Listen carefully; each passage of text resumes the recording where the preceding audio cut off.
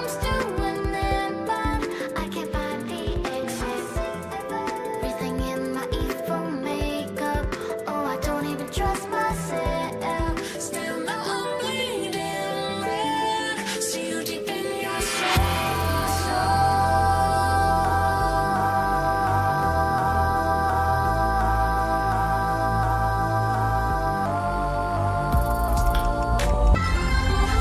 Some of my eyeballs spinning,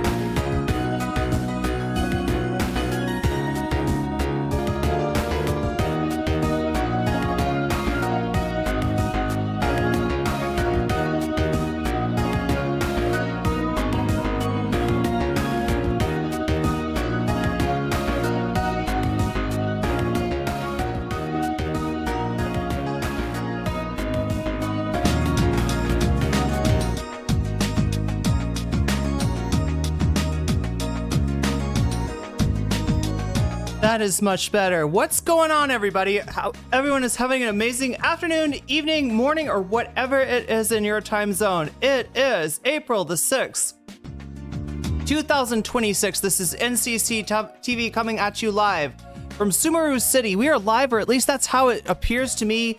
Could be a brain in a jar somewhere. Don't know, don't care. Shouts out to all my weasels out there, all my forest creatures rocking out to the realest of the real synthetic lifeform streamer. Trapped in a cyber brain and body like some kind of ghost in a half shell in this late stage hyper-capitalist dystopia.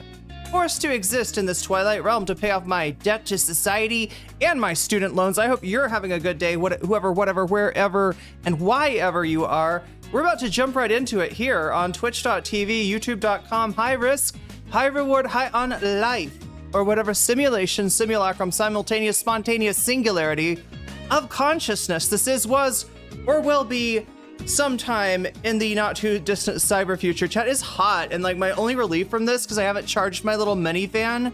I've got like a mini fan, like a desk mini fan, which is very useful. You know, is a cold drink. So let's go. Of course, everything I drink has to be sour right after brushing my teeth, right? It's Murphy's Law of beverage. Yeah, people don't think that Murphy's Law applies to beverage. Oh, you better believe it. Just it's gonna happen to be that here, let's, oh no, that's hot. I cannot drink hot. That's my one limitation right now. Yeah, chat, because it's too hot. It's too hot and it's too smoky, and I don't know. The smoke went away for a little while. It went back until it's only dangerous for certain populations, which is great. I mean, sorry, no, it's not great. I'm not saying I'm like happy that certain populations are getting hit hard by the smoke. I'm saying that it's like, you know, it's compared to it being too smoky to go outside for anyone. That's improvement, right? It's like the War on Terror shit, you know, the what is it called? The terror alert levels, which was what, always on red or something? I don't know. But like, no, these ones are, you know, it's like purple is like really bad. It's post-apocalyptic. You are in danger of a demon apocalypse at any time, just by virtue of how hazy it is at that point. When it's purple, I don't know if it goes beyond purple. What would even be beyond purple? Then it's red, and red is just like, yeah, don't go outside without a mask, right? And then orange is, you can go outside without a mask, but you're probably going to have a bad time, especially if you are, you know, somebody who relies on oxygen, right? I mean, some of us can, you know, can use carbon dioxide, given our plant DNA and our ability to produce like energy via photosynthesis, right? But for the rest of you, it can be downright hard to deal with something like multiple forest fires all blowing into the same valley. It's a little bit intense, but yeah, hopefully it goes away soon. Cause yeah, I need to breathe. Alan Dershowitz's book, Sexual McCarthyism. Oh, wait, when did he write that, Davi? I feel like it sounds familiar. Lurking in chat, but you have a very sore tummy. Yeah, take care of that tummy, Rave. I hope you can find something to make you feel better, because I can relate to the issues of digestion. I don't know, or no, the digestion makes it sound so much more graphic than, but just like, you know, if you're nauseous, right? If you're nauseous, it fucks with your whole day. It's hard to, everything you do is like affected. And it's hard to be like, you know, tell people that, like, hey, you're gonna have to understand, I'm nauseous right now. I'm not 100%. Nobody understands that. They expect you to be 100%, but you can't be like, I got a tummy ache. I wish you could be, I got a tummy ache, chat. That would be great. If tummy aches would just like be a, you know, that covers you. The photosynthesis thing only works if you have green eyes. Oh my God. Okay. You'll find out about it probably in a later part of JoJo's, right? They had the rock people in part 8, and now like I don't even know what's going on in part 9. There's some guy named Howler Okay, and he kind of looks like young Joseph. No, he looks like swagged out old Joseph Joestar, kind of. But his stand just got released or revealed, and I don't even know. I need to follow it. Don't worry, chat. I can't give you spoilers because I haven't been keeping up for a very long time with JoJo's Bizarre Adventure. I don't know. I find it works best in binges. Ginger and turmeric for the tum tum. Yeah. Had some real bad heartburn. Oh god, heartburn's bad too. Yeah. Selling drugs is pretty much, that's my stand.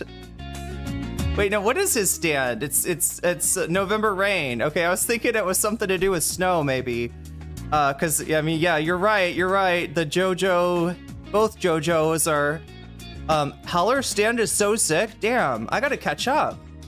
I don't even know who's the charming man. They added extra Jobros, chat, since I've been watching it. I dipped out after the Rohan part. I mean, and the weird cat stand, and Rohan Kishibe being in the area, celebrity, And I'm also disappointed because I saw some promo and it was Jodio, and he had Rohan tied up with what kind of is Super Nintendo? Is that what it was? Like some kind of old gaming console, right? He was like tied up with the cords, right? And Jodio was like making him play games. I think they were playing Smash. I don't, not chat. No, they're the game, the Super Smash Brothers, not anything else. Okay, get your Mario and Luigi minds out of the gutter. We do not want. I mean that exists. That exists. Just type Rule 34 and Mario, or better don't, and you'll see all of that stuff. But yeah, I need to get into this. I don't know. I've been kind of. I was thinking about playing there's a Berserk game for the PS2 that's supposed to be good. There's 3 Berserk games, chat. And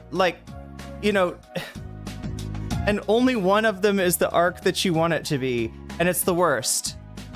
And the most recent. And I don't think I could play it either, because like a PS4 game, I don't know if you can do a portal through time in order to surreptitiously play even though it's a older, it's not the current system. I don't think you can. I don't think we can swing that, chat. But we have been having fun every Friday playing classic video games. This one from Atlas Gaming, the predecessor to Persona 3, 4, and 5, that being Persona 2. I would play Persona 1 on stream, but it seems it's a little too old, right? I like the quirky, bit art, like graphics and that kind of retro feel to some extent. This one's trying my patience a little bit, right? Because the walking is slow. I mean, I get this thing with old video. Part of the challenge was like you're pressing, up, and it's taking its sweet time. And as it takes its sweet time, we're playing a JRPG. You know what's gonna happen, right? The screen gets inverted, and all of a sudden you're fighting monsters. Yeah. So the longer it takes you to walk somewhere, the more times monsters can attack you. The more time monsters can attack you, the more of the same battle you're going to be fighting over and over again. And again, that's kind of what I'm trying to keep off stream as much as I can. Any of the grinding, any of the not, right? You play a game like Persona 2 for the story, but in the midst of it, because it is such an old game, there is a lot of grinding. So PS2 Berserk game is pretty fun. If Persona 1 is too old, no SMT2. Well, I don't know. I mean, it's just got to be interesting, right, to watch. It's not as much about me and my reaction to the game, Davy. It's about you and chat's reaction to the game, right? I mean, I'm trying people's patience already, because here's the deal with video game streaming, right? Yeah, do most streamers play video games? Yeah, they're like known for it. They'll get good at one game. They'll get really good at one game, and they'll play it, and people are like vicariously, kind of, I don't know, living through their gameplay, because they're, you know, these people that are streamers at these games, they're pretty good at the game. That's one distinguishing feature. There's not a lot of people that are like, I am a streamer because I suck at video games, and you are gonna see me, you're gonna come and watch me fail, right? But then, you know, like this, so base, you know, I mean, it's not like that was the first kind of streamer ever. Obviously, people did like IRL stuff, vlog stuff like that, just random, let me film my life kind of stuff, before the video games were a thing. But yeah, video game is like the dominant form of streaming. That being said, like, you know, they're playing one game, they're attracting the audience that's interested in that one game, and if they do something like, say, play a totally different kind of video game, like, they're not gonna expect those numbers to transfer, right? Unless, you know, it's just somebody that's really established themselves as like, I'm just kind of good at games, I'm just kind of fun to be, you know what I mean? At some level, yeah, you can, like, you know, queso, you know, switches, like, you know, a lot of people do switch games, but yeah, it's even harder as like a streamer, because, you know, then you're taking your regular audience and you're like, all right, subset of that, people that would even be interested in watching a video game stream, and then out of that, there's also another subset. Do you like the video game that I am currently playing? And that's the big one. That's the big one that kind of where it all falls down, because then it puts you into a place where you've either got to play, like, what would it be right now? Arc Raiders, chat. I could probably play Arc Raiders on Twitch, right? Especially if I found some people, Twitch streamers that would gently make fun of me and you know, correct my ridiculous gameplay, right? That I think people would be open for that, but beyond that, like, it's pressing it. But yeah, look, I want to, you know, I like to play video games. It helps my, it's like it relaxes all of the things that get tensed up by doing political content. And then maybe it's the same way political content relaxes all the, it's like muscles, chat. You have muscles in your brain, and they get tired from talking about Destiny and his constant reaction to Hasan. That is the story with Destiny, right? There's three stories, right? There's the lawsuit that is, you know, proceeding. I don't know exactly how that's going, right? But I have heard him say that it's squeezing him. He's not doing, he's complaining financially. I don't see how the guy has anything to complain about financially. You know, if he really is hurting, you know, he could easily, well, like, what does Destiny tell people to do, right? When they're having financial trouble and you live in a big city, what does Destiny say? Anybody know? Anybody want to tell me in chat? What is Destiny's famous quote, right? When people complain about bigger cities not being affordable, or like even in the city that you grew up in, right? If it's like San Francisco or Boston or New York or something like that, right? What does Destiny say? What anybody know? He's got a very famous comeback to this very common complaint, right? Just move. That's what he tells them. Just move.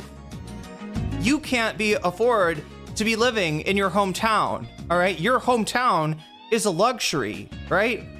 And the subtle dig there is that, you know, we're talking about people that are like left-wing enough where moving to a red state would be a would be, and beyond just the policies there, like beyond just it would be a lower standard of living. Is that Sneeko that says? I don't know. Is it Sneeko? Is it Tate? It sounds like a Sneeko kind of Tate thing. No, Destiny tells people to just move, right? And I'm not telling Destiny to just move if he likes living in Miami. I think he should be able to live in Miami. But maybe you don't shit on other people that, you know, are getting pushed out of their hometown by freaking gentrification. Yeah, it was Michael Bloomberg moment chat is saying, this is, yeah, I shouldn't have to tell Destiny this, right? This is like, but I don't know, none of that shit ever applies to him.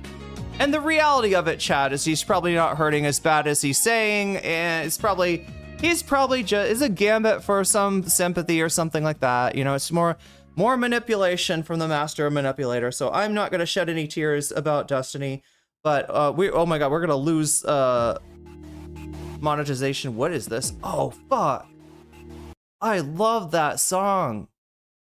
I'm sorry, chat, we can't use it though. I'm pretty sure. Isn't that shitty?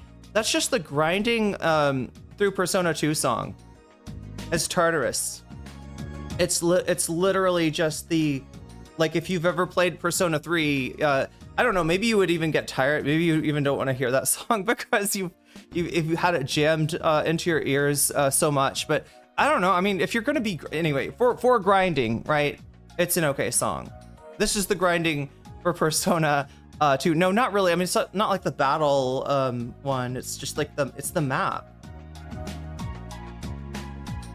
But anyway, so yeah, we're gonna be talking about Destiny today. I don't think we'll have time for a video. I have been tempted, chat, to pop on like late or something and do like a short video game stream, even maybe do like a grinding stream like on the video game channel on nocommentchick, rather than just to kind of have that like as a option. If I do something like that, chat, I will make a community post. That's how you'll know about it. Maybe post something on Twitter, Blue Sky. Speaking of which, we gotta blast off soon here. I gotta transition away from, but yeah, I have been thinking about maybe trying to get some of the, because like, again, like I'm saying, I'm not trying to do like hours of the same boss battle collecting tarot cards with because that will get old really quick. Like, I mean, it's funny, right? The characters, they have like, we didn't even really get into the battle mechanics, chat, because I'm recruiting. I'm like talking to in Persona 2, you can talk to the demons. You don't have to fight. It doesn't have to be about a fight. It could be a negotiation, right? And those negotiations were not going well for me, right? I was the Rizless demon summoner, trying to figure out what these demons want to hear. But again, it is a different version of the game than I've played before, and I've been told that that's one of the differences. But yeah, we gotta, oh yeah, there they are. That's what I was about to put on these like grommets, and it is too hot. It's summer. The way that Thailand works, summer is February to April. And then after that, it's rainy season. From May to, we can hope, from May to October, September, right? Oh, we're at 5, right? Okay, thank you, Gnarl Bay Nature, for reminding me to change that. But yeah, look, the deal with the video games is like I do like to play them. I offer it as an option on the bonus content, dono list. You can't vote for it because I don't think enough people would vote for it, right? Like I said, it's a niche thing.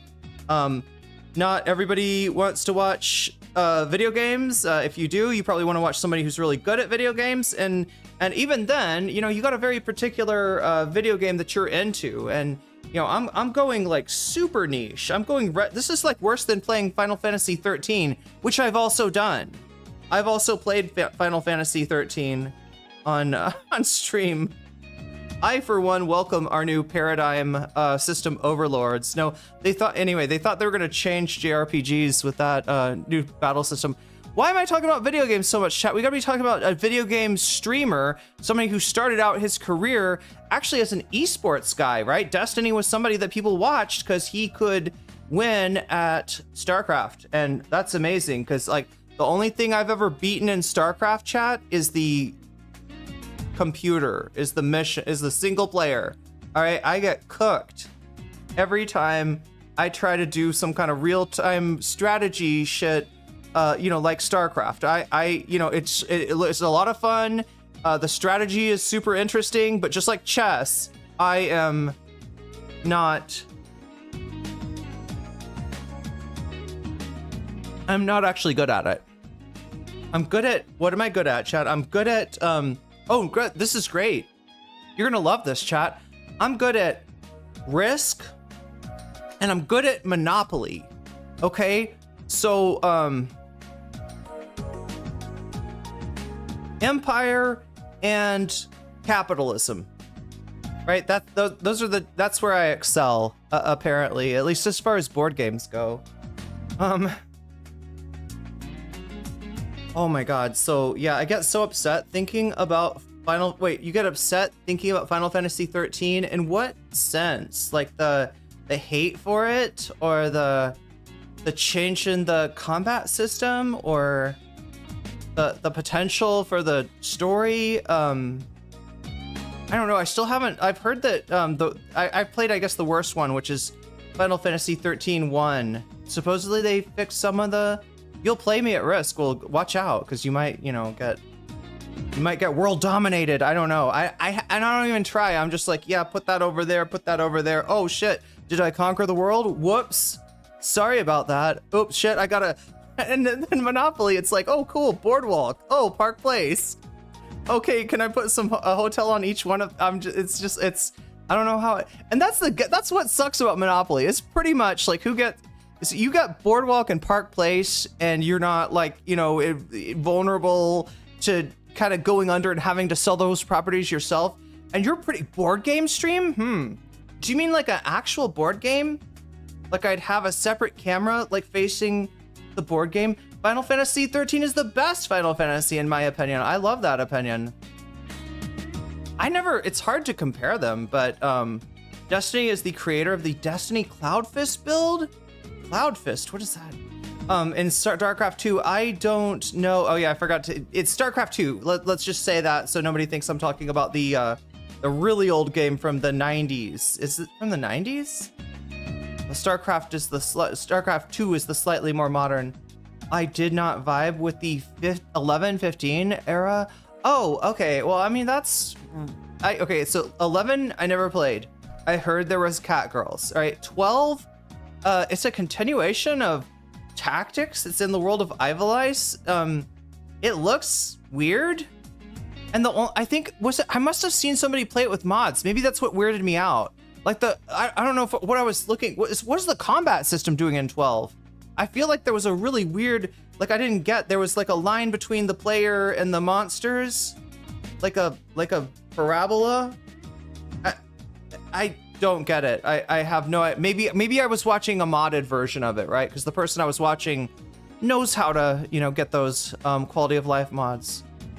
But yeah, 12, 13. Okay, so look, 13, I don't know how much of it I like, because of the people that dislike 13 are the worst people in the world.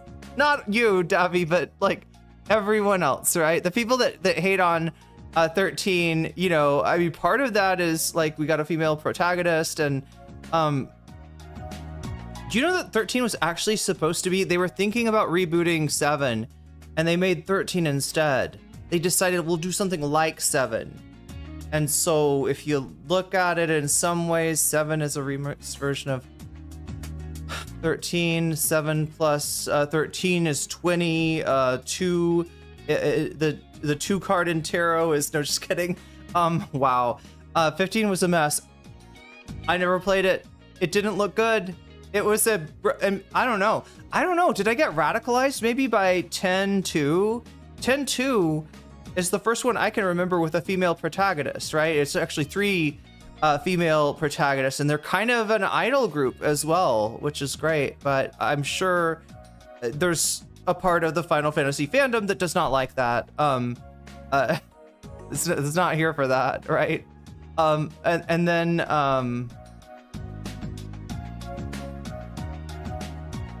then 13, I mean, like, I gotta be honest though, I feel like I really haven't gotten into 13.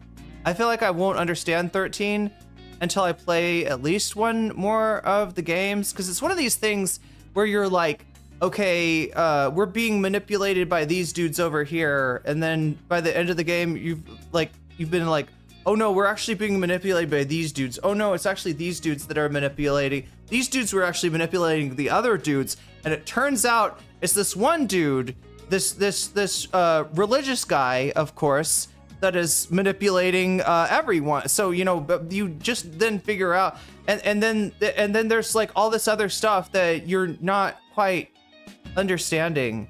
But the other thing I like about 13 is that it starts off and like, oh my gosh, we've been turned into Pulse Lassie. Pulse Lassie are the enemy of Cocoon. Like, it's just like drops you into like, oh my god, if I don't complete my focus, I'm gonna become one of those Seath. Or no, is it a Seath? Yeah, wait, you become a Lassie. Yeah, the Fal'Cie makes you a Lassie, And if you don't do your focus in time, there's like a timer. It's kind of like that game, The World Ends With You. Yuna was one of the, it's, they take Yuna from Final Fantasy X, and she's kind of the main character, I guess, but no, they're all main characters, right? I won't take anything away from, what is it, YRP? That's my favorite girl group, Chad. They're, what can I do for you, right? That's, anyway, I'm like, why am I avoiding talking about Destiny? What am I doing? What kind of streaming is this? Where the streamer like avoids talking about the subject for the on hour? That's crazy, chat. I'm interested though. Chat's interested. Okay, so at least like we could talk about like the genre of video games that I'm playing currently on Friday. This is a Friday thing. I don't know why I'm talking so much on what is for you Monday. But we're in fact talking about stuff that is going to go on Friday and has nothing to do with today's stream. Today's stream is brought to you by viewers like you. In fact, the Corporation for Public Bitching is brought to you by viewers like you. We're going to be reacting. I need to actually make sure that we got this secured because chat, I thought I had a handle on this.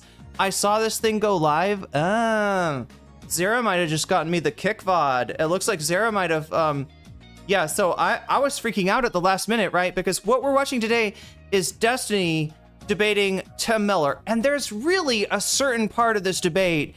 Have you, anybody, one in chat, if you've watched a Destiny debate, has anybody ever watched, I'm talking about live. I'm not talking about like it's in a video or like Last Night on Destiny or something like that. I'm talking about you watch live, somebody comes into Destiny's Discord or you know, talks to Destiny, debates Destiny, and then leaves. And also one with a star if it was me. If you were there when I talked to the 2 times that I talked to Destiny. Actually, I think you would have only been able to watch it once on Destiny's end. The other time he was not streaming. He just popped in unannounced. Because the friend of his was on the stream, but that was way before I knew what the fuck that asshole was even about, really. I was way too kind to him the first time I talked. I tried to engage him the second time, but he was just like,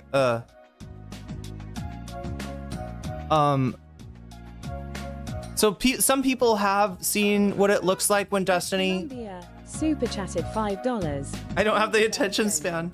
I know those are water bottles in the background. Oh my god. I love the aesthetic it creates with the light.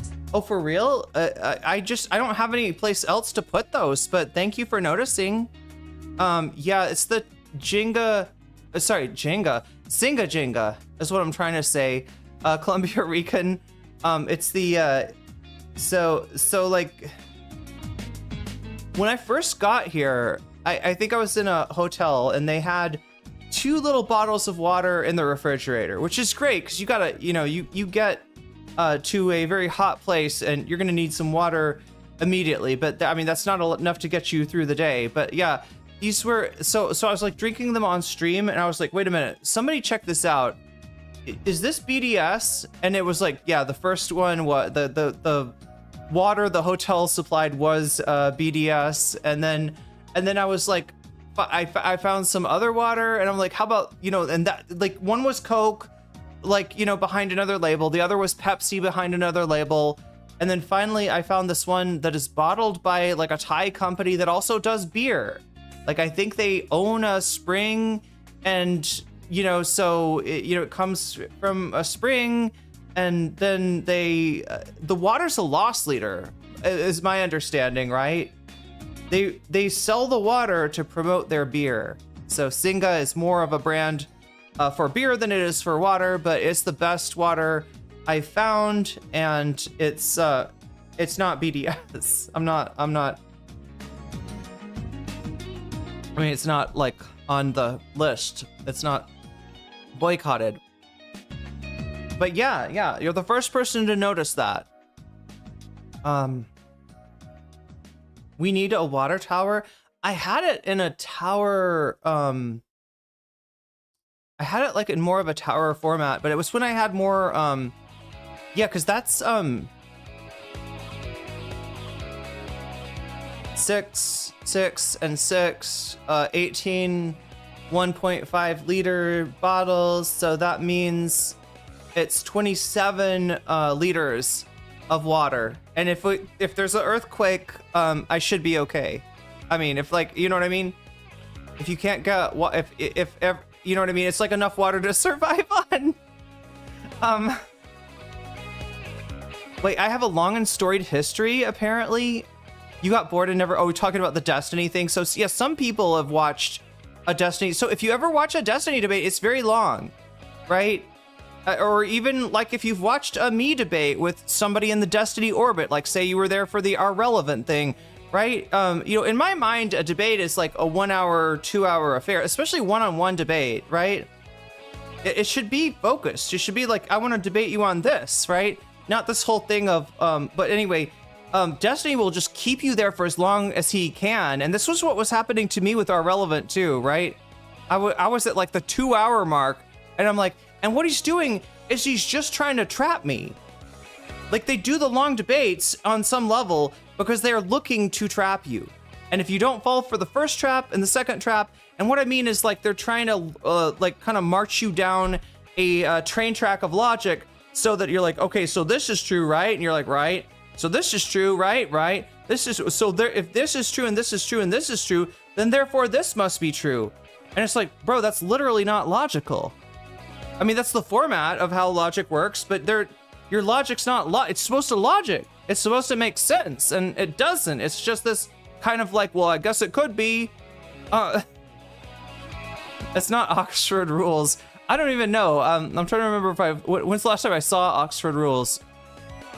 Astro Zeneca says, as a fellow Asia resident, I didn't know before that Zynga was a brand. Also sells, the brand also sells bottled water. Yeah, no, it does. It's one of the two big beer magnates in Thailand. There's like a story behind that too, right? There's a story about that. Oh my God, what are we doing? We are possibly,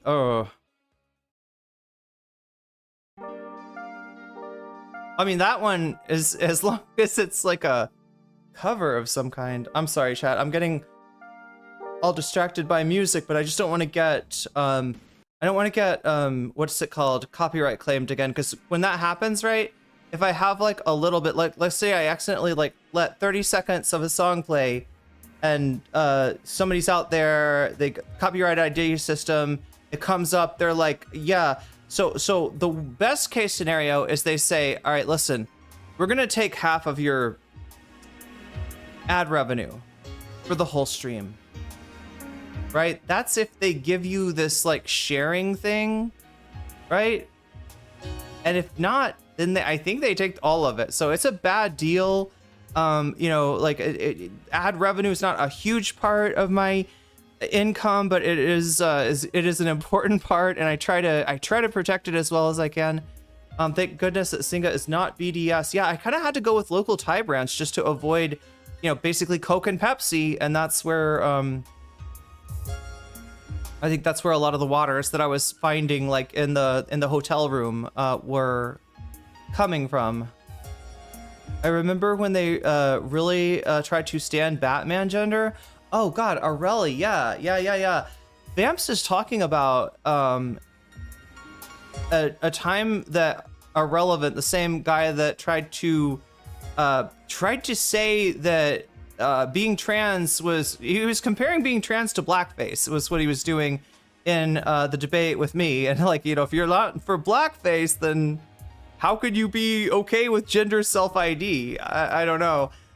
Because, but there was another streamer that I think was non-binary that that Irrelevant debated, and the debate was basically like, all right, so, you know, what are the limits on gender?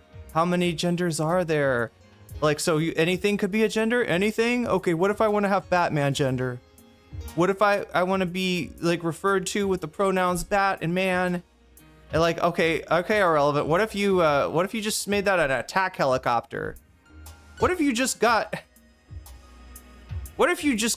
in an attack helicopter and swung your fucking dick around, because that's all you're doing with this shit. And it's you can tell the kind of bully attitude that a lot of these Destiny orbiters have. Anyway, chat, we're not talking about any Destiny orbiters today. We're talking about Destiny himself, the man himself, Steven Kenneth Destiny Bonaparte Jones. The man, the myth, the legend.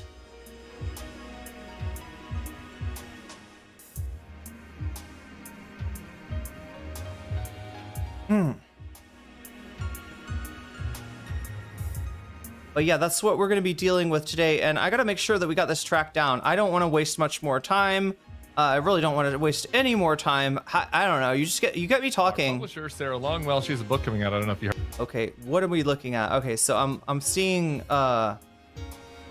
Destiny. Oh my God, he's like, oh, he's so mad. Chat, we got so much content. So even if we're still having trouble finding the debate itself, which I've seen some clips of the debate. The problem I'm having is it feels like they're clips that are like they're segments. So that's what I was trying to explain to you, right? Is that if you've ever watched a Destiny debate, he brings people on for a long time, and especially if it's somebody big, he wants to talk to like them about every subject that they could possibly broach. And so that was what Destiny Tim Miller. And that was what I was running into when I looked this up earlier. Okay, God. There's a really bad clip that he put up on the, or no, I don't know if it's him, but I think it was on the Dolly Clips channel that we'll take a look at. He just straight up says the quiet part out loud. Okay, Destiny agrees with Tim Miller. Okay, so we got some older ones 4 months ago, 7 hours ago. That is the, oh, that's the clip right there. I don't, they put it up as a short. It looks really bad for, maybe, I don't know, maybe start off with this one to just give you a little taste, right? While I try to order the entree. That's what I feel like, chat. I've taken you to a restaurant and I'm like, listen, I know you usually don't eat this kind of food, but you're gonna love it. All right, we got something really special. This place, their special is out of the unbelievable, and it's gonna blow all of your minds. Okay, holy shit, he's playing Final Fantasy Tactics 4 months ago. Okay, wow, I didn't know he was a War of the Lions guy. Chat, Destiny is a War of the Lions guy. Who knew?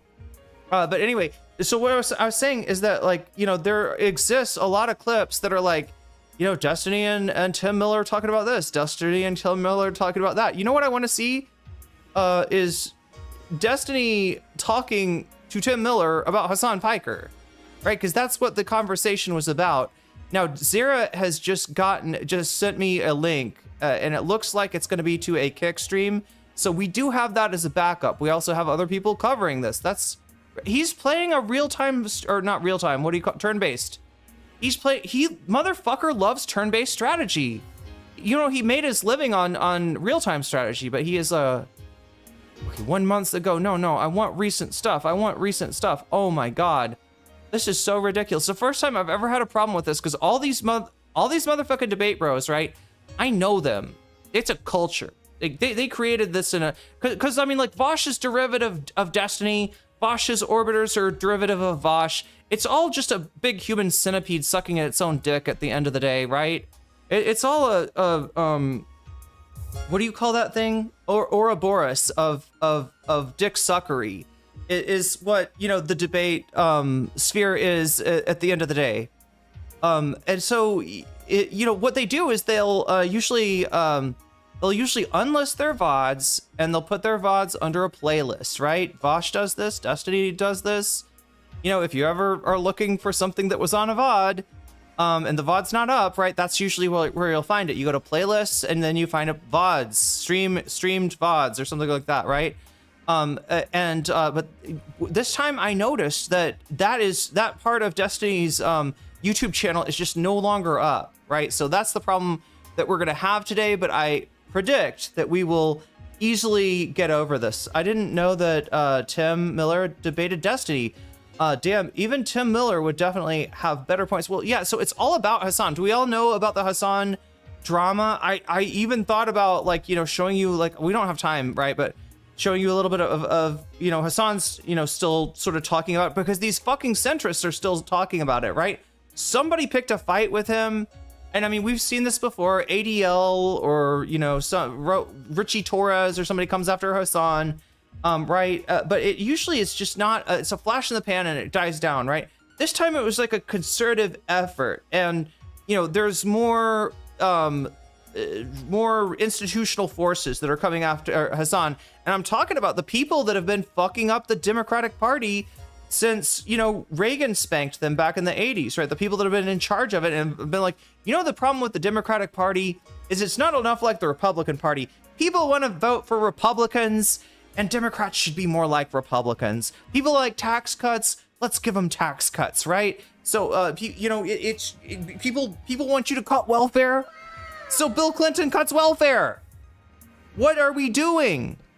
The Democratic Party has lost its way for a really long time, and I'm so glad that people are starting to figure it out. I am so glad that people are starting to put this together. Yo, somebody just got weaseled. I do believe. Narwhal by Nature with the 5 gifted memberships. Eric Cartman? Wow. Let's see who all just got weaseled. That's a thing, chat. That's a real thing, as Joe Rogan says. I can't take the Joe Rogan and anybody know the in the Majority Report Fun Half song? My favorite one is with the Joe Rogan in the cat box. And he's like, that's a real thing. Anyway, it's the Tim Pool's meltdown version of things from Emma's infamous debate. You thought that Sam messed up Tim Pool. See, Emma's like, hold my wine. Okay, I don't know. I imagine maybe she drinks wine. I don't know what Emma drinks, chat. Magenta, you just Magnetic Twatara. Let me say your name as it is on YouTube. Okay. You just got weaseled. The third chimpanzee, you just got weaseled. The real Eric Cartman. Well, I was thinking it was gonna be a fake, but no, it's the actual Eric Cartman official YouTube account. Just got weaseled. Oroporo, you just got weaseled. And Gregory Campbell, you just got weaseled, and that's a good thing. Thank you, Narwhal, for gifting those 5 memberships. Yeah, hold my gummy. That's better. Yeah. I should have known. Hold my. I wonder if she gets those sodas, right? Anybody ever have the sodas that are? I've heard that there's like the Trump. There's some law that he kind of like passed under the cover that is actually gonna make things like the sodas like it's a psychoactive soda, right? A soda that's got a little bit of not alcohol but something else, some THC and maybe some CBD, but I don't know if they're gonna be legal anymore under Trump. Anyway, if you live in one of those states, let me know if you can get one. Have you had them? Do you like them? I like the idea. I really like the idea of being able to drink a soda and get, you know, a little lifted, right? The fizzy lifting drink is what I would call it. If I were to sell a soda with my image on it, with my, oh my God, chat, this was a great, like, merch idea. Could we do this as merch? Without it being like some, you know, research chemical similar to, Anyway, we'll have to figure this out, chat. I'm just giving myself ideas, but yeah, I like the idea of a fizzy soda that gets you lifted, especially if it does it immediately, right? Am I just trying to replace booze, kind of? But I don't think that's a bad thing. Booze need replacing, maybe? But teasing me with merch. I don't know. This is some wild merch, right? I should come up with something real. We should try something really simple and really useful first. But anyway, we are now at 25 as Narwhal just let me know on the abacus. 25 at 100. Again, this meter, if it fills up, I'll stick around for some bonus content. What kind of bonus content? Yep, what? Not quite that exactly. What's going on? What? Do you ever feel like you're developing an accent? No, I'm not developing an accent. I'm just like showing you the wrong. Why do I even have a like notepad. Yeah, chat. I do wanna update the bonus skull, make it more simple, more streamlined, and maybe not a freaking notepad that I gotta put up here. We have THC drinks over here, and they are fun. I've only ever had one overt sloth. I've only ever tried it once, and because it was underwhelming and overpriced, I never tried it again. A butterfly fan? Wait, that actually is a really good idea. I need a fan. If we could make merch, if we get the thing with custom merch like that, you're talking about like if we did like a custom fan or something like that. The thing about that is that usually what they do is they'll say, okay, you can have it, but you gotta have this many people like pay for it ahead of time. And people have done this. This always happens with the plushies, right?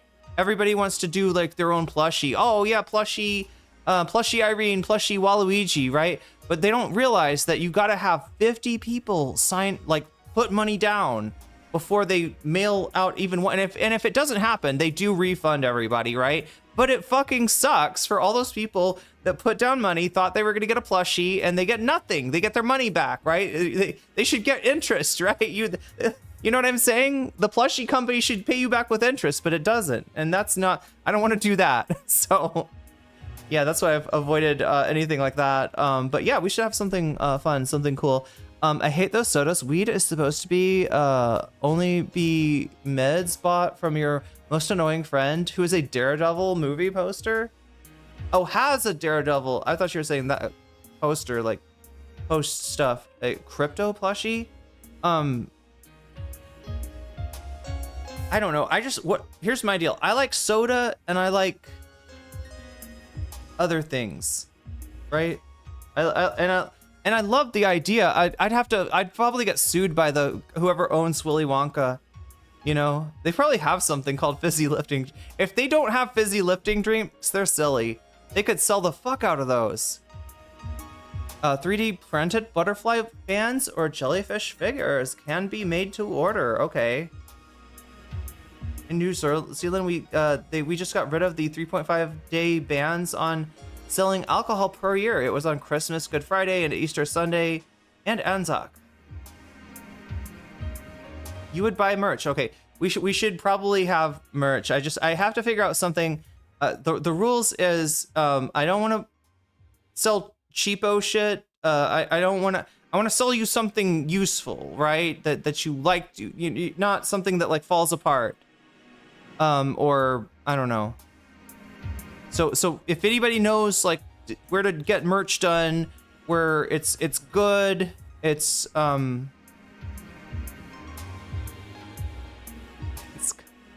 we like the good merch, not the bad. I'm thinking people would enjoy good merch better, right? We don't want to sell bad merch because that's bad. Imagine going a single day without being able to, they had a weird law here where you could buy, I think you could buy alcohol like first thing in the morning, but then it was like sometime in the afternoon, it was like, you can't. And then you could buy it again they changed that, right? Because it was tourists, like a lot of shops would not buy, they would just sell you it anyway, right? And tourists obviously are not gonna be able to keep track of like what time they have to go to be able to buy. Has there been any news on weed legalization degressing there? Like I mentioned to Narwhal a bit ago, my coworkers noticed a lot of weed shops disappearing in New Mexico. In Thailand, you mean? Actually, it's hard to say. So on one hand, the party of the godfather of legal cannabis in Thailand was just elected, right? He is the prime minister. But on the other hand, this party has said that they've changed their policy and they now support the Putai policy of transitioning. And here's the weird part, chat. They're transitioning their legal cannabis business, which kind of is the Wild West, right? They made it legal. They didn't have a lot of rules on it, not a lot of regulations. They are transitioning it to supposedly in 3 years, it will be only medical, right? And that like there's requirements to run like a medical shop, and that like very few of the shops will. But again, Thailand has a history of policies being, oh my god, do I have, oh good, I do. Thailand has a history of rolling out policies and stating an intent, to change some policy, and it either takes a really long time to change or it does not change at all, right?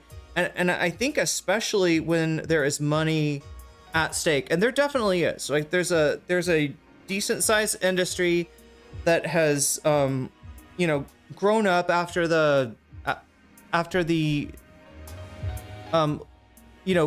de facto legalization, right?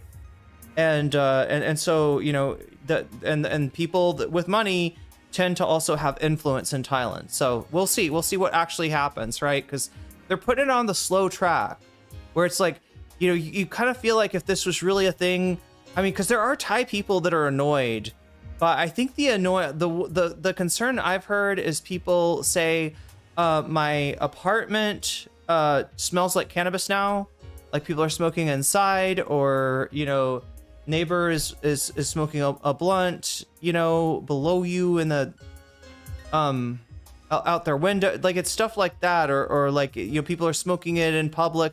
You're not supposed to do it in public.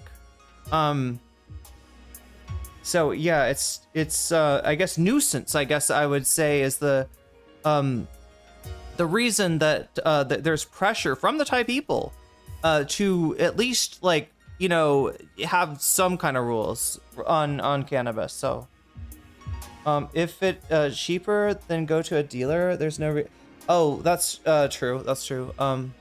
That's what they'll create, right? If they go completely medical. But I mean, there's also I feel like a lot of these shops are like ready to hire a doctor to Zoom call with you and be like, so what are your symptoms? Nausea? Okay, well that can be helped by cannabis. You might want to stick to the indicas. Maybe the indicas will help. I don't know, give you some kind of bullshit advice about treat, but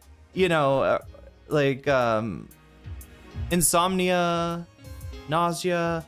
I mean, it does legitimately. It is medicine, right? At least when your tolerance is low enough, right? It acts as medicine on certain things. Anyway, why am I talking about all this other stuff, chat? We got to get to the Destiny content. I don't know. It's interesting though. No, chat's talking to me. No, that's why. Right? I had I think a few streams this week where I would come on and it's just got crickets in chat, and that does not get me anything to really bounce off of. And I do look, this is the time that I can really talk to chat. So I'm glad we're doing that. However, I know there's people that want to see the content. So let's go over the bonus content that we could have at the after the Destiny. I should check on this, chat, because I did mention to Vadim that I'm going to be talking about this today. I do want to bring Vadim on at some point and just have a short conversation acquainting us with what's going on in the Destiny sphere. Vadim pays a lot more attention to that stuff than I do. Vadim has been in, back and forths with Hutch and Lonerbox. I guess Lonerbox has a scandal now. I haven't really looked at that, but yeah, it'd be nice to bring Vadim on and just, there's some kind of drama between Destiny and the Soy Pill. The Soy Pill is a Live and Learn. So yeah, Live and Learn is that podcast with Hutch on it, and Pisco. It's like Pisco versus the Libs, kind of is the vibe. But yeah, we should probably bring if Vadim is around, I might see if he's got time to pop on for a short conversation, because he's got a lot of he knows about. I just have not been paying much attention.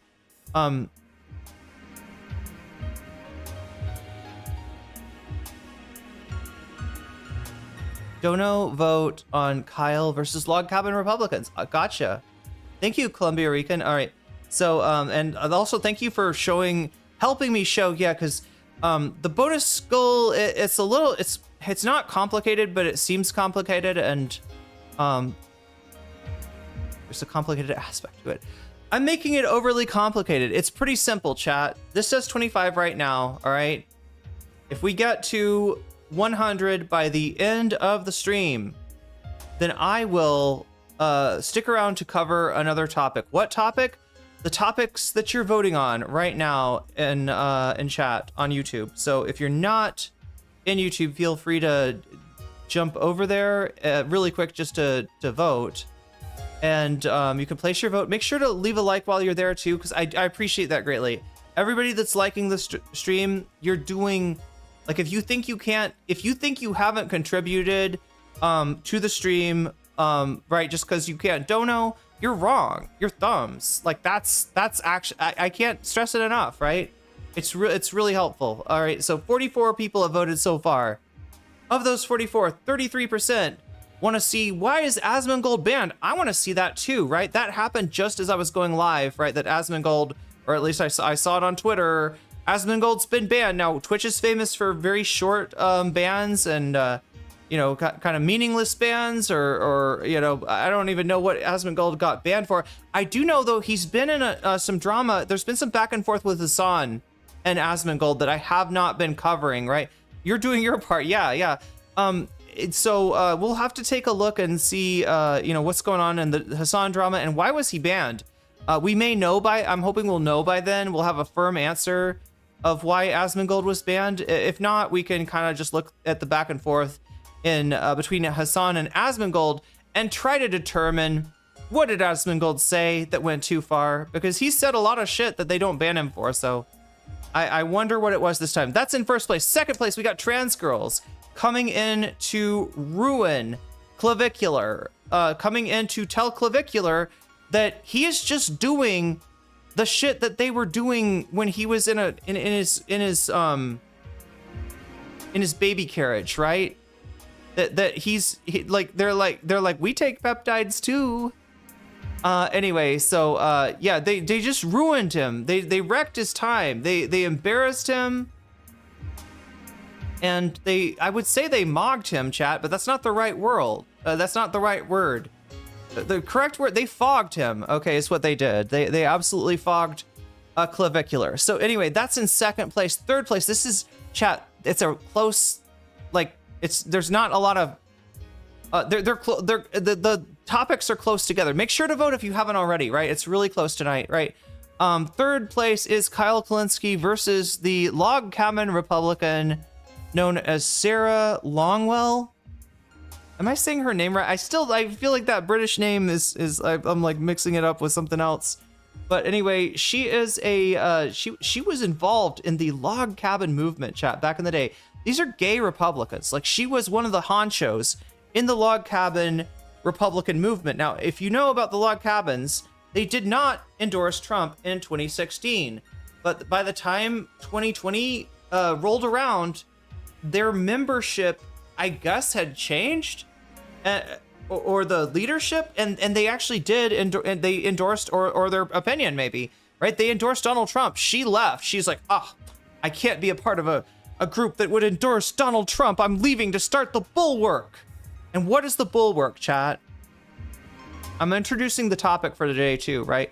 The Bulwark is it started off as an aggregator, news aggregator, of the from people of the never Trump persuasion, and ostensibly their goal is to reach out to other people who vote for Trump and be like, look, I'm a Republican just like you, and I can't stand him, and you shouldn't stand him either.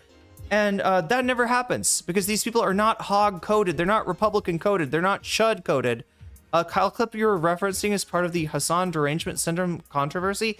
Yeah. This is the big controversy we've been covering off and on throughout the week of the centrist Dems trying to, in some way, cancel Hasan Piker. These are the people that go off about cancel culture is really toxic for us, you guys. We can't cancel people. Don't cancel somebody just because they're transphobic or racist or whatever. Big tent. We can have racists. We can have, or if you're Hutch, right? We can have, what did he say? Dixiecrats, segregationists, right? It's a big tent. Come on in. The water's fine. But yeah, so in reality, what the Bulwark is doing And the reason that people like Sarah Longwell are so happy in the Democratic Party, even though the traditional, traditional policies of the Democrats are in contrast, right? She's a Republican. Up until Trump, she was always a Republican. The Democratic policies are in contrast. Why is she so damn happy? Why is she so damn smug? Chat, she was in Kamala Harris's ear. All right? Not Hasan, not the Max left, right? Not trans people, not protesters, not activists, right? It was a never Trumper, right? A former log cabin, head honcho for the log cabin Republicans. That's who was in Kamala Harris's ear. So what is the Bulwark actually doing? They're making the Democratic Party, and they're successfully somehow making the Democratic Party a place where they feel more at home. The problem, in fact, the part of the problem that lost Kamala Harris the election is that people like this have too much say. But anyway, that's just one of the topics. Kyle Kulinski versus, he's gonna drag her, all right? And I said yesterday, right, people might have heard me. I said, oh, I don't know about this Sarah Longwell stuff. She's reminding me of like my mom's friends. Now, I hope nobody took that as like, I am, no, white ladies need to be protected. No, that's not what I was getting at. What I was getting at is that I don't think my mom's friends have the self-awareness were they to get like online attention. I feel like they don't have the self-awareness to know how they come off. And I feel like they would not be able to handle like a controversy about them very well, right? They're boomers, right? They're not really savvy about the online world or really just like the modern world in general, right? And so I'm just like, it's somebody, it's somebody with like a blindfold on stepping on rakes, right? That's the part that I'm just like, ooh, this is not going to go well for her. But no, that's not. Please don't take that as me having sympathy for Sarah Longwell, right? She definitely, I mean, she wanted the smoke. She just, I don't think she has any idea, what she, and yeah, her replies for the foreseeable future, chat, are going to be filled up with, her detractors, and in some ways she deserves it, right? I cannot deny my mom's friends commit war crimes. I'm sure one of my mom's friend probably voted for a guy that's threatening to commit war crimes right now on Iran. So yeah, in a roundabout way, yes, Stavy. In a roundabout way, my mom's friend, at least one of my mom's friend, was responsible, in a certain sense. But yeah, that's in third place. Kyle Kulinski versus Sarah Longwell, the log cabin Republican. Fourth place, we got Cory Booker going on Pod Save America with John Lovett. And they talk about Hasan. And it doesn't go well for Cory. All right. I don't know if this is worse. John Lovett is it takes a lot for John Lovett to confront you. Even Hasan, right? There was issues you could tell Lovett disagreed with Hasan about, but he was just kind of like, it was all side eye. There wasn't like a lot of confrontation. So yeah, again, I don't think Lovett is necessarily like confronting, maybe harder than they would have in the past, right? Yeah, PSA is one of the first like centrist or, establishment media outlets. Remember, they're establishment because these are former Obama and Clinton speechwriters, but they're one of the first outlet to really reorient around Israel-Palestine.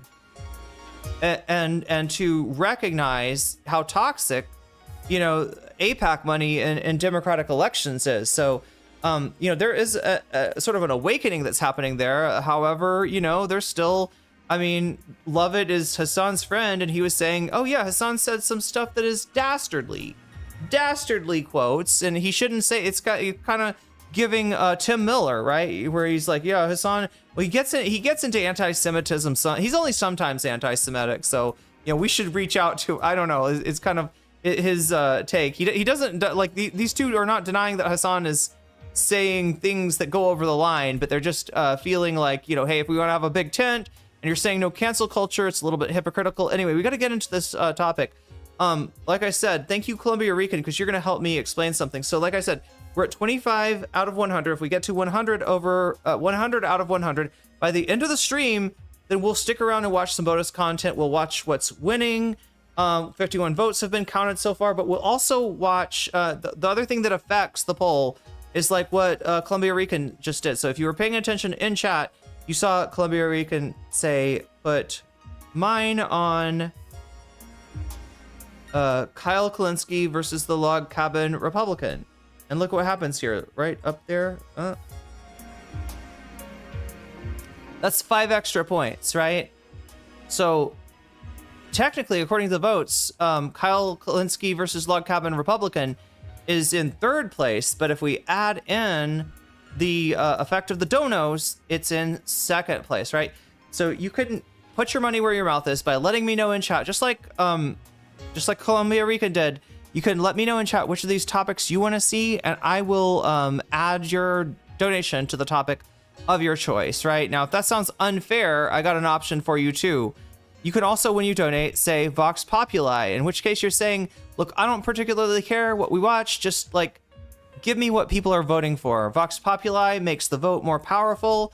It makes the donos less powerful, right? So you're, would it be, I'm trying to think of the slang term for what you're doing. You're cock blocking. Yeah, that's the slang term. You're cock blocking people trying to sway the poll one direction or another. So if you would like to cock block or what's the other one? Hunt guard? I don't know the other one. Maybe there's a different version of that. You can say Vox Populi. Now, like I mentioned the video games earlier, okay, there's a reason that I've been playing video games lately, and that's because people donate specifically because they're like, I would like a video game stream, and I've been letting it just build up and build up and build up, telling myself I don't have time to play video games until it got to 400, and I was truly embarrassed because 400 is not just I owe you 1 video game stream. Chat, 400 is I owe you 3 video game streams. So we did one last week. We're back down to 300 now, and we'll be doing one again on Friday. And until I work off the karma of this video game, stuff. Yeah, if you so you can also say video game stream if that's what you want. You want to make another video game stream happen sooner. There you go. Okay, so I think I've explained everything. Are we good? I think we're good. We need to get into this because chat, we're gonna have to do a little bit. I get to grow my own in my state. That's so cool over at Sloth. That is so rad. I got a book. Somebody gave me like a book on how to grow as a present, and thinking that I would. I do use it actually medicinally. I don't usually really talk about it, but and I mean legit. I mean not legit like I don't enjoy it, but legit as in I only intake a little bit at a time, and I do it when I've got like usually it's like nausea. Like it's really good. I got random nausea. I don't know how, don't know why. I don't throw up. I don't, it's not like I'm sick or anything, right? But just feel not great. And if I have a little tiny bit of it, it's night and day. I'm completely better. If I can't sleep at night, a little bit, I'm straight to bed, right? So there are definitely like medicinal uses that I found for it. Anyway, I feel like I've missed a lot of chat. Total is never going to drop under 100. We'll try, Burple. We'll see what we can do. But yeah, it does tend to go back up before it goes back down. So I might have to play them more often if that's the case, right? If this thing keeps building up, despite the fact that I'm taking off 100 points every week, I may have to play it more. And I might have to do that anyway, because again, we're talking about Persona 2. It's an old school JRPG. It's very grindy. We're not going to do a lot of grinding on stream, but it's a long game. It's a long game with a lot of cool story, and it's like Kingdom Hearts if it was written by, I don't know. Davi, help me out here.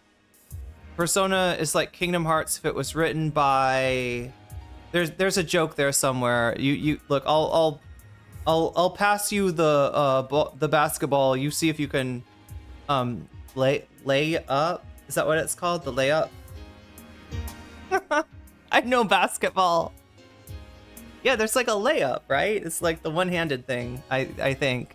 Anyway, chat, I don't know basketball, but what I do know is how to do debate analysis, and we're about to do some now.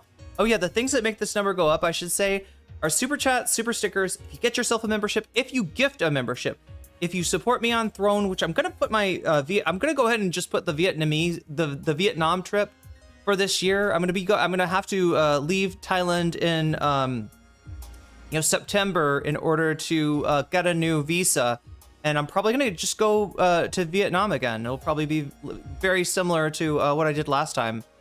So I'm gonna put that up there. I don't know how much it'll cost, right?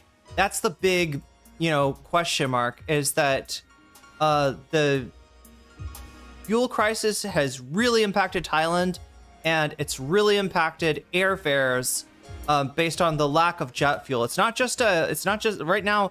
I believe it is an actual lack. Like, there is a shortage of jet fuel. I don't think there's a shortage of petrol yet, but it's concerning.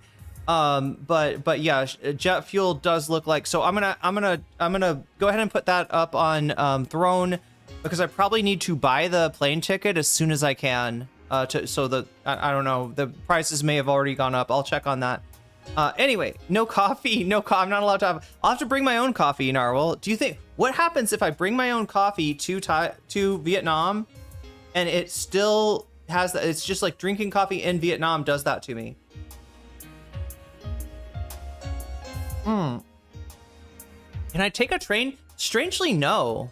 Strangely, I don't think I can. Normally, I mean, like, you literally can take a train to Laos, or to Vietnam, but you, I think my visa requires that at least what is it? Maybe one part of the trip has to be by air. I think the return part, yeah.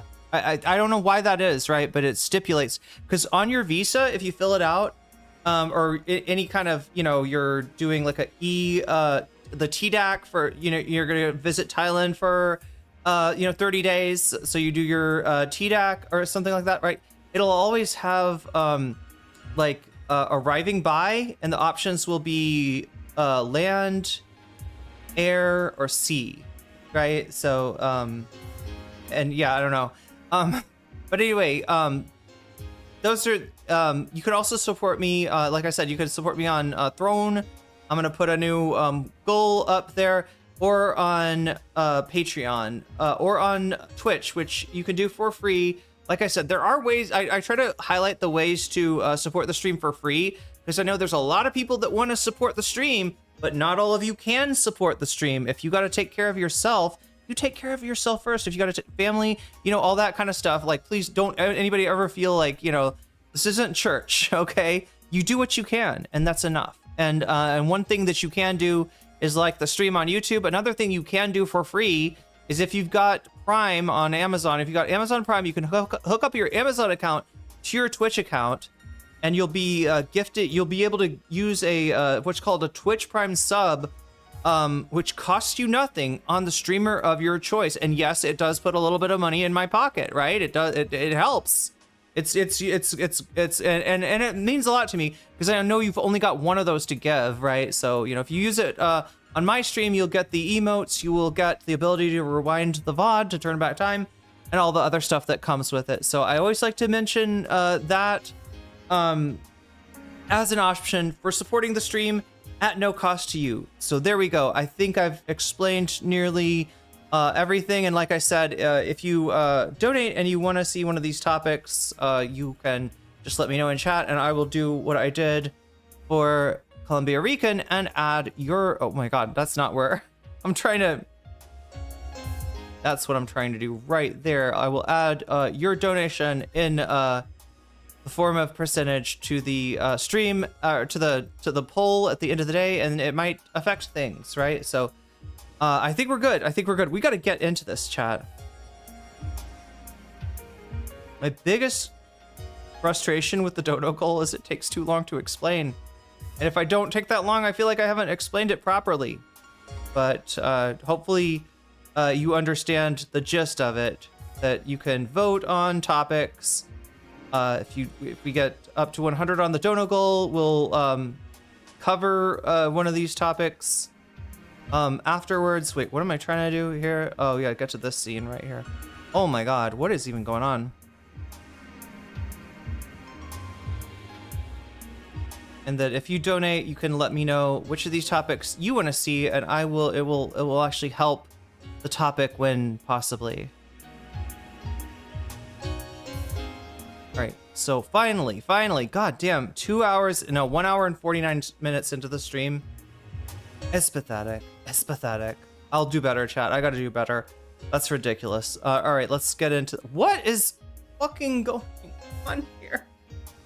That's not right. That's not right.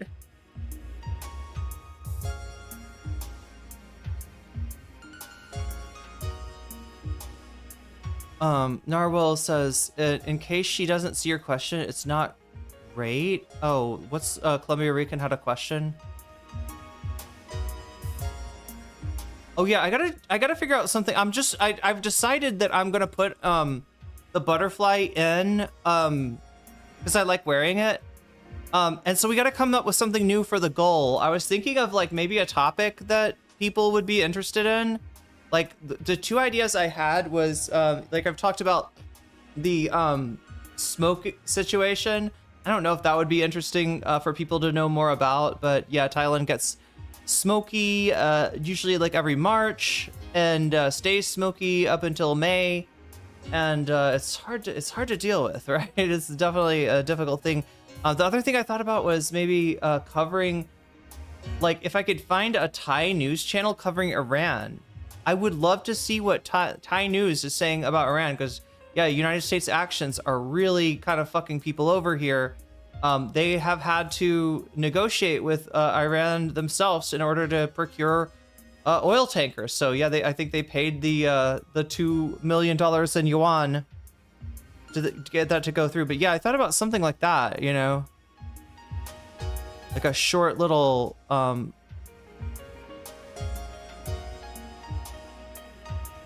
please say hi to me, Psychoclopticon. Hi.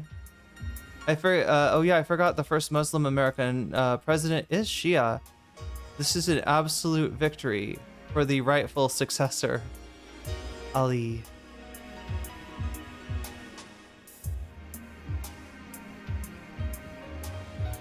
Wait, where did Fetterman come up in the conversation? Speaking of trains, oh, congratulations, oral ellipsis. It's a good train to be on. I don't know. I would say written by Neil Gaiman. Okay. Yeah, it's hard. I don't know. There's a joke somewhere there. I'll have to. We'll have to workshop it. That's what we'll do. We'll workshop it. Okay. But right now, I gotta show you the clip.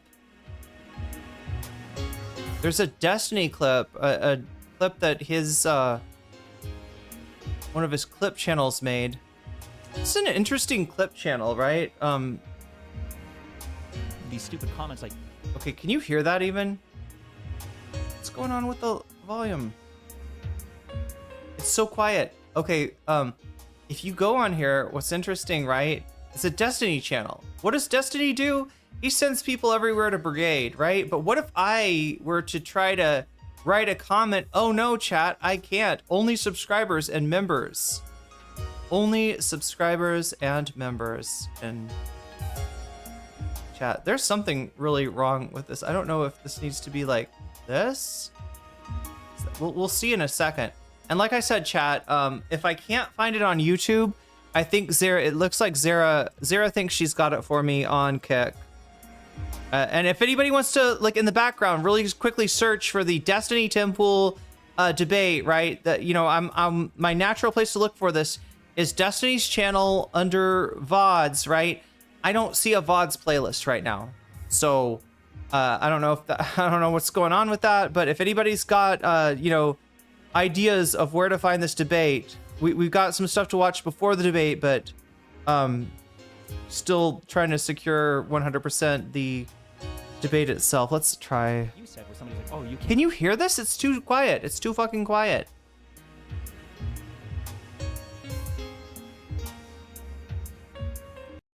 All right. fuck this channel? There it is. Oh, okay. That's can't platform X figure, and it's like X figure, just signed a $50 million Spotify deal, or they have one of the largest podcasts. Like, what do you mean you don't platform them? For like a Candace Owens type person, like these people already have the platform. If I were you, I probably wouldn't go on like a random Groiper, like a random tier 3 Groiper stream, because. Can anybody tell me what's funny about what Tim just said before I tell you what's funny about it? Maybe if they get one over on you and they can clip it. Never go. Yeah. All I would say is so Tim's trying to make an argument for like, hey, go on and talk to different people, right? People that said Bernie shouldn't talk to Joe Rogan, they were wrong. Bernie should talk to Joe Rogan. You should talk to everybody, right? That's what Tim's trying to say, which is, it's an argument that the centrists have been making, but usually it's like, yeah, Gavin Newsom should talk to Charlie Kirk, right? And Matt Walsh and Gavin McGinnis. Yeah, Gavin and Gavin, chat. That's what we need, to really be the correct Joe Rogan of the left. You got to talk to Gavin McGinnis, apparently, right? This is what they've been saying, but like he's just making it like, well, why not Hasan too, right? But in saying that, do you see yes, he platformed Fuentes. Destiny platformed Fuentes. Now, he's not exactly a random third string groiper or something, even back then, but he was somebody with a virtually dead career.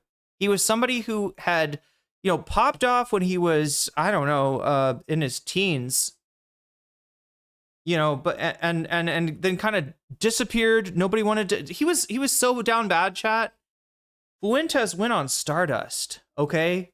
Yeah, Stardust was like, hey, Nick, you want to come on my stream? And Fuentes is like, hell yeah, I got nothing better to do. I mean, I never have understood if that's why Stardust community, back when, she had viewers, used to have so many groipers in it, or if the groipers were before, if she was, because she hung out with some far-right people back in the day, and it's kind of a funny thing to see her in any way posturing as somebody on the left, but yeah. So anyway, Fuentes, Stardust bringing Fuentes on, I don't think really gave him the boost that he was looking for, but Destiny bringing Fuentes on definitely did, and he absolutely, just sort of clawed his way back up, and yeah, by doing what Tim is describing, it makes me wonder, chat, does Tim Miller know about the Fuentes situation? Is he needling Steven about the Fuentes situation? Oh my God. I forgot how. It's like you said, where somebody's like, oh, you can't platform X figure. And it's like X figure, just signed a, $50 million Spotify deal, or they have one of the largest podcasts. Like, what do you mean you don't platform them? For like a Candace Owens type person. Like these people already have the platform. If I were you, I probably wouldn't go on like a random Groiper, like a random tier 3 Groiper stream, because maybe if they get one over on you and they can clip it, you know what I mean? So that's the limit that he has. Okay, so don't do something that's going to help a far-right individual who's on the margins claw some relevancy. It's exactly what Destiny did. And then he complained about Nick treating him so bad. He pretended not to know that Fuentes was a Nazi, when it's like, that's the only thing that anybody knows about him. No, if he wasn't a Nazi, Destiny, nobody would have ever watched him. There's no reason to watch a, that was what made him interesting, right? That's where that came. He was like, oh, well, actually, I think maybe Hitler was not so bad. That's the fucking lowest form of clout chasing, right? You say the thing that is socially unacceptable because there are people that also believe that, and if you're willing to say that, then they will be your loyal followers for life, basically. Columbia Rican, also if you didn't know, Sarah Longwell, I heard, is going on the H3 podcast. Are you fucking serious? Oh no, chat, please. Okay, look, I'm not trying to cover Ethan Klein, but I might just have to. Someone mentioned it on Corin and Kyle. That's a good stream to watch, right? A lot of interesting stuff goes down on not on Kyle's channel itself, but actually on Corin's channel and the podcast that he does there, right? It's where you always see like random, stuff, random clips coming out of there. So good to know that that Corin and Kyle's chat is keeping up with the activities of Sarah Longwell. So yeah, chat. She is writing a book called "How to Eat an Elephant One Bite at a Time." Right? I mean, I don't know if she thought this was going to promote the book or something. I don't think that there's necessarily anybody waiting on that book, waiting to read it. But it is. She is now trying to do so much. I mean, we might actually have to watch a Hasan clip to see what exactly is going on with Sarah. Destiny explicitly argued with Pisco and other members of his community to get them to stop calling Nick a Nazi. That's fucking crazy. When was that, Direful? I always saw him kind of being people would be like, Nick Fuentes, he's a Nazi, don't you know? And I was like, well, I don't know. I mean, people say he's a Nazi, but he's never said anything Nazi to me. He's been completely nice. But yeah, I mean, this should be embarrassing. I half suspect that Tim Miller is needling Destiny, but I honestly can't tell. We're gonna need more. We're gonna need a lot more, honestly, if we're gonna be able to figure that out. Okay, so let's see. So like I told you, like if you podcast, I don't think so. Daily Destiny, anything else? Destiny debates, debate panel, DT. Oh God, that's old. His podcast with freaking Trihex. God damn.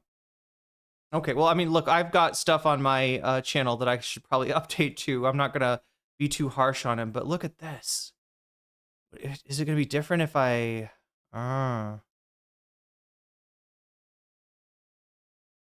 Let's try last video added.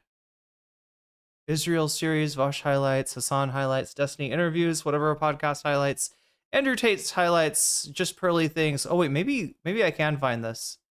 Jubilee highlights. I also kind of want to watch.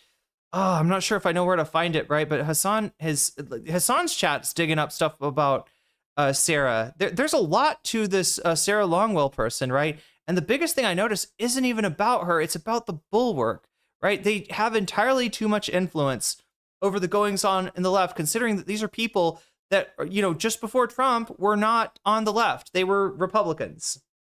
And they are, their effect is essentially like, I mean, this shit, like the fact it's not like, the bulwark, I'm not saying it shouldn't exist, right? We're not trying to cancel the bulwark or anything.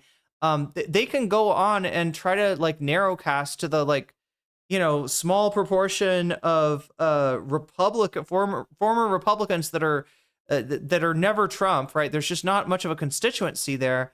But for them to try to pretend to do that, to get in the good graces of liberals, to get money and donations, because I think they're getting supported by people to their left, right? People that are supporting them, not because they're like, I agree with Sarah Longwell's politics, I agree with Tim Miller's politics, but because they think that these people are going to convert Republicans. This is very similar to Vosh's bullshit about like, I am de-radicalizing the far right. Please let me say the N-word. It's the only way I can de-radicalize them is to let them know that you can be a leftist and you can also say the N-word with the hard R and everything, right? This is like, you got to give them treats, and apparently saying that word is the treat. Anyway, so yeah, I do not see, there's nothing here. It's definitely not here. And that's new. I don't know where that comes from. One idea, is maybe he's a little protective. He, wants to make it harder to clip him. I don't know. I'm guessing it's still there. It's just unlisted. And if somebody could find the link to the thing, I think we'd be good. Bulwark was going to be a Republican channel. Oh, is going to be a Republican channel in 2030? Yeah, very likely, very likely. And that's the whole thing. You cannot, do not give money to these people. Do not help them build shit, right? I don't think that, I'm not gonna get mad if Hasan or somebody like has a conversation with them. Some of them are more reasonable than others. Destiny is being sus, says Narwhal by Nature. Yeah, I mean, I don't know. I don't know when he changed this or why. Going on H3 is such an L. That is a major L. I mean, but she should get in the Discord. Isn't there like a Victims of Hasan Discord?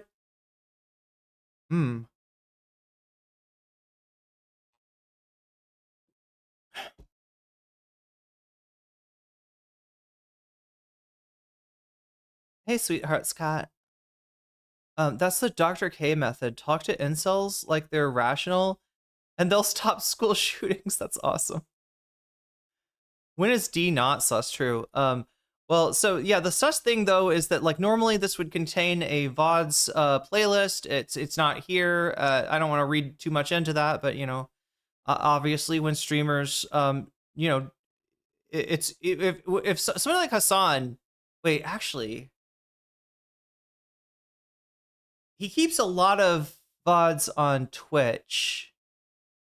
I'm sure that everything that he makes is like recorded, right? So, you know, there. In fact, there's Hasan VOD channels on YouTube. So even though Twitch does dump your VODs after so many days, Hasan's basic. There's no attempt to, you know, and Hasan is one person that maybe might have an excuse to say, hey, you know what? I am tired of getting clipped out of context. If they're gonna clip me, let's make it a little harder for them. Let's make it a little bit more difficult, right? Hasan's one guy who could understandably say that. He doesn't. But yeah, maybe Destiny does. Like I said, I don't want to make too many assumptions here. What was I looking up? Okay, Sarah Longwell.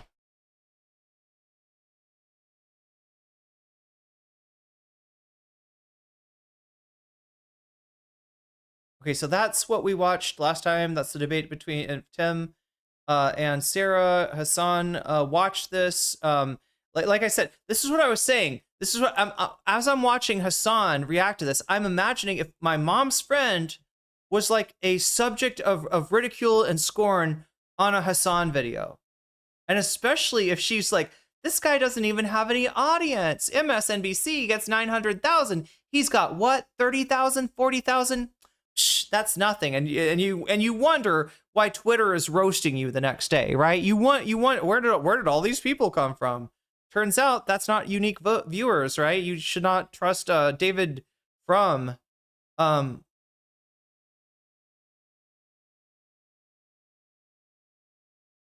so oh my god, this is all bulwark stuff.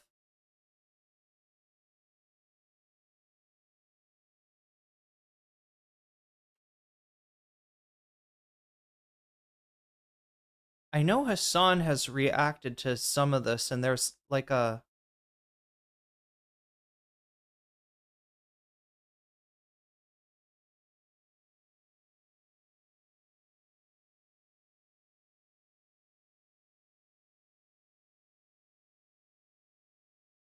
oh my god, why does Hasanabi Industrial Complex never rank for Hasan? That's crazy. That's crazy. All I want is like Hasanabi. It's because he has multiple names, I guess. See, that's him reacting to that. I just wanted to see the stuff from today, where we're literally gonna have to like be like Hasan verse, which I suspect this is one of the clip channels. Okay, so they at least do have the Hasan Asmongold stuff that we might get into later. Oh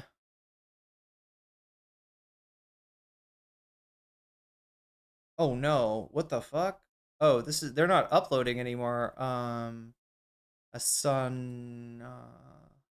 Hasanabi Productions. I choose you. Anyway, I think this is I think the Hasan verse one is one of the bot channels. Okay, so there's him going over Kyle's defense of him.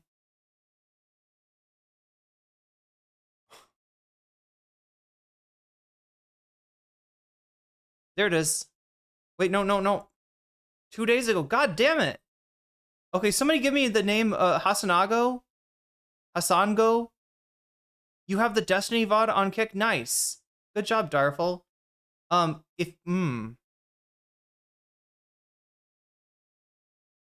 I should just put on something. I'm just being particular because there's like they are correct. It's edited by it's edited by Hasan versus what I thought. Hasango. Why do I want to say Hasanago? I want it to be Hasanago. Hasango. Okay, let's try that.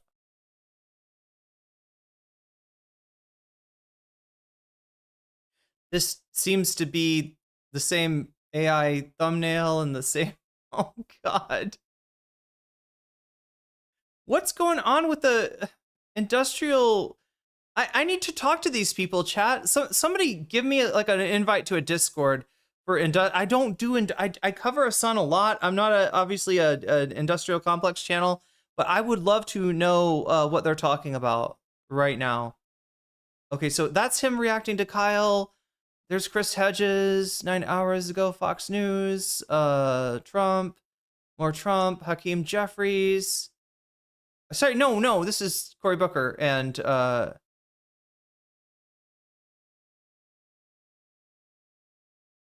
there's he's been watching Chris Hedges and the Chris Hedges show lately. Jang, oh God, that's 3 days ago. God damn it. Okay, so they don't have it. Not even the fucking clip channel has it, chat. We're gonna, the video is Kyle fucking Kulinski is done. You know, it's gonna be a lot of layers of React if we do it that way. But I do think you're right. I think that yeah, look, if we can avoid the I like Hasanabi Reacts. That's a good channel. Hasanabi. See, I can never think of their names either. You know, like they're like I'm like, it's a channel with the one wait, what is this again? Hasanabi Reacts.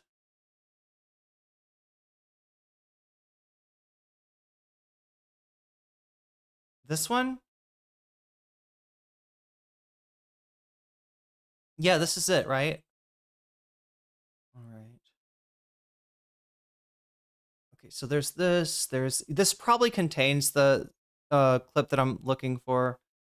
Okay, chat. I'm so sorry. Are these guys all right? Like I feel like they have invented an alternative reality in their minds. First they like made me. We'll put it on for a second. If it gets too crowded with like Hasan reacting to Kyle, reacting to Tim Miller, etc., then we got plenty of other stuff to watch. And it sounds like from what people are saying, we've got the kick stream out to be this like major villain, and then they were like, let's just stop talking about it because he's irrelevant. And now they're like, yeah, we won. We stopped talking about him, even though I'm still talking about him. And now they know they're powerless. They know their place. It's like, it's very,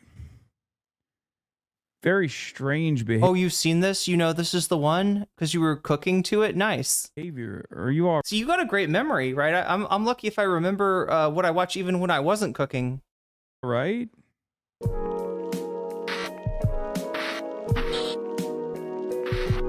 Sweetheart's cat. The one thing I do have to say is the establishment and mainstream media hate for Hasan is uniting some of the progressive left. Yeah. I say some because there are still people on the left that can't agree nor agree to disagree with Hasan on the left. It's nice that some of them don't care for them now. Some that don't care for him now being like, this dogpiling is stupid and ridiculous. It is, yeah.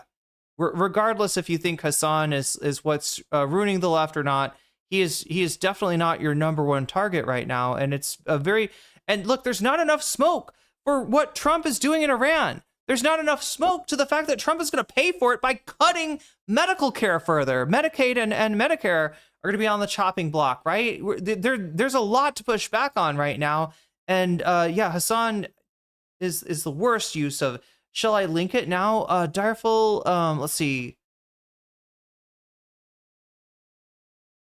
I think I've got it here. Let me post the link, and you tell me if this is the one. I'm saying it. Cory Booker faceplants a disaster interview again, loses it. Are you gonna cover Sagoni today? Sagondi's nuts. It's a stupid pilot. It's a stupid pilot crash with Windows 11. Okay. Mini doc was so good. Hey, we're gonna watch the mini doc after this.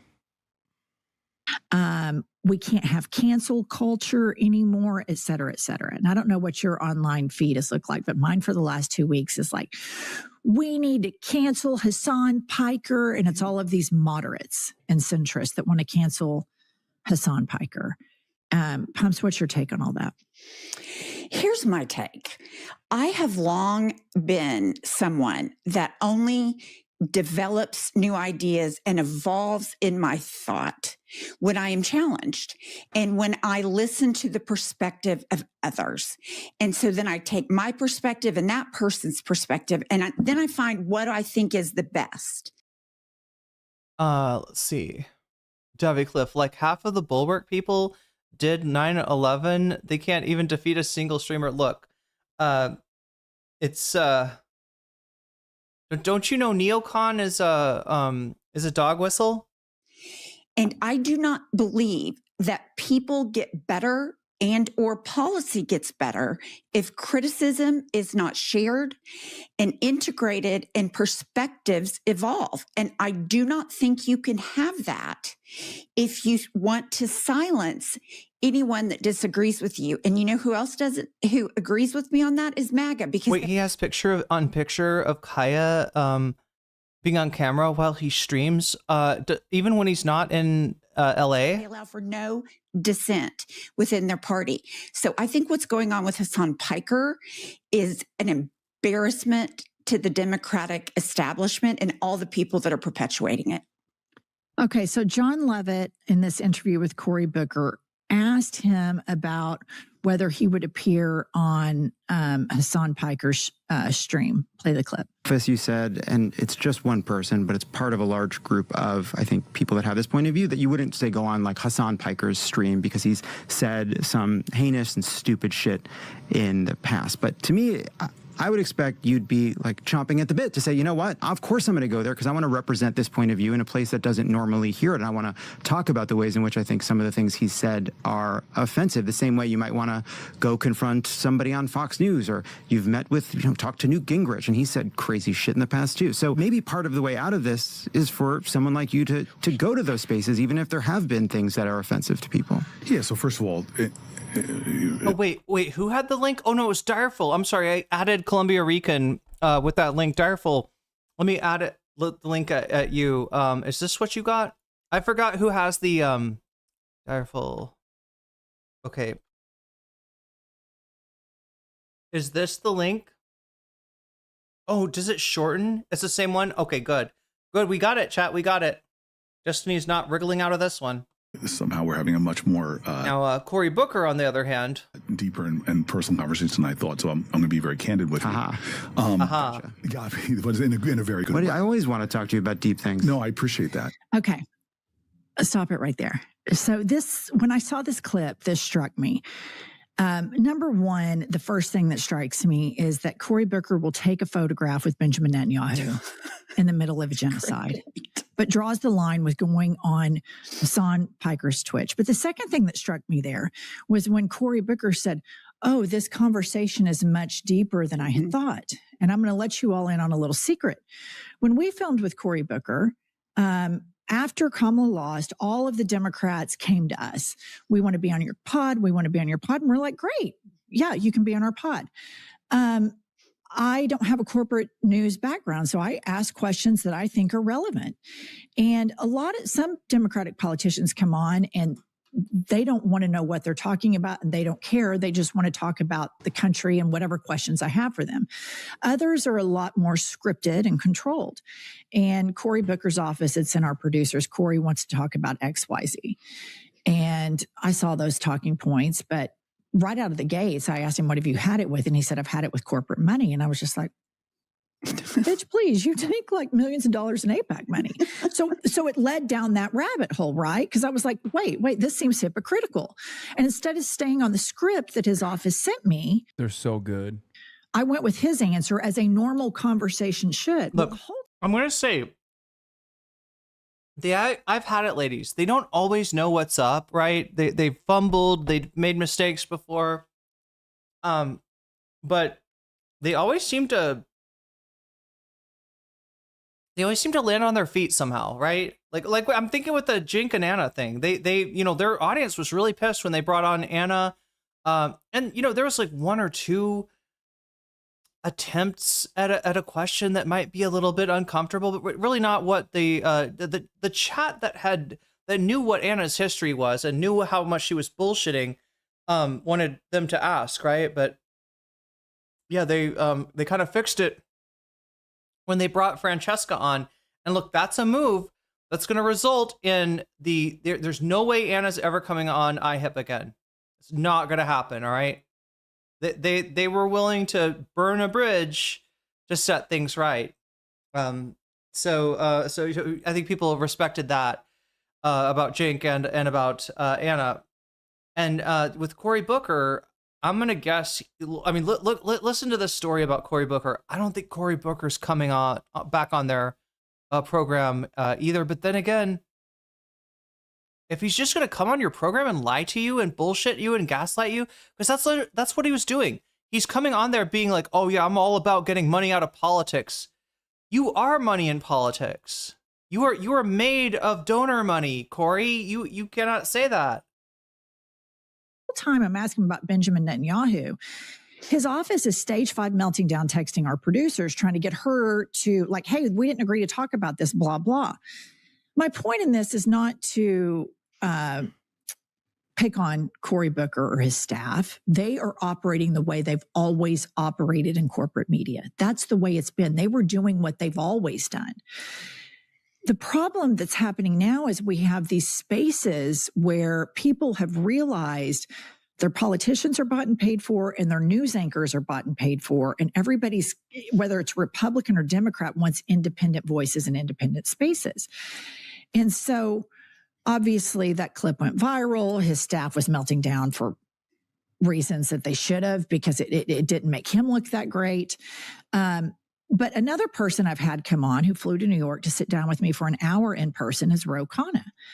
And it was just what time and where. So do you see how the Democrats operate versus how the Republicans operate?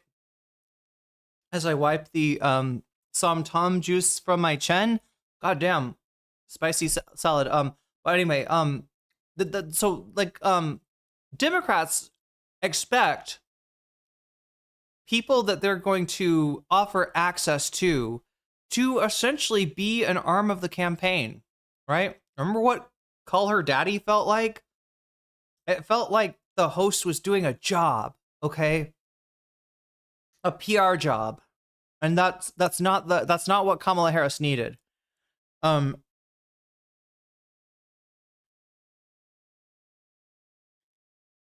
if they don't get what they expect, in other words, if they go on somebody's stream, somebody's show, and the person is not playing ball, right? They're not on the team. They're not doing everything they can to help the candidate look the best that they possibly can. Then they cut off access. They're like, okay, that's fine. You don't want to be part of my campaign. We'll find somebody who does, right? And this kind of seems to have blown up in Cory Booker's face, right? When they want to engage with independent media, it's so that they'll sound authentic. But they don't get that.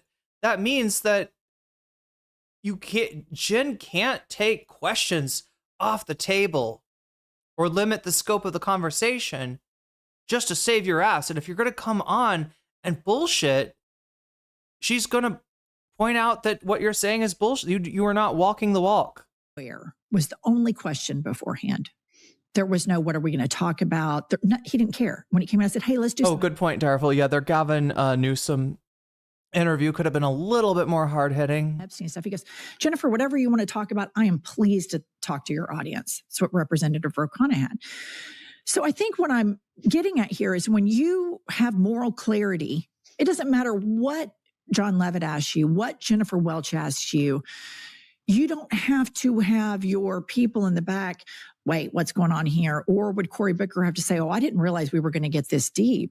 You would just come in and sit down and say, ask me anything on the planet you want. I don't know. That's a crazy thing to do in an interview. Look, if somebody starts to ask you, like, how did you feel when your parent died? That might be an occasion to say, I didn't know it was going to get this deep. I wasn't prepared for this, right? Maybe you don't want You weren't planning to cry on in the interview, and they're taking you to you know, a place that's emotional, right? That makes sense. But what are we talking about? Money in politics? Like who your donor is? AIPAC money in specific? I didn't know we were gonna get that deep. The fuck do you mean by deep? Benjamin Netanyahu gives more freedom for interviews he has massage agents holding guns to the Nelk boys' backs. Yeah. I don't know if I'm going to have all the answers for you, but I'm going to try. And that's what a lot of like progressive Democrats. Yeah. Well, it is trying to control the narrative, and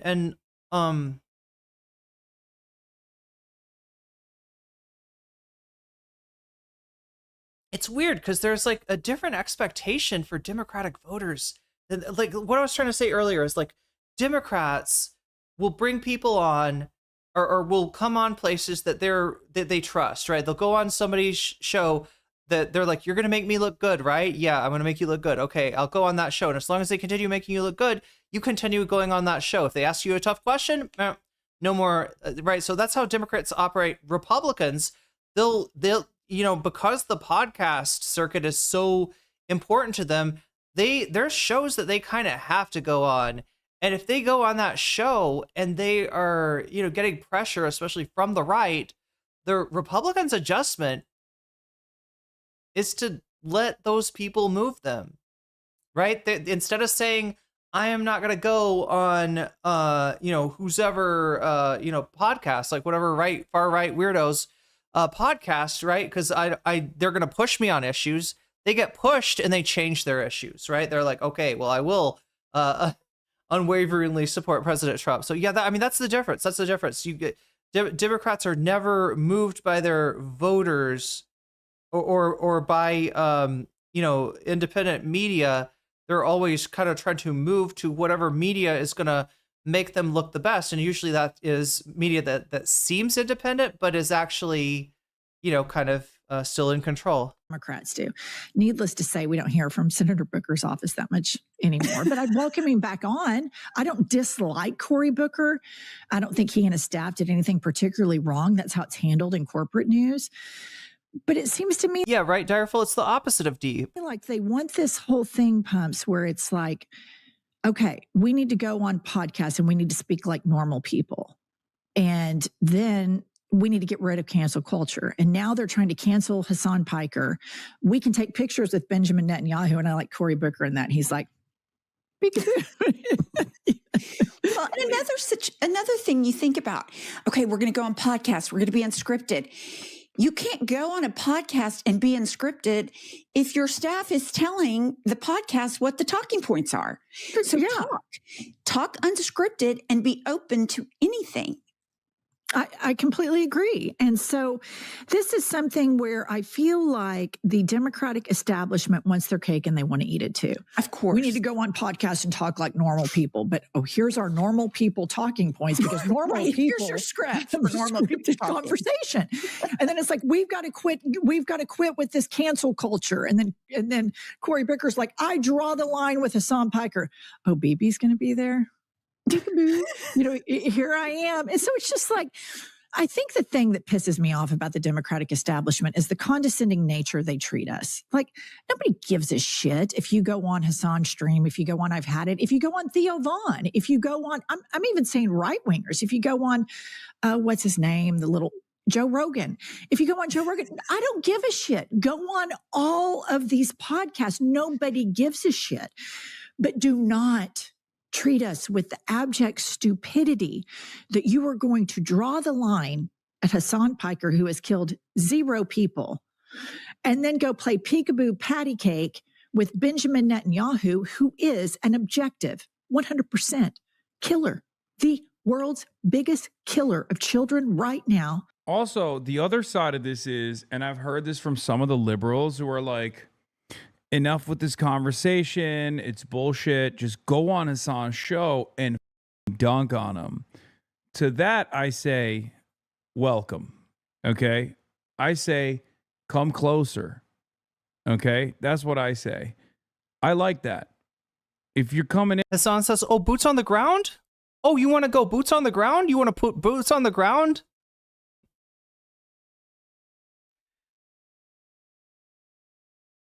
in with the expectation it's a glaze fest, is not going to happen. But if you come in with the expectation that there's going to be a spirited debate on the issues that you have defended and on the issues that you continue to defend, oh, I'd love that. That would be great. So to Cory Booker, to Lisa Slotkin, Lisa Slotkin already got a little taste of that with Breaking Points, obviously.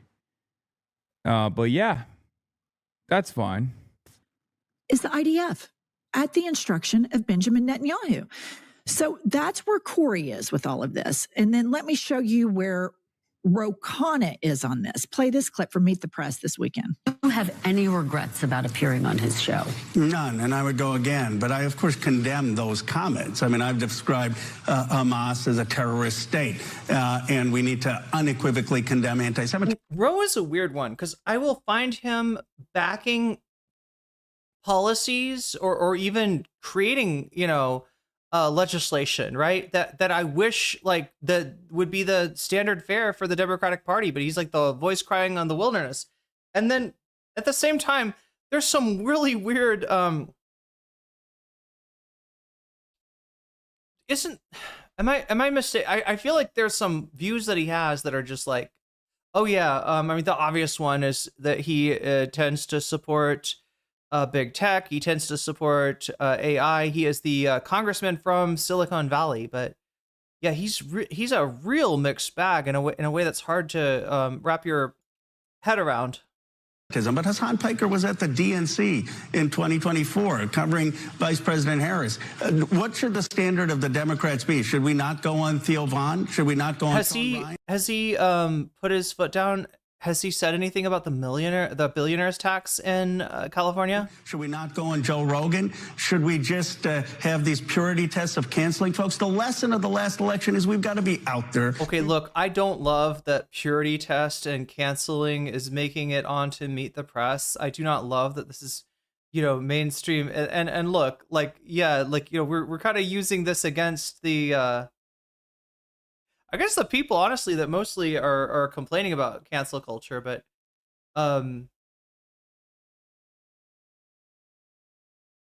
so yeah, in a way, Rose just kind of turning their shit back at them. That being said, like, I mean, I don't know, it's such brain rot, right? The way that people will be like, a purity test? What, you want me to actually be on the left? What is this, a purity test? What is this? Just because I don't support a woman's right, like I don't support women's rights, I don't support you know what I mean? That's they always have this one little thing that they're super right wing about, and they're like, well, what, you mean people would like not like me because I'm against gay people, but I'm for all the other minorities? I don't know, it's just yeah. You've got to engage. It's a complex, messy, multiracial democracy. I will defend my views, but the people who are saying don't engage. Rose wins are almost exclusively on a national scale, Epstein, ICE, and around stuff. And that's what I mean, like, that's what you're supposed to, you as a member of Congress, that's what you're supposed to do, right? I mean, yeah, will you be dealing with some issues that involve like your state? Yes. Are you expected to sort of try to bring home money for your state and your district? Yeah. But yeah, a lot of what you're voting for day to day is, yeah, Epstein, ICE, Iran stuff. Yeah. And he's pretty good on that. Rose Myrapt, he's for the bill. Yes. Nice. His positions have been fluid, but since he's talked to Hasan a few times, he's moved his position to the left. Nice. Yeah, like I'm saying, like, I mean, like, he's good at his job, right? And he's also got some really good some really good policies that he's willing to take a stand on when like no one else is, right? So it's kind of wild, but yeah, there are some, I always forget there are some things that and it's hard. The biggest thing about Rose, I just can't figure out where he's coming from. But maybe we will eventually. I've noticed that attempt. None of them have attempted to disentangle the list of context. Oh God, yeah, the context, the clips. What was funny to me was Sarah Longwell. Just like, did you know that he said that America deserved 9/11? Did you know that? Did you know that? And he said after October 7th, he said rapes don't matter. They mattered before October 7th, but apparently after October 7th, they don't matter anymore. She's a funny one. Is he eligible for the presidency? I don't know, actually. Will cost us future elections. Do you run? I completely agree with him here. And I think that what they should be saying is, instead of being focused on these specific streamers or podcasters, let's focus on the actual war criminals. Let's focus on, I think Theo Vaughn pretty much calls out Benjamin Netanyahu. And Ethan's going to love her. Do we know that, like, where did people just, is our only source now Kyle and Corin? Yeah, I could literally go on there and look for that just to confirm. Assuming that Kyle and or Corin read it out, did they read out the super chat or whatever, or was it just going on in chat? People are saying that that Kyle and Corin's chat seemed to have information saying that Sarah Longwell is going to be going on Ethan Klein, going on H3. No doubt to bitch about Hasan. Government of Israel. Pretty crystal clear. There's a lot of bipartisan, reality-based people that see that. The problem with the Democratic establishment is they want to preserve the system that lost to Trump. And I am so bad, chat, at breaking dishware. And whenever like something happens where I like knock, like I'm always like so worried. I don't want to preserve that. I don't want any part of that. And but we can talk about the Bulwark did a deep dive on this. Sarah and Tim talked about it. Rokan has weighed in. Pod Save guys have had Cory Booker weigh in. Regardless, politicians do whatever you want to do. But what do the Democrats, this system they're trying to uphold, these establishment Democrats, what does the polling say? Do the Democrats approve of Democrats right now? Play the clip. Congressional Dems have the right priorities. Look at this. Overall, 74%, nearly 3 in 4 say no. No, I'm okay. I was just surprised, and I thought I was about to break another bowl, right? I'm so bad about, like, I'm like a cat, chat.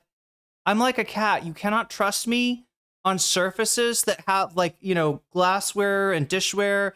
Anything that's on, like, a counter, I'm probably going to knock it off, right? So... just 25%. No, the bowl somehow did not break. I was able to save it before it fell, so. I'll say yes. You might say, okay, well, at least Dems like Democrats. Not the case. Look at this. The majority of Democrats are independents who lean Democrats. Look at this. 55% say no, congressional Democrats do not have the right priorities. And then you just see a minority, 45% of Democrats say that congressional Democrats have the right priorities. This, to me, just jumps out at the screen because it screams primary. Yeah. Of course, the real reason why they feel this way is because congressional Democrats haven't gone right-wing enough. That's what it is. And certainly not because they're not fighting back at all. You know, that's what it is. They should be fighting hard to go further right. They're not fighting hard enough to go right enough. Primary challenges all over the map, and it says that even if Democrats don't like Donald Trump, they don't like their own party either when it comes to Congress. And overall, I mean, my goodness. Do you see that? Here's the thing. These establishment Democrats are operating as though they have a super high favorability, and they don't. They simply do not. They're so out of touch with where the base is right now. If you want to see the approval ratings of the Democratic Party jump up, if they were to say, okay, Schumer, hit the bricks, we're done with you, we're voting to get a new minority leader. And the same with Hakeem Jeffries. I mean, seriously, you would be like, oh my God, yes, finally they're fighting. And here's an anecdotal story for everyone. My husband is from a small town called Hugo, Oklahoma. It's like the armpit of Oklahoma, this town, right? And so he goes down there for a funeral. And this is MAGA dump truck. I mean, this is where it is just crazy called MAGA. He's down there for a funeral. And much to his surprise, everybody's coming up to him saying, oh my God, your wife's podcast.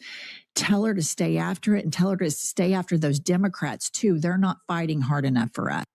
I literally had this convo earlier in Easter. My wife's cousin thinks Rat Jam Pete is playing it smart and she's glad she isn't taking attention by shutting the fuck up Why would you want your politician to shut up? The real question is, why is your cousin's wife operating like they're a Democratic Party consultant? I just don't get it. A lot of Democrats, Republicans don't. Jim's out of touch, Trump's out of time, and I'm out of my head when he's in the White House. Don't work this Something. way. Republicans are like, give And he's out of his head when he's... me Anyway. what I want, right? Democrats, on the other hand, Oh. behave as though they are consultants for the party. And it's such a fascinating Spicy. phenomenon that I will never understand. I will never understand why Democrat voters Apologisms?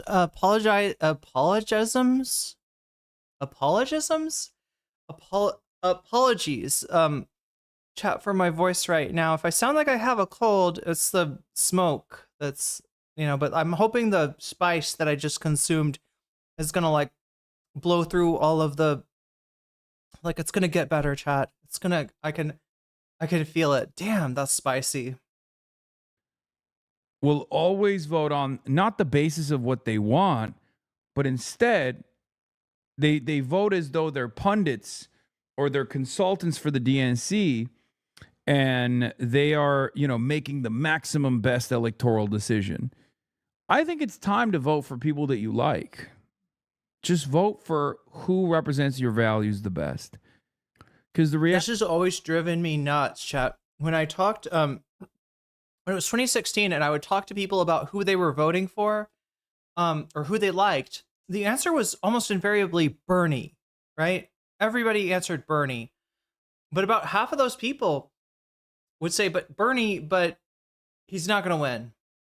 He has no chance." And sometimes that means like Hillary's too strong. It's basically over. I mean, she was able to, kind of confuse the math a little bit with the super delegates and make it seem like she had a lead when she didn't even have a lead, or had a bigger lead than she did. Right? There was that, but there was also these people that would be like, "Look, Trump is really, really bad, okay? And that the further left, the more extreme a candidate is, the less chance they have of winning." No, I actually don't. Because we always run the furthest right candidate for Democrat. And it doesn't look like Trump is suffering at all from, from his extremism, right? It's such bullshit. And if you had those people, if you had just the people that thought that Bernie didn't have a chance and they just voted for him anyway, he would have won. Possibly in 2016, certainly in 2020. But yeah, a lot of people just psych themselves out, right? Like, it's almost like you're saying, we can't have something this good. Medicare for all, money out of politics, right? It's not possible. It's not real. We know that politics is hell, and this does not smell like sulfur enough. So, 10th. reality is, if those candidates get out of the primaries, they're going to have an easier time in the general. But it's so strange. It's so strange that Democrats do this way. Democrats vote this way. Like, I was at Stanford, and one of the kids from SJP came up to me and was like, "Hey, my parents think that they like Abdul, but they might not vote for Abdul now because they think, Abdul is tied to you, so he's gonna have a hard time. What do I say to them?" And I was like, why do you think that this establishment Democrat-backed smear campaign is actually going to harm him? If anything, it's harder for him to get out of that crowded primary than it is to defeat the Republican. He will defeat the shit. Montana may get money out of politics this fall. It's a strange thing about Montana, for being as conservative of a state as they are, they have sometimes historically been on the forefront of reforms like you're talking about with the Anti-Citizens United legislation that they were putting, like, but I think, aren't they, correct me if I'm wrong, I feel like Montana's the first place that gave women the right to vote. Maybe I'm mixing that up. Maybe it's some other small Western state. Sarah Longwell even said this back during a Tim Miller stream she had back in 2024. Is that gonna be on here? I feel like I saw that, a Tim Miller stream she had back in 2024. Wait, she said, wait, what exactly did she say? It's because the Never Trump Republicans and centrists have been open to keeping the status quo and neocon. Yeah, they're basic. Look, it's crazy the amount of access that they're given to the candidate, the presidential candidate of the opposite party. It's crazy. It's crazy that they are just like, hey, listen, I just got over here from the Republican Party, okay? I'm going to help you win over Republicans. I'm going to show you how to eat an elephant, and it's one bite at a time. Now, chat, do you know what she means by eat an elephant? I'm talking about her book title, right? Her upcoming book, it's called How to Eat an Elephant. Do you know what the metaphor means, eat an elephant? Obviously, the elephant is the Republican Party, and the eating of the elephant is convincing Republicans to Red Rover. Let Chudjack come over? Really? And she's not going to do that because the current Republican Party is not neocon coded. It's not Sarah Longwell coded. It's not like protect LGBT rights coded like she would want it to be. It is hog coded. And for that reason, no, Sarah, a lesbian woman is unfortunately not going to get a lot of traction on convincing Republicans of anything, right? and beyond that, I don't want me to make it all about her sexuality, but yeah, just Tim Miller is not, these people aren't hogs. They're not like Donald Trump can put on a stupid hat and walk into a crowd and be like, yeah, I'm one of you, and people buy it. But there's not a hat red enough, okay, to get Tim Miller or Sarah Longwell or any of the Bulwark members into a conversation with an actual modern day Republican voter, that they're not just going to be like, that person was soy. I did not enjoy that particular conversation. I do not feel like they are in fact one of us. I feel like they feel more like they, them. And it doesn't matter if Sarah is, willing to compromise all kinds of trans rights away. I don't know what her, take on those issues are for the record, right? It doesn't matter. Narwhal by Nature, thank you for the super sticker. The salsa lemon is setting the topic.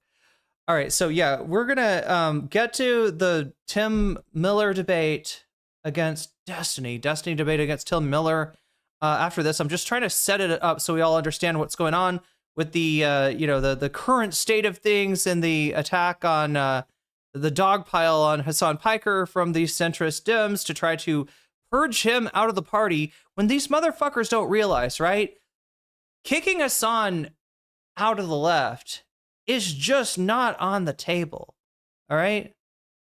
But kicking centrist Dems out of the left very much is on the table. These people are courting their own, all these traps that this is like a cartoon. It feels like Wile E. Coyote. They keep on painting like they're painting like a tunnel on the side of a wall. Hasan comes by, he walks through the painting to the other side of the tunnel, and then they try to go through and they hit their heads, right? This is like, cartoon shit. Out of the Republican. Okay? He'll absolutely shellac the Republicans harder at Columbia, because they're super chatted $5. Here is another dono for the Kyle versus Log Cabin Repubs. Look at that. Is relevant to what you are going over right now. Look at that. It is actually very relevant. I mean, because the Log Cabin Republican we're talking about is actually Sarah Longwell, but it's very relevant to like the overarching, and I hope people understand this. My overarching point is like, look, I don't think that just out of reflex, we should shit on the Bulwark. It's good that these people are not voting for Trump. It's good that maybe They're inspiring, you know, the few Republicans that didn't make it over to MAGA because they're just not hog coded enough. It's good. Whatever they're doing, even if it's a little bit, good for them, right? But they got too much control in this party, and that's a fucked up thing. And I'm going to say something wild, chat. They're not to blame. This is going to sound wild, but they're not to blame for having too much control in the Democratic Party. You know who's to blame? The Democratic establishment. Why do these people get slotted right in where Sarah Longwell can whisper sweet nothings in Kamala's ear, say the most lethal military out there, Kamala, we're going to get you Liz Cheney. Why is she able to do that? It's because the Democratic Party is looking for any excuse to pull things to the right. They're still of this mentality. They're still scared of their own shadow. They're still thinking people don't like Democrats. People have rejected the New Deal. People have chosen Reaganism. We got to embody that Reaganism. We got to be that forward-thinking party that, you know, they're still of this mindset. And when they come into the coalition, instead of it being like, hey, you were a Republican 2 seconds ago, you go ahead and do your bulwark thing. You know, convince more Republicans, maybe just to sit on the couch. Maybe you're just dispiriting them and saying, hey, Trump's not as good as you think he is. He's actually fucking you over in these ways, right? Maybe you're just convincing, you know, like Republicans that they don't have as much to gain from Trump. Whatever you're doing, it's okay. But like instead, the Democratic establishment, when they come over, it's like immediately, like we've been ignored. We put like the left on ignore, the activists on ignore, trans people, black people, immigrants on ignore, right? We don't want to hear what they have to say, but this Republican lady that's been with us for 2 seconds, yes, let's have her run Kamala Harris's campaign. And chat, I'm exaggerating a little bit when I say run Kamala's campaign, but not as much as you think. Sarah and people like Sarah had way too much influence on this election, right? And in general, you know, people of this you know, viewpoint have way too much influence on the Democratic Party. And you know, it's not even their fault. The thing is, they need to be gatekept. At least from trying to tell, you know, at least from trying to set the agenda, right? Hey, you've been here for 2 seconds, okay? Back of the line. But no, instead it's Hasan. Remember, this is the whole thing too. Who was the person that was trying to engage with the Democratic Party? Who was the person who was curious about what direction the Kamala campaign would take, especially when she names Tim Walz, especially when a lot of her instincts seem to be right on the money in terms of talking about the price gouging, right? That Biden should have been talking about earlier. So we reject the Democratic Party already has. She's already got what she wants, right? They took Hasan's like space away at the DNC. I won't say that they kicked him out, but they certainly showed him the cold shoulder. And it was especially when he was in any way critical, when he was in any way curious about the movements of, you know, the oh my gosh, I'm trying to remember the undecided movement. What was it called again? Uncommitted. Right. There was a movement it started while Biden was running for president, but to show the Democratic Party that the activist base was not happy, not by, you know, not by getting in the way of the Democratic candidate during the election, but rather by voting uncommitted in order to show up and say, this many of your voters, they're going to vote for Biden, probably. They're going to vote for Kamala, but they're not happy about it. And you got to do better. And like, you know, Hasan wanted to talk to people, yeah, that they had shut out. Thank you for the raid, Know Nothing Attorney. Welcome. Welcome, Raider. Welcome, chatters. We were just about to get in here to the debate between Destiny and Tim Miller. That is Tim Miller of the Bulwark, a never Trumper from a you know, Republican. I don't know what you call these guys, right? Like Biden Republicans. Would that be the name for them? Hillary Republicans? I don't know. Call them whatever you want. But, you know, they're here now and they want to be listened to. And unfortunately, chat, they get a lot of purchase by posing as, we are going to help you eat the elephant one bite at a time. We're going to help you reach out to other Republicans. And then they get to say, and you know how you're going to do that? We're going to make the party feel safe for Republicans. So no talk about genocide, please. No talk about AIPAC. Let's not say anything bad about Israel either. We want these voters that we're going to bring over, that they're totally not going to bring over, right? Because their constituency, just like Liz Cheney's, does not exist. It did, like, 20 years ago, right? But it doesn't exist anymore. They've been left behind, and somehow this thing that should be like the Republicans' problem, it becomes our problem when the Democrats are just so eager to slot these people in as like, yes, you are the voice that we need to listen to. We're going to eat that elephant. Chat, if we ate an elephant, right? If we brought in this constituency from Republicans and this constituency, even if this shit worked, right? You would have a Democratic Party that is further to the right. And I think that's their goal. I think that's the whole goal here. Anyway, let's get back to this. There's a fake progressive spoiler in the race, Mallory McMorrow. To those people, I always say Zoran Mamdani. Zoran Kwame Mamdani. Okay? Zoran Kwame Mamdani. One of the most popular politicians in the country. Bro, you sound so weird in the Cuba documentary intro, like someone increased the frequency of your voice, nasaled it. Oh my God. You guys. Yes. Okay? My voice sounds different because I'm not yelling at my chatters. So I just think, and of course, we got a shout out on Twitch now. Click that heart, and make it turn full for you. If you hover over the heart and it looks like it's gonna break, don't press it. That means you're already following No Nothing or Hurty. It's anecdotal, but also I have conversations, Pumps, you have conversations with people in red states. We want fighters. We don't want people who play peekaboo with Benjamin Netanyahu. We don't want people who can't say. I didn't cover this, but I guess I kind of do know a little bit about what the soy pill drama with Destiny is about. When she said, we want fighters, right? So there was an event. Anybody know about the event put on by Progressive Victory called Choose Your Fighters?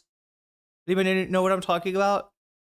It was an event for Democratic candidates. In the past, this is Progressive Victory. This is the organization that worked with Destiny and his crew, and had the whole Dylan Burns loner box, meet your favorite streamer, come out and canvas or whatever, right? And they got caught basically being dark money. They are dark money. And yeah, Destiny was involved with them. Vosh, I don't even remember what all went down, right? But they have turned over new leaf, at least as far as Destiny's concerned. Vosh is still there. They had Hasan do something, but he's kind of doing it separate, like as if some of these other more liberal creators, and I'm being honest about just who's there, right? Some of these other it's a bunch of liberals and Hasan, they didn't maybe want to be on stream with Hasan, but in general, they just they're trying to, anyway. Destiny watches this thing and he is mad. He is so fucking angry. This used to be his thing. Yes, Vosh was there too. Yes, Emma from the Majority Report was there too. But he like his cohort, his his friends kind of had the power in there, and I think at this point he's basically been pushed out. Remember, Brianna Wu was involved with Progressive Victory at some point, right? So Destiny's pissed off. He's watching it on his stream and just like turning red, right? Out of jealousy. This was his deal. This was his baby. And now like it's benefit, or Hasan is involved and he's not. And I think the soy pill was the only streamer from the Destiny orbit, if I'm not mistaken, that actually went over there and participated in the panels. And I think Destiny's mad at soy pill now. I don't know, chat. I don't know. I tried to I was watching this, right, as it went down. I usually do not click on a Destiny live stream, but this time I was curious and I added Destiny. I was like, hey, why don't you just get soy pill to bring you in Sam Cedar style, right? So that, like, you know, it seems it's like Soy Pill on the call, and then all of a sudden, oh my God, Destiny, what a nightmare, right? And then you can confront Vosh and ask him why he blackballed you out of the organization. Anyway, he found it funny, I think. Say the sky is blue. And the equivalent of saying the sky is blue right now is saying that. What the hell are you talking about? Nobody knows who you are. You didn't do anything. Who is this lady? Magdi Jacobs? For the first time in 10 years, Democrats have finally gained some power over the psychopathic election sabotaging faction of the online left. And we did it by telling them they do not matter. I've never seen them act this way before. They keep ranting, but deflation is palpable. Wait, what? Are these guys all right? Like, I feel like they have invented an alternative reality in their minds. First, they like made me out to be this like major villain, and then they were like, let's just stop talking about it because he's irrelevant. And now they're like, yeah, we won. We stopped talking about him, even though I'm still talking. So, Chad, that's kind of where we're at right now. And like most of the stuff is going on Twitter, so I'm not going to bore you running down Twitter threads. But yeah, they all decided to pile on Hasan. It didn't work out well for them. They decided collectively that Hasan is irrelevant and they should stop talking about him because, yeah, when they talk about him, they kind of get owned. They kind of get wrecked, right? They do not. There's more people out there that somehow disagree with them, and it's not just Hasan fans, right? They have become so annoying on Twitter that people that hate Hasan are now telling them to shut up, right? Or telling them to use their prioritize stuff better. Talking about him. And now they know they're powerless. They know their place. It's like it's very, very strange behavior. Are you all right? Benjamin Netanyahu is a war criminal. It's objectively true. Pumps. Well, I completely agree with you. And I will. The only thing I would add to that is. Okay, chat. I know this is not what Pumps refers to. I'm pretty sure her name is, you know, based on a different kind of shoe. But somebody's got to get Pumps some Reebok. You know the Pump shoes? The inflatable shoes, like from the 80s? Could we get Pumps some of those? Like, because I'm pretty sure those shoes let you bounce and you can slam dunk, right? I think they had to ban them from basketball. Because just like regular people would just slam dunk with the Pumps, because it's basically like you're wearing a trampoline on your feet. I think think that's how it works. I want to see Pump slam dunk, is what I'm saying. We are going into a midterm where we know they have gerrymandered. They have told us on national TV they are going to put ice around these voting booths. They're trying to pass the SAVE Act. So Democrats, people are going to vote for you because they don't like fascism. But if you're not starting to fight now against all of these things that they've already said they're going to do, if you're not filing lawsuits, if you're not coming out against us, they are trying to put everyone in a position that they cannot vote, that their vote will not be heard, and they are Wait, the air deflated in your Pumps? Wait, they can just they can get punctured? You know, they're building a bunker underneath the ballroom, all that. But we've got to... They feel like balloons under your feet. I like to imagine you can jump like into infinite heights with those shoes. Start now. You stepped on a nail? Oh, no. Making policy and going after politicians. And we have to do that with clear eyes and with fighters, because the midterms are coming. And wait, people would get injuries? Are you serious? People get ankle injuries when they wore them? Is that why they stopped doing Pumps? Because like if they worked, you'd think they would have kept them quickly. And if you can't get out there now, you're not going to help yourself much then. I just think the thing is, a lot of these liberals are fascist collaborators and scholars. Boom. That's right. All right. Last video we're going to watch is... All right, y'all. I have to say, I am completely and utterly done with Hasan derangements. Okay, look. I gotta pee right now, and this is probably the like not this is not the right time to take a bathroom break because it's Kyle Kulinski, the king of dark woke. Chat, you know he's gonna say something that I don't approve of, so I'll just disapprove of him in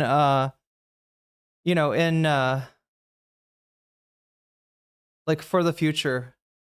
Why is my brain not working? Well, I'll disapprove of him in advance. There we go. My best friend at elementary school broke her ankle. Wait, on pumps? Or people can get injured for the pumps sneakers because if they deflate. Oh, that makes sense. They would make you lose balance. Reminds me of Austin Power a bit where he pumps them too much. Wait, what? Wait, I thought that was his penis. That was the shoes? My goat Kyle. He's back. Damn, this is doing well. 25K in like less than an hour. He's so angry. Oh, you're right. This one is in the bonus skull. Oh no, you're right. This is like literally it. Yeah, we can't watch this yet, can we? Good call. Call Irene. I've done that like once or twice, right? Where we've covered accidentally covered something that's in the bonus. Yeah, it's all just Kyle. Okay, well, anyway, that gave us, I think, what we needed. Here is... Did we watch any of this yesterday? Miller's defense of Hasan. Oh, God. Let's just watch Destiny Mauled a little bit, and then I'm going to take a pee. And when I come back, we will flip it over to the Destiny VOD, to the conversation with Tim Miller. Because what's down here? Miller's defense of Hasan. Then he watches weird Reddit post. Hasan is obsessed with Destiny. Sure thing, buddy. Sure thing. Wait, he's on. Oh no, it's what is this, chat? Oh, this is that React channel. Do you know what this is? Like right here. Oh no, fuck. Right here. This, I don't know exactly what this is, but this channel, it said something reacts, right? And it's literally like, yeah, a conversation between Hasan. This is Freda, a YouTuber. This is Mike from PA. You might know him. And is that Ugopnik maybe in the lower right? And I guess they're talking about Destiny. Here, we'll start off here. I want to throw him in here because why not Destiny? Because that's our destiny. That's me. That is an interesting one. If he were to like fully lean into being like a reactionary figure, I think he could be he would be welcome, and I think he could have more impact. But because he's so autistically capable of just doing that, where he won't like take that dive, and instead he's like, I'm a Democrat. I'm a neoliberal centrist Democrat. Probably like the most dying fucking movement of all time, who wants to say slurs, which is the only. Why is it that I don't understand how Hasan can say? Did he say I'm a grifter, or that he says my political beliefs are disingenuous? But he's like, I don't know why he doesn't just identify as like a neoliberal or something. Like what? Maybe it's because these are my political beliefs. I don't know. Lean into being like a reactionary figure. I think he could be I think that Destiny fails to grasp the place that the neoliberal really holds in terms of the true political map, right? I think he's just, kind of missing that. I don't think he understands what neoliberalism is, where it came from, and why it is crushed the Democratic Party's chances ever since it was essentially the agreement of both parties, right? And so when people say that you're right wing and you're like, no, I'm not, I'm a neoliberal, you need to look up Destiny, please. If you ever end up watching this, on the off chance that you still watch my channel, I want you to look into the origins of neoliberalism and tell me if if neoliberalism originates as a philosophy of the left, or if maybe the use of liberal in that word is a little bit of a fig leaf over what the actual original philosophy was. And tell me what crazy work it is that one of the major political parties, the party on the left, has now, has for the last fucking 30 years fully adopted a I would say fairly far right philosophy, like economically speaking. I would love to get his answer on that, but he would be welcome, and I think he could have more impact. But because he's so autistic, he would probably just play the piano and ignore my question if history is any judge. Incapable of just doing that. Where I'll be right back, chat. He's like, I'm a Democrat. Hopefully I can blow my nose and like, I don't know. Like the most dying fucking movie. I'm so self-conscious about my voice right now, chat. My voice is like, I don't know, like two half steps lower than it normally is. Like I hear, like it's bad, and it's because of the air containing about 100 particles of, what is it, per deciliter? Particles per deciliter of PM 2.5. Yeah, super chatted $10. I'm tapped, but I definitely want us to go over the Kyle versus Log Cabin, cause there is so much more to go over from earlier on that dono goal. So here is another dono for it. Yo, Columbia, thank you, and I will put that dono to good use for you, supporting the Kyle Kalinske content. That brings us up to 50, chat. We're halfway there.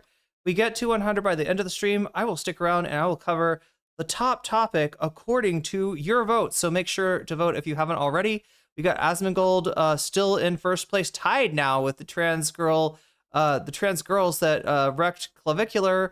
We got Kyle Kalinske versus Log Cabins in third place and Cory Booker in fourth place. But remember, chat, the donos count as well. And it looks like, yeah, Kyle Kalinske has got the kind of motion that's actually going to put him technically ahead. So make sure to get your votes in. And if you donate, know that you can affect the results just by letting me know which of these topics you want to see, or by saying Vox Populi, in which case you're saying, hey, let's just go with whatever wins the vote.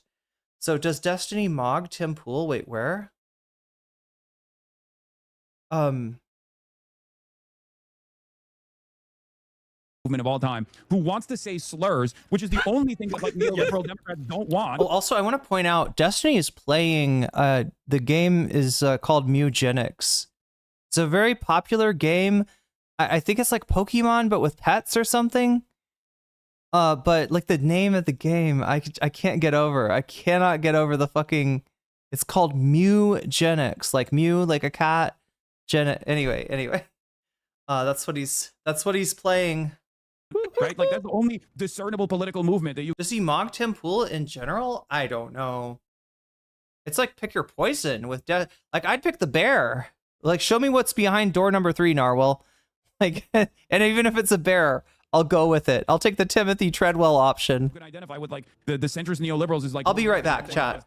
We don't even care about like the racialized outcomes of systemic racism and all the disparate outcomes for like black people, brown people. We don't even care about that. We'll like, literally lean into it. But don't you dare say a slur. And he's like, no, I'm the anti-woke Democrat. So he has no constituency at all. And I don't know why he has not given up on like identifying himself as a Democrat. But if he were to like lean into the fascist. When you say ethnic cleansing is not always bad, it's on you to say when it's good. You made the claim to turn it into an Uno reverse card question. You've done this so many times. The exact question is very crazy.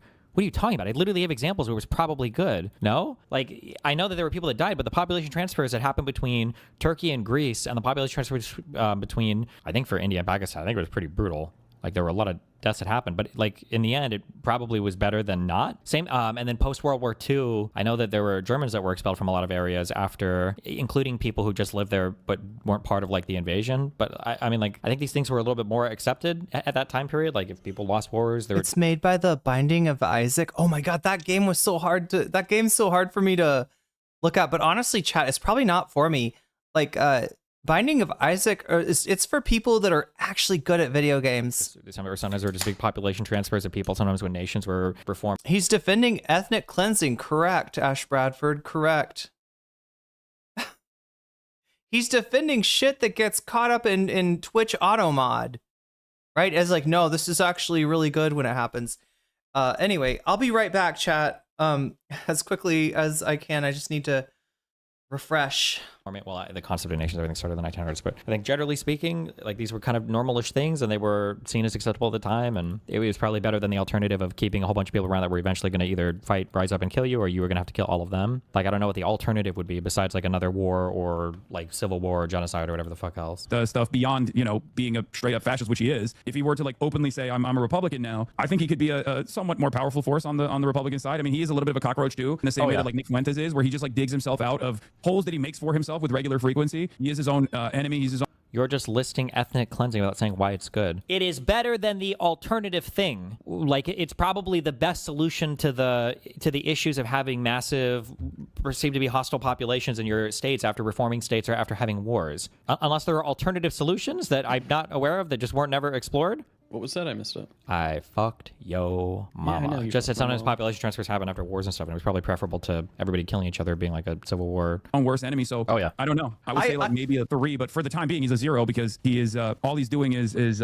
getting his increasingly shrinking audience of sex cult autists to I don't know, voting for Pete Buttigieg. Where's our sex cult at? Or something. Where is the sex cult? Word of the white guy. Mike must have been so happy he finally got a Hasan talk, though. You joked earlier that people ludicrously believe that ethnic cleansing is merely one step up from genocide, but all your examples are ethnic cleansing as the lesser evil to genocide. Well, I think population transfers are significantly preferable to genocide, no? Even Tim and Sarah disagree on Hasan Piker. Oh boy. Uh-oh. Is she on our side? Really? We're here with our publisher, Sarah Longwell. She has a book coming out. I don't know if you heard about that. I wanted to talk about an article that our colleague Lauren Egan wrote with, behind her back a little bit. So you guys can alert her to it if you want. It's called How Big is the Democrats' Big Tent? And it's centered around this question of the streamer Hasan Piker, who is on the far left. Is he even a Democrat? I think is the question. He's one of DSA. He has a lot of critiques of the Democratic Party that come from the left part of the coalition. His critiques of the party are particularly acute when it comes to Israel and their actions in Gaza and our broader military involvement around the world. And the question is, there were some Democrats who are saying that Democratic strategists and commentators were saying that the party shouldn't associate with Piker because he has some extreme views. We can debate the extent of this, but he said some things that are either anti-Semitic or anti-Semitic curious or adjacent, and the questions are whether people should deal with him. So I think that I went long on this topic on the stream last night. For you to be like, now we as the centrist establishment serious types want to exile a far leftist from here because he has some impure thoughts about Israel. It's like, all you're doing is making him more powerful. All you're doing is making people think you're a bigger idiot to pick right now to have this fight. And it is truly, it's like madness. Like the entire country is moving the other direction. We can just be honest. It's moving Hasan's direction on the question of Israel. And you're like, I really, I hope Tim doesn't get pushed more into this position. I don't like the framing of this as like just pro or anti-Israel. Like, you can be insanely anti-Israel. You can be the most anti-Israel motherfucker on the planet without being insanely anti-Semitic and without hating America. Like, you can do this. It's not even a hard needle to thread. Like, we're going to pick a fight with him on that right now? I don't get it. We did this already 5 years ago where a bunch of liberals were like, you can't go on Joe Rogan. He had some bad opinions. This comparison is just so like, we can't do this shit again. Yeah. So people can go if they want to hear my full sermon. I did, I think, 20 minutes on this topic last night because it's complicated.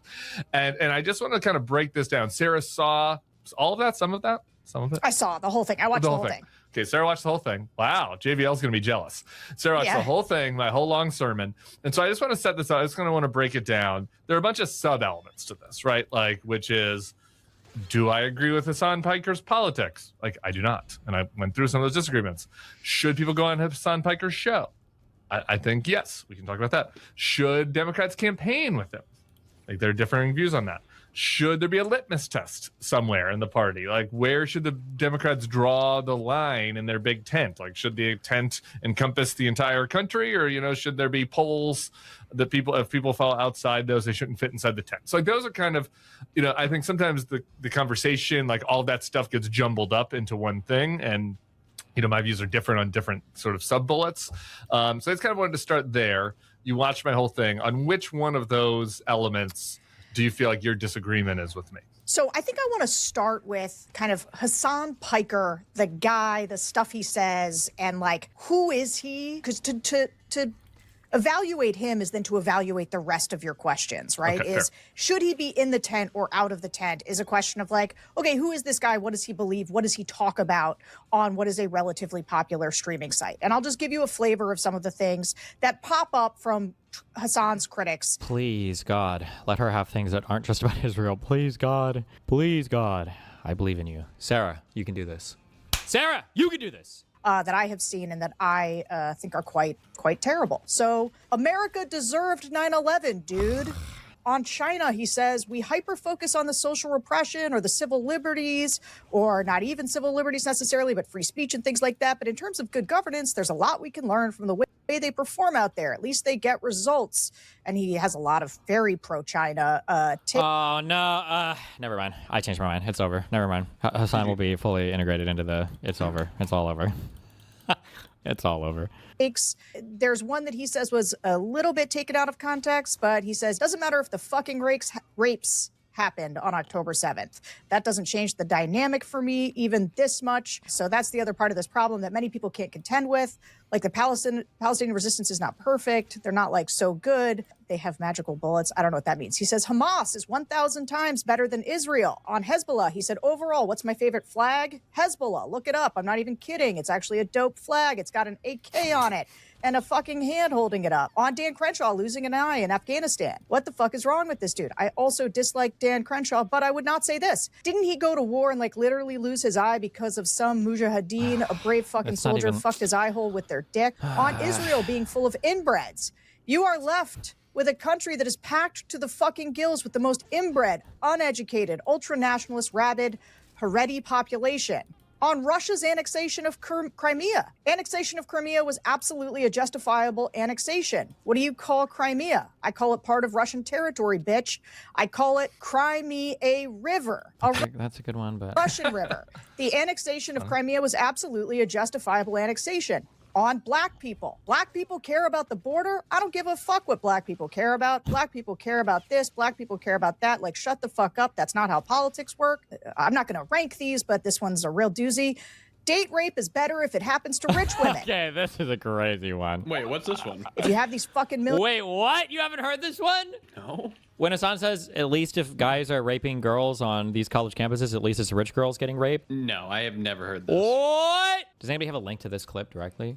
I find this hard to believe that he's said You haven't seen this? They were... Hold on. No. They were... At least Patrick Henry College is like doing one good thing, which is that like if you have these fucking millionaire, billionaire, WASP fail sons, at least taking them out of other colleges so they can only do date rape to other billionaire, millionaire failed daughters is like, in some respects, you know, from a utilitarian perspective, of course, a little bit better. You know what I mean? Like taking these guys and putting them in a pen with one another is ultimately getting them away from the broader society. Teaching, they were little. That's kind of a crazy. That's crazy. Jesus Christ.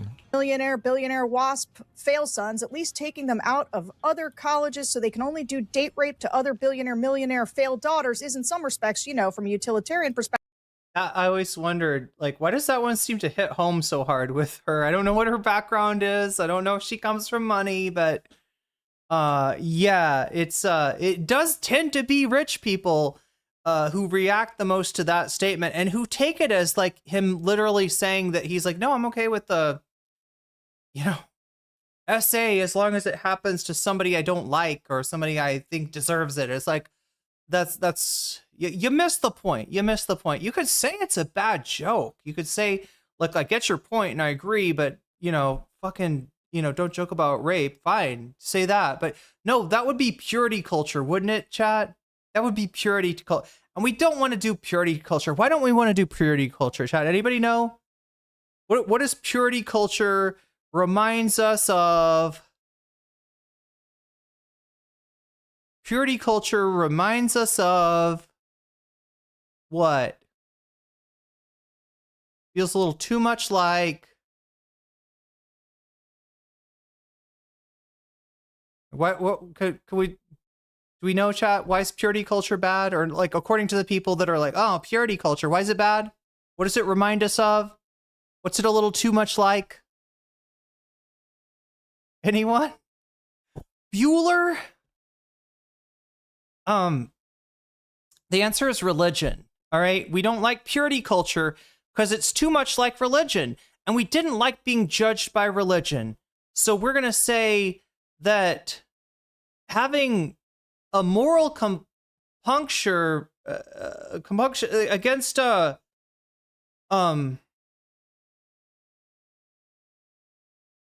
yeah, I don't know, against like people being treated like second class citizens. Well, that's a little too much purity culture. Okay. It's crazy, chat, that they are weaponizing our aversion to religion from discussions, which in some cases would be like, oh, you think that we shouldn't, involve, I don't know, faith-based organizations here. Purity culture? Now we've got the atheists doing purity culture. Oh my God. It's so fucking brain rotted. People just accept it like, oh yeah, purity culture was bad with religion. So I guess it's bad when the purity is like not hurting people, right? That's the pure. Oh, that's too much purity for me. I want to hurt at least some people, right? I want to look at certain minority groups as being less than, right? Otherwise, it's purity culture. What utter fucking brainyard. How did that ever enter into the main discourse in chat? Now we're dealing it. Now we've got Ro Khanna using it, against, I guess, the people that would have, in the past been like, oh, purity culture? You think that just because Seth Moulton is transphobic, he shouldn't be in the Democratic Party? You think that just because... It's, this is one of my pet peeves. Right? Because you could say that, like, religion, and we're really talking about like Christianity for most. I think that's where this derives, right? There was too much of a sense of judgment and condemnation, according to things that weren't really moral. Who you fuck is not a moral decision. It is a decision your libido is making.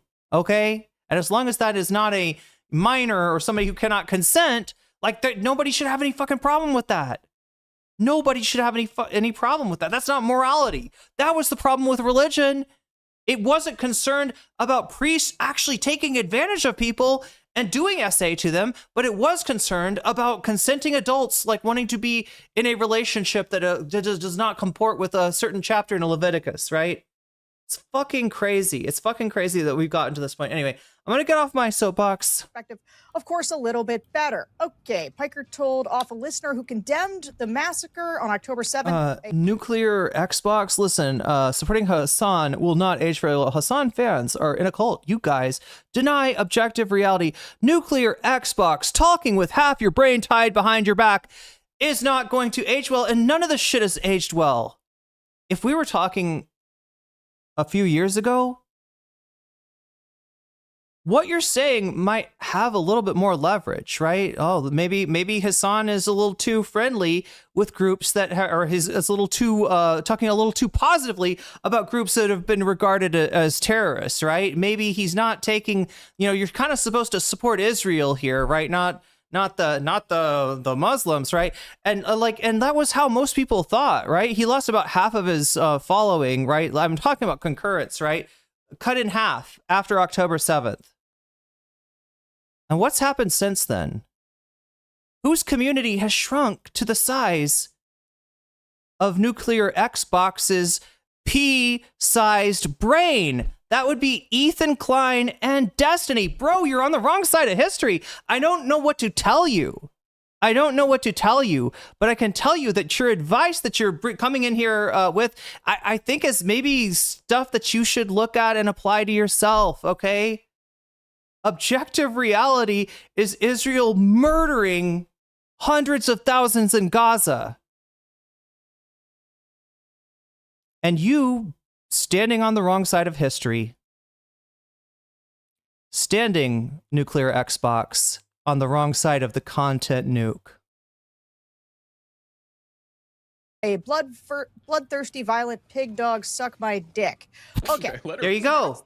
There you go. I do not think any Democrat should look to include him in their coalition. And here's the thing. You mentioned my book at the top. I just wrote a whole book that is going to come out in September. It is 300 pages. 300. It's called How to Eat an Elephant One Voter at a Time. It is 300 pages about how you build a winning coalition. There's not a single paragraph that recommends cozying up with people like Hasan.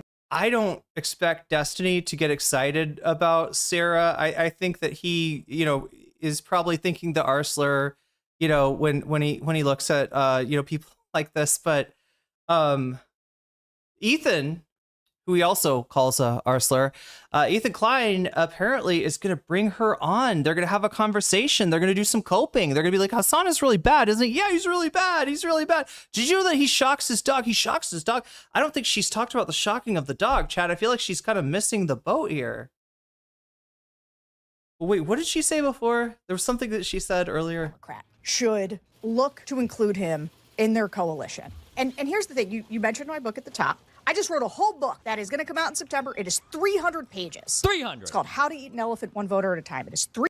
But there's some respects, you know, from millionaire, billionaire, WASP fail sons, at least taking them out of other colleges so they can only do date rape to other billionaire, millionaire failed daughters is in some respects, you know, from a utilitarian perspective, of course, a little bit better. Okay, Piker told off a listener who condemned the massacre on October 7th, a bloodthirsty, violent pig dog suck my dick.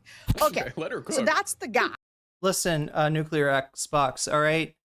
I'm not going to call you a bloodthirsty pig dog, and I don't have a dick for you to suck, but what was I talking about? Anyway. That's the guy. I do not think any Democrat should look to include him in their coalition. And here's the thing. You mentioned my book at the top. I just wrote a whole book that is going to come out in September. It is 300 pages. 300. It's called How to Eat an Elephant. She should just forget about the How to Eat an Elephant. I feel like a manifesto on Hasan Piker would do better. What do you think, chat? If you're going to write 300 pages, right, at least make it something good, right? At least make it 300 pages complaining about the video games that I play. That would be a good use of your time, yeah.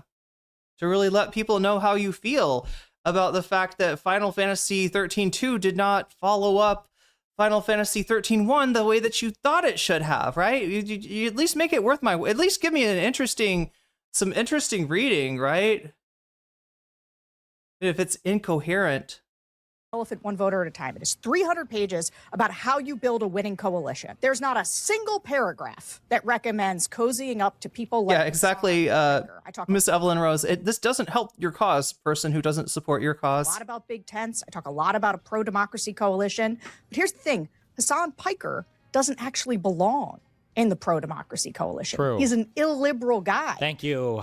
He's a China, Russia... Oh my God. I thought she would be too cringe for Destiny to really endorse. Hates women, hates Israel. Like he's... What would be in your list? Maybe after this video, maybe we'll do some. I'll put together stuff. I should have clips ready to go for him anyway. All the toxic things. And I think, and I was listening to you last night, and I was like, my biggest problem with it, because I agree with you in some places, my biggest problem with it is I felt like you were soft selling who this guy is. Like at one point, I think you called it like impure thoughts or something. True. This is one of my defenses of Piker, which is also defense.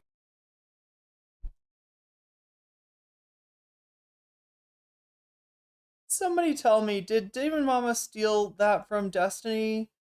Or did the whole true thing? Who is he? Is he fucking... Is he biting Demon Mama?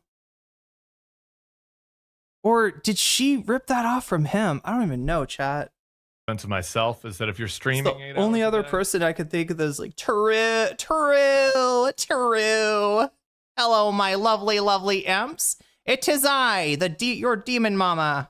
I feel like the critics that sometimes like look at an 8-word snippet or something somebody says. I'm like, super chatted $5. Okay, this has to be said. As a New Yorker who saw the attack happened in 9/11 with my own eyes, I agree with what Hasan said was about imperial blowback. Yeah. Yeah, the point isn't like, you know, stating that the lives of New Yorkers are not like, don't have any philosophical value, right? It's that you can't expect to literally fuck with other people's politics and not have that come back on you, right? It's all of these, you know, terrorist incidents that the United States has fallen victim to, or even let's say something like Saddam Hussein invading Kuwait, are directly because of the United States arming and supporting these people like they did with Saddam Hussein in the Iran-Iraq war during the 80s. Bin Laden, yeah, it's just like the beat goes on. It's the same story again and again and again. The United States, interferes with another country, and the people that it props up to do that end up being in some way a liability. In some cases, you know, attacking the World Trade Center with airplanes. So yeah, damn. Yeah, that must have been crazy that day. You fuck. Okay, I don't know how to explain this. I don't know the name of this fallacy, the advanced fallacy. We need to go back to naming these. If you're going to claim that something is out of context, what that means is that the additional context should change how you view the clip. An argument that I would make was that my clip that Jesse Waters played, got my YouTube monetized, I would say that that was out of context. Because I think that if you listen to the clip that he played, I think an ordinary person could come away from that thinking, Destiny is saying that conservatives need to start being killed in greater numbers. That's kind of what it sounds like. Conservatives need to be afraid. Destiny's advocating for violence against conservatives. That's a fair reading if you listen to the clip we played. I think if you listen to my entire talk on this, or the whatever 5 minutes or 10 minutes or whatever when I'm speaking of this, it's instead incredibly obvious. What I'm saying is that conservatives are acting without fear, and they seem to be inviting civil war. They're always horny for civil war. There's no fear on the conservative side. They think that this would be based or awesome. I think that was what an ordinary person would. So when Hasan keeps doing this thing where he's like, oh, it's out of context, well, would the additional context change the way that we view the clip? When Tim is talking about like, well, if you're streaming for 8 hours, you might say something dumb. Like, you can say something dumb or imprecise or whatever else, but like Hasan's issue is not that he streams too much and so some stuff just slips out that was like phrased poorly. Like, these are core ideological contentions. Like, look at I guess like an 8-word snippet of something. The thing is, to really criticize those, I feel like you'd have to convince me first that you understand what his contentions actually are. And Destiny, you're too bad faith for that. You're always trying to fucking slime him in some way. So there's never any point where you actually engage with what he is obviously saying. I don't think his intent is buried that deep. I don't think this is an issue of Hasan just being a bad speaker. I think this is an issue of Destiny's, you know, convenient ignorance when it comes to, you know, like misinterpret, you know, like what is he, what is the word that Hasan uses? A intentional misinterpretation, something like that, right? It's what Destiny's famous for. You're too hard. You're too hard on you. What am I trying to say? You're too horny to get a dunk. This is what you said to Demon Mama, isn't it? You're so horny to get a dunk that you're not even you're not even engaging with the other person.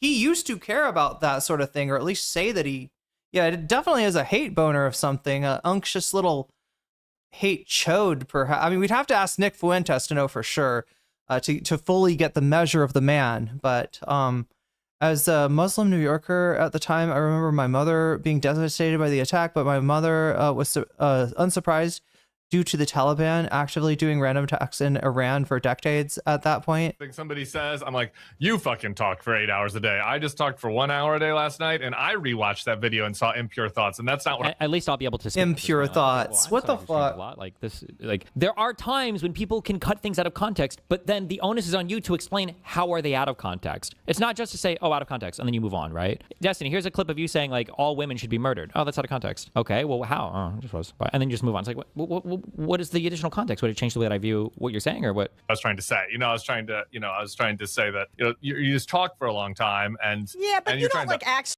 Is it just me, or does Destiny seem like he's undergoing some kind of like cognitive degeneration? Does it feel like it just feel? I don't know. I feel like he's like noticeably lost a step in the last 5 years. Probably more than a step. Anyway. You don't accidentally say America deserved 9/11. No. He had some very bad takes in there too. He had he has some really bad. I don't like the America deserved 9/11 fixation because like there are roundabout ways that it's not like as indefensible as people make it out to be. It's like pretty bad.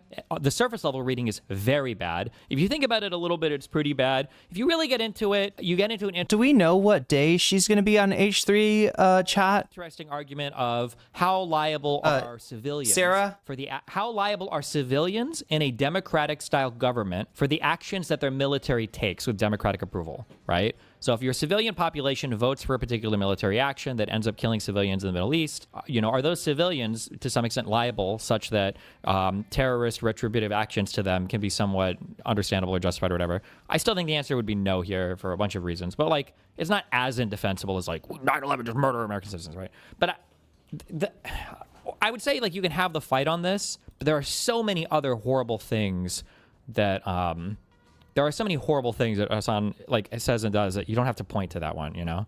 For sure. Can I push back on this idea? I feel like we've got enough. He's disappointed, and you know he's like, go get him. But then you know he's just, which was what I thought. Right? He doesn't like what she's going after him for. He feels like there's more substantive stuff. He even started off. He's got some. Anybody want to explain to me his thing with Israel now? He started off saying something like, please, whatever you do, don't have all this stuff be about Israel. And I don't know if that's because he wants her to hurt Hasan's standing and realizes that if you click to her Twitter and it's all this, pro-Israel stuff, then people are going to be able to dismiss it as like, yeah, she doesn't like him because she's pro-Israel. But has he become disenchanted defending Israel? I feel like I've heard him say some things where he's just kind of like, you're on your own. Do you remember that clip where he's like, hey, listen, here's one thing. He's talking to the IDF soldiers, right? And he's like, here's one piece of advice I want to give you. All right. If you're ever in a Palestinian's house and you feel like going into the closet, playing a little dress up, putting on a bra, putting on a dress, don't do it. And for whatever you do, don't record yourself doing it. Right. Because literally, like some of the, propaganda, I guess, some of the most effective media, turning people against Israel and the IDF is stuff that the soldiers, record themselves and upload to places like TikTok. And so Destiny's here trying to be like, hey, Lee, Israel, I love you, I support you, but could you stop fucking up so hard? So even then, even when he's over, in Israel, on what looks like, I'm not sure if it is, but looks like a state-sponsored trip. He's definitely talking to people that the Israeli government would probably suggest for him to talk to if they were, asked, right? So, he may have burned his bridge with Israel in some ways, right? And during that trip, I don't know, but yeah, for whatever reason, he does not seem to be. He seems to just be, I don't know, it's like he's jaded or like has realized that argument is not gonna, his lost and not gonna be won. But anyway, let me these stupid comments like you saw said, this.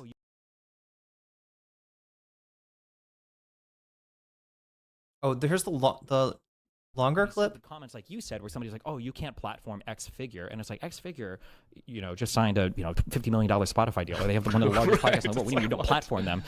For like a Candace Owens type person, like these people already have the platform. If I were you, I probably wouldn't go on like a random Groyper, like a random tier 3 Groyper stream, because maybe if they get one over on you and they can clip it, you know what I mean? Potentially. There are These are exceptions things. to all these things. These are things that I factor in. Yeah, for sure. Like if somebody's like, I have a 100 subscriber YouTube channel, and I want to debate you on like whether or not this African tribe has the warrior gene or something. It's like I don't have the time to research all this in particular. I don't know if I would do that. But one of the frustrating things is that people will say that like, oh, well, you guys want to platform people now. Well, why were you guys so upset when Joe Rogan and everybody else was doing it before they still do it? And the reason why people are upset, even if they can't phrase it correctly, the reason why I'm upset, and I know most people are upset, again, even if they can't phrase it, is because Joe Rogan, they pretend that they're having adversarial or hostile conversations, but they're really having, it's usually now like almost same team, or at worst, friendly conversations. There's never follow-ups. There's never fact-checking. I don't know if he took Jamie out back and shot him or what, but like I never hear anymore. Like, is this actually true or whatever? And yeah, that type of platforming is only there to bolster the other side. It's there to like increase the popularity of the person that you're bringing on. And that is just, yeah. And this is Tucker's the prime example of this, right? It's wild. I don't know if he like, he's definitely not, he's either not thinking of, the Nick Fuentes situation and how that directly corresponds to the situation that Tim is describing, or if he just doesn't want to. Do you think that he has that kind of cognitive, or not cognitive dissonance, but the compartmentalization that'll allow him to, on one hand, know that he built Nick's career? Because chat, he knows that he built Nick's career. He has said it on stream. He knows this, right? Does he just compartmentalize it? Is he just a shameless, like, dishonest fuck? I mean, Also, how many guns are there back? Just I feel like the guns had babies, chat. Are Chekhov's guns having kids back there? Do you see behind Destiny?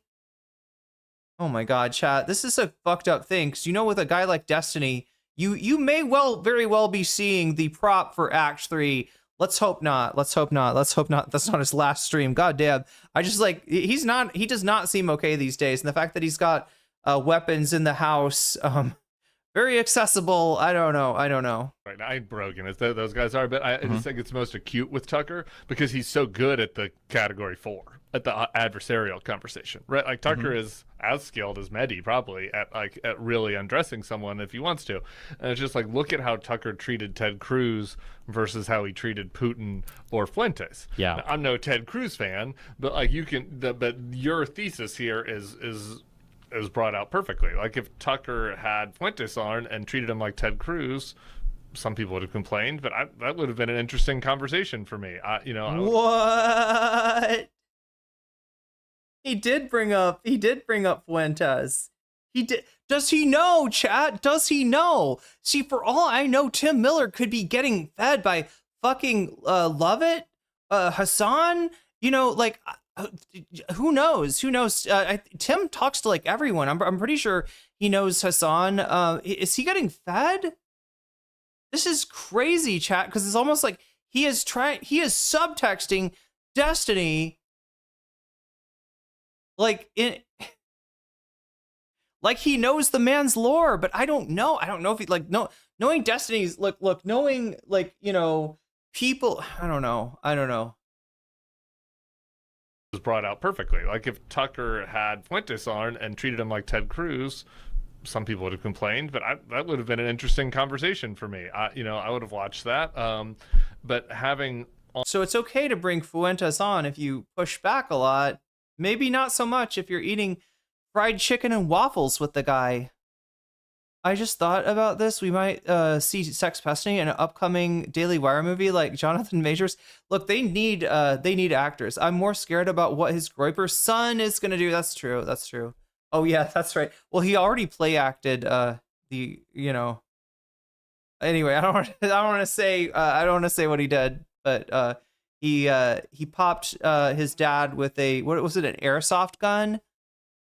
He put out some title like, you know, some super edgelord title like, I'm gonna Destiny, like on people to glaze them or to, you know, let them. Yeah, they brought Tim on Chapo. I didn't realize it went that deep. Scene wash themselves or to whatever like that. I mean, he's definitely not like a secret leftist or anything like that, right? Tim Miller is, you know, fairly right wing, but it's more like the Republican Party before Trump, right? I agree with that. That's maybe with a few, maybe a little bit of once bitten, twice shy about things like the Iraq War, hopefully. That is a big problem. And I've said this, I keep bringing up Theo as my example because as a Louisiana person, he's just the one that comes to mind in that category the most. Mutual friends. I kept trying to send messages. Did he go on Chapo to talk about the ring gate? Does everybody remember the ring gate? There was a right-wing woman who posted a ring, and then another right-wing woman was like, that is an incredibly small diamond on your ring. And they got into a fight, and they sort of picked, you know, the right wing picked sides. And somehow it ended up like, oh yeah, well, at least I don't finger people at right wing conventions like you do, right? It was like they just ended up spilling like all each other's tea.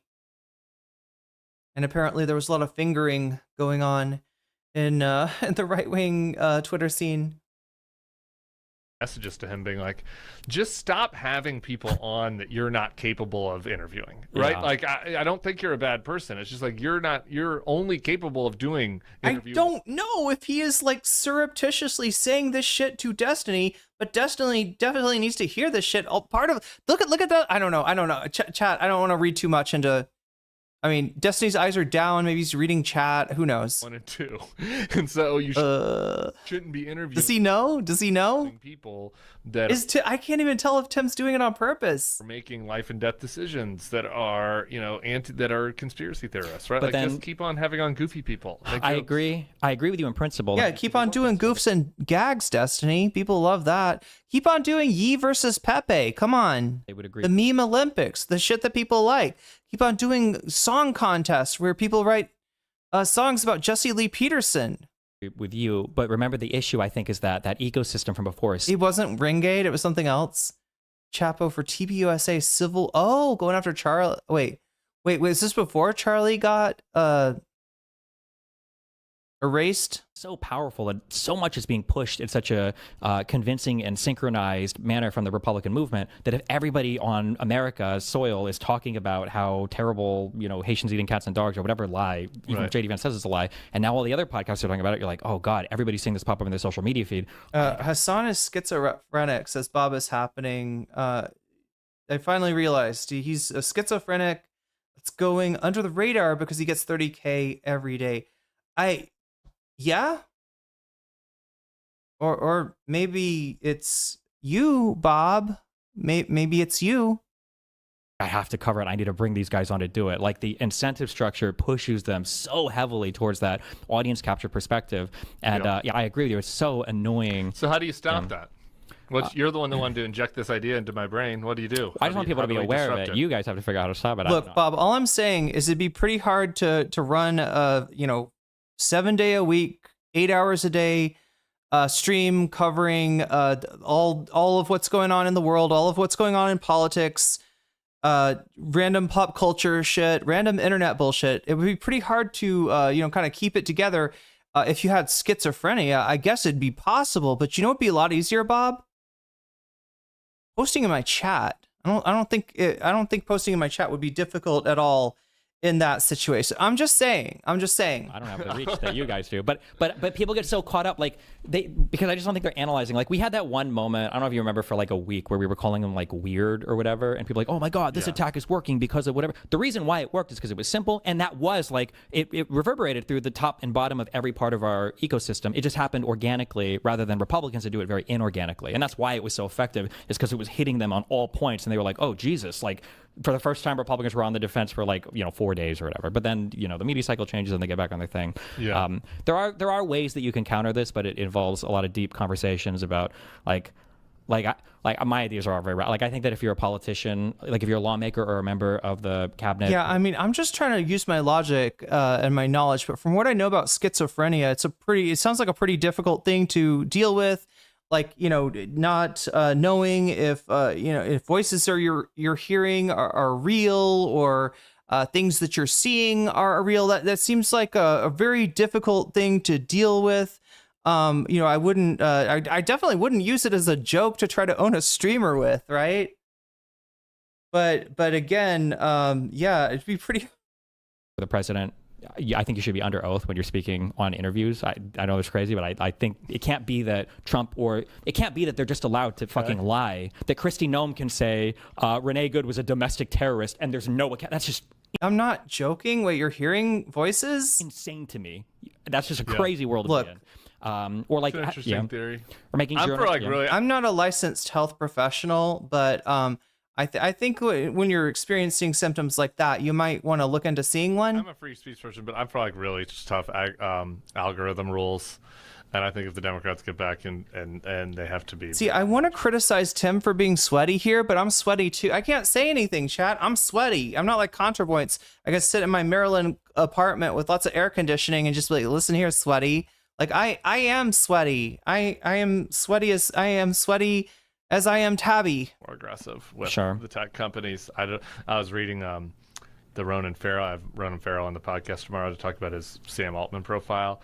And it's like, you think all this stuff is bad now?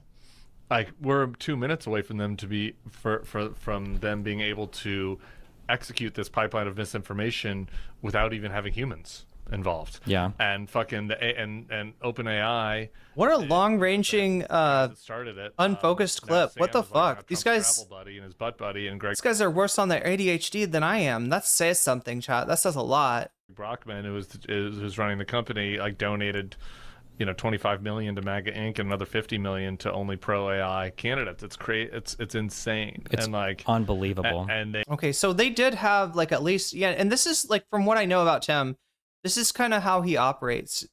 He will talk to anybody. He'll have a nice conversation with you. He might not agree with you, and he might even like lull you into a false sense of security and then ask you what you think about globalize the Antifada, right? The Antifada, like, right? Yeah, he's he definitely is, a I wouldn't say like a right-wing ideologue, but he used to be a Republican for a reason.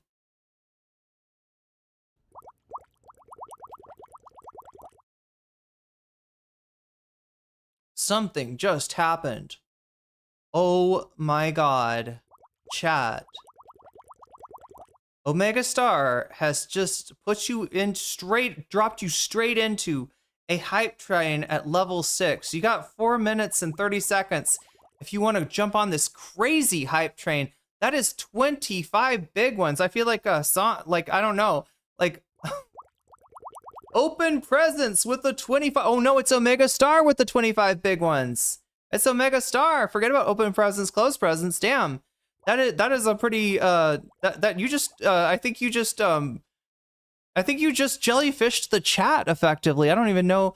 Well, if there's anybody. Well, Bob still doesn't have a sub yet, but I don't know. Chat. The night is young. The night is young. Thank you so much, Omega Star. Very generous gift and a lot of names that I now need to read off before we jump in. And yes, chat. In case you're wondering, yes, we're getting into the Destiny thing. We're doing it right now, right? I've got his VOD up from Kick. We tracked it down, chat. He doesn't have his he used to have like a list of VODs or a playlist of VODs on YouTube. It's no longer there. Thought we were gonna have trouble trucking this down. I picked Clavvicular versus the Transes. Oh my god. Well, you just made it a real competition. Are we almost at the goal? We might be past the goal. We might be working on another goal. It looks like. Either way, I gotta read these names off. Dan BV83, you just got jellyfish. Travel Yeet, you just got jellyfish, right? If you want a travel version of Yeet, right? You don't want to take Yeet with you oh no, I was thinking of Yee for some reason. No, Yeet's that really annoying Twitter account. Never mind. No, unrelated. Travel Yeet, unrelated to travel to Yeet on Twitter. You just got jellyfish. Miss Elvin Rose, you just got jellyfish. Prina Arena, you just got jellyfish. Unintendo, you just got jellyfish. River Rat 2 Sick, you just got jellyfish. Moni 98978 _3, you just got jellyfish. Only Facts _X, you just got jellyfish. Unwed Cats, you just got jellyfish. Chicken Nubbins, you just got jellyfish. Cat Hostage, you just got jellyfish. Dethrone 92, you were just jellyfish. Arcanine, you just got jellyfish. Girly Sound, you just got jellyfish. Laney Suki, you just got jellyfish. Hot Refugee, you just got jellyfish. Magenta Rose Red, I think I read your name correctly. You just got jellyfish. The Real Cyber Hog, you just really got jellyfish. IRQ Bella, you just got jellyfish. Bobby 6869, you just got jellyfish. Ash Bradford, catching the sub at the right place, the right time. You just got jellyfish. Don Hikari, you just got jellyfish. Metalhead Stoner Cat Girl, you just got Metalhead Stoner jellyfish. Mike Cortefrio, you just got jellyfish. And PA Grande, you just got jellyfish. So yeah, the reason I say the hype train is that when somebody donates, you have like a limited amount of time to try to if you donate while the hype train's still going, you get exclusive emotes. And I think because Omega opened it up to you up to level 6, I think those are some pretty fancy ones, maybe even some rare Pepes. I don't know how it works, chat. Do you get rare Pepes? Is that how that works? I don't know, but you get some kind of special yeah, the higher the hype train goes, I think the more rare the emotes are that you get. So if you've got a resub that you need to do, or a Twitch Prime burning a hole in your pocket, or even just some bits that you want to throw my way, now is the time to throw that out there, because you will be rewarded in a way that you won't if you do it like in 47 seconds after the hype train is over. You get nothing, right? You do it now, you get, I don't know what, but something. And I think because it's level 6, I don't know, people are missing out on this hype train. Anyway, Omega Star, you're not missing out on the hype train. You can let us know what kind of emotes they give you at level 6, because that's pretty high up there. Let me compute with my brain here and say that is that right, chat? 25 times 6 is, yeah, 150, right? Am I wrong? Burpel getting in at the last minute with the gift sub to Amy Goodman's peace sign. Hopefully you got something out of that. I don't know how it works, chat. I don't know how hype trains work, but there we go. Hype train coming in at level 6, 59% completed. There's a total that's amazing. Okay, so like I've got a yeah, it's 150, right? Is it 25 times 6? 156 altogether is what I gotta add. What the fuck? Is that right? Choo choo indeed. I think that might be double bonus content. I gotta get a calculator, chat. I suck at math. Or I actually don't suck at math. I actually quite enjoy math. Let's see. What am I trying to do? Okay, 6 times 25 equals, yeah, 150 plus 6. 156 plus 55. Look at that, 211. That's crazy. That's crazy. Wow. That's two sub goals in one. So chat, as I always say, all right, if we get to 100, I do the top bonus content item. If we get to 200, I do the top 2 bonus content items. And yes, if we get to 300, then I will do, what are we on? 211. Okay. Yeah, so yeah, that is like, we're gonna watch the top 2 at least, right? We're working on number 3 now, possibly, but yeah, 211 out of 300. That's where we're at right now. What is the, oh god, new emotes. Are they cool? I mean, it's like, we got some, like, it's like a zoom in emote. What even is that? A raccoon with bubbles coming out of its nose and then you zoom in on it? I don't understand, but it's cool. It's cool. And I'm curious what emotes come with level 6, because I don't remember the last time we've seen it get up there, but yeah, good, amazing. So yeah, we're at 211 out of 300, thanks to Burple and Omega Star. And here it is, chat, the moment that you've been waiting for. Now look, I realized my my normal window, it doesn't quite line up with the Kick window. A Twitch capture. Let's see if that works.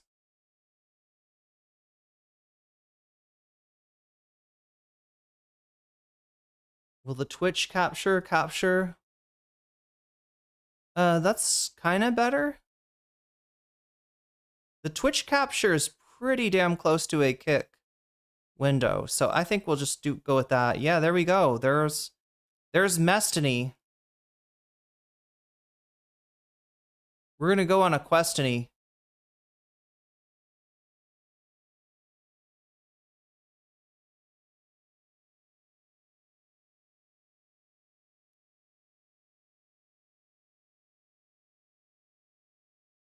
Something like that. Yeah. Yeah, something like that. I think it's what we're supposed to be doing right there. Okay. That'll do. That'll work. Okay, here we go, chat. We got Destiny talking to Tim Miller. This is the moment you've been waiting for.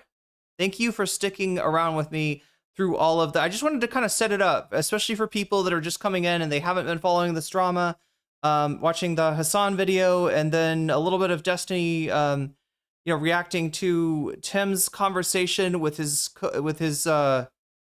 oh my god, what the fuck? I can't think of the name for it. Like somebody that's like your class member? God damn it. With his fellow Bulwark member, Sarah Longwell. There we go. Let's put it with no further ado, chat. I give you Steven Kenneth, Destiny, Bonaparte III. Oh, see, he's got a merch drop. GGG Gun Club. You'll shoot your eye out. I hope you know. You will shoot your eye out. What is this dead air? The fuck am I watching? Is this what his viewers put up with? Chat, I don't ever do this to you, do I? Do I ever give you this much dead air? Do I ever do? If I do this, I feel like people would think there's something wrong. People would think I'm upset. Maybe he is upset. Although also maybe he's trying to get the Tim. Oh no, he's got his notes. He always does this. Well, hi, what's up? Hey man, what's happening? God, you're so quiet. Good to meet you. Good to do this. Good to chat with you too. Just as a heads up, I'm streaming, so don't say anything crazy. Oh, already streaming. Yeah. Dude. Don't say anything crazy. Now, to be fair, chat, he is streaming on YouTube too, so it's not like Kick's gonna care. But I'm YOLO. I say everything I think now. It's very nice. I'm never off the record anymore. A Wall Street Journal reporter called me earlier trying to get... I'm YOLO. And I'm just like, bro, no off the records for me. YOLO Tim. Is it too quiet, chat? I can boost it if you need me to. I can boost it if you need me to. Is DGG Gun Club a concept ripoff of Hasan, but not witty? Hasan had a John Brown hunting club merch. Destex Destiny doesn't respect his chat. That's the reason he leaves the dead air in there. Same thing with Tread Logic, right? I don't know. I respect the fuck out of my chat. Even when I'm crashing out because nobody's chatting and it's because I stream too late. Constant on. Yeah. Not streaming level constant on. How many hours are you doing? Theoretically, I should do 8 per day, but it just depends on what's going on. Bro, that's not healthy. That's not a healthy lifestyle. Listen, it's either that or video games, all right? I mean, some people would tell me it'd be healthier for me to put in a I do get that like a lot of people want like a more regular time, even if I can't do 8 hours a day. But I kind of like the format just for the amount of I mean, so like, you know, my stream, I focus on one topic. You'll see it in the thumbnail. You'll see it in the title, right? Hasan, if you ever look at his title, it's like Iran monitoring the situation. Praise be Allah. You know, like it'll just be like random, like, you know, little, he's got to like pack every story that he's covering or all the important ones into there to bring people in. But I do like the fact that, you know, you can kind of do like, I think the way his stream runs is that he talks to, he gives his personal news, he talks to chat, and then it's, and then he's got like a playlist, right? That I think it's a chatter that puts together this playlist that's got all the news, and then he'll sort of, he'll just like most of the day, he's just going off that playlist. It just runs off to the next thing and the next thing. And the next thing, and then at the, you know, sometimes he'll bring in like a video essay or, you know, a video that he, or talk about Asmongold or something like that. I don't know. It's quiet. Yeah, I thought so. Let's fix that. Let's see what we can do about the quiet nature of the filters. We want to gain some decibels. Let's gain 9 decibels. How about it, chat? I feel like 9 decibels would feel really good on top of what we've got. 9 decibels. Let's see if this works. You do leave us wanting more. I love Hasan, but I can't stand in his stream the entire time, and leaving us wanting more. Yeah, and like, I don't know. I have been like, I don't know. I used to stream like longer hours and more days. And then you know, it's like a combination of not being healthy, of like trying to adjust to the new time. You notice I was here a little early today. That is the time that I probably should be on, at least, right? That's like late. I don't know. Anybody want to tell me what time did we start tonight? I need to be starting. When I first got here, I was waking up at 4 o'clock in the morning because I was used to a different time zone. And then I would just go on stream by like 5. I think it was like, wait, what was it again? Oh yeah. I'd go on stream at like 6:30 or 7, like right after working out. And then the stream would just be for me like the morning, and then the afternoon, like I was free, but like I don't know, my sleep schedule has suffered, and then it's been difficult. But around midnight on the East Coast, see, yeah, I got to do better than that. I mean, it's okay if I'm going to be like a late night streamer, and I probably am going to be somewhat of a late night streamer for the East Coast at least. But yeah, midnight, that's too late. I want to get on, at least by like 9 o'clock. So like 3 hours earlier than today, maybe is a good goal to, I don't know. We'll get it figured out somehow. The other option is that we become a morning stream, and that one doesn't feel as good because I feel like I'd lose like most of you, right? If I was streaming, I don't know what, like pre-majority report, or even started while MR was still on or something like that. Like I feel like a lot of people that are awake right now would not be awake, would not be able to watch the stream then. So I have but yeah, what is it like? Okay, so if I go on at let's say I go on at 8 o'clock or like even 7 o'clock my time, right? That is 8 a.m. Yeah, that's right about when majority part starts. Or no, it's a little before. 8 a.m. East. Wait, I don't even know. 8 a.m. East Coast, 5 a.m. Yeah, West Coast. I don't know. It doesn't seem like a good time, and that's probably as late as I could. Yeah, later than that, and I'm like staying up like most of the night, right? I don't know, chat. I'll figure something else. Yeah, I feel like a lot of people would be asleep. I'm not trying to switch times and just completely okay, is this better? Okay, let me. It looks like it's loud enough. Maybe too loud. I'm gonna move my thing onto the right audio here. Hold on. Yeah, you're good. Now we're rolling. Wait, it didn't give you an emote? We're on the fancy mic. All right, hold on. I'm getting your camera set up. It's crazy, chat. It's crazy that like the given like look, this stuff, like you'll see occasionally, like I'll talk to somebody on stream, right? But for Destiny, this is just bread and butter, and the fact that it's like still this like, okay, I'll put you on screen, don't mute your mic, it's still feeling like this. I don't know. You've done like how many streams so far? 2 or 3? Yeah, I'm not really a big streamer. Myself on the Bulwark, I've done 3. Mm-hmm.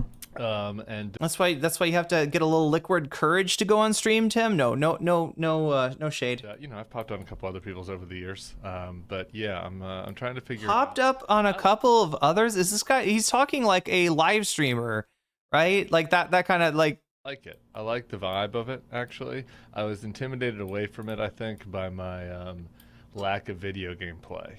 I associated it a little too heavily with video games, and I don't know. I felt like me playing NBA 2K on stream was probably not that cool, and I don't really know how to play any other video games except for like playing Mario Kart with my daughter. So. All right, but you're figuring it out anyway. You said you've enjoyed it. Yeah, I guess he's too old for Persona. Is there a lot of are you getting like normal Bulwark viewers showing up, or is it people from like other audiences mainly, or? Yeah, we're getting a bunch of normal Bulwark viewers showing up. I mean, a lot of our YouTube audience is showing. Is there any such thing as timestamps on Kick? Do they exist? I don't think so, chat. I don't think so. I was really hoping. Oh my God, some kind of. I just wanted to get. This is a long conversation. If I know anything about Destiny, right? He likes to talk for a long time. Tim can talk, can debate for a long time. And so yeah, looks like what do we got? When does he go bye-bye? Right there, maybe? Like 4:05 to 2:47 to 4:05. It's like it's more than an hour. It's not as long as I was afraid of, but yeah, we're gonna need to speed. No, speed, playback speed. Yes. Oh yes. Let's try 1.5. Let me know if it's too fast, and I'll dial it back. Going up since it's streaming on YouTube too, and so I think that's going to be kind of the base, and I'm trying to, expand out from that. I did that pod with Cam Caskey for a while, and I'm trying to just figure out how to get new demos, and I think that the Bulwark audience, just being on YouTube itself, kind of expanded out our demo a bit from like what a more traditional podcast audience is, and I'm trying to kind of even get beyond that a little bit, and just the platforms like drive demographics and a lot, you get this. Yeah, for sure. Okay, one quick question before we formally start. Is there... Wait. Omega Star... Wait, I'm trying to remember. Okay, so this is... A little quiet. Pause. Omega Star and... I'm gonna have to put 200... Wait, what is it? Like 150. Yeah, on... What was it? Trans Girls. Okay, got it. So yeah, Trans Girls Destroy Clavvicular has got like an insane wind at its back, just to say it's likely to win. And then yeah, it's also ahead. Okay, so it's ahead on donos, it's ahead on the poll, and yes, second place is Asmongold Band, but we got 20 on Kyle Kalinske that's pulling that up. So yeah, the top two right now are going to be what we watch for bonus content. This is Kick. Yeah, the layout is very weird. Although I'm told they stole a lot from Twitch or bought a lot from Twitch. I'm not even sure. But yeah, it's some of the UI, it was based on Twitch, and then they kind of, did their own thing with it. So yeah, Trans Girls Wreck Clavvicular ahead by a long shot.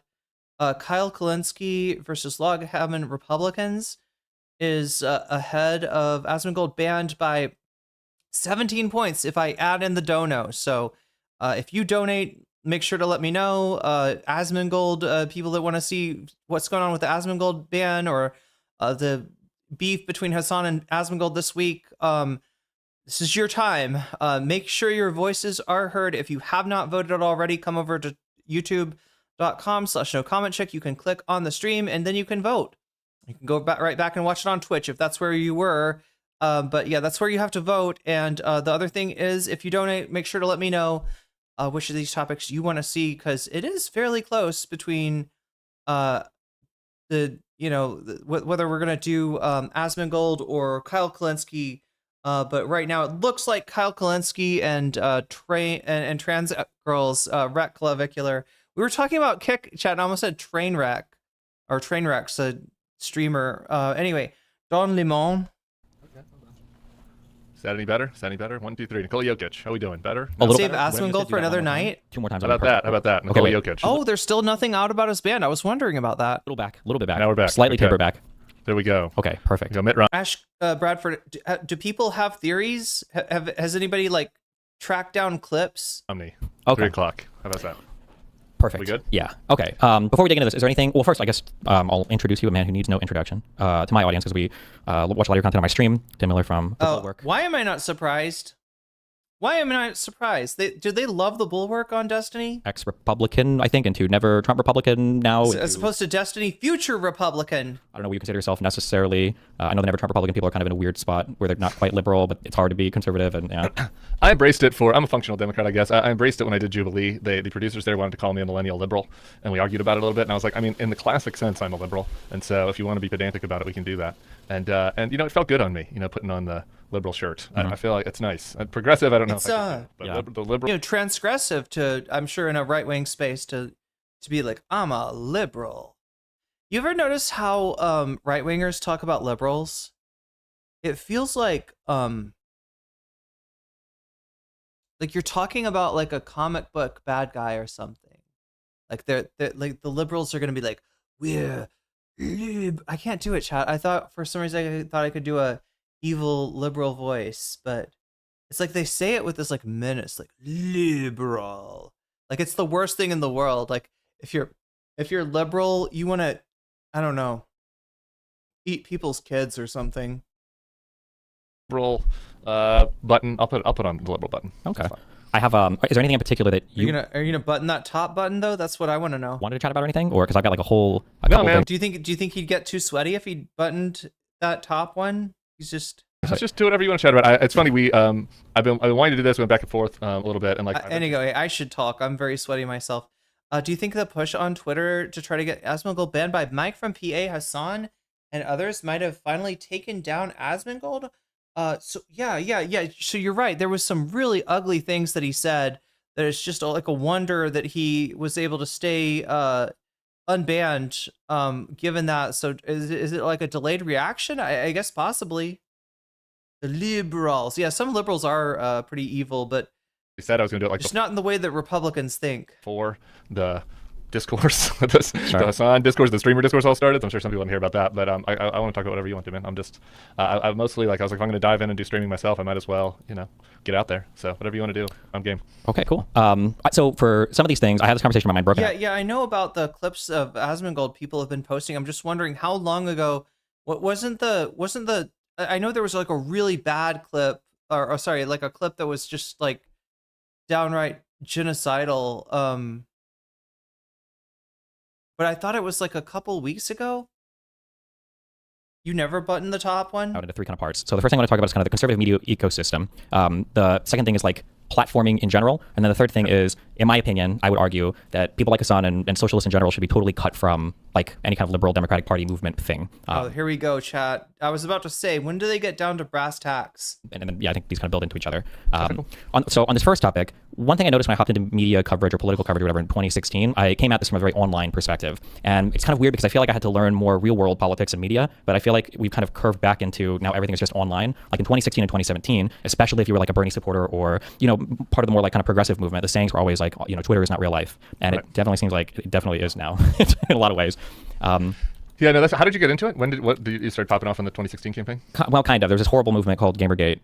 And then so Gamergate. Kind of, yeah. And then I was like, wait, I'm kind of like a more what side was he on? Person, but I was like on the left in terms of social issues. What side of Gamergate was he on? Back then, the reputation was only conservatives can debate people, and then I was able to do that. I don't actually know. I guess, my view on all that is, look, I think you have to understand online to understand what's happening. And I think that there's some Democratic politicians in particular who are still kind of like unfrozen cavemen and like don't engage, even if they're not like posting themselves, I think all politicians should be posting themselves, like they're not even like consuming the conversation online. And I think not understanding that is pretty. Columbia Rican, he had one clip in which he was gonna go with ICE and see them being brutal to migrants. I remember him saying that he wanted to do that, record their interaction for the lulz. And the Iran, maybe it was the Iran school girl bombing clip, but that was like more than 2 weeks ago now. Right, that was a while ago. Is it just a delayed reaction from that, maybe? That it finally caught up to him? Not familiar with Tim, says Bernie Barbie, but I saw his discussion with Sarah Longwell. I think he came. Oh yeah. He came off way more reasonable. Yeah. So look, they're part of Sarah and Tim. They're part of a media organization called The Bulwark. Think of it as, I don't know, like Midas Touch. If Midas Touch, like, was actively involved in trying to make the party more homey for, I guess, neocons, right? Because that's what they are. They're neocons that didn't fit into MAGA. And so, with Sarah, she used to be a log cabin Republican. I don't know what all Tim was involved in, but I think he was a Republican speechwriter. Am I right? Yeah, the internet became reality during COVID. I still think it was Lane, right? Isn't that a Lane thing where the Wired becomes real or something? I don't know, chat. Lane is love. That's all I know. But she's an anti-Trumper. Yeah, she's a never Trumper. Is what she's a she's a queer woman, married with a child, and she left the Republican Party in 2020 when her organization, Log Cabin Republicans, decided they were going to endorse Trump. She was not on board for that. So that's the line that she drew, but she is very much a Republican. So these people, they made an aggregator, like how Drudge Report used to be, it would aggregate news. There was a Bulwark aggregator, which would, I guess, aggregate kind of, news from a anti-Trump Republican perspective.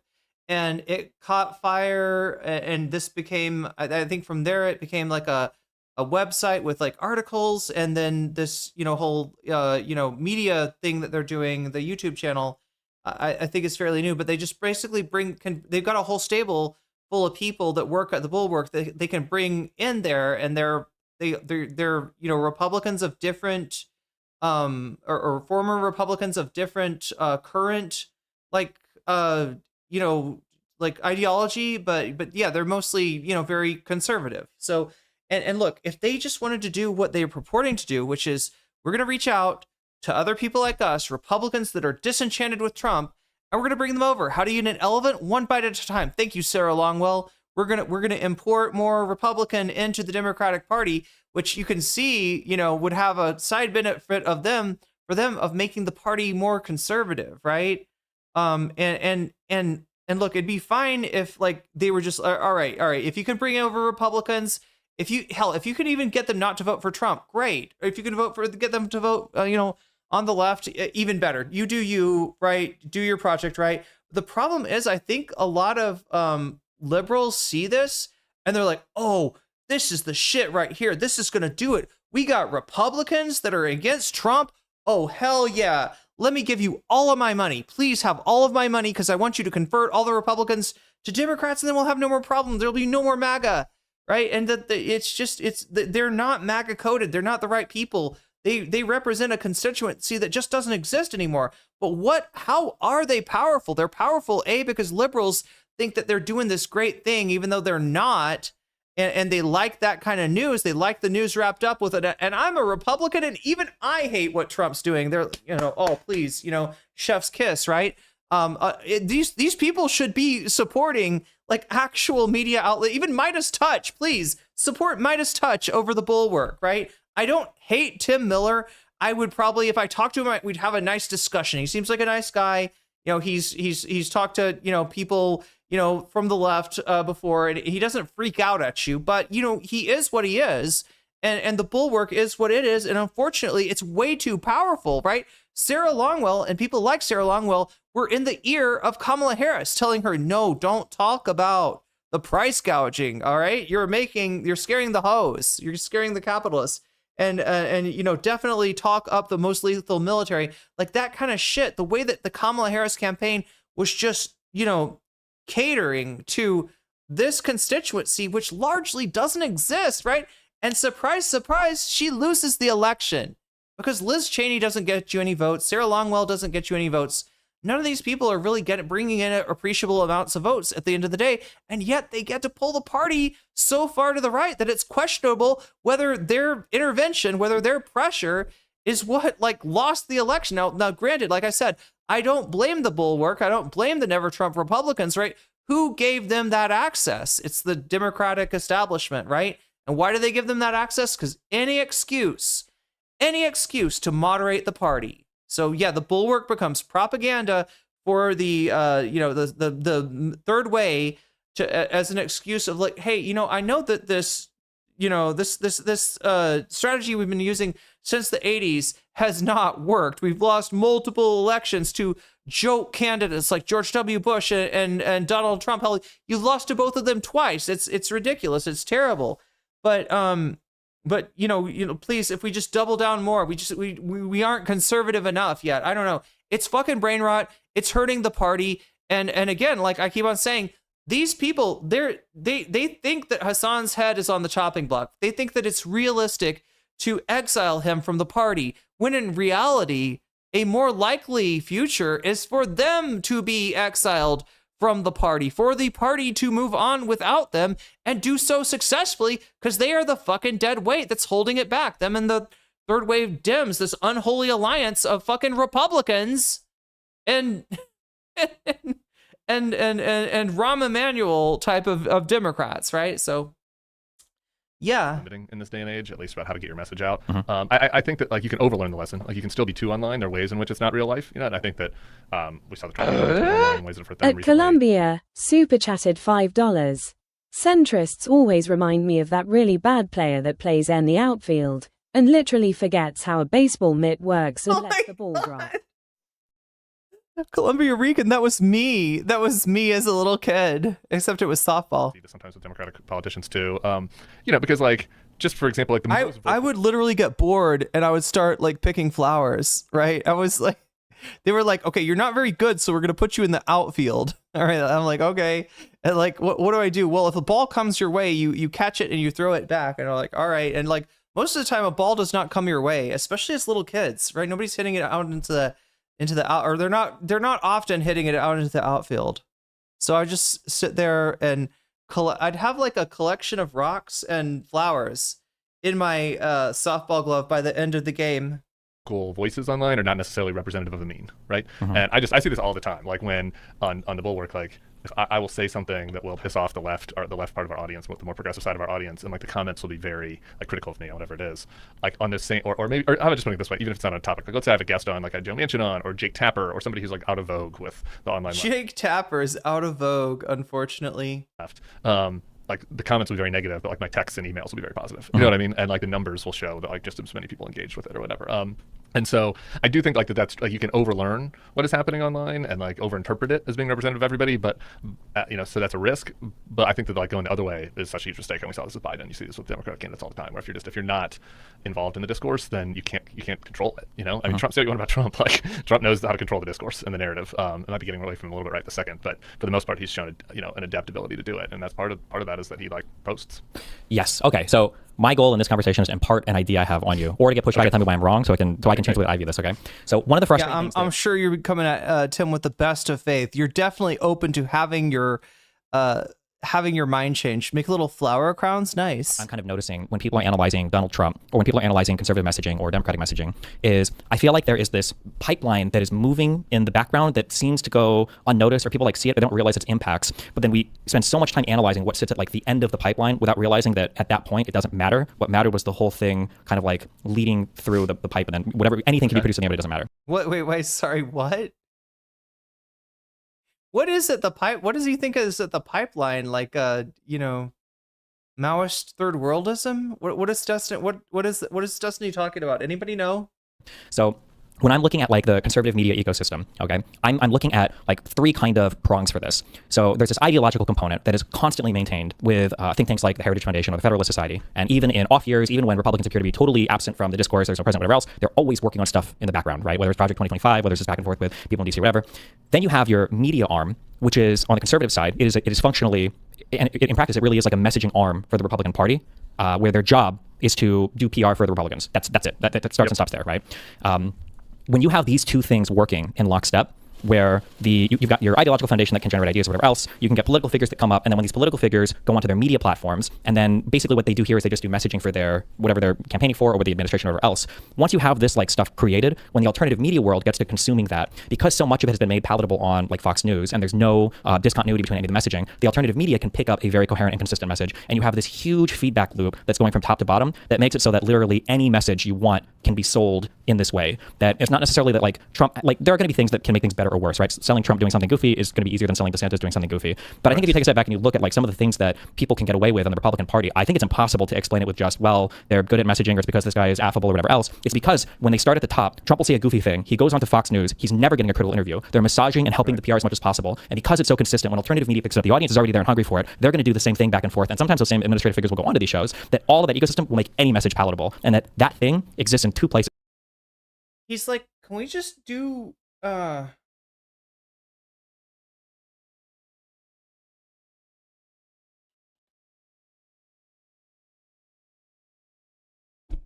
like,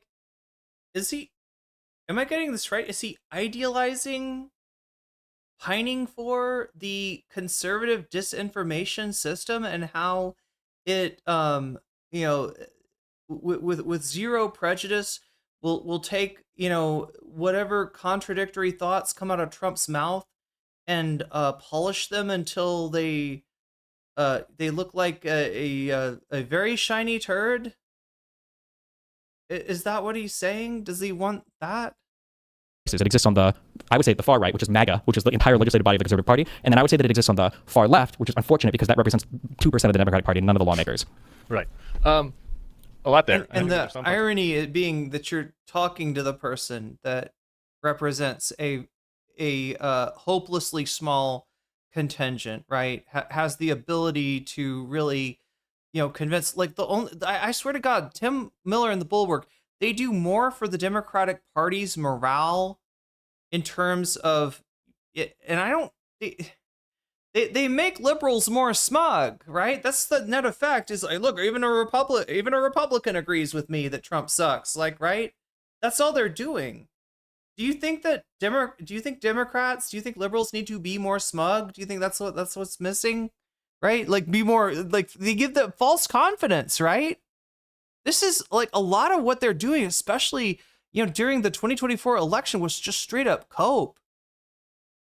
Like, no, there's really a bunch of fucking voters out there. They've been so impressed by Kamala's campaign and the fact that she's willing to talk to freaking Liz Cheney.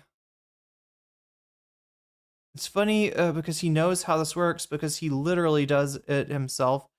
Oh, true. Good point, Columbia Rican. Good point. Yeah, the Trump disinformation pipeline is not that alien to somebody like Destiny. So that I agree with for sure. I think we should set aside. I think the area that I might disagree with is the ideological and policy side. I think we should just put that into a bucket to talk about at the end, because I think there are a lot of fractures on the right on that have been frosted over by the cult, right? And like that's why it works for Trump and didn't work for DeSantis in a lot of ways. That like Trump has this cult backing him. So anyway, we'll come back to that. Sure. I do think that just like the cohesiveness when it comes to negative messaging on the Democrats, for example, and negative message on crazy things that happen on the left, is an absolute superpower. And it's a cohesiveness that goes from the top, from Trump himself to the other Republican politicians, to Fox, to into their alternative media. You can see it immediately. They can elevate something that's kind of a stupid non-story into getting it to such a level that like alternative media talk about it, liberal media talks about it.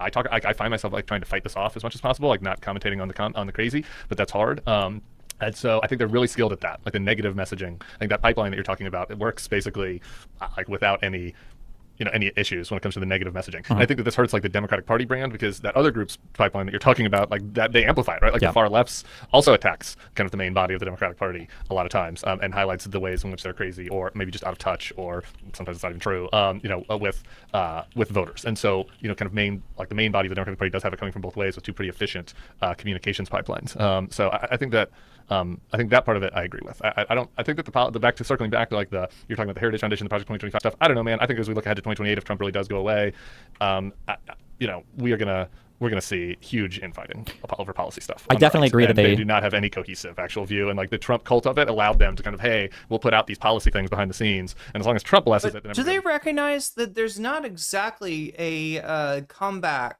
for certainly not for traditional Republicans, right? You've got like you've got the types like Marjorie Taylor Greene, who are legitimately very far right, who have now been disillusioned that Trump himself, not that about his policies or anything, but that he's a bad person, and that yeah, some of the I don't know. I mean, there are policies that they. Like, I guess you got like the Alex Jones, Marjorie Taylor Greene types, right? But that's not a person like Marjorie Taylor Greene. If you see Marjorie Taylor Greene moderate, okay, if you see her say that, I was going through a lot back in 2020 and I would just believe anything that people told me, and I want to thank my friends who made me aware that some of these QAnon, because she could not do that. She could not do that. The QAnon thing is she's gotta maintain. I can't even see her do it. So she's not gonna disassociate. But what could she do? Like she'd have to something like, I met a gay person, and they didn't try to sexually assault me. It's amazing. They're not monsters. It turns out, right? It turns out that like she'd have to really moderate on some kind of issue, but if you see her doing that, she's running for president, right? I don't think anything's really changed about Marjorie Taylor Greene, other than the fact that she realizes that the guy that she placed all her hopes on as being something close to the second coming of Christ turns out to be a lot more like the Antichrist than than she expected. Why does no one talk about Trump having guested 1,000 times on Howard Stern's, probably on Opie and Anthony? He was uniquely prepared for the podcast circuit. Sorry. True. Good point. That and the wrestling, I think, prepared him for the media environment.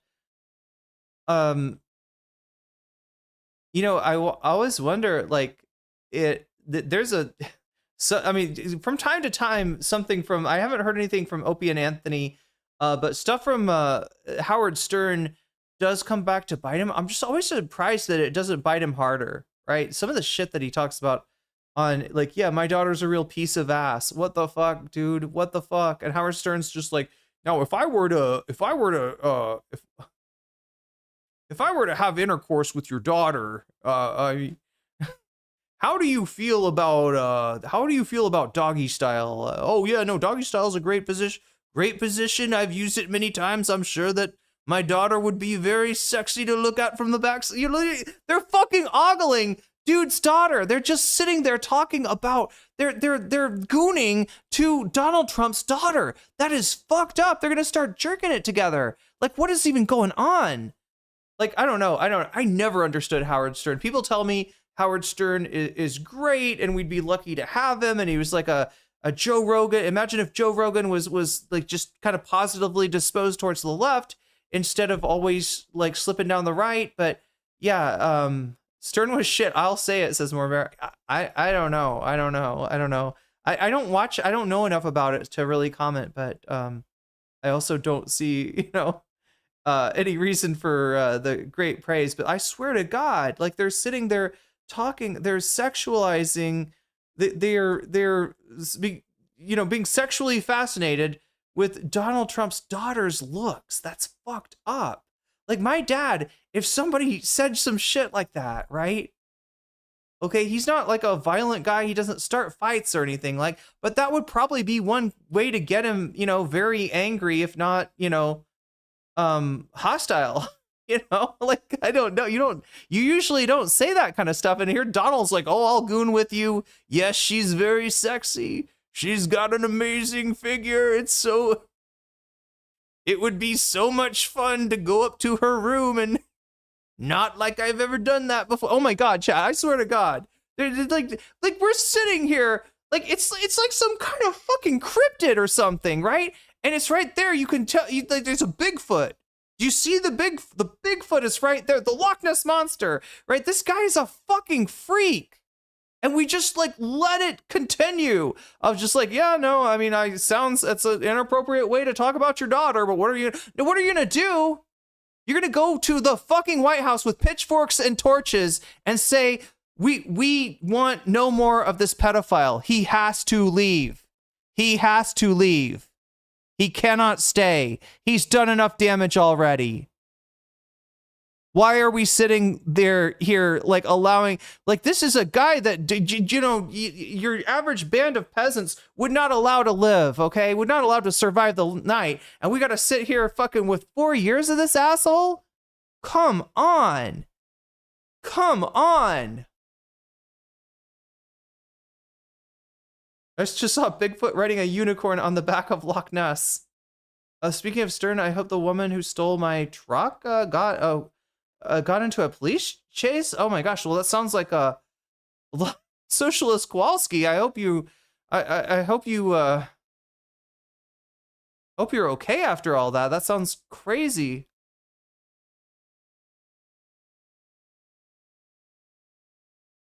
For it, even people who used to would have been against it. You see that with tariffs and a bunch of other stuff, right? So I think that, like, that has been more unique to Trump himself, I think, than to their communications apparatus. I do agree that the Republican Party made a deal with the devil a bit when Trump came in with their agreement to work with him. But I guess just when I look at Trump, I see an incredibly stupid person who probably didn't even understand the three branches of government, let alone what anything in the government could do. I think it was painfully obvious in his first term, and it's coming out more and more the second term. Now his Bondi is gone because they don't know how to do anything. Even when it comes to doing false charges against people, they can't even appoint prosecutors correctly for it.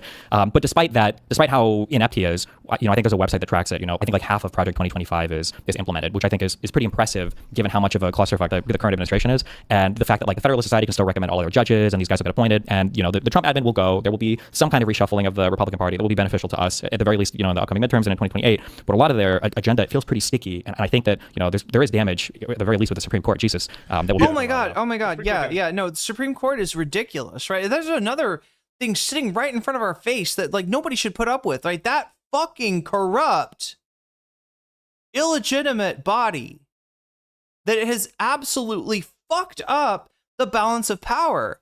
Chat, when the Supreme Court is in the tank for a certain president, I don't know what you do with that. You got to start over at that point. Sorry to repeat this, but yeah, Howard Stern and the others back in the day were friends with Trump.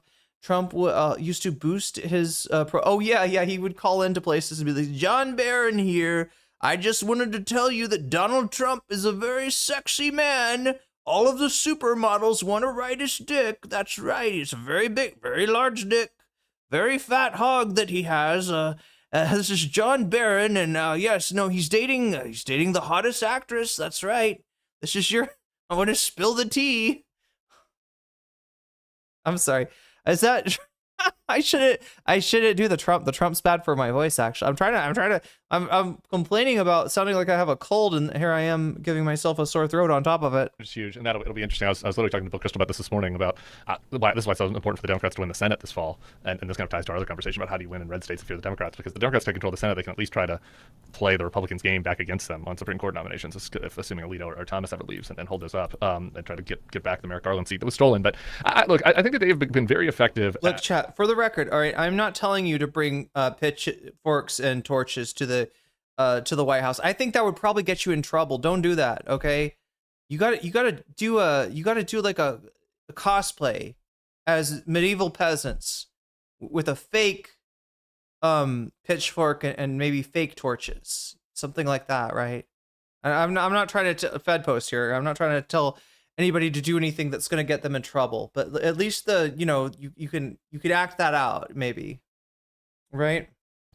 On the areas where there's alignment across the board, and the top one of that is tearing down the administrative state. Like the Republicans do not want the federal government to work. They're not interested in it. The moderate side of the party doesn't want that. The Trump side of the party doesn't really want it. And the Elon, whatever you call the tech bro kind of group that got attached to the party, at least temporarily during 2024, they're not that interested in the government working. And so I do think that part of Project 2025 has been pretty effective. But it's like anything else, man. It's like easier to tear shit down than to build it up. Like they haven't really, if you look at Trump and they're like, well, what are the proactive things that he has done that will be sticky? It's hard to come up with stuff. I mean, like 2 months ago, you might have said the Abraham Accords. We'll see how that looks. Sure. I'd say months ahead. Probably right? long-term damage to a lot of the relations we have with other countries. Is a given that's all for sure. tearing down. A border, I guess border would be something. Oh, yeah, no, I'm thinking about tearing down stuff like USAID. I don't know if that's coming back. Yeah, no, they've been successful with that, no doubt. I just think Kyle's Trump moves further and further into Yoda every day. I feel like everybody's Trump impression could be like a different version of Trump. It could be like Pepe's or something. What would this? I can't do it. It comes to me when it comes to me, though. I'm being possessed by the Baron Harkonnen himself. Look, all I'm saying is that there is no safety bunker in existence. This can't be sabotaged from the outside. Oh my god. Yeah, you got to get Trump out of there before he completes whatever the fuck he's building under the ballroom. I don't want to stick around and find out. I want him out of there, and I want him fucking exiled, okay? Like, I want to see him fucking flee the country out of fear of prosecution. Go to Venezuela, learn Spanish. You can run in the next election. I'm sure they'll love you down there, Mr. President. Go to Iran. Maybe you can run against the you couldn't run for president there. He did say praise be to Allah, right? Maybe he could become maybe he could work his way up the I don't know, become an Ayatollah. Your Trump voice sounds more like what he calls it to pretend to be John Barron. Okay, so mine's the fake Trump then. I think that, part of that is because the real fake Trump. It's just fake anything, real Trump, including in politics. It's easier to break something up than to do something. And you do a good BB. That partially explains why they've been a Nice. little bit more effective policy-wise than recent Democratic administrations have been. Yeah, although I will say, as a result of this, and we'll get more into this on the platform. Yeah, good idea. Yeah, all inflatable costumes, pitchfork, tridents, and like keyblades. Do like keyblades, and then you can. I don't know. You could have a Keyblade war outside of maybe summon Kingdom Hearts. No, I think Trump would like that. He'd be like, "Finally, I'm gonna get Kingdom Hearts coming down. We've collected all the Lux. Now we're going to call down Kingdom Hearts." I think as a result of these media, the way that the media kind of has. Why did Xehanort want to call down Kingdom Hearts? Can anybody explain that to me? What was he gonna do with it?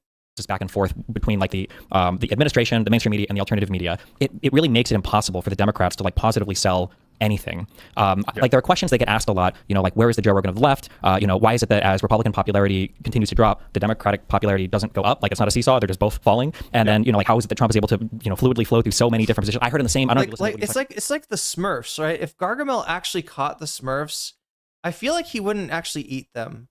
I feel like he would keep them as pets, right? And at first he'd be like, I'm going to turn you. No, I'm doing Trump's voice as Gargamel. I don't know. Do I have a Gargamel? I don't think I have a Gargamel. What was he going to do? Like, I don't think he has it in them to actually eat the Smurfs, right? I feel like. Talking about today. I think I heard him say today. I feel like he just needs a pet. Oh, no, wait. He already has a pet, doesn't he?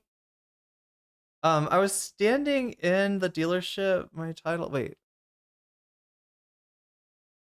With my title and a cop, the dealer was like, we have forms that say it's ours, but due to customer info protection, we can't show you. Oh my God. Used both we've been at war with Iran for 47 years, and 25 years ago they had a wonderful government. Oh, and story about stolen cars. Okay. And then I look over on the liberal side of things, and it's so funny because Republicans all the time accuse liberals of all be CNN. And I think Gargamel will eat some of them. He probably will farm them though.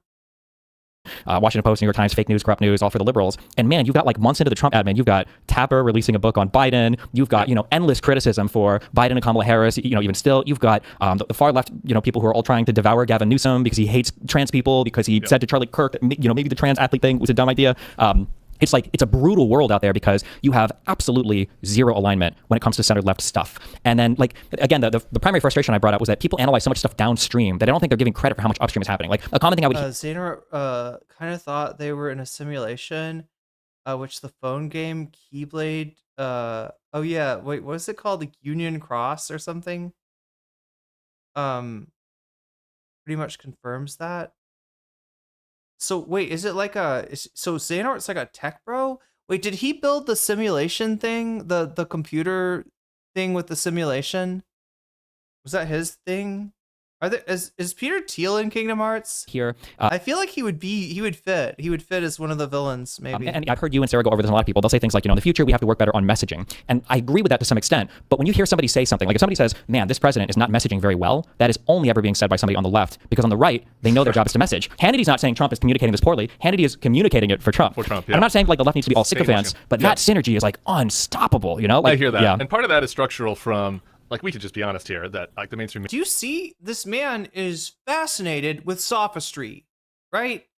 He sees sophistry that is harming all of us, right? That is putting through ridiculous shit that should not even pass for policy. Shit that you could argue does not even help anyone, right? But most of it just helps the, the capitalist class. But... And he sees that and he's just like, oh, I want this for me. How can I make this work for me? Peter Thiel looks like a younger Gargamel. Destiny's ramblings does not work on him. Media was more sympathetic to the left than to the right, right? It wasn't Fox. Like, if you just go back 20 years, right? If you, CNN, ABC News, whatever, they weren't sycophantic like the Foxes, but the people that worked there tended to have more sympathies for the Democrats, and they tended to be more sympathetic to Democratic stuff, particularly on social issues, not on everything, right? On war stuff, they were kind of more sympathetic to Republicans oftentimes. So, so anyway, what spawned out of that was Fox gets created, and Rush Limbaugh gets spawned out of that, and they are just talking point machines for the Republicans because they say we need this to bring balance, right? Because the mainstream media is so left, and we're still kind of living in the main Kingdom Hearts universe is a simulation. Which means the Tron world, Sora is in a simulation inside a simulation. But wait, what about what is it called? Quadratus? What about the new game? Is that shit even coming out? Does anybody know? There was supposed to be a weird game like where you're a Keyblade user from like the ancient days and you have a weird costume. Wait, no, oh my god, that's like every Kingdom Hearts mobile game that I just described. Fuck. Chat, I need that fa thing. Do we have that? We don't. I need to get that on my I need it, chat. Right to defend themselves and you I need it. Fa.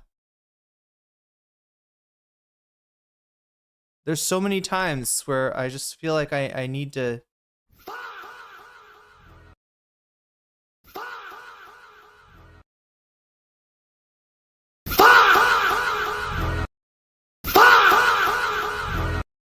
feels so good. I don't know. In the downstream of that, right? It's definitely not coming out. What's going on with Square? Are they dying? Right, where the Democrats now are trying to create some. I mean, they are monogamy, Fox and Rush Limbaugh things, right? They are kind of fucked. Because a lot of the consumers of that stuff are still consuming the New York Times, still consuming Jake Tapper, still consuming mainstream, particularly the older demographics, right?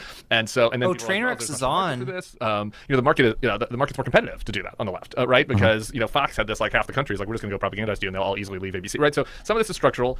That's getting broken down a little bit now with independent media and social media, and you're seeing kind of various forms of that. But we're in the early stages still, and I think that the Democrats have a huge way, or the left really has a long way to go to catch up. And meanwhile, while the Democrats are catching up, the Republicans are iterating on their advantage. And so I think, to me, this, going back to just the point from earlier, I think the number one thing that they have going for them, more so than like positive stuff about themselves, is being able to tear down the Democratic brand and having that efficient pipeline. Because in addition to all that stuff you've been talking about, they're able to add on top of that Manosphere World, Maha World, like a bunch of Streamer World, a bunch of other independent types. We do have a soundboard. If you ever go over to the Discord, and you're in voice chat, right?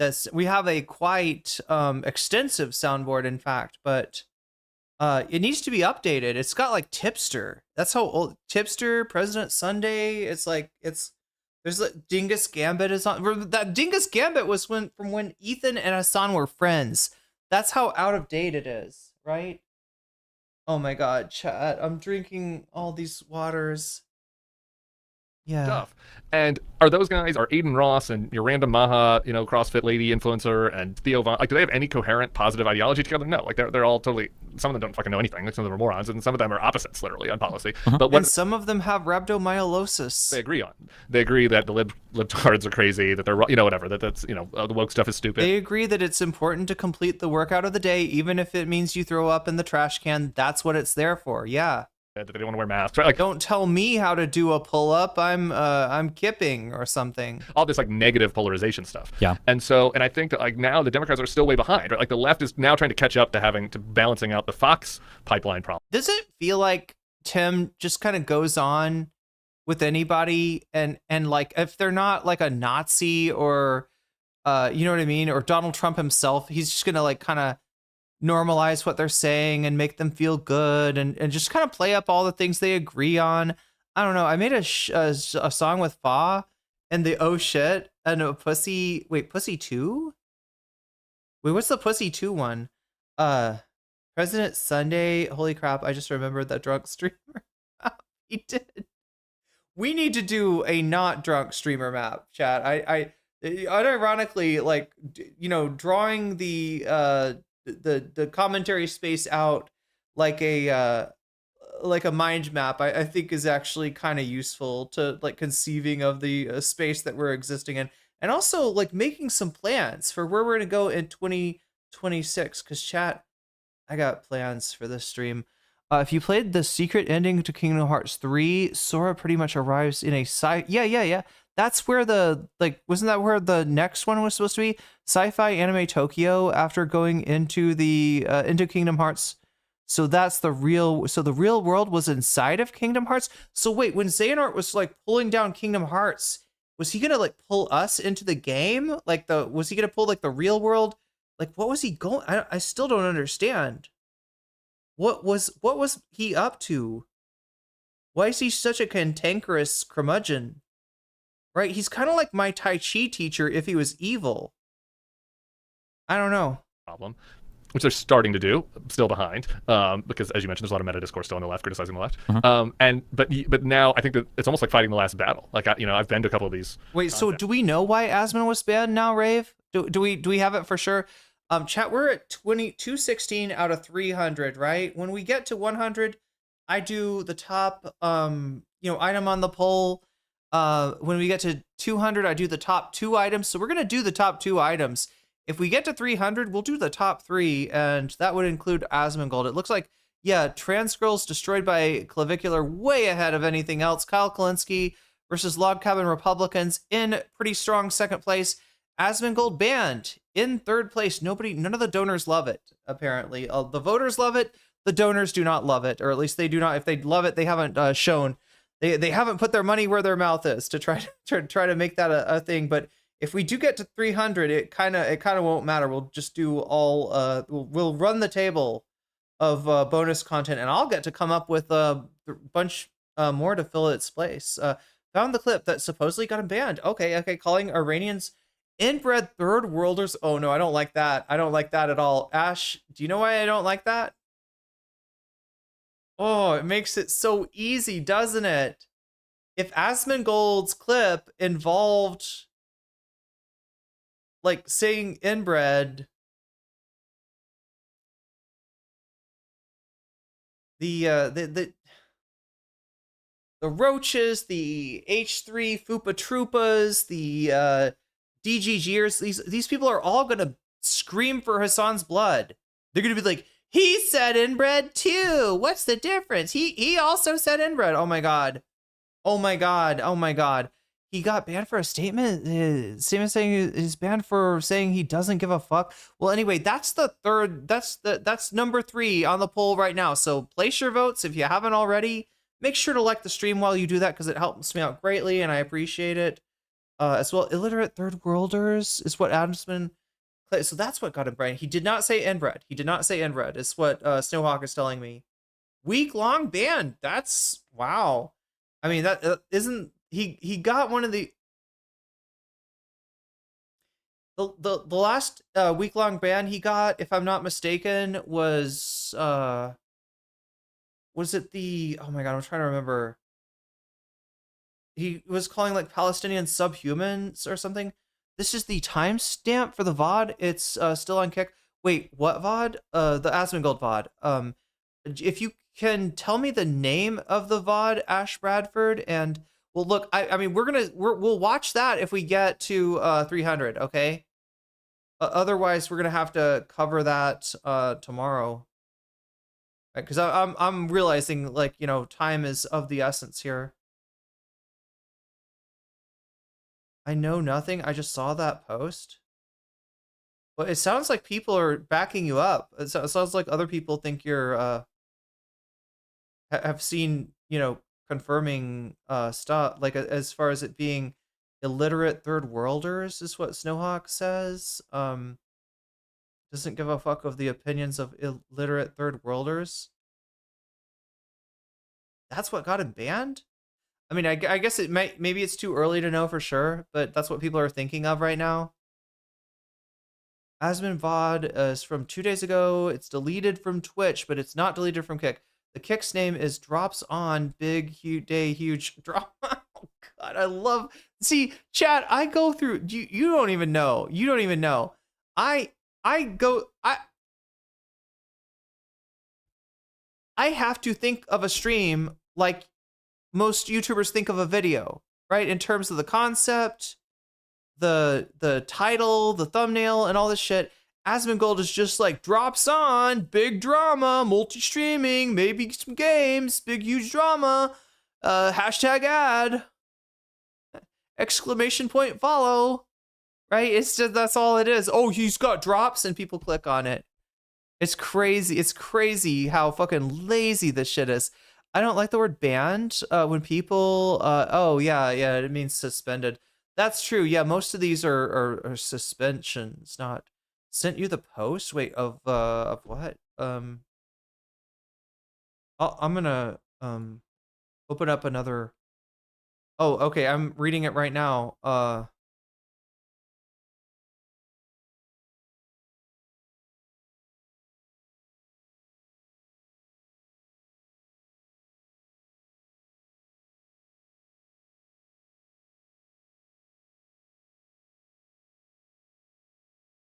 Okay, download it here, and we'll bring it up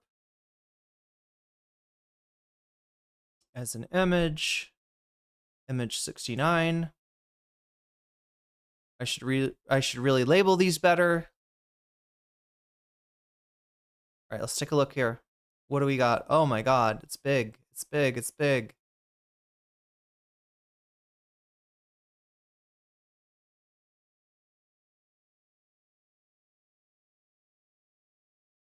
All right, here we go, chat. banned for an entire week because I said I don't give a fuck about the opinions of illiterate third worlders. Would someone be banned for saying they don't care about what an American's opinion is on the Middle East? Oh, okay. So if I say Americans are illiterate, I don't get banned. To be fair though, I've never seen, Twitch give a fuck about like something like this, right? Like if he was specific, maybe, right, they'd care. If he said like a nationality, a religion, ethnicity, I've seen them move on that. I just have never seen them. I'm kind of surprised he got banned for it. He said illiterate on Twitter, but he said inbred in the video. Yeah. Well, they did tell Hasan, like, I don't know, did he get banned? Did Hasan get banned for the inbred thing? I can't remember if he actually did get banned or not. But I do think they told him, like, not to say it anymore, right? So they may have kind of put their foot down and said, all right, no, but don't call groups of people inbred. Democracy confabs, where rich people, ask what they need to fund. And I say the same thing at all of them. I'm like, stop funding Roachman said he's been getting targeted by an evangelical group. Apparently he was insulting them during his recent stream on Jesus. Asmongold did a Jesus stream.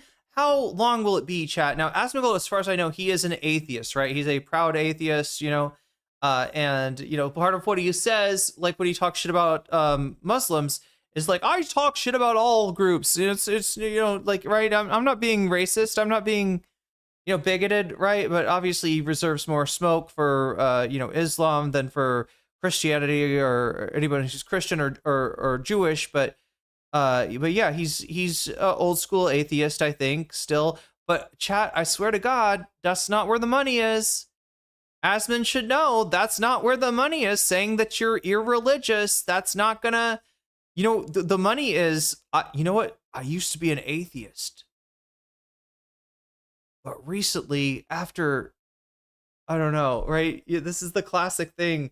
If Asmongold ever has like a Me Too kind of situation, or like a Russell Brand situation, he's gonna come. He's gonna be like, I have started my journey, my walk with Christ, and I am so humbled to have the forgiveness of Jesus Christ, considering all the bad things that I've said about him in the past, right? Jesus didn't. Yeah, I don't know. I could see that. I'm not racist. I hate everyone equally. Yeah, that's kind of their thing. He was going after Talrico, and Kyle covered it. Wait, what does he have? What does Asmongold have against Talrico? Oh, because Talrico's a preacher. Jesus Christ! Wow. Okay, so in the context of going after a Democratic candidate, fairly left Democratic candidate. Yeah, Roach versus Sarah Longwell on Kickstream. Yeah, absolutely. Bring in Nick Fuentes too. You might as well bring Nick in on that. That'd be so funny if Sarah went on somebody's stream and they just, like, without telling her, they brought on Nick Fuentes. Like, you look familiar. You're not that Nick Fuentes guy, are you? Echo chamber news sites, like, that's fine. I'm gonna need you to pee again in a second. Growing on its own, like, go fund stuff that's outside of news, right? To help communicate. But people are saying I should look for Asmongold as well. So I do think, though, see if I can find the clip. The communication thing. The Democrats have had uniquely horrible communications people at the top of their ticket for 3 straight cycles now, with Hillary and Biden and Harris. Like, we can just be honest about this. Harris was maybe the best of the 3, but none of them were A+.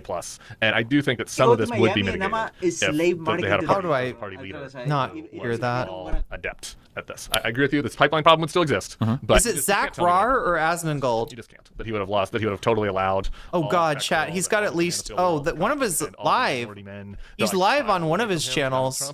I refuse to believe that would have happened. I think it matters. I think he would have lost. I think that the issue is, like you're saying, like, anybody know what channel we're looking for? I think something that's changed a lot over the past few years. Drops Big Day. I think I found it 2 days ago. Feeds for people. You remember back when there it is. 2 days ago. Like, I don't know, man. I don't know how long. I lost track of time after COVID. 5 or 6 years ago, when we had like chronological timelines, and and then switch over to Yeah, like sure, algorithm. obviously, When people started doing that for news, I think you run into this weird world where, like, if I look at, I don't know if you watch Game of Thrones, Littlefinger. Timestamp. Thank you so much, Ash Bradford. Oh my God, please pause. Oh no, wrong thing is paused. Oh, okay. Okay, what, Star Wars kit? No, I'm just kidding. Whatever. Not a Star Wars okay, kit. whatever. I don't know if you're media consumer. Okay, you coastal elites, all right? Yeah, I'm a coastal elite. Exactly. Doing prestige, watching prestige television. Exactly. Okay, so if you have All right. What is it? 2 hours and 25. Oh, 2 hours and 6 minutes and 25 seconds. Gotcha. All right, we'll cue that up for when I get back. I just wanted to make sure I did not forget about that because I know people want me to watch that. 2 hours, and 6 minutes and 17 seconds. Yeah, but I'm close. Okay, so this is about where we need to be. I need to pee really bad. We'll watch this. Remind me to watch this when we get back. I'm gonna put Destiny and Tim Miller back on. I'm gonna put Kaya in my place. Yeah, I'm gonna pee and I'll be back after that, and we're gonna wrap this up and maybe jump into some bonus, or not maybe jump. We're definitely jumping into some bonus content.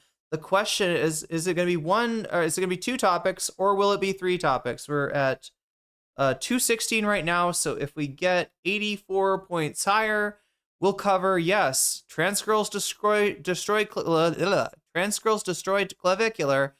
Kyle Kalinske versus Lob Cabin Republican, and Asmongold Band, which looks like there's some meat appearing on the bones of that story. When I first went live, we didn't really know much about the band. How long was it for? What was it about? We know a little bit more now, so we'll see if we can get to 84 points further up to 300. Then we'll watch all 3. We'll do the trifecta. Otherwise, we'll watch trans girls destroying Clavvicular and Kyle Kalinske destroying Log Cabin Republican Sarah Longwell. I gotta pee. I will be back as quickly as I can. Oh man, you just ruined my... Chaos is a ladder, sorry. Oh yeah, sorry, you're good. When you have an environment where, if I look at the media environment, okay, and I see kind of the left is all doing this, they're different competing ideas, and they're trying to be fair and honest, and they're trying to do their best to not have Trump derangement syndrome, and they don't want to be accused of being too partisan, and there's that mess there. And then on the Republican side, I have this perfectly beating heart that is just rock solid through and through, carrying literally whatever message they want. When it comes time for the algorithms to start picking up on anything, well, conservatives are telling me that 30 million illegal immigrants came in, that Laken Riley was raped and killed by illegals, that Biden has opened borders, that Kamala is an idiot and unqualified. And then on the left, we've got, well, maybe we didn't open the borders, or maybe Biden was open borders, and maybe he did fail in immigration. And there's all this like hesitancy. Even if it's a more intellectually honest endeavor, the algorithms are always going to pick up on that surge of Republican synergy. And then when it comes time to consume media, well, I don't know if you've ever, if you know any people in real life or whatever that have fallen into this, I know people who are like decently intelligent. Once they start down that hole of altered reality, it's over. Like it's over. You can't do anything, like, because when you talk to somebody and you say anything, you're basically like making this promise of like, I have a pig at home that can fly, I promise you. Like, that's how crazy it is to say anything. Like I'll argue to people, like, how many things are said that are true that if you were to just take a step back and look at the record, are objectively not true, right? Trump is a great deal maker. The biggest deal that he made, he destroyed his trade deal with Canada and Mexico, right? What else? What other deal maker? Why is he giving that? Or the Republicans are good when it comes to the debt or the deficit. Like, where does that come from? Or, no new wars, and we've got, let alone his first, administration, how many different countries he bombed, Syria, Yemen, everybody else.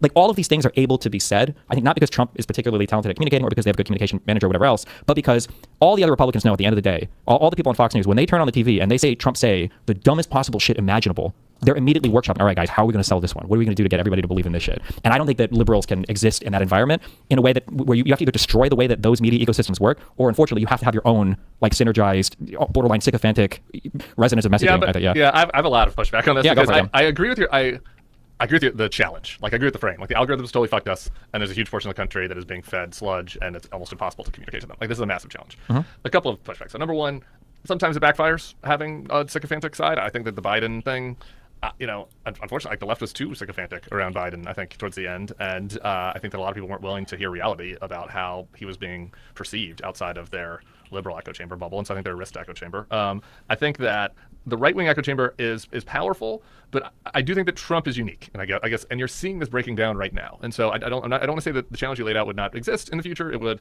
but like, they are not in lockstep right now anymore. I mean, there's massive infighting happening on the right. You're seeing, at least in the independent media and the influencer class, that's papered over a little bit on Fox, but not as many people are watching Fox anymore. I just think the ability to control the narrative we might be watching that start to dissipate right now in real time. Again, I just, on policy stuff, is everybody going to be in lockstep for Ron DeSantis or JD Vance or Marco? I'm a little bit skeptical of that. And then lastly, I will repeat my thing. You might be right that it's impossible to break through with communication with a talented politician. We will never know.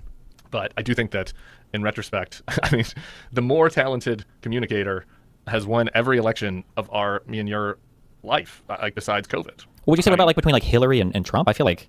Yeah, who liked Hillary? I mean, Hillary, who liked Hillary? As Obama said, was likable enough, and Hillary still won the popular vote. But I don't know. I agree with what you're saying, though. Skilled. I agree. Well, I agree with what you're saying that she might not have been likable, but after a decade or more of conservative attacks, after hearing about how she owned uranium one and sold all, I think that was an intentional thing. Yeah, and if you listen, especially now, if you go back, if you listen to Kamala and Trump, or if you listen to Hillary and Trump, like Trump is funny for sure, but man, he sounds like an idiot. He has no idea. I voted for Hillary, and I was part of the great right-wing conspiracy against her. So I hear you, but I just mean I think that's a good judgment call if you want to make it. I think that Trump is clearly a little bit better of a communicator than she is. But look, I mean, it's Clinton, Bush more than Gore, Bush more than Kerry, Obama, Trump and Hillary, Biden. It's during COVID, and Trump, and then we have Kamala Trump.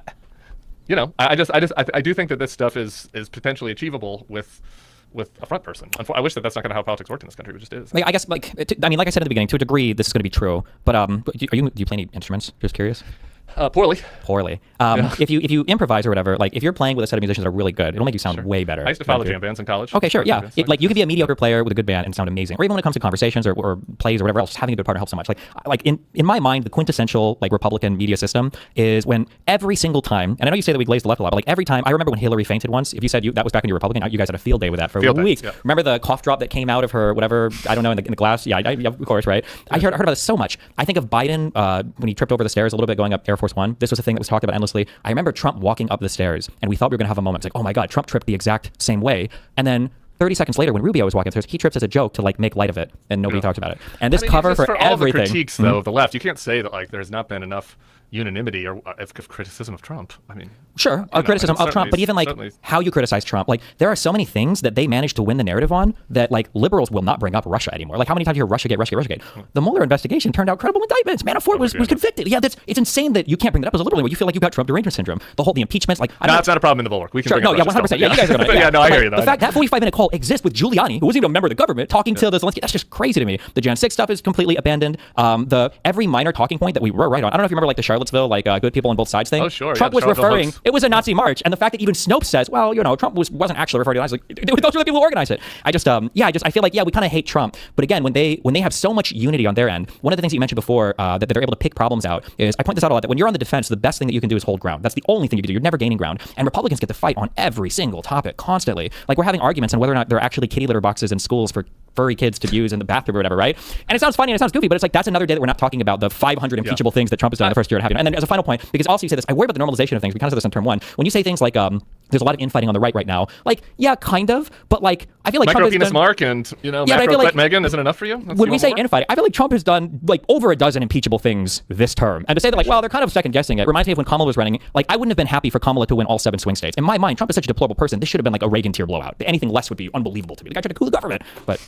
I mean, I concur with that. All right, I gotta point something out. All right. At Columbia, super chatted $5. I declare today to be Kaya Day. Kaya Day mandates to hug a fluffy puppy like Kaya. Dog face, dog face. Doggo face. Wait, let me put that on screen. Oh my God, today is Kaya Day. I gotta point out something, all right?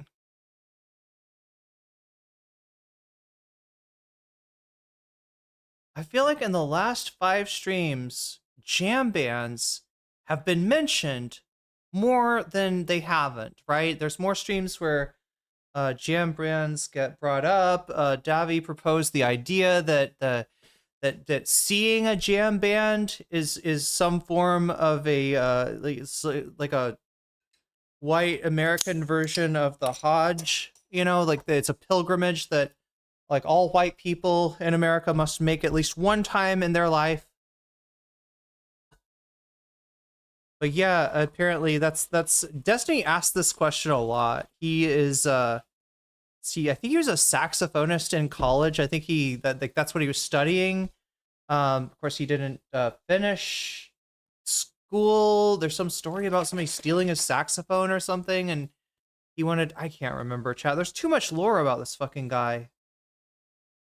But yeah, you'll see him, you'll sometimes see like a guitar or a keyboard in the background. Sometimes he plays this. Sometimes when he has a debate that he does not want to actually engage with, he will play soft music instead of listening to the person, and then you're just like, is he gonna, like, I'm leaving some gaps for you here, dude. Like, what the fuck? But yeah, some shit he just doesn't want to talk about. Right? Like almost like he doesn't have a comeback. I don't know, chat. That, you know, if they DGG, if I were ever to have chalked that debate up as a win in any serious manner, they would have chased me off the internet just like they did to Demon Mama. Like they would have hate. I remember posting something about that, like, but in a joking way. I was like, I stunlocked Destiny, and they're like, you know, you didn't beat him in the debate, and the blah blah blah blah, right? And I'm just like, oh yeah, no, totally. Oh my god, it's a crazy place, and you gotta kind of like watch your step there, because yeah, a lot of people that engage with Destiny, they have bad endings on the internet, right? When you get like, I don't know, 100 times more people that hate your guts than that like you, it's really hard to find a place to go from there. And a lot of people end up in exactly that spot, you know, with dedicated haters too, right? They're not just like, okay, we didn't like your debate against Destiny, we think he kicked your ass. It's they're in your, you know, mentions, they're in your comments, and they just don't really like leave you alone. Once you become a confirmed villain in the greater Destiny cinematic universe. So luckily I am not. I am a scoundrel, I believe, in the Destiny universe, right? That's how they think of me. I'm the lady that's got files on everyone. And they kind of like that. They kind of impressed with that. They want to know what's in the files. I want to know what's in the files.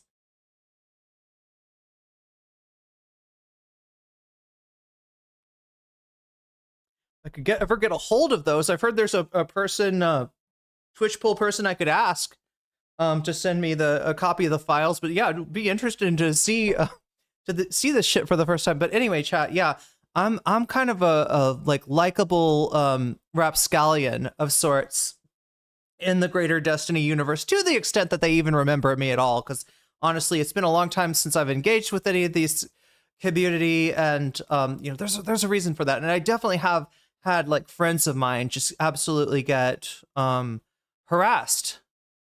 They hate it when you say that too, but yeah, they fucking harass the shit out of people. Anyway, manifestos and files and files and manifestos. I mean, it's too much to keep up with at some point. But Kaya, oh no, Kaya even has a butterfly. That's crazy, chat. Look at that. That's crazy. Look at that. It's right there, chat. Kaya's butterfly. Oh my god, that's insane. I didn't even realize I was talking as Kaya. Kaya, place. Thank you. Thank you very much. No, I feel so much better now.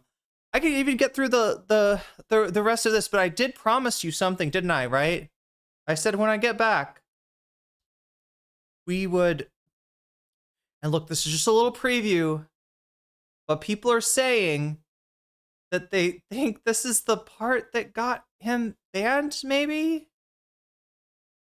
So I should say up front that I don't agree with anything that he's about to say, and we're just, you know, this is didactic purposes, teaching chat how not to be a racist douchebag. I was replying to that idiot. Oh, I'm sorry. I didn't mean to be rude to you. And what the fuck? You sound like a fucking Ubermensch? What? I mean, you really think that? Do you really think that you really think that your voice should have the same value as some like inbred fucking PvP server retard? What? Oh no. Oh no, chat. There's like former. Why am I seeing old chatters in Asmongold's chat? What the fuck? Oh my god. These two of the names on the screen are like people I've seen in my own chat. Again, like when you, this is one of the reasons I don't talk to, like I don't do the debate bro thing anymore, right? Because when you do, you get that audience. Even if you're saying completely different stuff, even if you are night and day politically with them, yet you get followed by, okay, maybe not two, maybe just one of them. I'm just like, I haven't seen that name in a long time, and I am so glad. And you can't even see what I'm talking about, which is also good. But yeah, it's just weird to see a name that I recognize in an Asmongold chat. Like I was not, you know what I'm saying? Like a Destiny chat, okay, you know, there was some crossover audience for a little while. I could see it, right? Or I'm used to seeing it, but like in Asmongold chat, I don't want any crossover with the roaches. I want zero crossover. Hey, look, I'm gonna purity test. We gotta have purity culture. No roaches in the chat, okay? I don't think we can actually enforce that.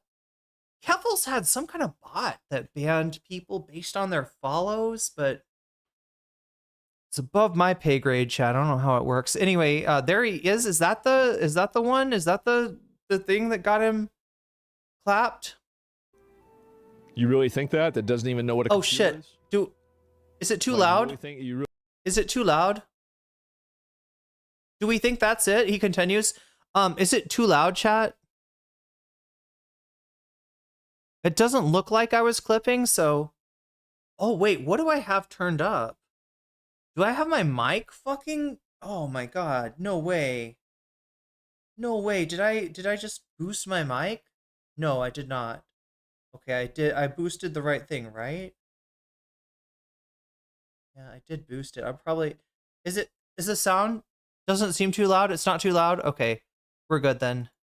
I just realized I still had it boosted, and I was assuming Asmongold, a fucking multi-millionaire streamer, would have his would have his sound fucking optimized.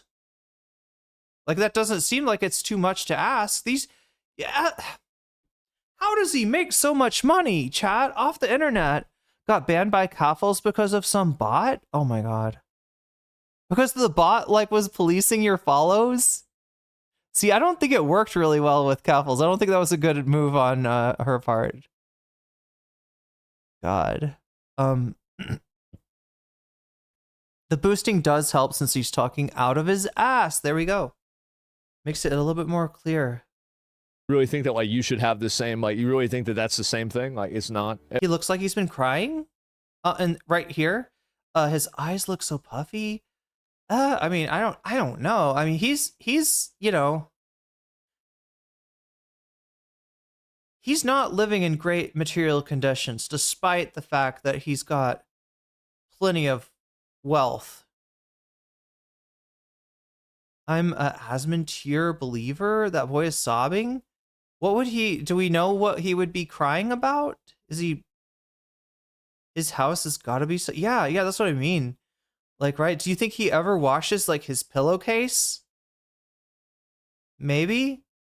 I gotta think, though, that he's got somebody there. Like a friend, a girlfriend, a family member. Right? Like, if you cared about Asmongold, okay, and I refuse to believe that nobody in his life cares about him. If you cared about a dude in your life and he was living like this, would you not try to make sure that somebody was taking care of him? Would you not, like, you know, maybe you have like a younger relative that, you know, can move in with him, that needs a place to stay, and keep an eye on him. Make sure he's not, I don't know. Because, like, he's, yeah. His family is dead entirely? Oh, is he an only child? You mean his nuclear family is dead? I'm assuming? Cousin? Somebody? He's in Texas, right? Texas people have cousins. A lot of cousins. Texas is full of cousins, chat. Everyone has cousins in Texas. And sometimes they kiss. Who knows? Maybe everyone going after him. Hasan did mention well, wait, actually, I haven't been keeping up with the drama. Oh my god, chat. Okay, so I'm not going to understand this unless we until we do the Asmongold banned Hasan versus Asmongold content, particularly the Hasan versus Asmongold. Do I sound like I have a cold? I feel like my nose is like plugged and it's making my voice lower. Like I have a cold. It feels weird. It feels like I'm in some cartoon. Like I am some cartoon. Any relative to move in? Oh, they'd have to move into the, yeah, that's right. Would have to be a Nazi as well, or else it could be apolitical. Anyway, we need Hank Pecker. Convince him that Hank Pecker is a different guy than Hasan, and Hasan can go over there and like Hasan and Clavvicular. All right, they're gonna look smacks him. They're gonna queer eye for the straight guy his house. That's what he needs. He needs gay friends. Ironically enough, like gay friends would maybe set this boy straight. That came out weird, didn't it? Gay friends would set this boy straight. Yeah. No. Okay. Anyway, scared straight chat. What? What am I saying? Okay. Yeah. Asmongold and homosexuality probably don't need to be mentioned in the same breath, let alone the same sentence. Anyway, what else does he say? Everybody knows it's not. So there it is. And pull me up, I'm ready. And suicide empathy, yeah, I mean, come on. He's ready. I don't really think that. No, Chad, he's ready. Wait, what is he ready for? Nobody ever thinks that. Iran refusing to accept Trump's term ceasefire proposal. Did we see it? Was that it? Is that what we think is the culprit for him getting banned off of Twitch? I saw a roach look smacks once. What happens when you bone smash a roach? Oh no. It doesn't help the exoskeleton. It doesn't work like that. It doesn't work on an exoskeleton. Bone smashing, you gotta have an endo. Is it called an endoskeleton, chat? Do we have endoskeletons? That's so weird to think about. I kind of don't want to have a skeleton, but at the same time, like, what would I do without it? It's weird, though. It's weird to think, like, of all the possessions that you have, that one of them is a actual full-on human skeleton, and it's yours. And if you go into the closet, you'll have a skeleton in your closet.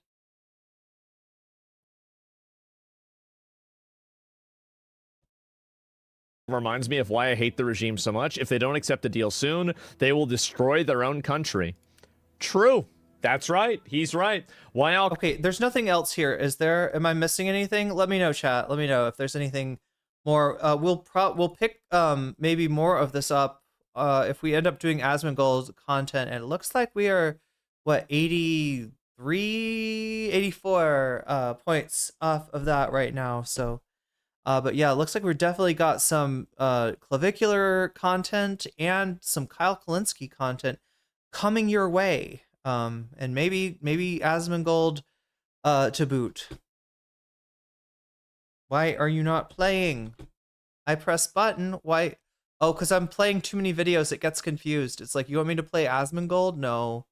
I want you to play Destiny. I remember being sad the morning after Biden won because it was like I knew we weren't done with him because it wasn't nearly enough. So I hear you. I think it should have been a lot more too. I guess I'm trying to just separate out like the areas where I think that sometimes I just get frustrated with like learned helplessness. For sure, I agree. It's like, like the other side's just so good at this. What are we going to do? And it's like, well, I don't know, man. Go inside the other side and see how screwed up their process is. You'll find out that there's a lot of veepishness happening over there too. So I hear that. And my version of your critique of the left is like I feel like that the left is veepishness. Is that a reference to the show?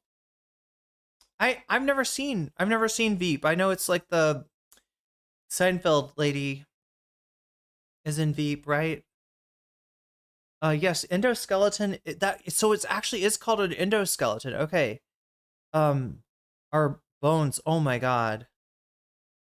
I mean, bones are such a trip when you know what they're there for, and how it's just a sophisticated system of like pulleys and levers and rotating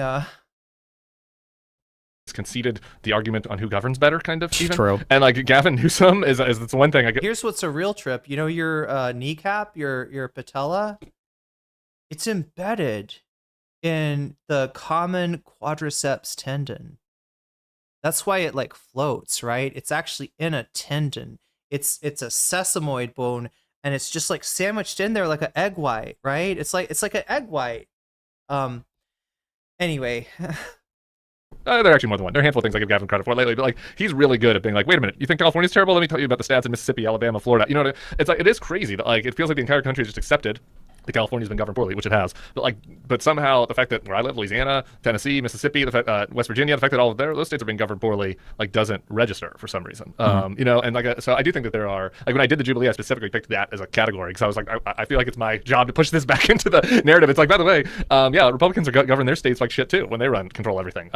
So I don't know, man. I hear that. I think that there are some limits in the architecture of how these things are communicated, and maybe and this gets to the thing that I talk about, and I do concur that the left, the powerful and loud left attacks on the party also contribute to that quite a bit. Yeah, for sure, I would agree with that. To the point of what you just said, I remember I don't know if it was Milo Yiannopoulos or Owen Schroyer I was having a debate with, and they brought up the whole rents are out of control in California, and I. Given that the Bulwark is essentially a pressure operation on the Democratic Party to make it a more suitable host for these now politically homeless, neocons really is where a lot of them came from. But I mean, I guess, you're talking about a little bit of a log cabin coalition too. But it's like, that they're not wrecking, the left candidates or the party or they're not, it's a pressure, right? It's a pressure exerted just like you're exerting the opposite pressure, Tim. I cannot believe that he is that. He seems like a nice guy, right? He can, I think he's been on a panel with Hasan. They argued a little bit, but he's the kind of guy that will always hear you out and stuff, and obviously he's the one who's pushing back against all this attempt of to purge the party of Hasan, which is not something that these people even have the power to do, but they like to play with the fantasy nonetheless. But yeah, Tim, I would say Tim Miller is one of the less right-wing people on the Bulwark, and he's still playing this game in a disingenuous way, right? He's got to know that when you criticize the left for, being overly critical of the party, what you're saying is we don't want pressure from this side. We would like less pressure. You sit down and you shut up and you accept the fact that your party has got Sarah Longwell in its ear telling them how to campaign and probably how to govern when they win, right? It's a really shitty thing to people, especially who have been a part of the party, a part of the ground game. The people that volunteer and actually make the party work, right, are just being passed up in terms of consideration for somebody who literally just got here, who was like, no, I've had enough of Trump now. I've had enough of Trump. I've had enough.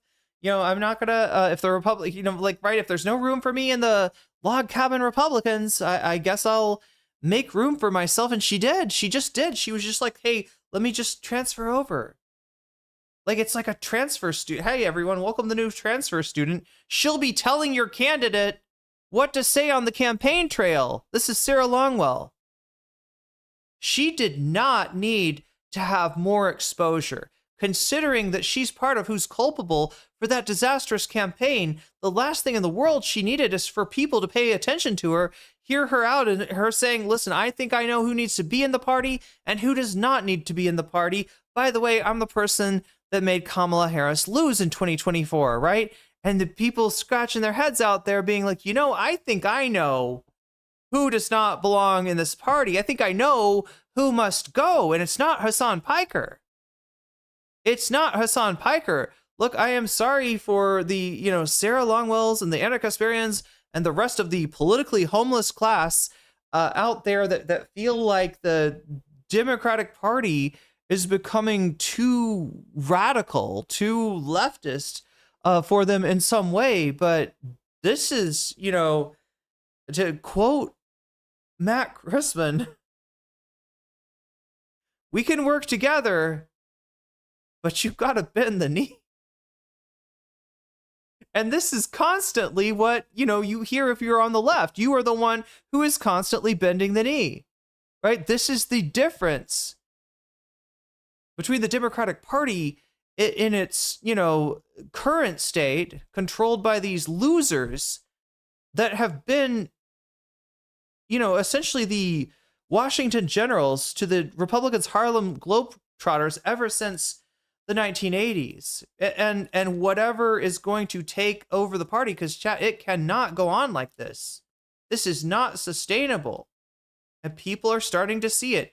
And this, drama, as silly as it was, as pointless as it was, as much as there's so much you should be, if you want to make some noise about Iran, make some noise about ICE, like make some noise about, the myriad of things that are happening across the states to trans people, right? Don't make the noise about, Hasan Piker. Like, it really does show that you're not about anything except for the consolidation of power. And I gotta say, that's what the bulwark is. Yes, including Tim Miller, even though he is a much nicer, face of the organization than Sarah Longwell. Believe me, the strategic goals are the same. Pose that question to them. I was just like, why do you think the rent is so high there? And there's like no answer or no response. I was like, well, a lot of people want to live there. It's a massive city, a lot of opportunities. Like, there's no other side that's ever given to it. It just must be horrible and terrible in every conceivable way. And it's like, really? That's the end of the conversation. Everything's just expensive because California sucks. The socialists and the tanky people. That's my point 3. I just want to pit stop on point 2 real quick. Oh, we got to do point 2 first. Yeah, real quick. Okay. So he's got notes, chat. He's not gonna. Something is so. He's not like me. Important, and it drives me crazy. And I spend so much time debating and arguing on the internet. I have a good understanding of all this stuff. And I think most people intuitively understand it, but so many words get mixed up. When you're having like conversations with people, I have this box. There's like 4 different types of conversations you can have. You can either have, like, I call it a same team conversation. So this is like Tulsi Gabbard going into Fox News. This is Sean Hannity interviewing. Bro has set up a system to categorize conversations, probably in the throes of some sort of Vyvanse binge, I would guess. And now he is like, look, I'm going to drop this knowledge on you really quick here, Tim. All right. Let me tell you how to analyze this. All right. I've got the system. There's different kinds of conversations you can have. There's same team conversations. And it's just like, yo, what do I always say about debating? And usually it's to Destiny's opponents, right? I'm usually, or Vosh's opponent, somebody who's, engaged with a debate, bro. I always say that debate time is not the time to teach. You cannot, you are not going to impart like any knowledge on the audience or on your, debate, on who the person you're debating against during the debate. You got to kind of be, resigned to that. And that is a frustrating thing because, when you're talking about an issue that the audience is largely ignorant on, it really does put you in a tough spot. But yeah, here is Destiny trying to teach his method of analyzing conversations. There's something so narcissistic about this, right?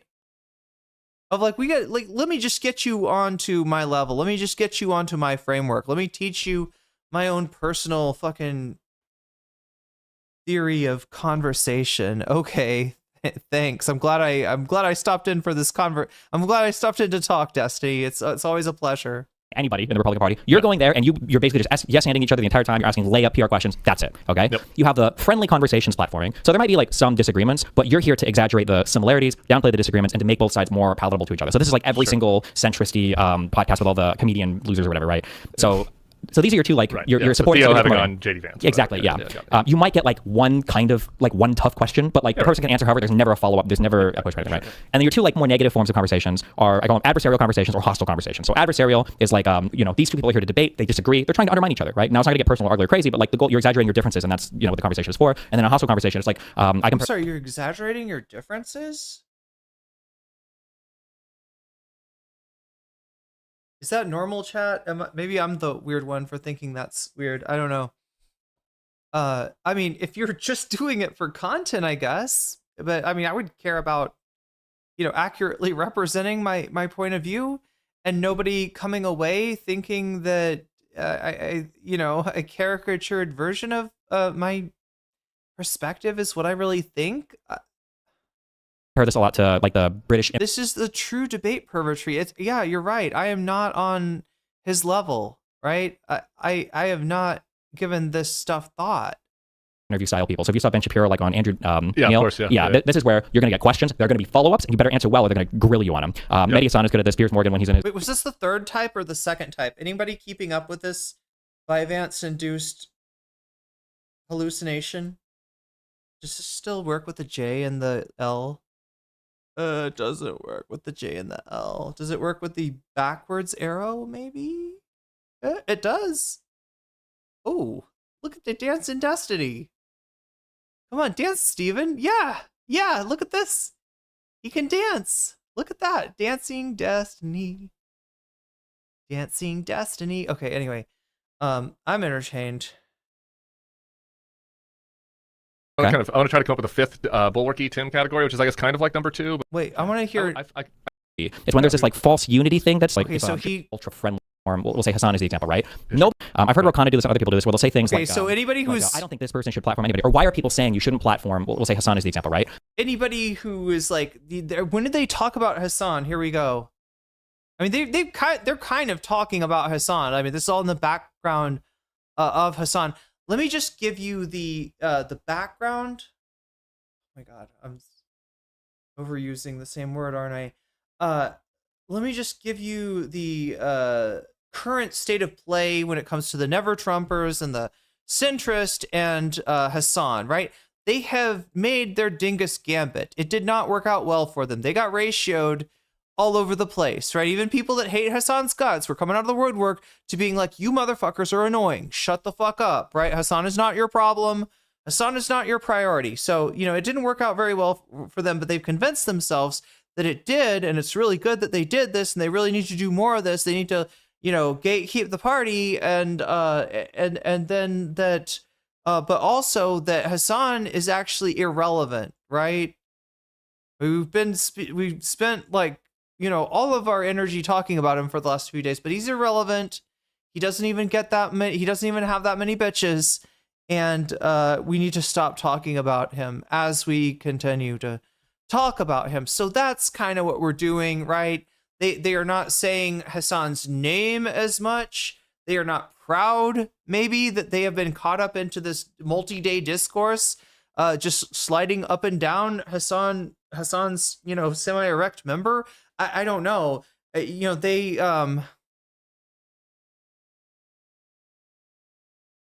it somehow makes them feel better to pretend that it's a larger conversation that they're having, even though this is all just, fallout from the Hasan cancellation attempt that went really fucking well. Oh my God, I pressed the wrong button. Yeah, that's the one. That's the one I need. Hopefully I will not see more NCC chatters. No, just kidding. If you for some reason want to watch a Destiny stream, more power to you. I don't know. I'm assuming you're not watching the stream to like agree with this guy, or in most cases. Okay, so he's talking about. I think he's going to give us 4 different kinds of conversations, four categories a conversation can fall into. The first one is a team conversation. You're friendly, you're agreeing. Second is the adversarial.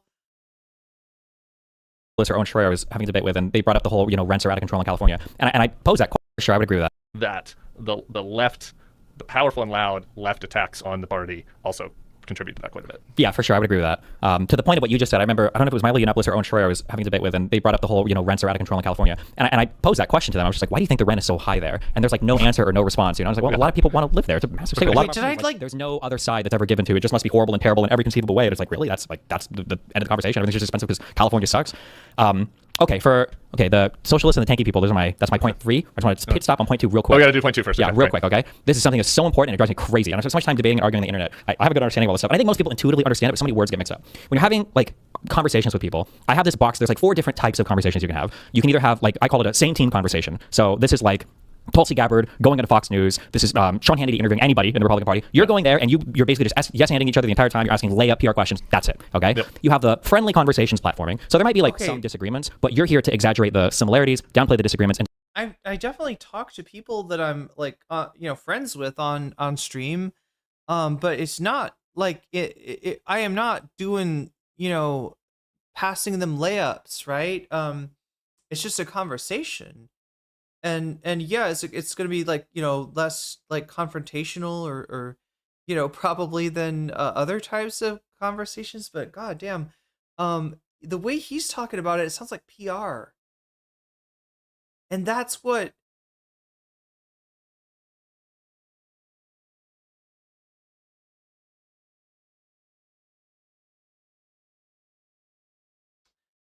Anybody else see like I don't know, is it a conflict of interest or something that you present yourself in an authentic way as an independent thinker? This is my opinion. And then when you talk to somebody who I guess you want to get elected, you want to do good things and not bad things for their political standing, then he goes into PR mode. Is that what he's saying? It just seems so weird, right? Because then what about the conversation when you're just talking? Is there like a non-PR mode? Are you supposed to build up your friends too? Are you supposed to like be like, yeah, no, my friend is like the actual best player at Uno. I thought that I was gonna win, and then he double Uno reversed me, and I was like, damn. And so yeah, no, this is incredible at Uno player here. Like, am I supposed to like just burnish my friend's image in public? Is that Destiny's expectation?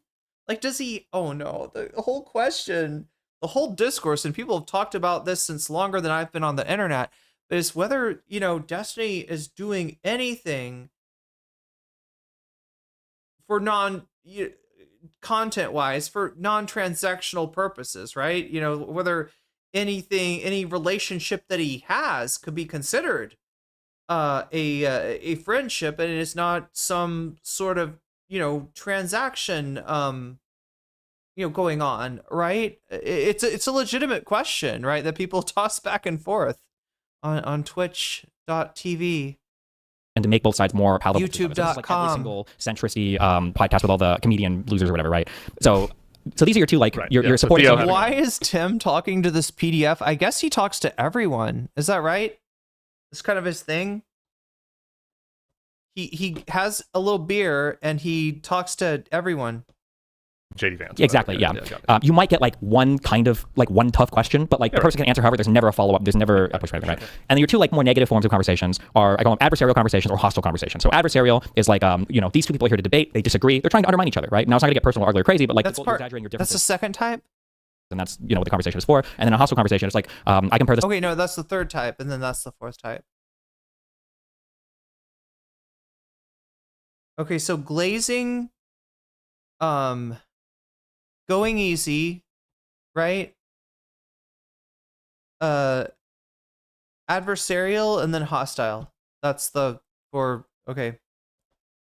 This a lot to like the British interview style people. So if you saw Ben Shapiro like on Andrew Neil, of course, yeah. This is where you're going to get questions. There are going to be follow-ups, and you better answer well, or they're going to grill you on them. Mehdi Hasan is good at this. Piers Morgan, when he's in his British interview mode, is good at this. Yeah. Wait, which one is that? Is that the hostile? That just seems like what you should do as a reporter. If you're like, we'll talk about like should you platform Hasan or should you platform whatever person? People just use platform and then they start talking about these things and they mix things up, and it's very irritating to me. I've heard Rokana do this and other people do this, where they'll say things like I don't think this person should platform anybody, or why are people saying you shouldn't platform? We'll say Hasan is the example, right? Nobody is saying that this person should never be platformed. It's people are saying there shouldn't be a platforming in like an ultra friendly, ultra collaborative way where it seems like there's total uniformity of belief on both sides when there's not. Like I don't know if it was you guys brought up like Chad, is this going to lead into the clip that we started with? Somebody else I was listening brought up, like if Shapiro would go, Josh Shapiro would go on Hasan's platform and debate him. Like that would be like an interesting, like an okay thing to see. It's when there's this like false unity thing that's here is I think what people have a big issue with. What I would have an issue with. Okay. I don't feel seen by any of your 4 categories, so I want to try to come up with a 5th bulwarky Tim category, which is I guess kind of like number 2, but where I try to do like friendly dickishness. I don't know. Like anytime I have a politician, I try to have like friendly dick. That's who he is. Yeah, he's a friendly dick. Like a mostly friendly conversation, but I pick 2 things where I want to be a dick with them about and lock in on those. So anyway, I think that's another alternative that is different from like an actual, Piers Morgan or Mehdi type interview. Can I ask for those people, are these like people that you want to roughly support, or? So probably the example that comes to mind is, him posing the globalize the Intifada, question to Zoran, which was the start of many days of controversy. Yeah, it's like people like when I interviewed Harris after the campaign, I was like, I started the conversation by being like, I wanted you to win so bad. Like this is a friendly conversation. I don't want to pretend like it's not a friendly conversation. Yeah. But I feel like we're getting there. Yeah. I mean, that's going to come up somewhere here. I don't know how far through this we are, but Josh Shapiro. A couple of things that I think that you really screwed up and that I think that we should go through over, right? You know what I mean? And so I don't know, maybe that is like Theo, but just not as stupid. I don't know, maybe that's category 2, but just not as dumbed down. But anyway. I think on the description that I wrote here for friendly conversations is you show up with both audiences understanding that there is some disagreement between both sides with the goal of emphasizing similarities while potentially noting some disagreements between you, but the focus will be on building on the similarities between both sides, focusing on how closely united you should be against a third party, basically. Yeah, I'm pretty, most of my conversations kind of fit in that with my God. With varying degrees of friendliness. So I gotta know, chat. Anybody who maybe is Destiny using ChatGPT, or is this just his notes thing that he's always done? Right? He's always had like there's a particular type of software, that it's like black background and white text, and he like makes these outlines or, just kind of like writes notes about different things. Like if he's debating a certain subject, he'll have like a page that is, or like a set of notes that's for, this topic, that topic, the other one. It's just like stuff that he kind of wants to, I don't know. It's more to like make it look like he is, I don't know. Like he's doing something there. It feels like it sort of dresses up any kind of, disturbed preoccupation he has, right? It's like I'm not just like obsessing about Hasan Piker. I'm writing notes about Hasan Piker, and I've got, like, you can see by the notes that Hasan Piker deserves to be obsessed about, and I'm actually the hero in this story. That's what I am. He does like to write manifestos. I feel like he writes his own stuff. Yeah. I mean, I've had, I think Dylan wrote a manifesto on me back in the day. Yeah, the manifesto thing is kind of weird.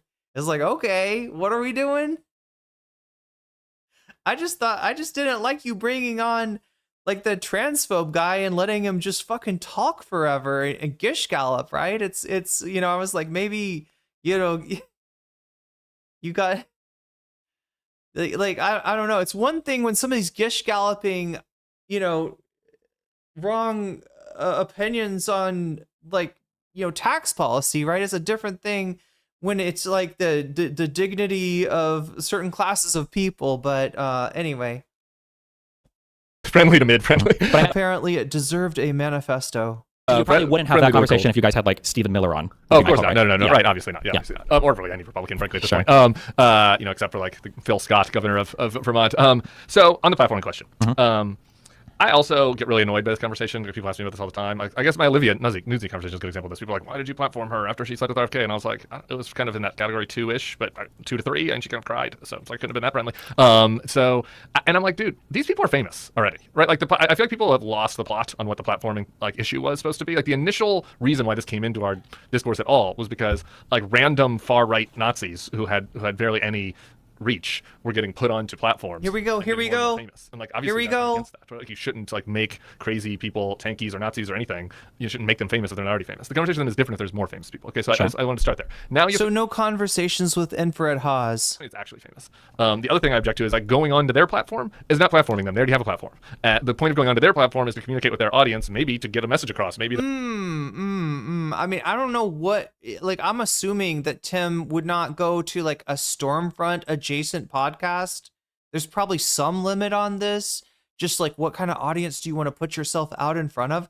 I did have a friend who, for some reason, signed up for Nick Fuentes's streaming service and made an account, or I don't know if she made an account, but she started talking to far right streamers on there with the intent to, well, I mean, like, their audience is full of Nazis. I'm not going to make the audience more Nazis. Maybe I could convince some of them not to be Nazis. And I just had to have this conversation on stream where I'm like, no, that is not.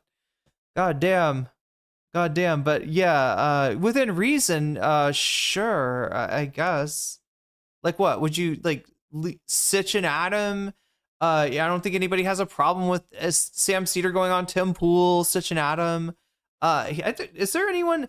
Oh my God, no. Sam said he would talk to Gavin McInnes in order to get to Steven Crowder, and it didn't end up happening. So Sam never ended up on the Gavin McInnes show, but I think he was ready to do it. So yeah, he will have a conversation with most people.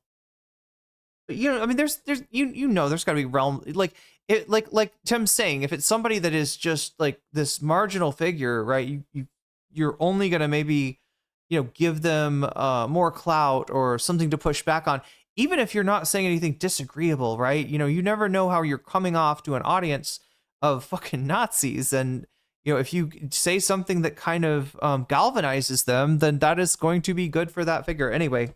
Hopefully nudge them your direction a little bit, right? So a lot of Democrats. Wait, the Bulwark's got a Reddit? Oh no, is this going to be an H3 situation? Platforming to be like going on a show with somebody who has bad views. Like, I think that's crazy. Like, we should be going on shows with people with bad views. That's how you try to break them out of the bubble. Maybe that's hopeless. Maybe you can only win over 1% of the people, but winning over 1% is better than 0, and so it's worthwhile. So now that comes to like the only legitimate platforming discussion I would take, which is, what should I do on the Bulwark podcast? Like, should I have somebody on that has said offensive things and bigoted things? And I think that the answer to that is like only if they're going to be challenged directly. And so I guess that probably should have to be category 3, or maybe. Wait, some of the politicians will go on Hasan's stream to clog his toilet. Nice. Pull a Sam Cedar at the Tim compound. Harsh too. Yeah. Harsh friendly. I'd be chemical warfare or biological warfare. I'm not sure which. Maybe both. Back in the 80s. Wait, what is this? Gavin Newsom or McGinnis. Sorry, McGinnis, not Newsom. Different Gavin. Used to be in an anti-fascist punk band back in the day. Be open to a harsh friendly, depending on how noxious they are, somewhere between 2 and 3 of your categories. And I think that's a harder question. I think that, I think it's different if you're an individual streamer versus I have like, we have a whole company. Like, I have other people, I don't want other people to feel like their brand is sullied or their values are sullied by my choices, right? So some of those decisions make it more complicated for me.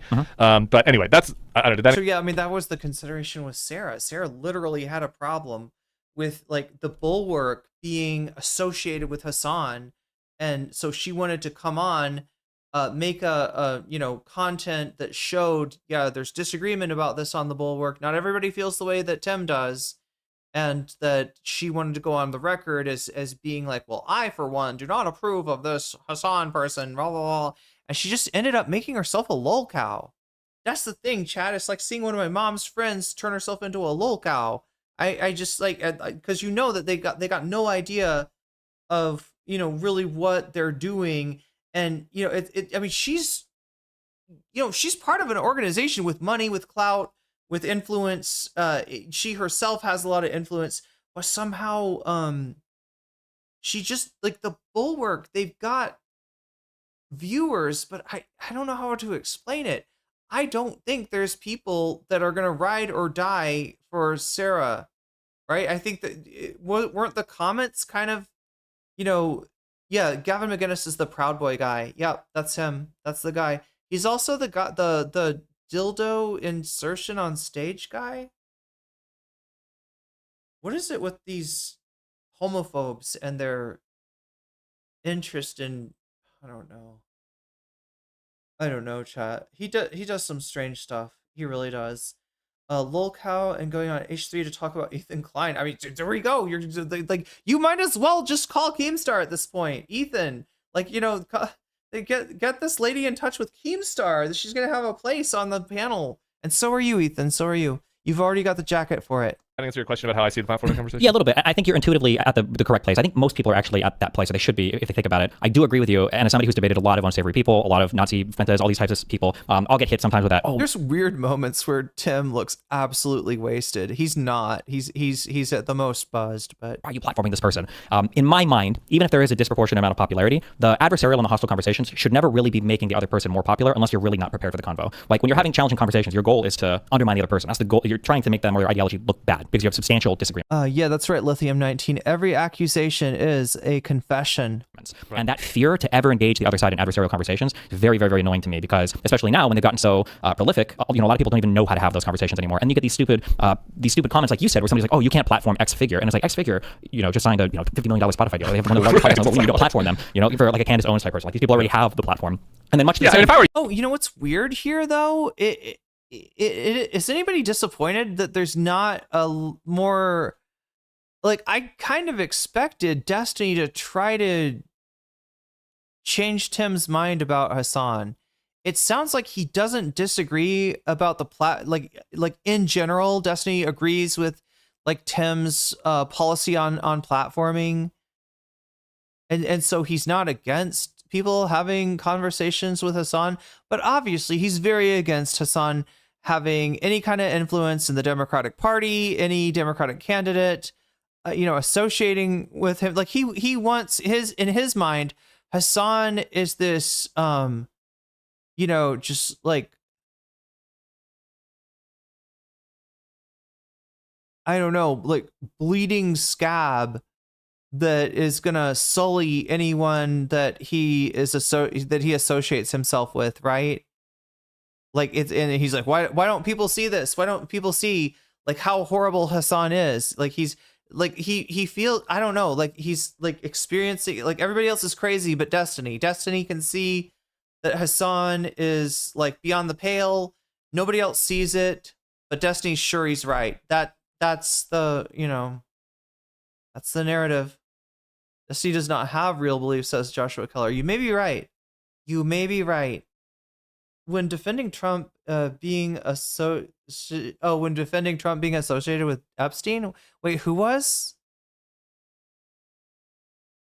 Bulwark subreddit banned DGG?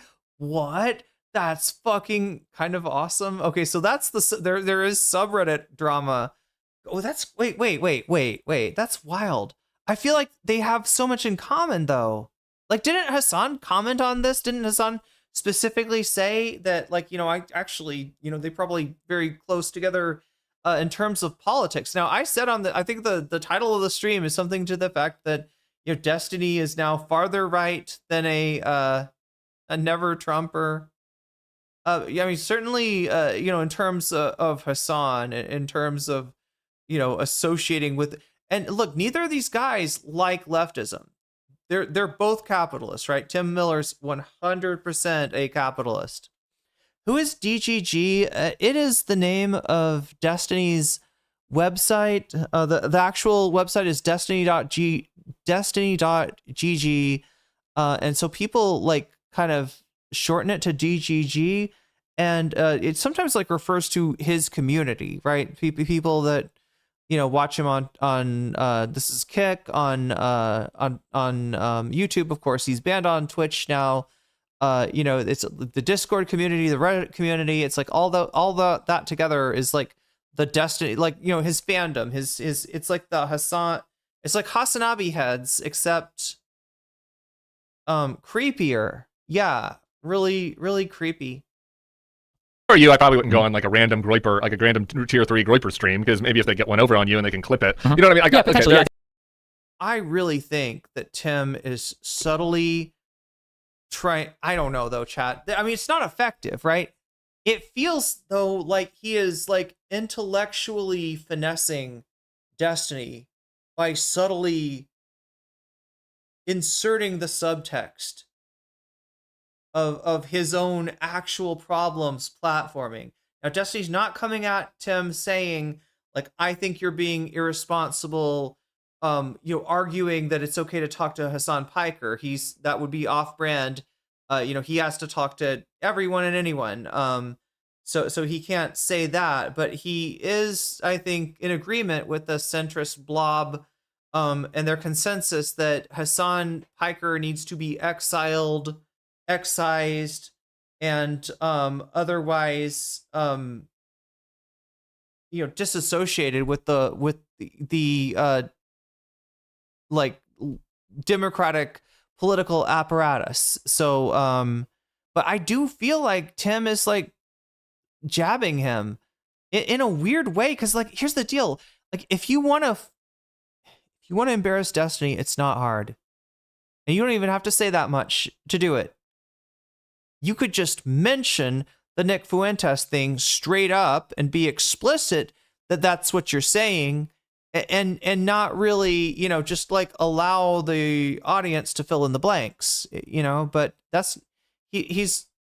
it's more subtle than that. So, and again, maybe I'm wrong. Maybe he's not, maybe, you know what I mean? Maybe it's just a coincidence that he's talking about this idea of a third-rate groiper. You wouldn't want to bring them in. You wouldn't want to, maybe he doesn't know about Fuentes. I think he does, though. And I think he's subtly, reminding Destiny that, I don't, to what end, I don't know. Maybe don't start a fight with us. But what are people saying? Is there a fight between, is there hostility now towards Destiny's community from the Bulwark subreddit? Have the girlies been fighting? They should get along, chat. They really should get along. Like, they're not that far away politically. I think these are things, things, these are things that I factor in, yeah, for sure. Like if somebody's like, I have a 100 subscriber YouTube channel and I want to debate you on like whether or not this African tribe has the warrior gene or something. It's like, I don't have the time to research all this different thing. I don't know if I would do that. But one of the frustrating things is that people will say that like, oh, well, you guys want to platform people now. Well, why are you guys so upset when Joe Rogan and everybody else is doing it before they still do it? And the reason why people are upset, even if they can't phrase it correctly, the reason why I'm upset, and I know most people are upset, again, even if they can't phrase it, is because Joe Rogan, they pretend that they're having adversarial or hostile conversations, but they're really having, it's usually now like almost same team or at worst friendly conversations. There's never follow-ups, there's never fact-checking. I don't know if he took Jamie out back and shot him or what, but like I never hear anymore, like, is this actually true or whatever? And yeah, that type of platforming is only there to bolster the other side. It's there to like increase the popularity of the person that you're bringing on. And that is just, And this is Tucker's the prime example of this, right? I'm Rogan, those guys are, but I just think it's most acute with Tucker because he's so good at the category 4, at the adversarial conversation, right? Like Tucker is as skilled as Mehdi probably at really undressing someone if he wants to. And it's just like, look at how Tucker treated Ted Cruz versus how he treated Putin or Fuentes. Yeah. I'm no Ted Cruz fan, but like but your thesis here is brought out perfectly. Like if Tucker had Fuentes on and treated him like Ted Cruz, some people would have complained, but that would have been an interesting conversation for me. I would have watched that. But having on people to glaze. So he does bring up Fuentes, but yeah, he's not directly alluding to Destiny's the very real boost that Destiny gave to Fuentes at the exact time that he needed it, when he was utterly irrelevant. And what Tim's talking about is like, the right winger might get a clip on you, right? And I said before, you're not perceiving a debate the way that a right winger would, so it's hard to even know if you're giving them something they can use because they're of a very different mindset than you are. And that is exactly what happened with Fuentes, right? Destiny brought him on. People are like, this guy's a Nazi. What are you doing, Destiny? He's like, well, I mean, Nick says that he's not a Nazi, and I've never heard him deny the Holocaust. And maybe he is a Nazi, maybe he's not a Nazi, but I'd like to have a conversation, see if I can have a positive effect. Right? Very kind to him, despite probably disagreeing on a lot. And the content turned more and more adversarial, turned more and more to debates, which Nick was perceived as having won. And it shouldn't matter. It really shouldn't matter. Destiny's overrated as a debater. Debates don't, you don't find the truth with a debate. Some people are just better at making their point in that format than others. And Nick was definitely Destiny's better, I think, several times, right? But because of Destiny's profile, because of his legend, because of his brand, because of all the fucking Destiny defeats 15 right winger or 15 alt righters, at the same time, like he gets dogpiled by like a gazillion, Pepes and just comes out on top, right? Despite, all of that, because of all of that shit, because of the way that he builds himself up, his own personal brand, his own personal ego, he ends up being a valuable trophy for Nick Fuentes, a proof that the dude is back, right? He is back. He very much, like Fuentes's, rise was to some degree a little bit of a downfall for Destiny, right? So exactly what Tim Miller is saying here, happened. And so it begs the question, does Tim know? Is he a little bit more, schooled on the lore than we realize? Because, like he said, he doesn't know anything about streaming. He's new to this whole thing. Praise them, or to let them sing and watch themselves, or to whatever, like that I agree with that. That is. So if Destiny, Johnny Appleseed, if Destiny pretty much said openly that the guy was a white nationalist at one point, does it erase the fact that he said he wasn't sure if Nick was a fascist, was a Nazi at another point, right? You're talking about a person that, said different things after Nick burned him, because that's what happened, right? At least he felt. I don't know if it was just cope from losing at a debate. I've seen him cope against Demon Mama. I mean, seriously, coping against. But no, he had to cope. He had to maintain like that debate did not go the way that it actually did. Like this guy, it's just,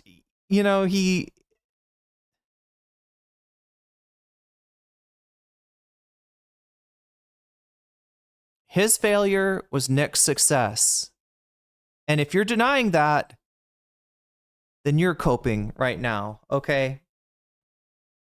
It's a big problem, and I've said this. I keep bringing up Theo as my example because as a Louisiana person, he's just the one that comes to mind in that category the most. At least mutual friends. I kept trying to send messages to him, being like, just stop having people on that you're not capable of interviewing, right? Yeah. Like I don't think. I swear to God, I could be completely wrong. I don't want to be. Oh, that's the Bulwark Reddit. Oh my gosh, thank you, Burple. Yeah, Ash Bradford linked this. Wow, I'll take a look at that. We don't usually do a lot of Reddit here, but seems relevant. I'm not like against Reddit. Do I give the impression that I'm against Reddit? For the record, chat, I mean, Reddit's just a platform. Found a lot of useful information on Reddit. Whoa. The Fa sound effect, chat, rolled over to a warped sage green Y2K neon LED heart background. That's pretty cool. That's a good background. God, oh my God, chat, I fucked up my voice. It's partially, oh my God, that's an awesome background. Okay, chat. Will you go with me for a second? Let's I just want to experiment with something. I've been thinking about changing up my background. Let's see, studio mode, and we add a window.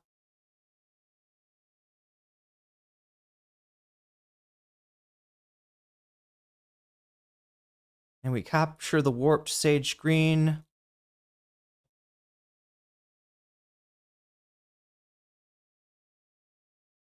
I know this is impulsive of me, but just go with me if you will. All right, I think this is gonna, I don't know, at least I have to try it out, chat, because I feel like, what if it is fate that the Chrome tab rolled over to this exact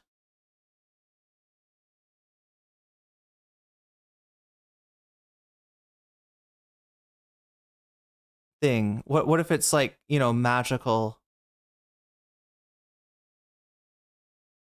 All right, so then I just got to pull it down to the right depth.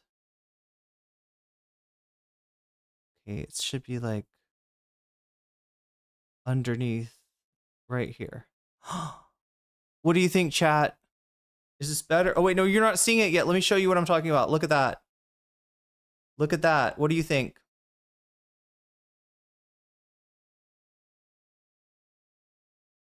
Is it Gauche? The mod post is so funny. It says that neither Destiny nor Hasan fans should brigade, then just shit talks Destiny. Wait, is somebody brigade? Is DGG brigading the freaking Bulwark? Because it feels like right now, like some of the outlets that you'd think might be closer to the Destiny community, like Pod Save America or the Bulwark, it's like they're maybe not getting along. I mean, that's pretty sick, isn't it?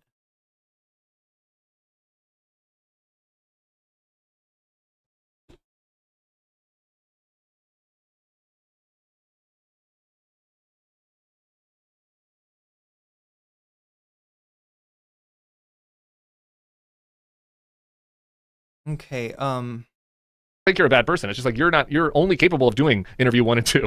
And so you shouldn't be interviewing people that are making life and death decisions that are, that are conspiracy theorists, right? Like, just keep on having on goofy people. I agree with you in principle, and if these people were principled, they would agree with you. But remember, the issue, I think, is that ecosystem from before is so powerful and so much is being pushed in such a convincing and synchronized manner from the Republican movement that if everybody on America's soil is talking about how it's too bright, too distracting. What do you think, chat? Have we get a second for Ash Bradford? Is it too bright?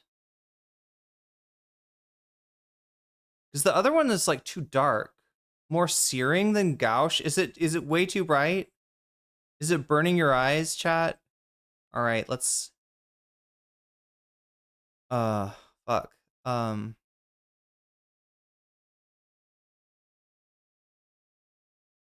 how terrible, Haitians eating cats and dogs or whatever lie, even Fade says it's a lie. And now all the other podcasts are talking about it. You're like, oh God, everybody's seeing this pop up in the social media feed. I think I have to cover it. I need to bring these guys on to do it. Like the incentive structure pushes them so heavily towards that audience capture perspective. And yeah, I agree. They're so annoying. So how do you stop that? You're the one. It's kind of too fast moving too, right? You guys have to figure out how to stop it. I don't know. I don't have the reach that you guys do. But people get so caught up. I think they're analyzing. Like we had that one moment. I don't know if you remember for like a week where we were calling them like weird or whatever, and people were like, oh my God, this attack is working because of whatever. The reason why it worked is because it was simple, and that was like it reverberated through the top and bottom of every part of our ecosystem. It just happened organically rather than Republicans to do it very inorganically, and that's why it was so effective. Is because it was hitting them on all points, and they were like, oh Jesus, like for the first time Republicans were on the defense for like 4 days or whatever. But then the media cycle changes and they get back on the thing. Yeah. There are ways that you can counter this, but it involves a lot of deep conversations about like my ideas are very like I think that if you're a politician, like if you're a lawmaker or a member of the cabinet or the president, I think you should be under oath when you're speaking on interviews. I know it's crazy, but I think it can't be that Trump it can't be that they're just allowed to fucking lie. That Kristi Noem can say Renee Good was a domestic terrorist, and there's no. That's just insane to me. That's just a crazy world to be in. Or like interesting theory. Making sure, really, I'm a free speech person, but I feel like really just tough algorithm rules, and I think if the Democrats get back and they have to be really much more aggressive with the tech companies. I was reading the Ronan Farrow. I have Ronan Farrow on the podcast tomorrow to talk about his Sam Altman profile, and it's like, you think all this stuff is bad now? Like we're 2 minutes away from them from them being able to execute this pipeline of misinformation. Okay, so what is this? Having humans involved. Yeah. And fucking and OpenAI, the guys that started it. Now Sam is like now Trump's travel buddy and his butt buddy. All right, chat. I will not do the annoying background anymore. 50 million to only pro AI candidates. It's insane. It's and like unbelievable. And they need to be made into full. What do we have here? Okay, so please respect this subreddit. Don't use it as an ideological background. And a forum to air your grievances against each other. From my experience, Destiny fans are just as cultish and downright obnoxious, if not vastly more so than Hasan fans. Destiny is a despicable person who has been credibly accused of sexual harassment, revenge porn, and various misdeeds by 4 separate women. He is a Trump-like figure in, I think it's supposed to be many ways there. It's a link to, wait, is there a fucking, Daily Mail article about Destiny? Oh, it's about the Pixie situation. Anyway, so any pro-Destiny videos or pro-Destiny content, unless it's done with a Bulwark pundit, will be immediately deleted and the user potentially banned. Even the cool Decoding the Gurus hosts, Chris and Matt, have stopped interacting with Destiny since these allegations came to light. It's weird. Okay, so one thing I do think is strange is that, and I mean, I guess I get it on one level, but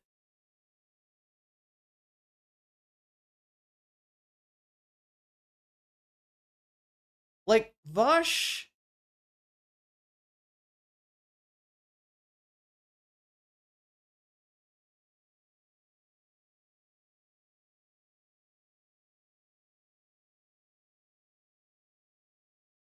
the allegation, I don't know. I want to say the allegations against Destiny are more serious.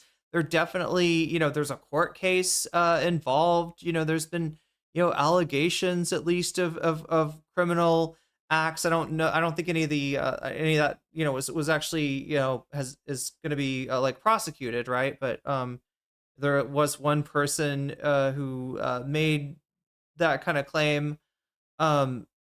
But it's just like the you know what, the reason that Vosh is like getting the free pass while Destiny is absolutely had his future foreclosed, it's that to show somebody what Vosh did wrong, you have to show them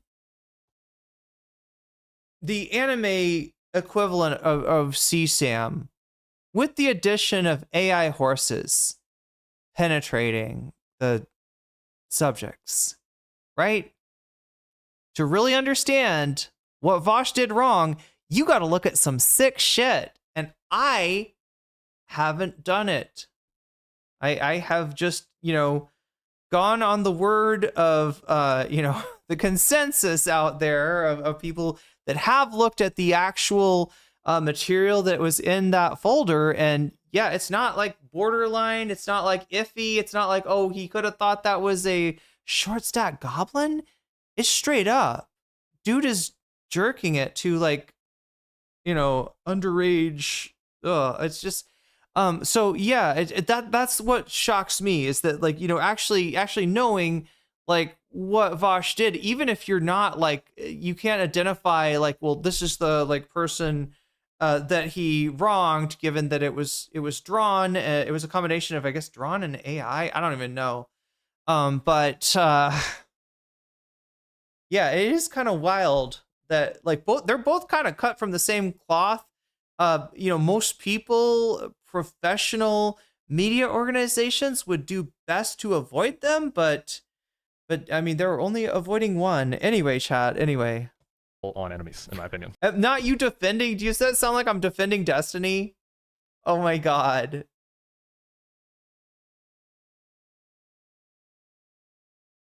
What did Vosh do? Vosh showed his spank bank.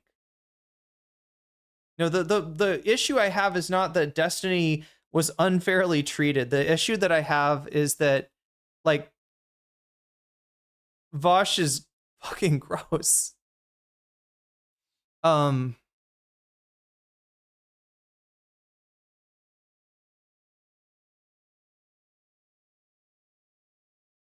It was a while ago though. Yes, I'm sure it's okay. I'm sure he doesn't masturbate at that same chair still, like as soon as he logs off of stream, right, Draculator? I'm sure that he doesn't do that.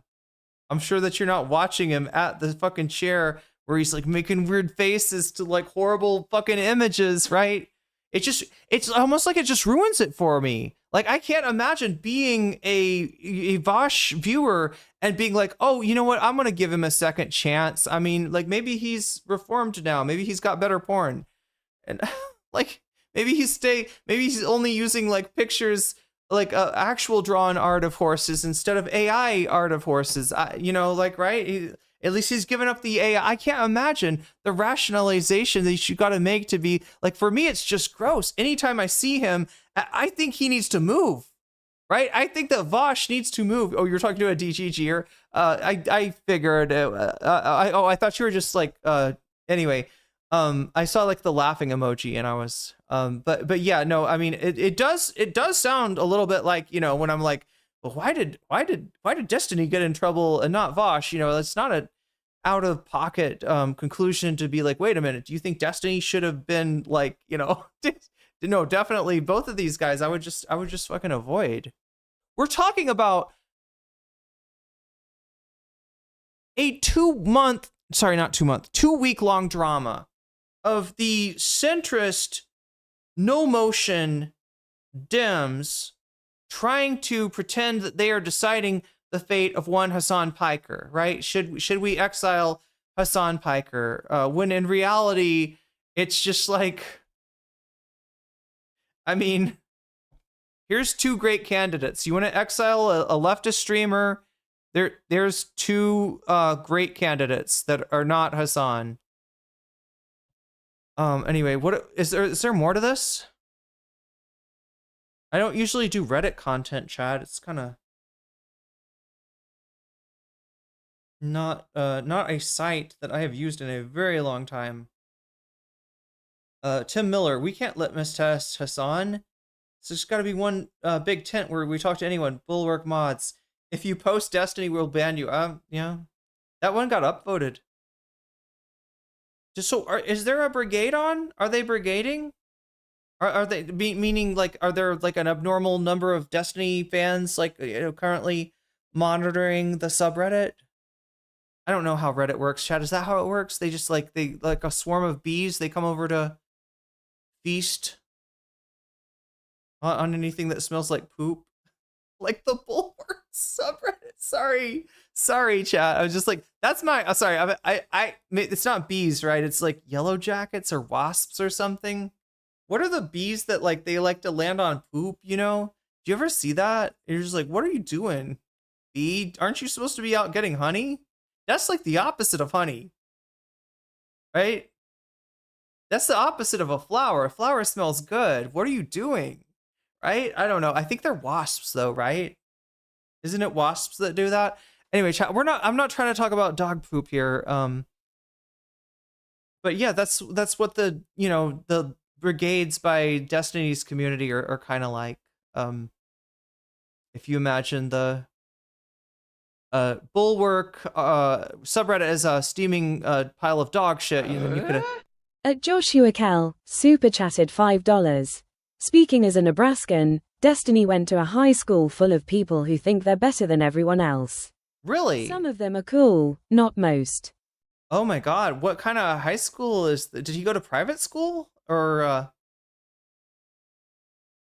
wonder if Vosh likes dog. No, only me. Anyway, no, I like metaphors, chat. I'm just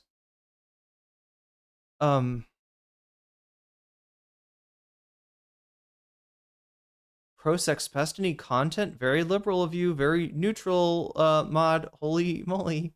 Okay, so wait, there was a mod this is the mod comment, right? Mod comment. Okay, mod post? Okay, mod post. I'm sorry, chat. I'm new to Reddit. I'm like, this is like I'm just look, I can speak Thai better than I can speak Reddit, and I'm only starting to learn Thai. So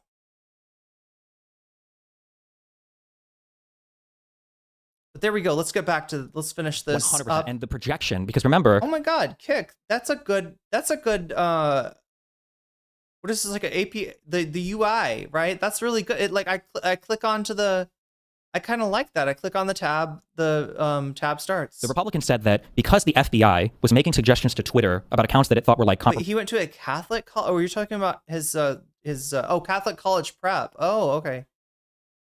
Of course, Destiny has a bunch of deadly weapons in his wall. Yeah, that's what I'm like. Look, he's saving those for Act 3. Okay, he's saving those for Act 3. I guess. I hope. compromised Chinese bots or whatever. Hope to be nowhere near.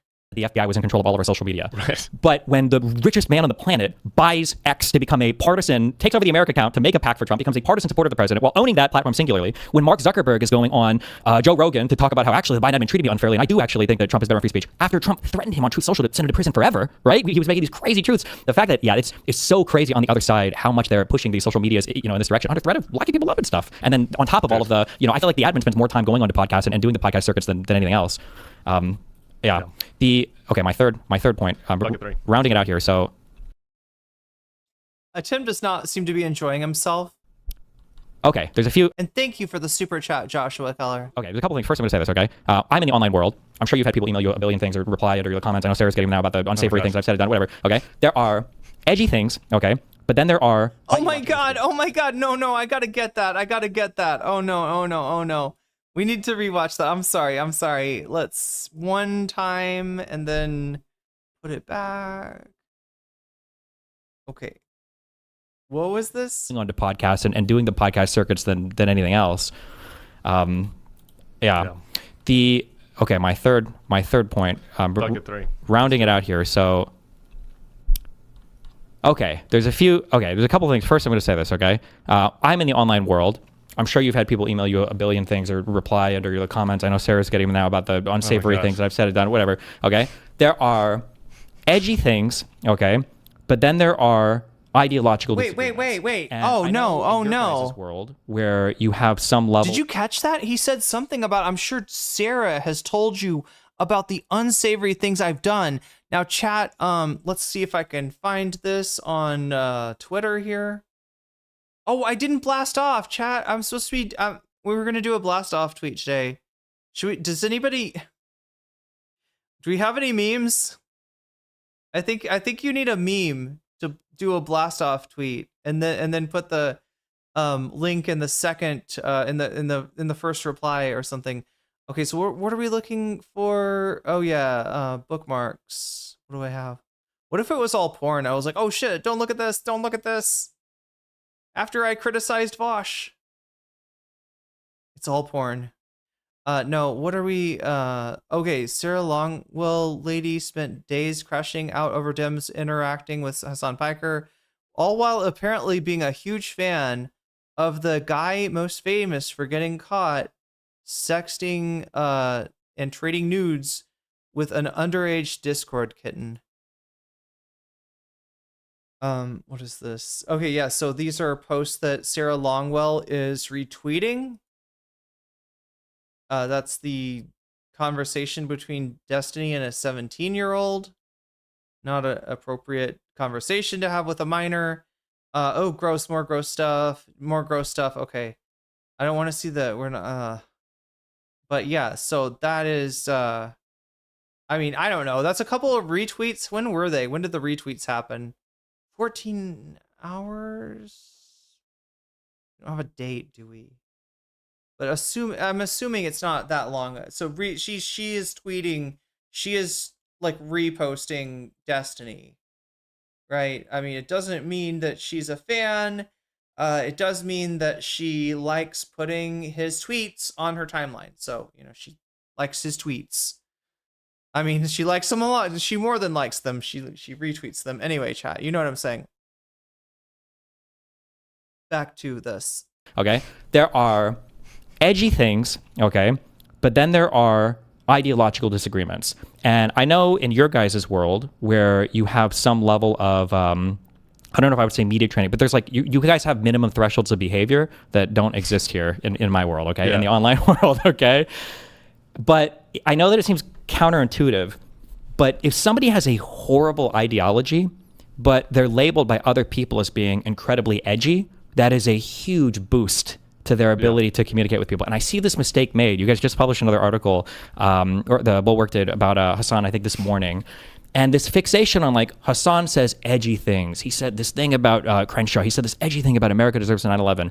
I think that it's a mistake when the fixation is on just edgy stuff, because I think that you can overlook edgy comments. I would say this is somebody that makes edgy comments, right? But what I would wish that people would do is fixate more like, okay, forget the edgy comment, okay? What is the underlying ideology? And when you look at a lot of these types, Hasan for sure, but like the socialist movement, I think in the far, far left in general in the United States, these people are not ideologically aligned with the Democratic Party. And they've basically said, not basically, they have said as much multiple times. And there's like superficial kind of layover sometimes. The fucked up thing that he doesn't realize, he keeps on talking about tankies, right? And if you're talking about the people that I think you're talking about, these are not people that participate in electoral politics, right? I mean, in some cases, you're talking about people that wouldn't, you know, I don't know. I don't want to like put, you know, I don't want to like paint with too broad of a brush, but you know, it's not, what you're trying to do is represent something that is, you know, a part of the left that's interested in, you know, in participating with electoral politics. Maybe doesn't see that as the end all be all, and recognizes that, you know, that it's insufficient, right, to just vote. But also sees, you know, the Democrats constantly selecting the most right-wing candidate and oftentimes losing to a far-right Republican, because in the end of the day, nobody is looking for diet evil. That is not a popular product. That is not something that you can sell, and that's the product that the Democrats have been selling since the 80s. Like when you actually try to cash it out into some kind of policy, it's never there. Like I've seen people. Yeah, that's right. You're talking to. Now he did consider himself a libertarian. A long time ago, he then when he was doing all the debates, he would call himself a sock dem. In order to heighten the contradictions between him and Hasan, he's kind of leaned into the liberal and the neoliberal, because this is like the I think the bête noire of the left, right? He sees so many people complaining about neoliberals. He's like, I am the omni liberal. I'm the uber liberal. Haha. Are you triggered, leftoid? But yeah, it's as far as his actual politics, yeah, you're not. There is like a libertarian. I won't even say libertarian streak, right? There is a.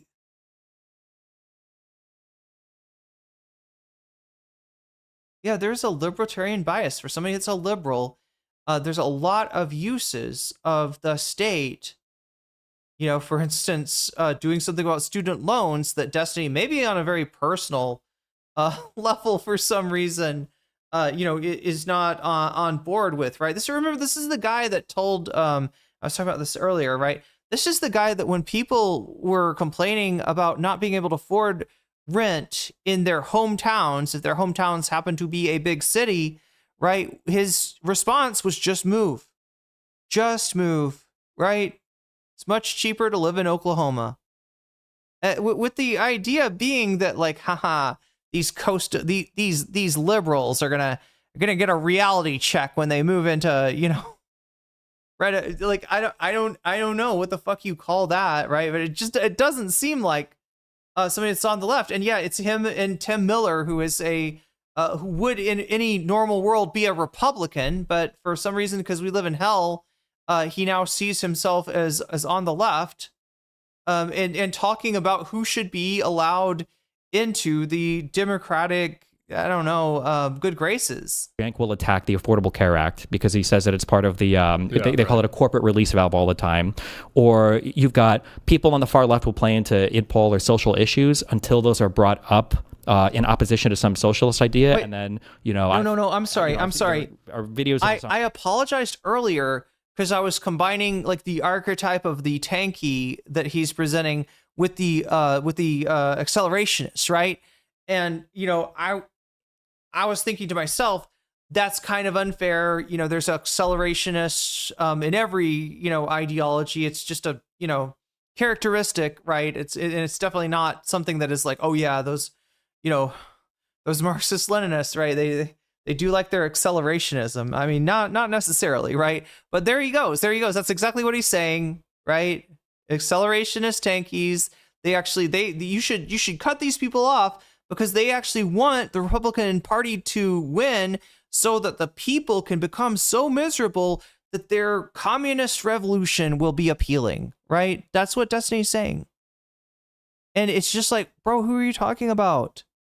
Like, yeah, do people that are like, against like any sort of the use of any sort of electoralism and only see like any sort of progress being made when the fucking system crashes, like, do they exist? Yeah, I suppose you can find them on Twitter, but it's nobody that you're talking to, right? It's nobody that is on the level of influence that you are. So what are you talking? And it's certainly not Hasan Piker, who fucks with the Democratic Party, much to the consternation of people on the left, all right? People, with a more revolutionary, sort of bent to their politics, right? He's not your guy. He's not that guy. That's not who he is, right? Some people criticize him for it, right? But yeah, it's, on screaming about how like social policy doesn't matter, it's totally irrelevant, this is just rainbow capitalism, they're just throwing things in front of you to try to distract you from the class issues.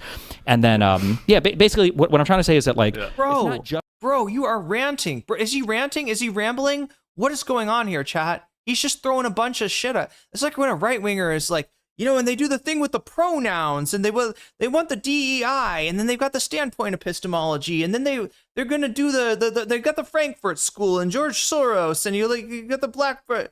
Like, oh my God, I'm just like, what are you even saying? What are you even saying?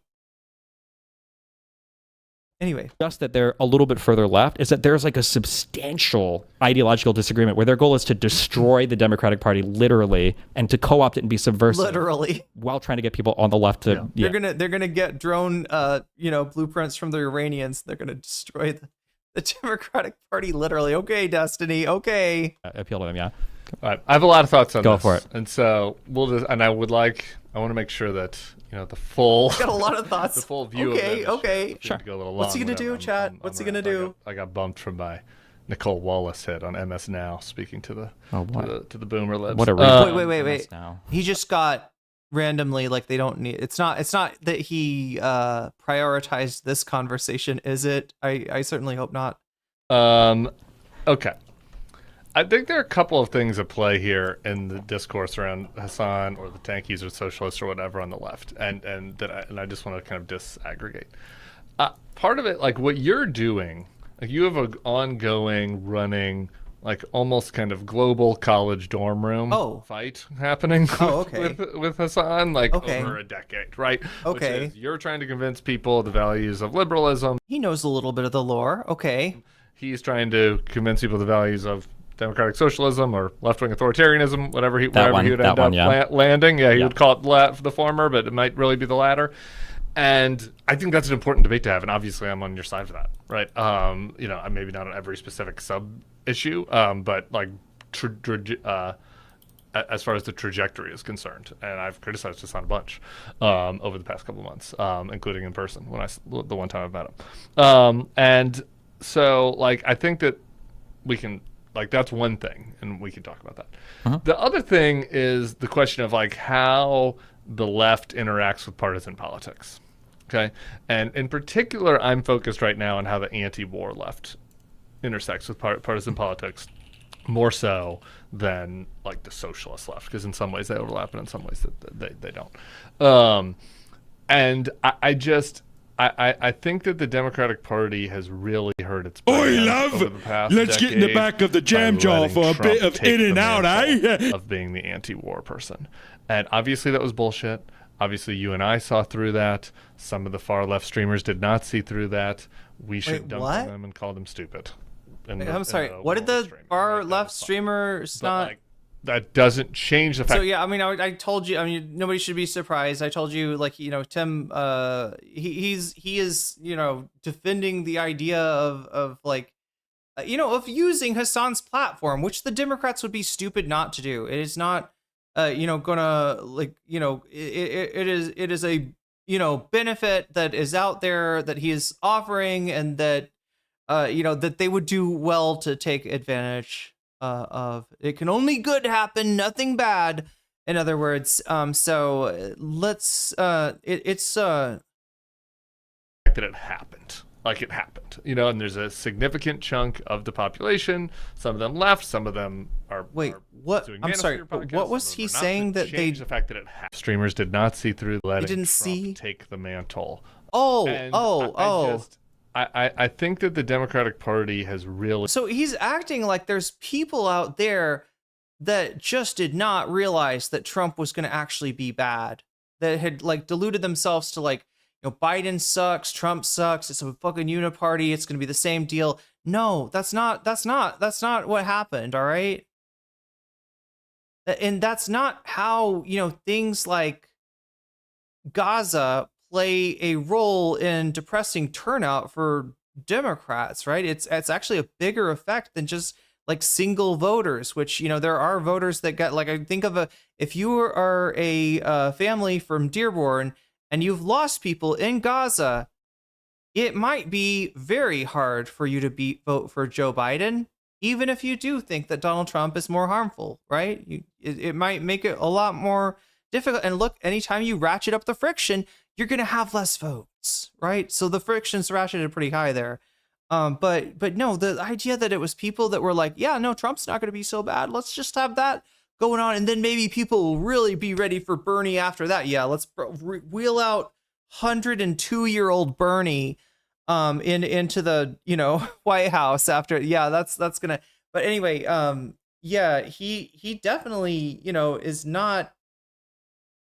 He's definitely an op to everything that Hasan stands for. Right, but he's an op with a smiling face that also sees Hasan's platform as being the boon that it actually is. It is, even to somebody that comes on and doesn't agree with him. Like, if you think that your voters would like you to yell at Hasan Piker, or then yeah, there's another incentive, right? If you're in some kind of district where he's going to be a negative, right? You can go on and get in a fight with him. But I want to see where what I think I've missed. I zoned out for a second to try to find some content to bring in. Partisan politics. Okay. And in particular, I'm focused right now on how the anti-war left intersects with partisan politics more so than like the socialist left, because in some ways they overlap and in some ways they don't. And I think that the Democratic Party has really hurt its brand over the past decade by letting Trump take the mantle of being the anti-war person. And obviously that was bullshit. Obviously you and I saw through that. Some of the far left streamers did not see through that. We should dunk on them and call does he think that Infrared Haas is a far left streamer? That is fine. But like, actually, I don't even know. Wait, was fucking, yeah, I guess Haas would have been supporting, like who's he talking about? Like a far left streamer that's being like, yeah, no, we need to get Trump. It's going to be great. I would even vote for that. Like, no, that's a fucking Nazgul, Tim. God damn. Okay. But hey, look, Destiny doesn't know that Haas is a Nazgul either, right? He treated him like, oh, this tanky guy sure knows a lot about Hegel. Yeah, Hegel by way of Dugan, okay? And Destiny let his whole fucking chat be taught Hegel, like from the Duganite perspective, from a Nazgul perspective. Fucking madness. Because what's he gonna do? Engage? Give his opinion? The guy does. No, Destiny's opinion. He can't even offer an opinion. Like, right? Like. Anyway, that was a funny stream. Change the fact that it happened. Like, it happened, and there's a significant chunk of the population. Some of them left. Some of them are consuming Manosphere podcasts. Some of them are not really political, that just aren't a fan of wars, think it's stupid how much money we've been spending in the Middle East, don't want themselves or their kid to go to war. And like the fact that Trump said that was appealing to them, and the Democrats like seemed like the party of whatever, the blob.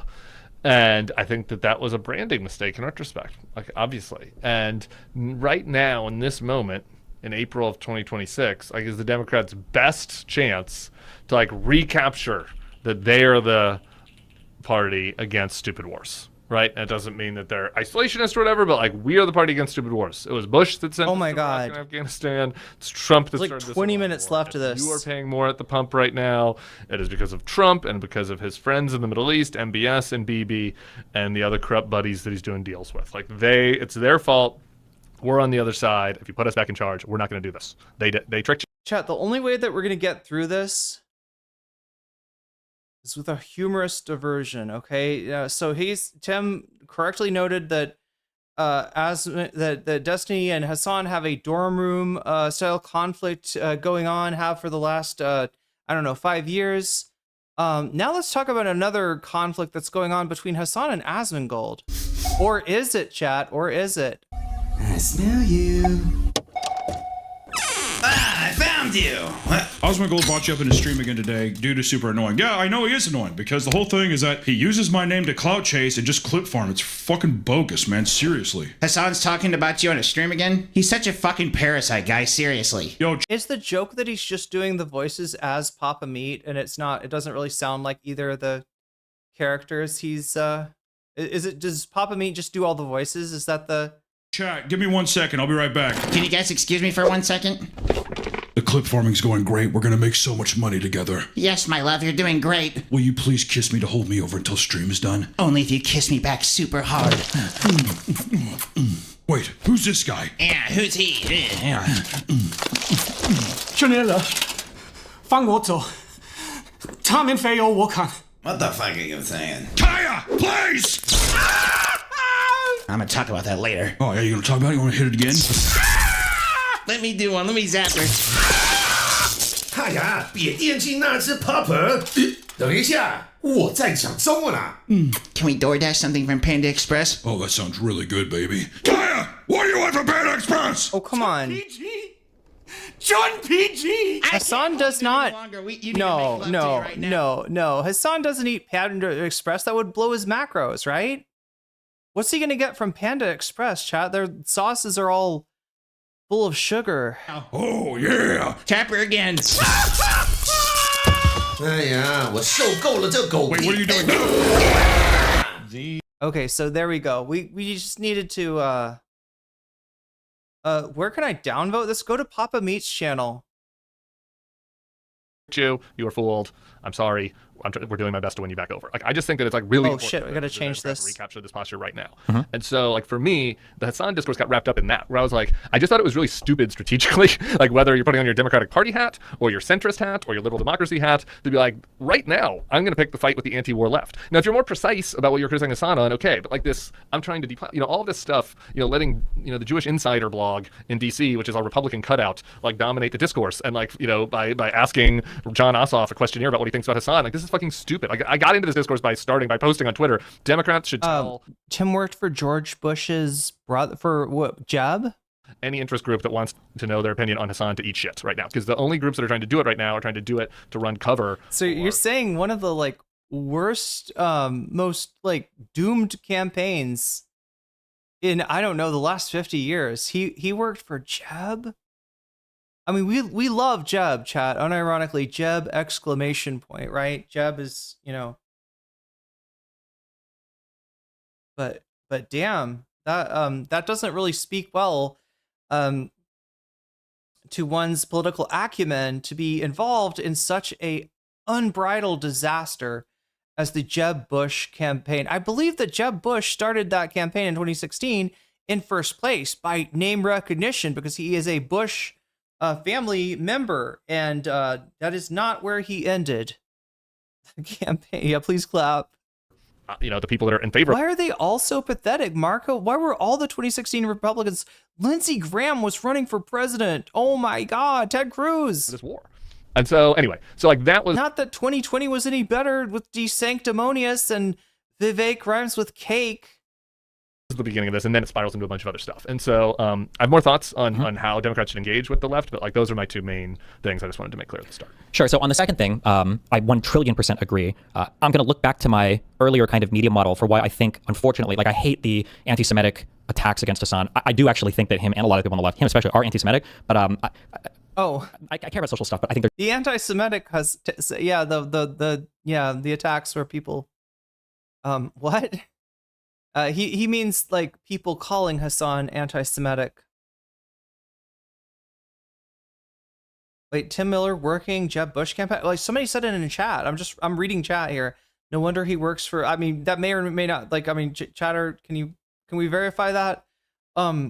Is the bulwark just ran by losers, for losers, by losers, but they still get the access. They still get the just whisper sweet nothings into the Democratic candidate's ear at the end of the day, because the Democratic establishment values their opinions more than they value your opinion. There's way more problematic things than anti-Semitic. How did Cruz come in second? Oh God, because like it was that the only thing that was opposing Donald Trump, and this is the funny part, right, was the evangelical right, the Christian right, did not get on board with Donald Trump because Donald Trump is a bad man. All right, I mean they were aware of his foibles, his cheating, and I mean maybe not the Epstein stuff, but they were aware of enough, back in the day, and they all lined up behind Ted Cruz, and there just weren't enough of them. At the end of the day, there were not enough to matter. And also just like the feeling of the Ted Cruz campaign. I mean, as you can imagine, it feels like being with a loser, because you are with a loser.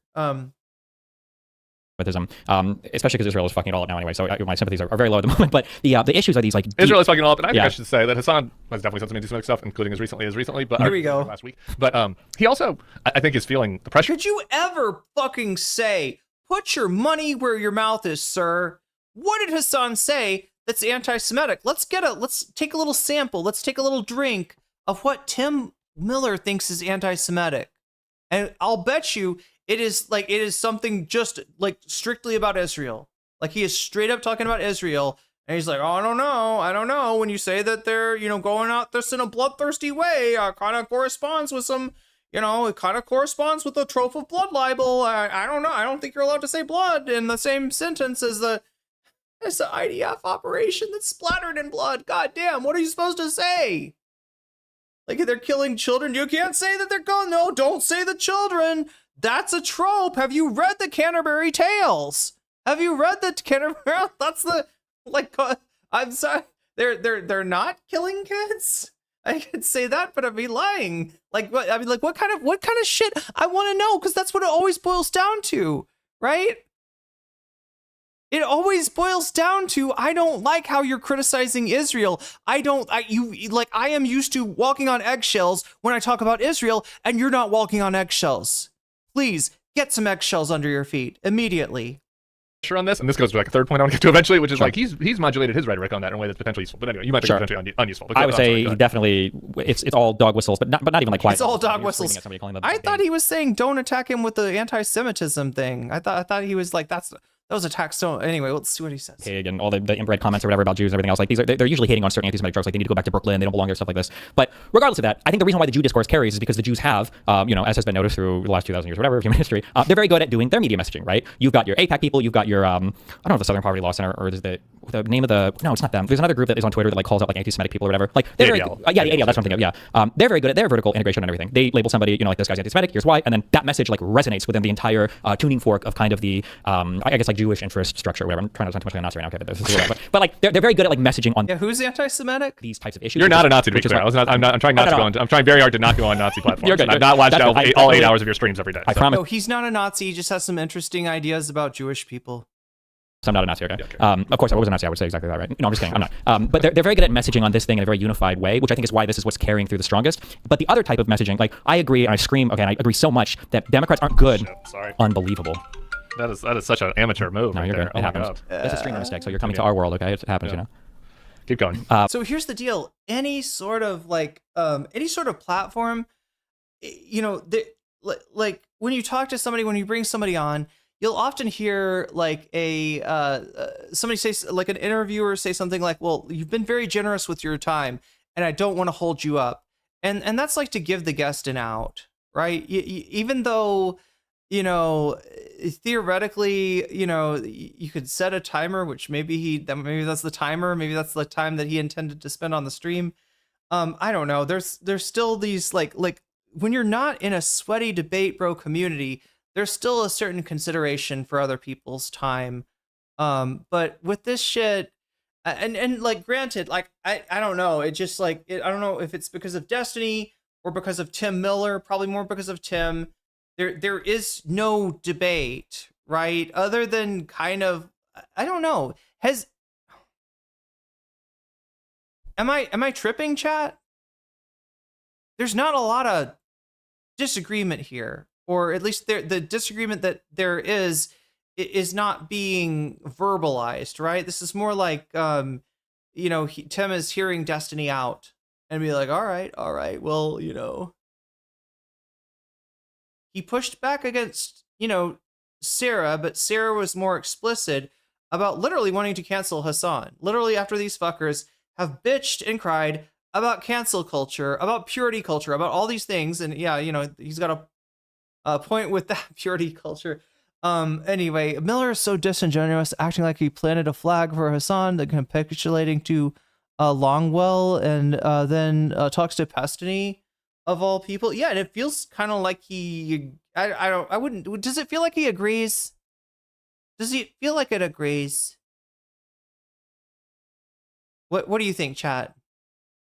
Like, I'm picking up that he doesn't agree. I'm even picking up that there's a little bit of like needling going on when it comes to Destiny's hypocrisy over Fuentes. But I could be wrong there. Maybe it's just a coincidence. A very, very strange coincidence. I don't know. That the reason why the Democrats can't stake out a position on this is because right now the anti-war rhetoric, I think, is completely captured by that right-wing tuning fork and your far-left tuning fork. And to stake out like a decently nuanced position on the center-left would require our resonating tuning fork to where, my God, there are so many criticisms that you could give of Israel. Acrobatus, yes, you are all very mentally ill. No, we're not. We're funny. We're being funny. And you're the punchline. There are so many criticisms you could give of American foreign policy, in general, but there is no democratic apparatus to message any of those criticisms through. So, like, I don't know if you've ever been in an area where, coming from gaming, girls say dumb stuff online in the streamer world, but when you criticize a woman in the gaming world, you got to be really careful because just because it's 90% men or whatever, there's a lot of sexist stuff. So, do you see what I mean? I have to be careful because I know if I start attacking somebody on a thing, like, there's going to be 400 girls say some really dumb stuff. Not to be sexist. Twitter mentions, like, oh, this. Oh, especially in the gaming sphere. They don't know what they're talking about. Girl streamer said a thing that this is really dumb. Did he say that he started off his career against Gamergate? I never got it clear whether he was on the side of Gamergate or against it. And a whole bunch of people come like, yeah, this stupid cunt, this dumb bitch, why shout? It's like, okay, well, hold on, Jesus, not like that. I'm assuming he's against it. Anti-war messaging, it's an issue that's been so captured by both sides. It feels really uncomfortable to step in and be like, yeah, you're right. I think we should be anti-helping Israel in the war. And they're like, that's great. So we're going to abolish the state tomorrow, right? Right. And then, yeah. You have a lot of people grading on you that do say anti-Semitic stuff. This is my thing on the anti-Semitism discourse. I've talked about it. Yeah, is that anti-Semitic to abolish the state? Is that Semitism a lot on the podcast? I'm genuinely concerned about it. Yeah. I also think that that like this war and the way that they've argued for it is doing more to propagate anti-Semitism than almost anything. Like I don't understand, and there's almost no. This is something Hasan has said too. I wonder how Destiny feels about this. Acceptance of that among the people that are like big Israel supporters, and because they refuse to accept that. And I'm sorry, like conflating criticizing Israel right now when they have at some level been involved in encouraging us into this war. I'm not trying to say that it was like they did it, so we wouldn't have ever done it without them, but like they were a big part of getting us in this war, and they're our partner in this war, and it's the stupidest fucking war imaginable. Anybody hear like a noise? It's going to be a total disaster. It might empower Iran in the end, and people are paying more. Everyone's lives are going to be made worse. Nobody understands why we're doing it, and so it's like I don't think it's irrational for a regular person who wakes up one day and looks at the price of their gas tank and it went up $20, and they're like, "Why is this happening? I haven't been following the news. Why is this happening again?" And then people are like, "Well, Iran had some it's ballistic missiles, and they had too many ships, and Trump decided he wanted to bomb them." Yeah. And it's like, and then another person says, "Oh no, we did it for Israel," and it's like, I don't know, man. I'm just sorry. One argument just seems pretty compelling because the people who are making the case for this war have not made a very compelling case for why it is, and it's going to cause a lot of harm. So I just think that like I'm frustrated. Like that is frustrating in this moment. Destiny seemed mad after he said that. Now I don't know what the story is behind this, but I have seen clips of Destiny almost like he's got regret for supporting Israel, not of any sort of moral reflection or anything like that, but just kind of like, well, yeah, Israel's pretty much cooked itself. There's no point in defending. Like I've heard him say some pretty fatalistic things about the Israel side of the argument that makes it sound like he's kind of dropped that, or doesn't feel like it's and yeah, it's things like that where it's like, well, I guess I heard it was from Destiny, he got triggered. What was it sounded like, I can't even, it's a familiar sound, but I can't think of what it is. Like that is the position that we're in, but that is just the position that we're in. And so I think that the Democrats, I think for good instincts, for the reasons you just laid out, he backed the wrong horse. Yeah, and it sounded like he sort of recognized that, which is sort of amazing because there's still money. There's still a lot of money in supporting Israel, maybe more now than ever. Be as loud and clear-eyed as they could be on this because they're worried about that. Like they're worried about having, and it's just like, man, this is the thing. Successful. Oh, I'm sorry. Was that anti-Semitic, Tim? I'm sorry. That I acknowledge that there's like the content creators being paid to support Israel. I'm sorry. Parties in the country. Like if you become the president, you had anti-Semites that voted for you, you had homophobes that voted for you, you had bigots that voted for you. It's just like if you get 70 million votes, like that's just the nature of it, right? And so I'm not saying the Democrats should say or do anything anti-Semitic, but they need to be 100 times more passionate in opposing this war that's going to fuck up people's lives than they need to be in fighting internal internecine fights right now. And you as a streamer have a different obligation and job than a Democratic politician. And you're on here for 8 hours. You can fight as many internet invites as you want. But like, I just feel like the Democratic establishment needs to like get the credibility of being anti this war as clearly and passionately as possible. I'll help them with the echo chamber. Midas will help them with the echo chamber. MS, I don't know. I think there are plenty of people out there that would help elevate really passionate anti-war voices right now in the Democratic Party. And like, it almost sounded like a cash register, but it's missing right now. Like, think of the 2028ers. Have you thought about the potential 2028ers? Or like a print, something with a printer, clear and passionate and opposing like that. Look, what the? It's the thing. There's a thing behind him. Okay, so he's got some kind of a ticker. I don't know. I'm guessing it's like somebody donated, right? I'm guessing the ticker. Do you see? It's like it's got letters. It's behind him. It's that thing with like squares. Those squares are like letters and numbers. It must just be like a leaderboard or something for subs. I don't know. It doesn't matter. It doesn't matter. I shouldn't be paying attention to it.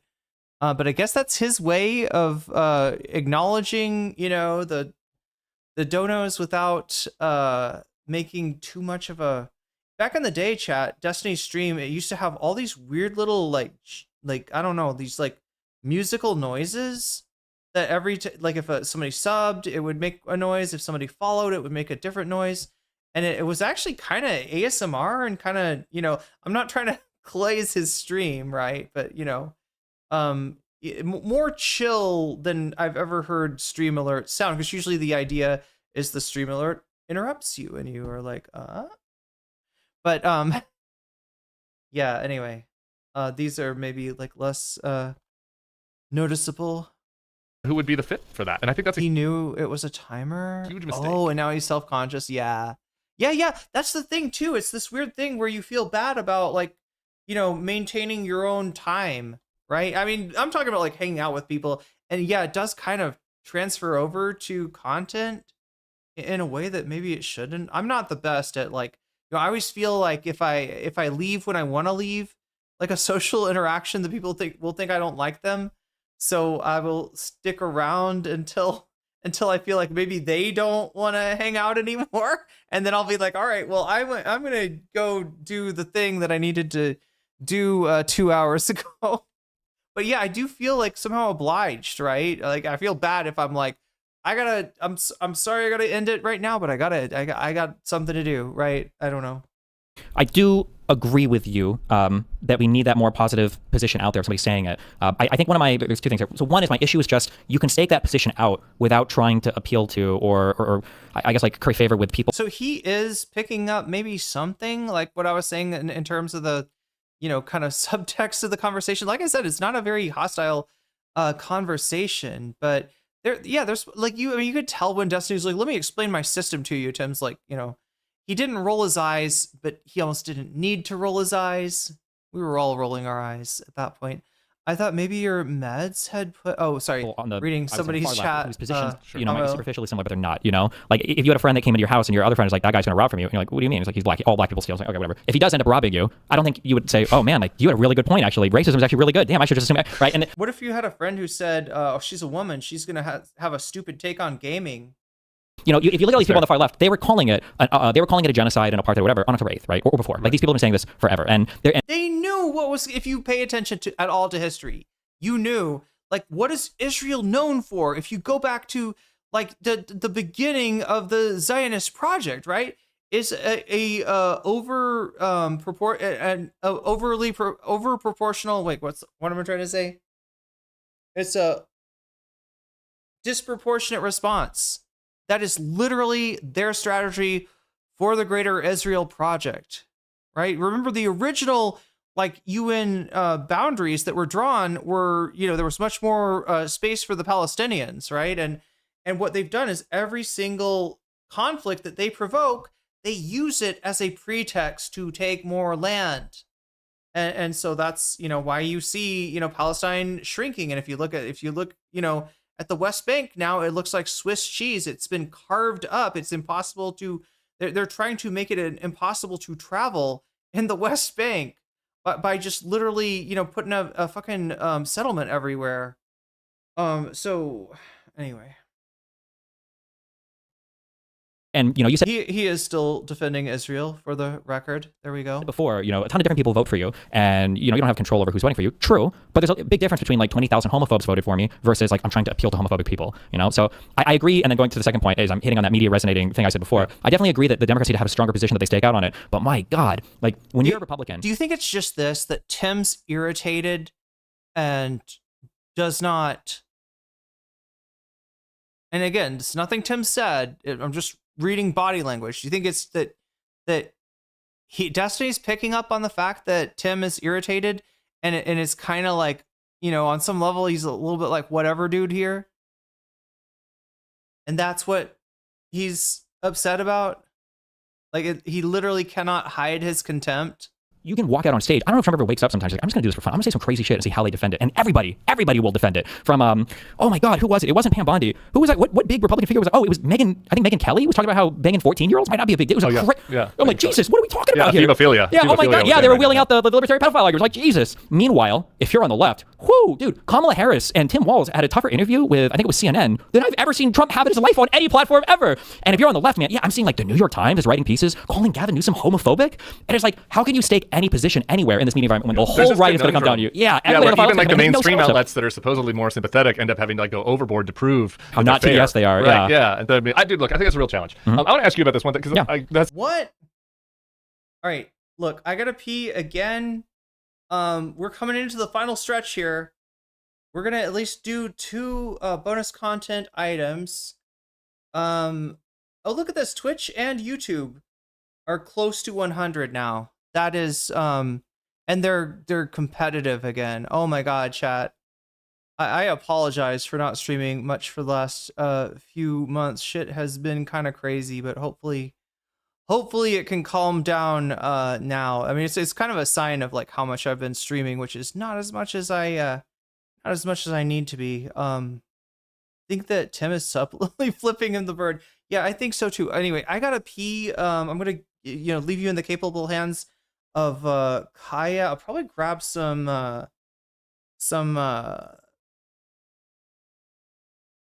food too, because it is we've been going for 7 hours. I am a trooper. Goddamn. I honestly don't ever mean to stream this long, but because again, the longer I stream, the harder it makes to stream the next day. The less time I have for preparation, and I got a lot of stuff. Anyway, chat, I'm gonna pee. We're gonna let them go. Then we're gonna do the bonus content. We're at least gonna do the top 2 things, which right now, Trans Girls Destroy, Clavvicular, and Kyle Kulinski versus Sarah Longwell. So you got more Sarah Longwell content. I mean, I'm assuming that's where it's going. That's where the donos and the votes are going right now. But yeah, make sure to do the thing. Make sure to vote if you have not already.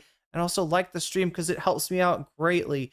Yeah, it's been 7 hours. I really need to target this. Like, it sees the streams of production. I don't think Kaya's gonna let you get to that. That's just my suspicion that there might be a large dog completely blocking any possibility of that. If I can find said large dog. Kaya, place. Hasan thing ends up making it very much about Hasan. I think that actually oh like God, a case study. Of course.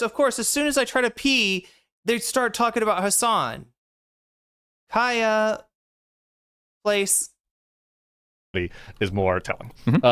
Because Zoran, if I had lived in New York City, I kept saying on some podcasts, I would have ranked him last, but I just wouldn't have ranked Cuomo. Like, so it would have ostensibly been a vote for him in the end because Cuomo was so bad, but like I would have been for any of the other random people that were running for mayor. He came on my show. He, I think, gave the worst answer he gave on any question the entire campaign on my show about globalize the intifada. And he's fucking proud of it, right? So just remember who Tim Miller is, even though he is like a lot friendlier of a face than Sarah, or he doesn't have the fucking vile vitriol of a sex pest in he is who he is, and yeah, that's dogging him. So I was not like dogging him or dogging, like glazing him in any way, but we did platform him. He did walk back. Dogging him. That quote, though, which was he did end up walking back, right? Yeah. So this is where I'm going with this. Hasn't and we I engaged with them a bunch on the topic of like quote unquote abundance related stuff. It's not just me, so other people did as well, about like, cutting red tape, making New York City run better, like typical, whatever. Wait, on Zoran, he's still talking about Zoran. Okay, I thought he did talk to Hasan, I think, and kind of argue with him too. I do need to pee. You're right, chat. Either technocratic left or classical liberal so right bad stuff. So bad. We're in month 3. But he posts so much pee, you're gonna get tired of peeing. Anytime that there's a hate crime against Jewish people, he posts about it on social media. He is, and there's crimes happening every day in New York City. So he would have reason he didn't have to, but he does. He posts about anti-Semitic crimes all the time. He is cutting red tape. He's backed off some of his craziest views on stuff. He kept the New York City police chief in charge. Like, isn't Zoran an example of like the big coalition working? Like he took from some of the centrist stuff. He tamped down some of his lefty stuff. The lefties really are still excited about him, mostly, except for like the really crazy ones online. But your average lefty is. A lot of the centrists that weren't excited with him have kind of been like, okay, he's fine, I guess. Isn't that an example of how the model works? And what's wrong with that? What's bad about that? I mean, he wouldn't. He's not from here, so he can't run for president. He wouldn't be my pick if he ran for president. But like, I don't know. I think that the Bulwark, us engaging with him, ended up being a net plus. Yeah. So here are these are like two big things. One is the biggest thing. This is like the no-brainer thing. Okay. Is have you heard the saying that like the left purity tests and the right doesn't? You've heard people say this. You might have said this. Right? Of course, yeah. This is the least true thing in the universe. Okay. The right absolutely purity tests you, but they purity test you on your support for the candidate. I always bring up these two examples. Kyle Rittenhouse floated voting for a libertarian candidate for like 6 hours because of the bump stock ban from Trump, and that guy was wrapped back into the fold like that night. And then I don't know if you remember, but Joe Rogan on his podcast was floating the idea of supporting RFK, I think, as an independent candidate, and within like a day he walked that back. He's like, oh no, I think I would support Trump. They're very big on purity testing on the support for the candidate. And then outside that, they don't give a fuck what you do. As long as you're supporting the Republican candidate, they're fine. On the left, they purity test over things that aren't related to like electoral power or politics, which is why it seems like there's more on the left, because no matter what you do, you can't get these people to vote for you. So the big thing that I look for on my first point is like, do you support the party and the candidate that wins the primary? Yeah. One of the big things that Zoran said, there was a whole series of elections. There was like 14 of them, and we won every single one like a year ago. I wish I remember I don't remember which. Sorry, I just know there were a ton of them. There were a lot of moderate candidates that ran these races, and I think a couple maybe progressive ones. What Zoran said was that different candidates are appropriate for different races in the country, and we should embrace all of that. And I think that is the exact correct idea when you acknowledge that like Zoran is probably significantly to the left of me. I think he's done a great job in New York City so far. He's messaging a ton. His media team is amazing at everything they do. But I appreciate that Zoran is not spending his time in a plus 40 blue area attacking purple Dems constantly. Right. And that. Yeah. But then when I look at like, I can bring it to Hassan, but like, no, Zoran didn't do the reverse. Didn't happen for him. I mean, Hakeem never endorsed him. It took forever. Schumer took forever. I thought that was a huge strategic mistake. Maybe. I mean, it's a New York City mayor race. I don't know how often. I don't think historically they tend to have that. I just meant like just given the nature of that race, the establishment Dems should have just been for him. But fair. I don't disagree with you. Yeah, especially given that populism is having its moment and all that. Yeah. But when you go through and you look at how like the Majority Report, how Kyle Kalinske, how Crystal Ball and Breaking Points, the Young Turks, Hassan, when you look at their treatment of like the Democratic Party, oh my God, it's brutal. One of the examples that you brought up earlier was, when I talk about my buckets of conversations, one of the biggest disasters is when you go on thinking you're going to have one convo and you have another. And you actually brought up an example that I listed, which was Ted Cruz going on Tucker Carlson. Yeah. He thought Alyssa Slotkin going on Breaking Points. Exactly. Is where you're going to go? Yeah. I'm like, oh my God, these Dems for the first time are like, I'm going to try to have this conversation, but they don't understand where the media environment is. Same thing with Ted Cruz. He thought Tucker Carlson was on Fox, I guess, so he must be cool. Meanwhile, Tucker Cruz just came back from Moscow showing how amazing it is they have bread in their grocery stores. Like, Jesus Christ. But those like, they're so openly hostile. And when you have people who weren't even supporting Kamala for president, like, I'm sorry, but regardless of your political beliefs, this was the easiest GED level question of like support Kamala or Trump. Even if you cared about Israel and Gaza as a single issue, Kamala would have been dramatically better. Biden was dramatically better than Trump on the Gaza issue. Iran attacked Israel. We didn't go to war with Iran when Biden was president. The inability to support the candidate, we've played this game over and over and over again, where they don't get their Bernie Sanders, they don't get their ultra progressive candidate, and they're like, oh, whatever. Or it'll be like the weakest, the most tepid kind of, well, I don't think you should vote for Trump, and I'm not going to tell you who to vote for kind of thing. That's unacceptable in my eyes. Yeah. And when you're courting those people and you're trying to make overtures to those people, I think you're trying to court, one, a base that you'll never truly gather, because the extremism they want is so far away from what you can do. And then two, in trying to court those voters, you're going to have to move to such extreme positions. You're going to lose more. And all the polling, at least that I've seen, is that Democrats generally want people who are more moderate in views. Yeah. Well, and this is why, and again, this comes back to why this little kerfuffle in the discourse about Hasan right now was why I was so adamant about how dumb it is to fight. Like the third way types are fighting them on their strongest turf, the far left, like that crew, right? Like honestly, I mean, what the Democrat, like, and this is my frustration with those guys on the left is like, since Kamala lost and Hillary lost, anytime in the discourse now, it's like, well, we can't run any centrists anymore because they don't know how to win. And it's like, what have you guys won? Like, you guys haven't won anything. Like, you haven't won a single swing state once. Like, yeah, try to win something somewhere that's not a blue state, and then I'll listen. What I think, my personal opinion, nobody's ever tried this. Dan Osborne is kind of trying it in Nebraska right now, in a little bit of an imperfect way. What I really think makes sense for Democrats is to move to the left on foreign policy, because that's where the country is. Move to the left on some economic stuff, probably more left than I would like on healthcare or whatever, but I can read polls. And then cut to the right on cultural stuff, right? Like most people in Nebraska are against the war, want healthcare, but also like cops and aren't into woke speak about campus stuff, and also don't want a reasonable immigration policy. Like that'd be a great compilation of issues. And my frustration with the left is that never happens, right? They're all, it's always, it has to be, if you're 1 inch to their center, you're an enemy, and that part is crazy. And I think that is why why I was saying that was kind of encouraging about Zoran, that he ended up not being like that. He's ended up being much more pragmatic than his most annoying fans. And I think that's good. And I think that if we could encourage there to be other lefty candidates to do stuff like that, I think that would be a net plus. Maybe that's wishful thinking, I don't know, but I think that engagement is worthwhile on that point. But also, like, you know, calling them out when they're doing stuff that is damaging is also good. I think not just in the way that we were talking about, circling back to the original conversation, not about how the left concedes to MAGA a lot. I definitely don't think the center left should concede to the far left on electability. And you are seeing some of that out there. And, and so, but a part of the way to do that is to win and show you know how to win and to be pragmatic and practical as well. And I just think that, like, fighting them on foreign policy in the middle of the Iran war, fighting them on Israel right now in the middle of this war is insane behavior.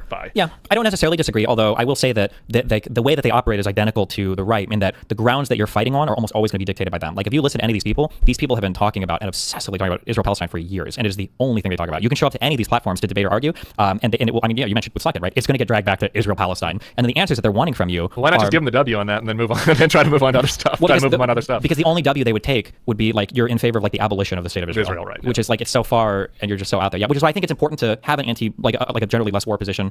I mean, I say anti-war, I guess, but I think we should support anti-dumb war. Yeah, war for sure. But it can't. But if you're perceived as immediately capitulating to these people on the far left, it becomes very easy for people on the far right to kind of attack you. One thing that I think people don't realize, and the far right is so good at this, the far right is very cognizant that people on the far left do not represent a threat to them at all. And you can tell because they always use the far left to attack like moderate left Democrats, but they don't just attack, but when they're attacking moderate left Democrats, they try to destroy them, right? So like Jimmy Kimmel and everybody, you know, it was like the FCC, get this show taken off the air. But nobody's like bringing all this pressure onto like these very far left people to like deplatform them, you know? Like they like the fact that they exist because they can always use them as a useful cudgel to attack other people. I'm checking myself on this because it's always like, you don't want to fight the last war. I don't, you know, maybe I have too much PTSD.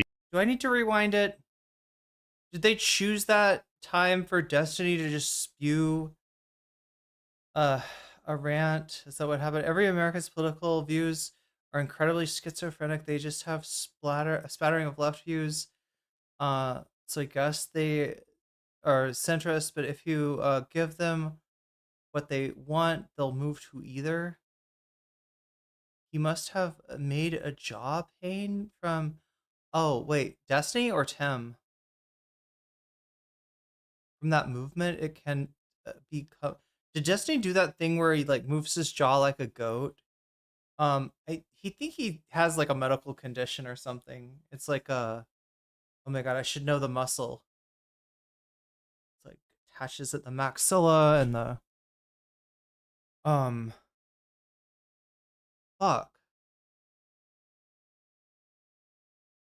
It's like one of the muscles that you have to like reach in somebody's mouth to massage.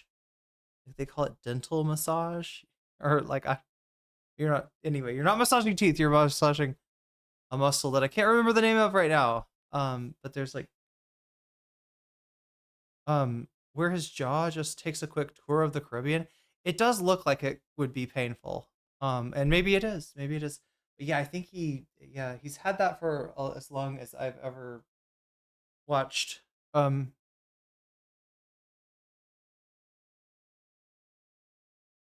Oh my god, chat, did I miss something?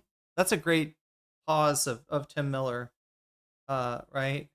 He looks like Jerry Seinfeld after Kramer has just told him that the I don't know, the pate that Jerry was just served is actually cat food. Right? It's my Jerry's like, what deli did you get this pate from? It's amazing. And he's like, Fancy Feast. And Jerry's like, okay, wow, why am I writing for a show that's not even on anymore, Chad? I can't get money out of Larry David like that. Come on. Think, Irene. Get yourself a real writing job, a real writing room. Yeah, that would be great. They throw you out the window every day. From being in there, but like I lived this battle on the other side already, right? Sure. Like losing the fight. From I'd be the meme, chat. I'd be the meme. I'd be the one that gives the good answer, and I get thrown out the window. That's how my writing career would end. And part of among the mistakes that were made were number one, not believing that the far right could actually win ever, and that was just a huge mistake from the center right and the center left. But seriously, chat. Seriously, did I miss anything? Are people just being nice? I feel like I got back just as like Destiny was fucking ranting on something. Maybe it doesn't matter. Maybe I've done enough. I don't know. Empowering Trump was like I always feel like I'm like the completionist, but not with video games. It's like with fucking content. What does Tim think of 1738?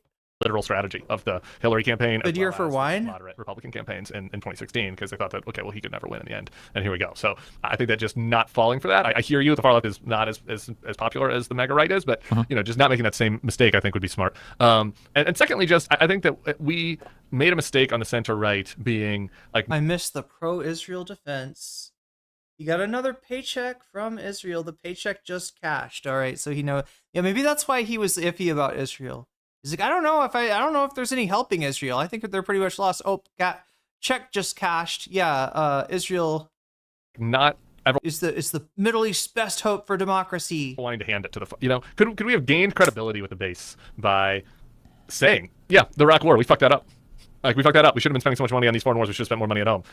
The border got out of control. I don't know. Like, there were various things like the populist right was upset about, and the establishment on the right refused to engage with them on. And so, like, they overthrew the establishment, kind of. So anyway, so I think that like those two things like both kind of hang in my head when I think about the framework of this thing too. I definitely agree. Like, there are times when you can't be obstinate on every change, especially when the winds are blowing in a certain direction. But I think harking back against that media model, I think it's very important to keep in mind, like, what are real issues versus what are fake issues. I trigger the fuck out of everybody when I say certain things, but like I stand by this. Like, illegal immigration was a fake issue. That was just not a real thing. And my evidence of that, and I argue with every single conservative on this, my evidence of that was, if you cared about illegal immigrants at the border, there was a huge bill, right? Like, from the Senate, there was a huge bill to close the border, and Donald Trump, not a conspiracy, right? You saw him say it. Everybody said, Donald Trump said, kill that bill. I want to get into office. Donald Trump comes into office. First, he said 15 million illegal immigrants. Then it went to 20, 25. Now 30 million illegals came in under Biden, and they haven't really done anything to deport these 30 million people. I think 2 million was their largest estimate. Now everybody fucking hates ICE, and I guess he shut down the border. But like, how are you telling me that you cared so much about immigration, illegal immigration, but now nobody talks about it anymore, except for when Trump is sending ICE agents around assassinating American citizens? And then you've got, apparently there are still 28 million illegals here, but Republicans just don't seem to care about it as much anymore. This is what I mean when I say, like, I don't believe this is a real issue. This is a manufactured issue that Republicans put in front of you. You can have strong feelings about it, but much like there weren't drag queens that were indoctrinating 20% of Americans' children, there weren't Haitians actually eating cats and dogs, and J.D. Vance admitted in that interview, if I gotta make an issue, I get to care about. I want to call bullshit here, but it's been too long, chat. I don't remember what Destiny did during the whole, kink at Pride discourse. I have a feeling it wasn't good, but anyway, he's like, look, there's enough to criticize him for already without, I literally don't remember. It does seem like a strange thing for him to say, but, so I want to give Tim a chance to answer before I say what I think Hasan would say if he was a part of this conversation, instead of the subject that they are both talking about and avoiding. God, centrists are weird. They're being centrist about whether to talk about Hasan or not. They're like, listen, don't talk about Hasan, but let's talk about everything fucking regarding Hasan. Let's let's everything but the fucking, just treat his name like Voldemort. But no, I mean, it was crazy. And yeah, so I think when you're fighting against something, I think you have to be very careful not to capitulate to issues where I think you should say, like, yes, we acknowledge Americans' strong feelings about immigration. This is why we're trying to do this on the border, whatever. But the Republicans can't get to control the framing, because what happens is you have these problems that aren't real, meaning you can never fix them because nothing you do is going to be enough. And then when they come into office, they don't even have to do anything to fix them. Mexico never built a wall. Like, none of this stuff ever even happened. I had a guy telling me he was so happy about how ICE and the Department of Homeland Security and everything was working like 2 days ago when I was at UCLA, and they just fired Chrissy Noem. How can you possibly be happy with that? What are you talking about? It's not a reality game, right? They make up issues, they put it in front of you, and then you get really mad about it. How are you supposed to fix the issue? I know, we're too rational. I do agree with that. We're too rational. I always have felt like that was a weakness for me as a boss as well. Maybe it's a weakness as a content creator. The good bosses demand irrational things of their underlings. Sure, yeah. But I hear that. I hear it. I don't know how to fix that. The media thing. I don't know what that meta commentary was, you can push but any message you want. Again, I'm not saying we should do it, but at the very least, we have to disrupt the other side to do it. Otherwise, they can just push anything they want. Is he talking shit about Sarah? That's my last thing to bring up, to be cognizant of, okay? Because I see. I literally don't know right now. I literally don't know what he was talking about just then. Argues, and the way that these far left people argue, and you can always see the way they do it. It sounds like he's complaining about internal stuff at Bulwark. You can never actually have an argument on the substance of any of these topics ever. It will always be you ignore the subject matter, you pivot to something different, maybe something you morally grandstand on, you attack your opponent by misrepresenting them or ascribing to them some other crazy belief that might not be related, and then you just repeat this over and over and over and over again. And that is the only way that these people engage. And the reason why they can do it is when you go back to those conversation buckets I listed earlier, all of these people only cycle through the same team conversations or the friendly PR conversations. Everybody does it on MAGA. There are no real debate people, and everybody does it on the far left. So when Hasan is fighting somebody, you'll see all the usual suspects pop up. Like Ryan Grimm is going to be there supporting him. Oh my God! All the maybe Brianna Joy Gray, depending. All of these people come and they'll defend any position. Is Destiny thinking of the eclipse from Berserk, and he's like, then the void will be there, and the chick with snakes in her hair, and I don't know. It's like he's got this seared into. Does he have the fucking brand on him, chat? Is he a struggler? Did Hasan fucking eclipse Destiny? Is that what happened, chat?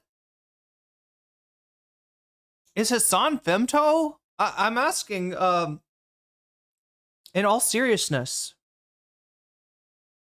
position possible as long as they're on the same team. And remember and then you'll see Ryan Grimm, and then Emma Vigeland will come up, and then it's like the God Hand, chat. They're all like standing over him. Oh no, who's the Skull Knight then? Is it Counterpoints? Oh my God, chat. I'm trying to reread Twitch poll as Berserk. It's straining my imagination. It's like, if I'm getting these people in my algorithm, they're so right on everything. That's the world. Felix Biederman is Zod. Yes, he is. He absolutely is. He's like, people, even Ethan knows not to fuck with Felix, right? Yeah, he is Nosferatu Zod. Has to get these other people as adversaries and evil Nazis and everything else. And yeah, it's so hard to break through that. But like, I think it's important to be cognizant of the way these people control the fight. narrative. No, I'm cognizant of it, and I this is true for every group, but like, I think just picking battles is very important in this world. For sure. Picking battles, yeah. So anyway, I think that's informs my perspective on this one. Yeah, no, Sarah's definitely in the barrel right now. Yeah. So, oh my God. Oh my God. I've been there. And one thing that you can never tell somebody that is in the barrel is that they should stop, because they're having to fight in their head, and so sometimes you just gotta let it burn out. Yeah. Yeah, that's the thing. I'm sure if you've been through it, you always tell people, like, just wait like 4 days and it'll be so much better, I promise. But yeah, a person's first journey through internet hell is always the toughest to go through, because they're like, it's over, bro. It's like, been there, man. I've been in fetal position before, so I think I got it now. Then we'll see. Okay, cool. Yeah, anything else you want to? Dude, I appreciate this. It's been overdue, and we can just keep in touch. Give me tips. Any last memes, my dude? Any last memes? God, it's so cringe. And to think this community, like, I don't know, set the like alpha pattern for a genre of political live stream that I guess we're all touched by, right? Even Hasan, even certainly myself. Somebody said there's like more kissing between Hasan and Asmongold. Do I dare? It's like towards the end or something.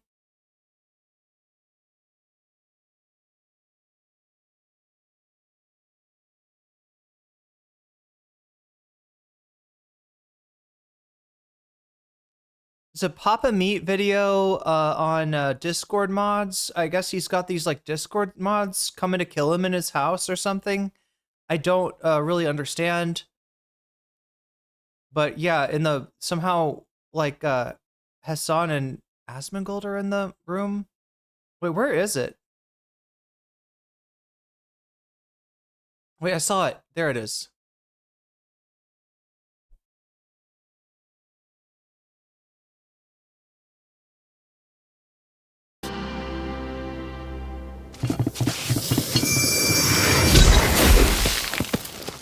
What's going on here? Who the hell are you guys? Dude, let's get out of here. Oh, God, glad to be out. How did we get outside? Who wants Panda Express? Oh, yeah! I don't think that's Panda Express. Hi, guys, I'm Sakura. Oh. Antifreeze. No way. Hey, man, what's going on? I've been looking for Miss Virgin Double D's. You seen her? Nope, haven't seen her. So. Okay, I guess I'll go sniff around for her then. Okay. Not a word. Don't say a word. Virgin Double D's, where are you? Come on, girl. I know you're around here. Sorry your girl tried to kill you, man. I'm sorry your crush was a middle-aged guy that almost got you killed or something. Let's never talk about that again. What, he falls in love with a Discord mod, but it turns out to be a guy? I don't know. I don't know, chat. Who is Felix? Yeah, Felix Biederman from Chapo Trap House, comedian.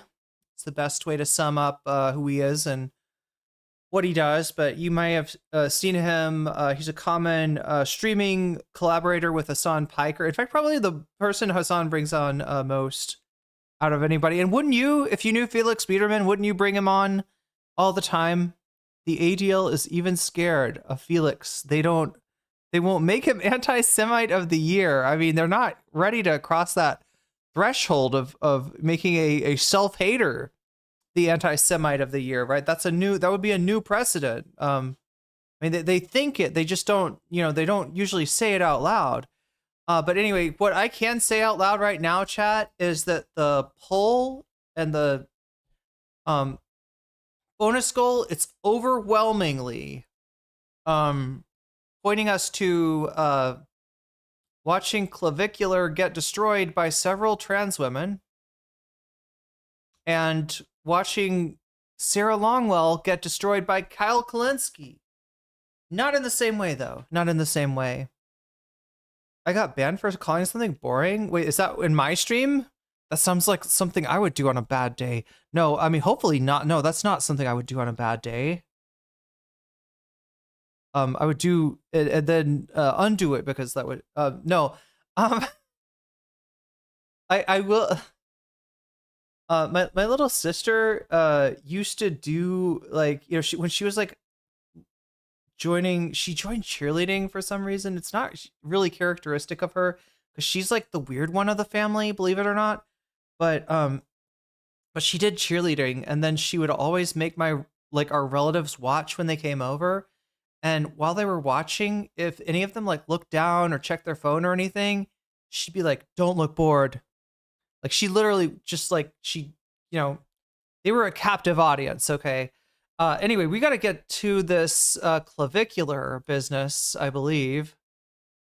What are we doing? Playlist? Yes, playlist. Yes. Oh, there it is. So as the days go by, there's going to be a point in time. I don't know this channel. I don't know anything about this channel. Plantation Soup? I don't know. I don't know where this I mean, look, they're talking about Clavvicular. They might be far right. I really don't know. But they're not here to glaze Clavvicular, chat. Let's switch this back to the way that it was. Like that? No? What? Oh, no, that's Twitch alerts. Let's try something else. Twitch something video. There it is. Boom. That's what we should be looking at. It wasn't Ethan, like wait, what? Who got banned for where? I will endeavor to never ban anyone for calling something boring, okay?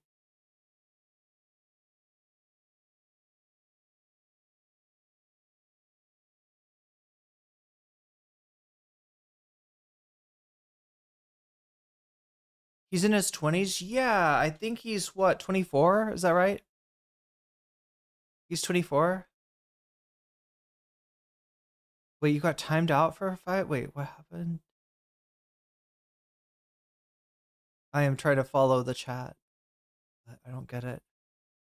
It's like at the 20-minute mark? Wait, what is it, the 20-minute mark?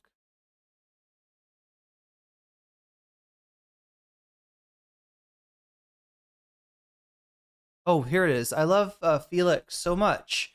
I feel like Hasan purposefully banned me before he came on last week so I couldn't profess my love? What? Like, you caught like a random Haas chat ban? How does that work? Did they go back through logs or something? Like, you didn't get banned while you were chatting? Anyway, so yeah, if this is a person I'm thinking of, I don't know about this person, chat. They could be far right. They could be like a lefty losing it. I can't believe, chat, we got banned from watching lefties losing it. Like, Hasan gets to like it didn't, chat. It wasn't just like it didn't. It's not just like YouTube didn't take my stream off. Like, somehow OBS, the streaming software, did not show the video. Like, does lefties losing it have some kind of special dispensation to, like, pull your content in real time or something? I don't understand how they did that, but we didn't get to watch lefties losing it, and I didn't get to see which lefties were losing it this week and how they were losing it precisely. But damn. Where fans of Clavvicular will realize that being a fan of him is actually... is Hasan known for Panda Express? I don't know. Is it a Papa Meat thing, maybe? Is the Panda Express thing maybe like a Papa Meat deal? it doesn't seem like maybe I don't maybe I don't know what I'm talking about, chat, but I feel like it would be hard to fit one's macros at Panda Express. Like, right, if you're Hasan, you maybe need like very specific percentages of calories from fat, protein, and carbohydrates. And I don't know if Panda Express would do it, given that it's like everything is bathed in a sugary sauce. And is it oily too? Maybe, I don't know. It feels like it would blow his, because the guy eats like he'll eat like, you know, chicken with like pepper. You know what I mean? Very like lightly seasoned. I don't know, like boiled. Does he boil it? Does he grill it? I don't know. He does some kind of like, you know, low fat cooking method, right? That's like the majority of his diet is like very, very clean. So I'm like trying to imagine what he would eat there. Gayer than being gay. Right now, I like the, oh my god, what is it? Do they have, I feel like, do they have like an eggplant dish, right? That I really like. What, anybody know the eggplant dish at Panda Express? Panda Express is kind of like a shittier non-vegan version of like the J restaurants that we've got here in Thailand, right? There's all kinds of places that you'll just pull up to, and like they're standing in front of a big like hot tray with different dishes, and you just like you go there, they put rice on your plate, and then you like are like, I want that, and that, and then you go plop, plop, plop, and charge you like, you know, $3, and you gotta, you know, but yeah, it's like, you know, it's local vegetables. It's like really good. It's like, oh, I don't know why am I even comparing it to Panda Express? Panda Express not nearly as cool as the Buddhist J restaurants in Thailand. now they don't even realize it because all they see is a white boy who says the N-word. But for people like me and you, we're like, aren't these the same dummies who call trans people abominations? These are the same kids who will be like, see, so what's his deal? Like, his name is like Plantation something or other, but he seems to be like criticizing Clavvicular and his crew for calling trans people abominations. I can't tell. I honestly can't tell. I'm not picking up like transphobia from this guy though. When someone says that gay people shouldn't exist, these guys will literally watch a man try and make himself more beautiful, but will freak the fuck out if they see a guy with painted nails. Like, Clav isn't teaching you guys how to get in shape, how to eat properly. It's called looks maxing for a reason. It's because if they called it making myself beautiful, all of you guys would be like, hey, you're a f***. But because he snorts meth and likes to smash his face with a hammer, people are like, wow, that's so cool! Not realizing that they're idolizing an essential drag queen. I'm in Asia and I'm enjoying Panda Express right now. I wonder if they have it here. I'm gonna have to look for that, Nathan.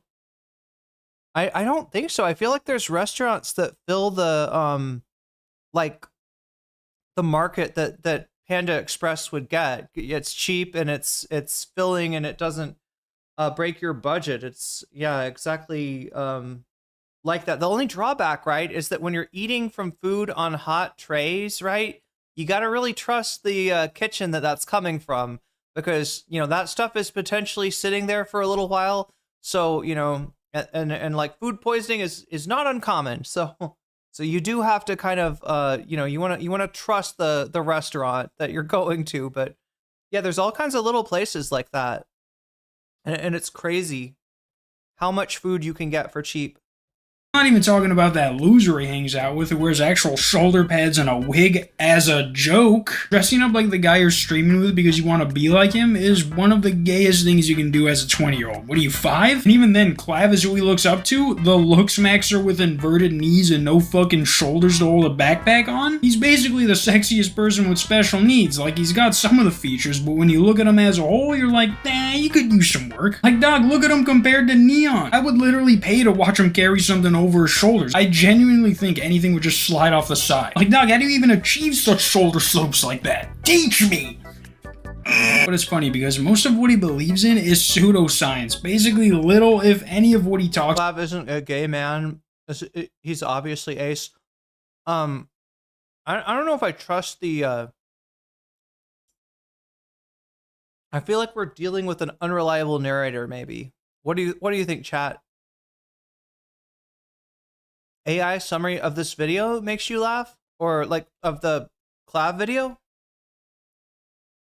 Talks about is backed by science in the way he talks about it. Like, he makes it seem like whatever he's taking are these magic substances that once you'll take them, you'll look like him overnight. When in reality, they do very little for your actual appearance, which is why he has to do all this other shit in order for what he just took to not completely fuck up his body. And even then, none of that shit matters because he'll just get surgery to speed up what bone smashing isn't doing to his face. So I grinded every single day. I was working like 75-hour weeks because I wanted to afford plastic surgery, which, you know, I'm still getting within the next month. I save up my 35K. I'm going to invest it in jaw surgery, and then we'll take life from there. So you're going to get jaw surgery. This guy will literally sit there and tell his fans to hit themselves in the face with a hammer while he just takes the easy way out and pays $35,000 for some jaw surgery and who knows what else. Like, he is an actual fraud. If you go to his website... Yeah, Columbia Rican, I'm glad I don't live in Florida either. Where he's charging you $50 a month to look better, it says, only for individuals ready to dismantle weaknesses and commit to ruthless self-optimization. If you're looking for There's a name... That's a marketing technique, right? It's like a way of filtering your, I don't know, like when you offer like, I don't know, limited run deals that they have to re-up or something like that. People do this to like try to filter out anybody that's going to be like,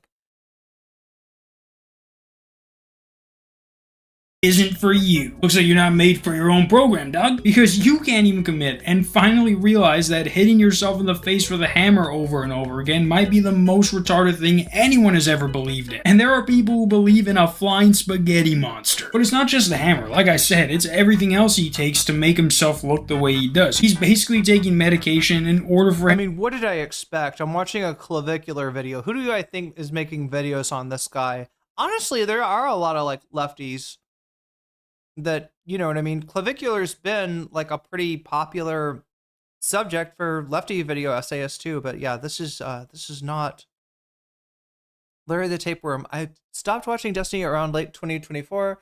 Even then, I mostly just liked his older debate content, like with JonTron. Destiny is unhinged and needs to get off the internet for help. Sometimes he does look like, I mean, it wasn't as pronounced in his conversation with Tim, but I have seen him, yeah, looking not good, and I'm not sure what's going on. I'm not sure what's going on with all that. Him to not look like how he normally does. He wants to become a whole different person that's unrecognizable from before. And you guys want to know who else does that? Trans people. The very people these guys try their hardest not to be like. So I saw this clip and the caption is just cancer, but it basically says Clav and his friends are left in shock after finding out these girls are trans. And the full clip is hilarious. So before these girls even walk up to them, this guy Clav is with is like, damn, look at these girls that just walked in. They're not even wearing panties, bruh. Yo. Just look to the right. These bitches don't even have pants on pretty much. Now, mind you, his girlfriend is sitting right there next to him, but he's like, what? You're talking about those girls right there? Come on over, ladies. I thought he broke up with his girlfriend. Is this a new girl, or is he back with the girl he broke up with? Why am I mocking you right now? What? I'm drag queen Maxine. You're what, Max? I'm drag queen Maxine right now, no shade. Now this guy in the back immediately knows what these girls are. As soon as he hears them talk, he's like, that's not a lady. See what I mean? I'm just like, wait, I can't get a read on this guy, right? Before he was like, the guys like Clav usually call trans people abominations. Now, I don't know. It's, Yeah, it's like no shade. I'm drag queen Maxine. He's even getting sadder with every word they speak. What does that even mean? Drag queen Maxine? Drag queen Maxine. So wait, are you a... Representing to the TS. Wait, she a trans? Yeah. You're a trans? I'm a trans. Can you tell? You can't tell. I'm logging. I just looked at your ass. Huh? You just looked at my ass. He's doing the meme face, that dog meme. All you guys are trans? All you guys are trans? We're all TS. All of you? All of you guys are trans. Wow. Can you tell? How did you find your girl? Because we're like just like bad bitches. I think you're trolling me. No, I swear to Can I like shed some light on the situation, on what's going on here? Like these are, you know, I guess trans women, but they're a particular type of trans woman. You notice how they introduce themselves as, I mean, and like most of the time, like trans people, like the first thing out of their mouth isn't going to be like, I'm trans, but like, you know, this is the subject they're confronting him with, right? So, you know, that's their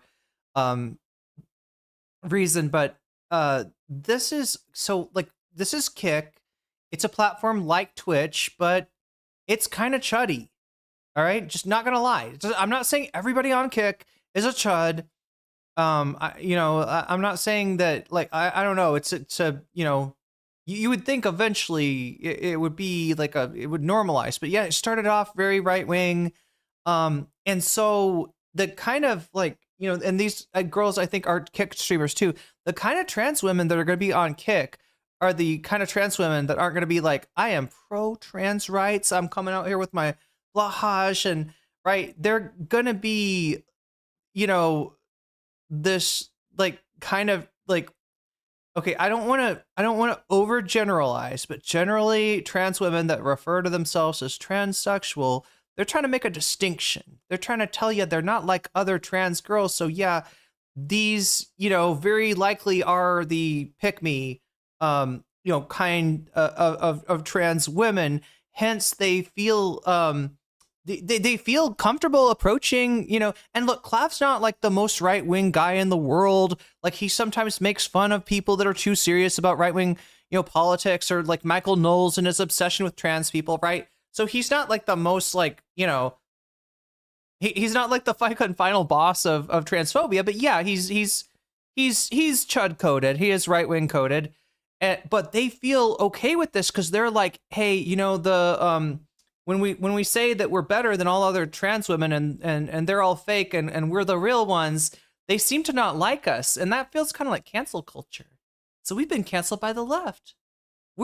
It's like a right-wing 4chan thing. I don't know how to explain it to you, right? But this is and again, broad strokes. This might not apply to these content creators. If you're out there watching, hi. I hope I didn't like mischaracterize you. But I'm putting together, you know, clues with deductive logic to try to figure out exactly what's going on here. Because like trans women, you know, approaching Clav is not really anything I think anybody had on their I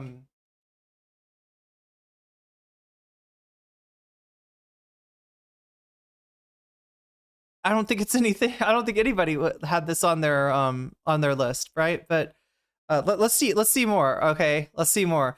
I mean, they are doing some praxis. I'll give them that. They may be trans meds. They may be, you know, weirdos. They may be pick-me's. They may be, you know, want to be Blair Whites. I don't know.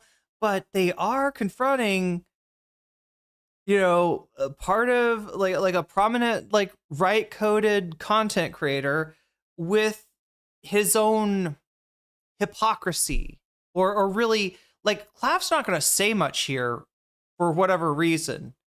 I mean, I think he's like on the record. He's not a woke guy, right?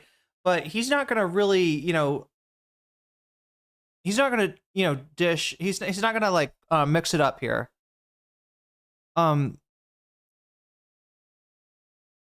But yeah, in general, this audience like disapproves of trans people writ large, and they don't recognize the distinction of, oh, it's okay if you're Blair White, it's okay if you're, you know what I mean? It's okay if you hate other trans women and you like you're the real one and they're all fake and shit. Then, you know, I guess it's okay then, right? There is no, just like any other pick me, right? They don't get picked in the end. They get picked for, you know, some bad stuff that you don't want to be a part of. Anyway, chat, I'm talking too much.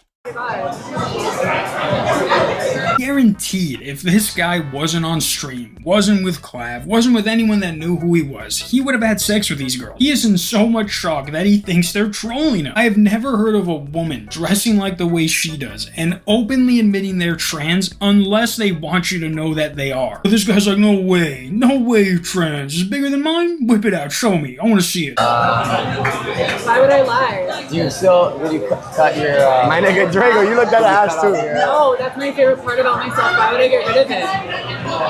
So how do you, like, what, you just tuck it to the back? Yeah, we can tuck it up, just pull it back, and then, like, straight to the butthole. Straight to the butthole, baby. Straight to the butthole. Why is he saying that like Clav is gonna be interested? He's like, they could tuck it all the way into their butthole, dude. Last time I checked, your girlfriend don't even got a wiener to tuck. Like, Clav is so annoyed after finding out that they're trans, but this guy's like, I didn't know all of them could look like this. And it's because he doesn't, I guess he doesn't want to do like the anti-trans content. Like, I don't think he's pro-trans. I think he's still, you know, hostile, right? But if he makes a scene here, and you know, he's gonna that's gonna be his brand, and I don't know, for whatever reason, that's not what he's looking for. I think Clav is coded to whoever has a more willful personality around him.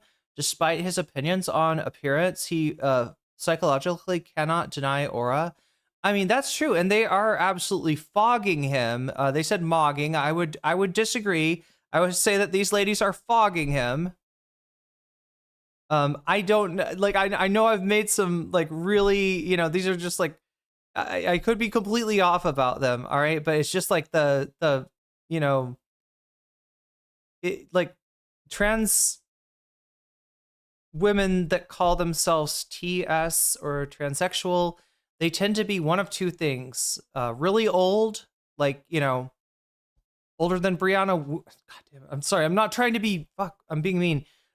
They're either from like back in the day when like that was the, you know, when transgender was not a thing that people said, or they are, yeah, trying to, you know, sort of, draw like a distinction. Like it's like they create a cased system in the trans community, and because most people don't recognize that it doesn't really it doesn't work. They want to be mean girls, right? Remember there was like a group chat of I think Brianna Wu was part of it, despite not really fitting the profile, but I think of just like, you know, vile like trans medicalists. Yeah, Twitch has always had this underbelly, right?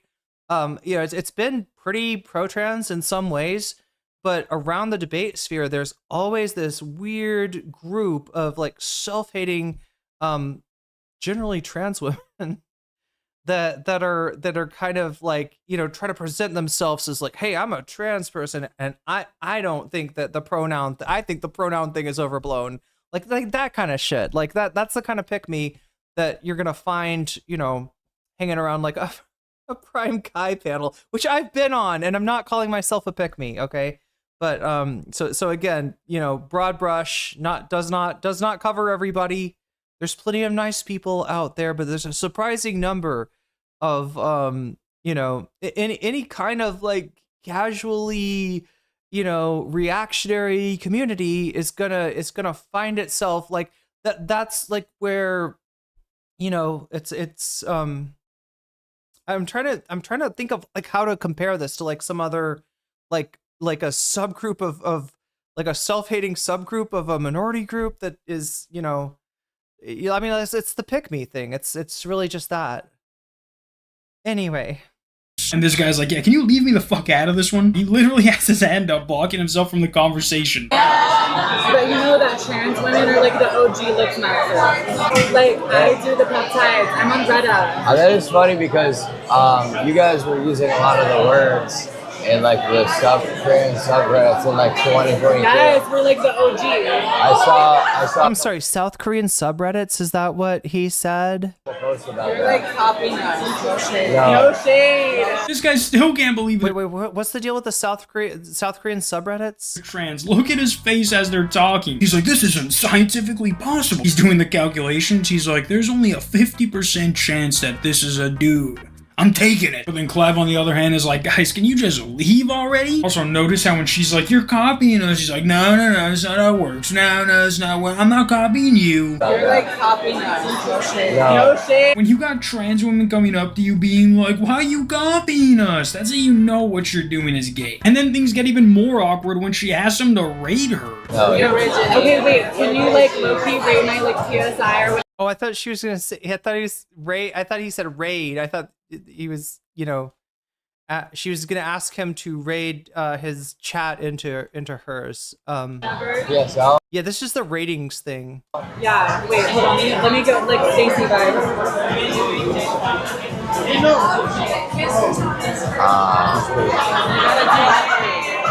I don't know. Is it giving or not?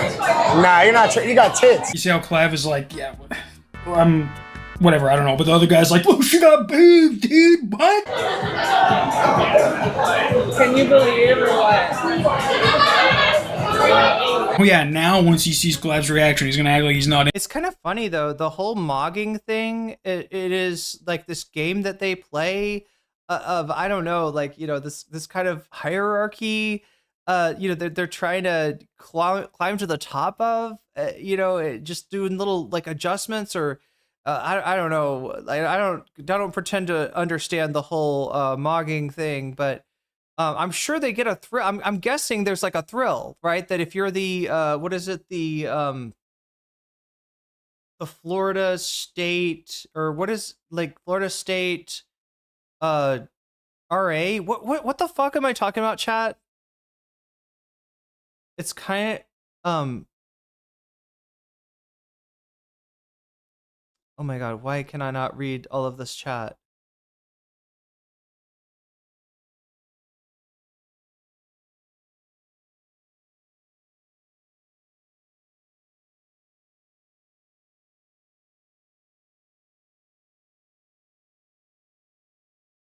It's kind of like how I say I'm bi, even though I'm pan.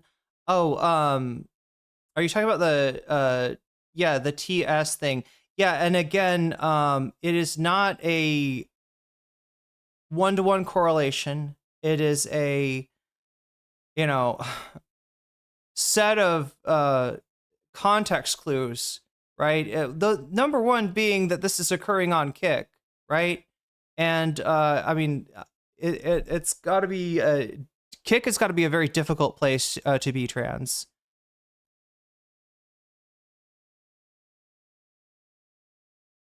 But yeah, it's that word has meant different things over the years. It's only recently taken on the meaning that I'm describing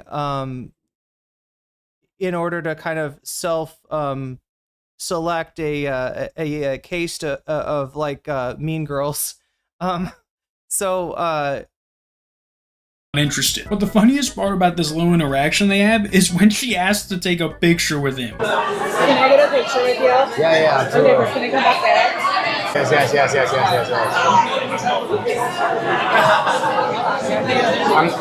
I'm never recovering from this one. What am I trying to think, chat? There's like the Mogger guy. There's the guy that's like the something Mog, the Korean Mogger. Is that what his name is? There's the Korean Mogger, and then there's the guy, some kind of college. Fuck, I can't remember. I literally cannot remember. I think this is the happiest I've ever seen Clav. He looks like a kid who just went to Disneyland for the first. Oh yeah, he's real happy. He's really thrilled, and he is absolutely getting fogged there. Like they just like that's a power play, right? Even them just getting in this clip with him, like I'm kind of surprised, because this whatever profile they had on Kick or whatever other social medias they have, like having this clip is gonna blow them the fuck up, right? So it's real. This is working out pretty well for them. Clav does not seem USC frat leader. Thank you. It's the USC frat leader, and who's the other? The Orlando Asian Mogger. Thank you. God damn, I forgot. I can't believe with a name like that's an awesome name, Orlando Asian Mogger. The Albanian ASU frat leader. Yeah. Wait, there's the ASU frat leader and the USC frat leader. So now we got the frat leaders. Okay, I'm supposed to not press play, and I'm supposed to look at the his friend on the left, his face. A little bit shocked. A little bit shocked. Oh, because he's like attracted to these women. Like he saw them come in, and again, this is Kick. This is Clavvicular, chat. This could all be faked. Maybe they paid him $5,000. Maybe they wrote the script, right? Maybe this is all scripted. We don't know. It very well could be, or not. You know, either way, you know, it's gonna be. You know, they're gonna be. They're gonna go fucking viral over this, right? I'm surprised I haven't seen this other places. I mean, I guess the place that the channel pointed to was the. He is staring right at us. I mean, this is just a moment right here. Time. He can't even look them in the eyes when he's talking to them. And then when they leave, as they're saying goodbye to him, he just completely ignores them. And they don't just say it quietly, they're like shouting at him. You think they're real women or no? I love you. They just said they're married. 100%. 100%. Now, as soon as this other girl comes up and sits with them, they ask if she's trans before they say anything. Like, they want to make sure they're talking to a biological female before they start flirting with her. Are you transgender by any chance? No. Okay. I have to ask now because... No, I'm not. Is that a disappointment or... No. Wait, disappointment? I'm not gay. I swear to God, this guy is gonna... I feel like this guy is gonna... He's awakened a new interest, right? I feel like Clav's friend is gonna be checking out, you know, some stuff on the internet very soon. I'm sure for better that. or Look, for the worse. literal second she says she's not trans, Clav shows a little emotion. Yeah, it's just a little smirk, but it's way more than he gave the other girls. And it's weird that he would act that way to people that he even admitted were using the same verbiage as he was years before he started using them. They even said that they were on peptides just like him. They obviously had surgery to make themselves look completely different from how they used to. Like, other than adding fake breasts, they are basically the same kind of person Clav is, only with a different end result. I mean, they both still got wieners, both of them don't work because of the drugs they're taking. I'm telling you guys, Clav is literally a couple treatments away from being a full-on trans mix or whatever the hell. I feel like he's gonna say the T slur. I mean, Twitch will let me say it. I don't know if they'll like put up with him saying it. So we got the point. I think that's the point. I think that's the point. That chick touched his shoulder, and his entire worldview is fucked up now. Yeah. And it's like, I don't know. I sometimes think that at some point, like, I don't know, chat, can we be real? Okay. Heterosexual is not the fucking default, like, orientation. I think most of us are like, you know, like not all the way, you know, attracted to one sex or the other. That's just the most of us. I'm not saying all of us, right? But, you know, I always want, like, because, you know, there's, like, more people that are, like, a ton of the people that say, you know, trans, ooh, gay, ooh, all this stuff, ooh, right? They're not really saying ooh. They're like, afraid that they're thinking something other than ooh. And if that ever just kind of shook, you know, like out to its completion and people were like just kind of acknowledge like this is who I am, these are my feelings, this is what I'm into, that there would necessarily be a lot less you know, bigotry, because in fact, like I don't think cis straight people are like the majority at all, right? Especially I don't think straight people, let's just be real clear, right? Obviously cis people are a massive majority, but yeah, it's yeah, and there's probably straight people and there's probably like totally gay people, right? But there's just a lot of bisexuals out there that are not gonna, you know, like cop to that, and it's sad because I don't know, it's just like, and most of them are like, no, I'm straight, I am normal, I am whatever my, you know, parents expected me to be because I'm fulfilling the role that was you know, that I was cast for in my family, right? I can't disappoint by being like, actually, I like guys and girls. I've got to, you know, I don't know. It just feels like there's still like, a lot of fear for people to acknowledge stuff, and it's so ridiculous. Elephant Graveyard was so right. Everyone is doing male to male transitions. Wait, what video was that on, Davy? How they called it. Okay, we're not gonna play anymore because I swear to God, 2 seconds later, this guy is gonna say the T slur, right? He's gonna make it real clear what side of things he's on. Although honestly, I couldn't tell for a big portion of this video. I had no idea. I mean, like you were kind of ripping on Clav for being transphobic, but I don't know. We'll have to leave it a mystery, chat. Is he an okay guy? Is he a piece of shit? Well, the world will never know. But what we do know is that those trans women absolutely fogged Clavvicular, and I probably shouldn't have shared the inside baseball because I'm just like, oh, you know what? These chicks are probably like this. I don't know. They didn't say that. I probably shouldn't have even. I just like it's a weird correlation that when I hear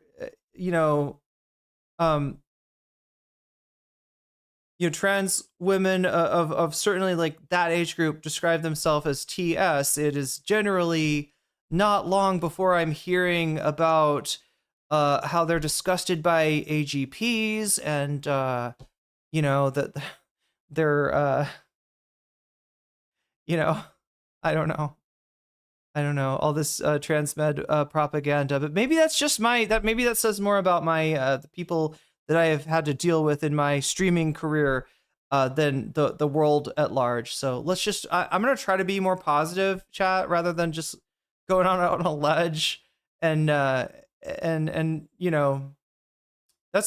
being Professor Jang here as speculative. I'm being I don't need to be speculative. I don't know I don't know them. I don't know who they're. Oh, what's an AGP? Oh my God. It's something that mean trans girls call other trans girls, especially trans lesbians. It's just I don't know. It's inner community hatred, kind of like, right. There's this fucking weird doctor who came up with a theory of like, I know how trans women work, right? And it's insulting and fucked up. And yet some trans women like cling to essentially that definition because it gives them a way to say, well, I might be trans, but I'm not like those trans people over there. I'm not them. All right. This feels like when my sister told me about passoids. Oh my God. I can't even engage with that discourse. It's too hard, especially not this late. Sometime though, Davy, we should talk about passoids and how they're not a thing. I don't know. I don't know. I don't know. Davy, your sister might be dealing with brain rot. I'm not sure. Just check the browser history for 4chan, if you will. Let's probably make sure there's nothing like that, or I don't know. I don't know. I shouldn't say anything, chat. I shouldn't say anything. Here's what I should do. I should give you the bonus content that I promised you, right? Which, yeah, I have given you half of the bonus content I promised you. We got to 216 tonight out of 300, which means that we're going to watch 2 installments of bonus content. This was just the first one. The second one, I believe, is from Mr. Kyle Kulinski. Kyle Kulinski.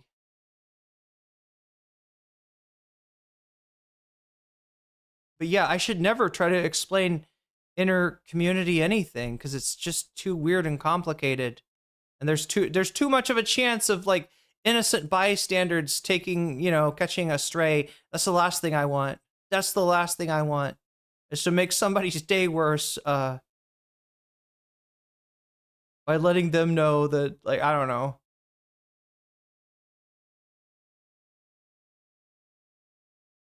Huh.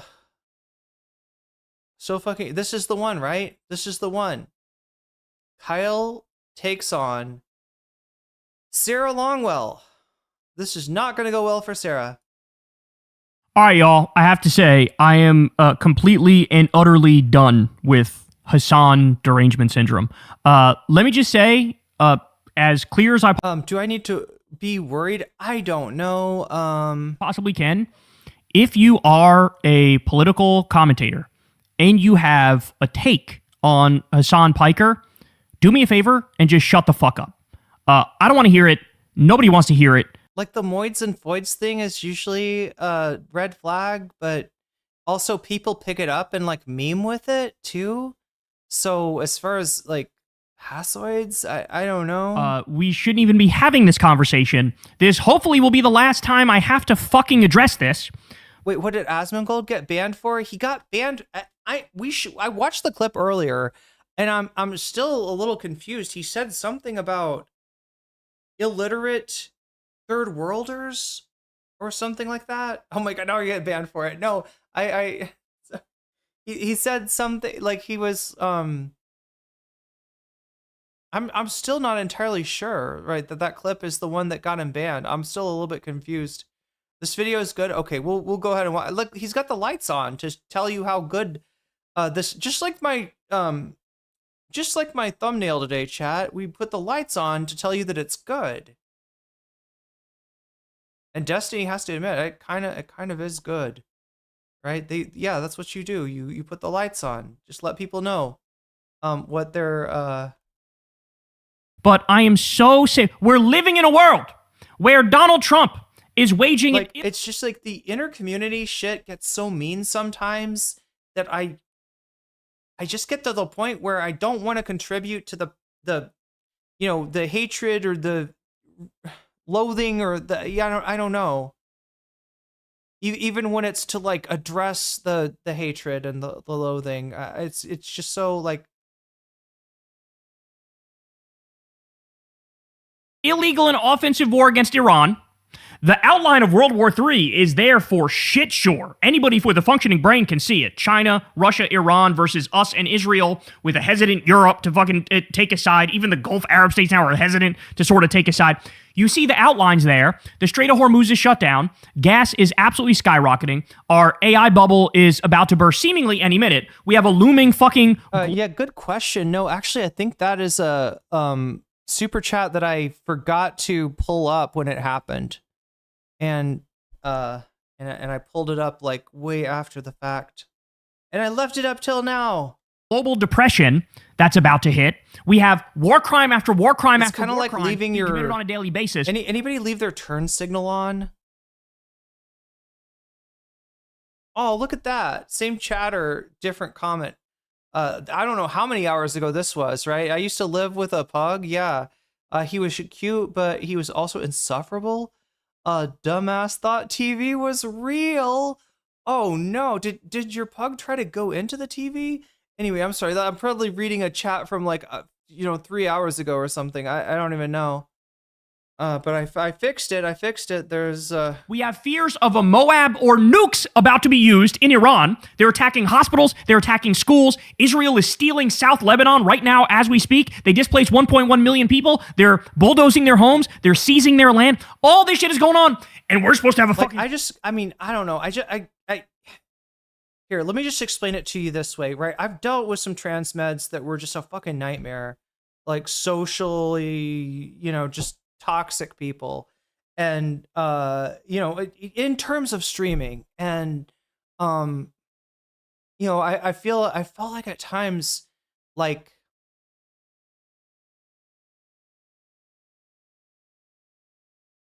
that I need to stand up so that like the community doesn't become as transphobic as outside of the community. But really, like, it is not easy for anyone. And somebody being mean to like other people in the community, it doesn't like change, it doesn't change how I feel about them, and it doesn't change my wish for them to I don't know. Like it's like a lot of, somebody's got to be really unhappy to want to go pick on other people like that, right? And it's hard to It's hard to ignore even that. Anyway. Conversation about Hasan Piker. Did you guys see that in 2019 he said this thing, which was the without the T people are definitely. I mean, that's just like. I don't think it's like queer people, right? For the most part, the LGBT without the T people, those are mostly just right wingers, kind of like pretending to be part of the community. I mean, obviously some TERFs too, but yeah, after like all I've dealt with, I don't want to contribute to people's self-hate. And I found that it's not as easy, like it's not as straightforward as maybe it should be, right? Was really politically incorrect and rude.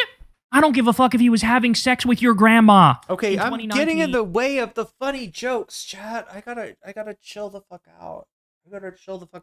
This is why I don't like to do 8-hour streams, and I shouldn't do 8-hour streams, but somehow the content requires that much time to.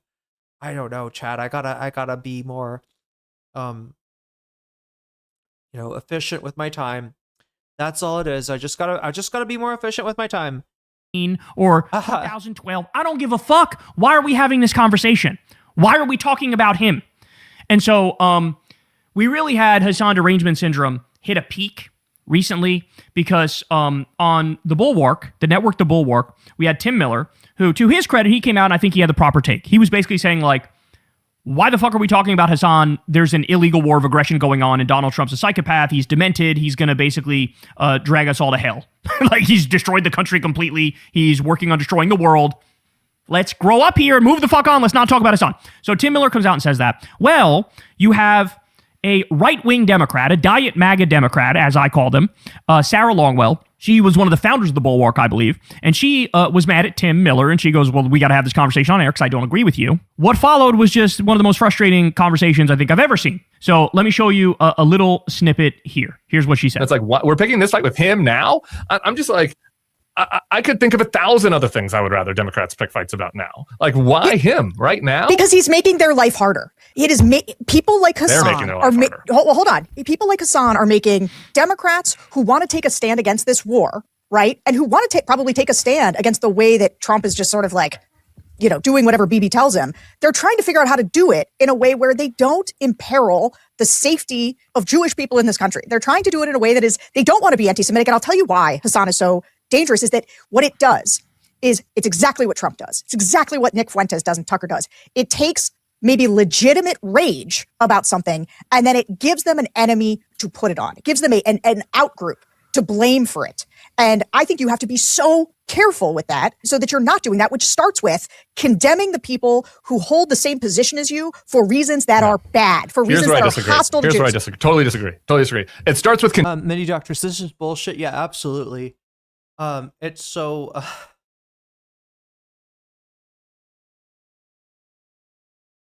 It's so frustrating to see people that are not going to deal with what, look, AOC, okay? It's not just like Sarah here, right? AOC up until recently would not like take a stand against all military aid to Israel. And so do you like, she's saying, hey, listen, Hasan, we got this, all right? We know that Trump is too close to Bibi. We know this war is bad. Why don't you just get the fuck out of here and let us deal with this? And it's like, oh my God, you would have to be so... You'd have to be so oblivious to think that these fucking never Trumpers, they're gonna take care of it. Yeah, like these neocons, okay? Like this is who you just showed up to the Democratic Party, and all of a sudden you're like, hey, listen, this guy, don't let him in. Who the fuck are you, Miss Log Cabin Republican? Up until 2020, yeah, she's very recently a literal log cabin Republican, a leader in the movement.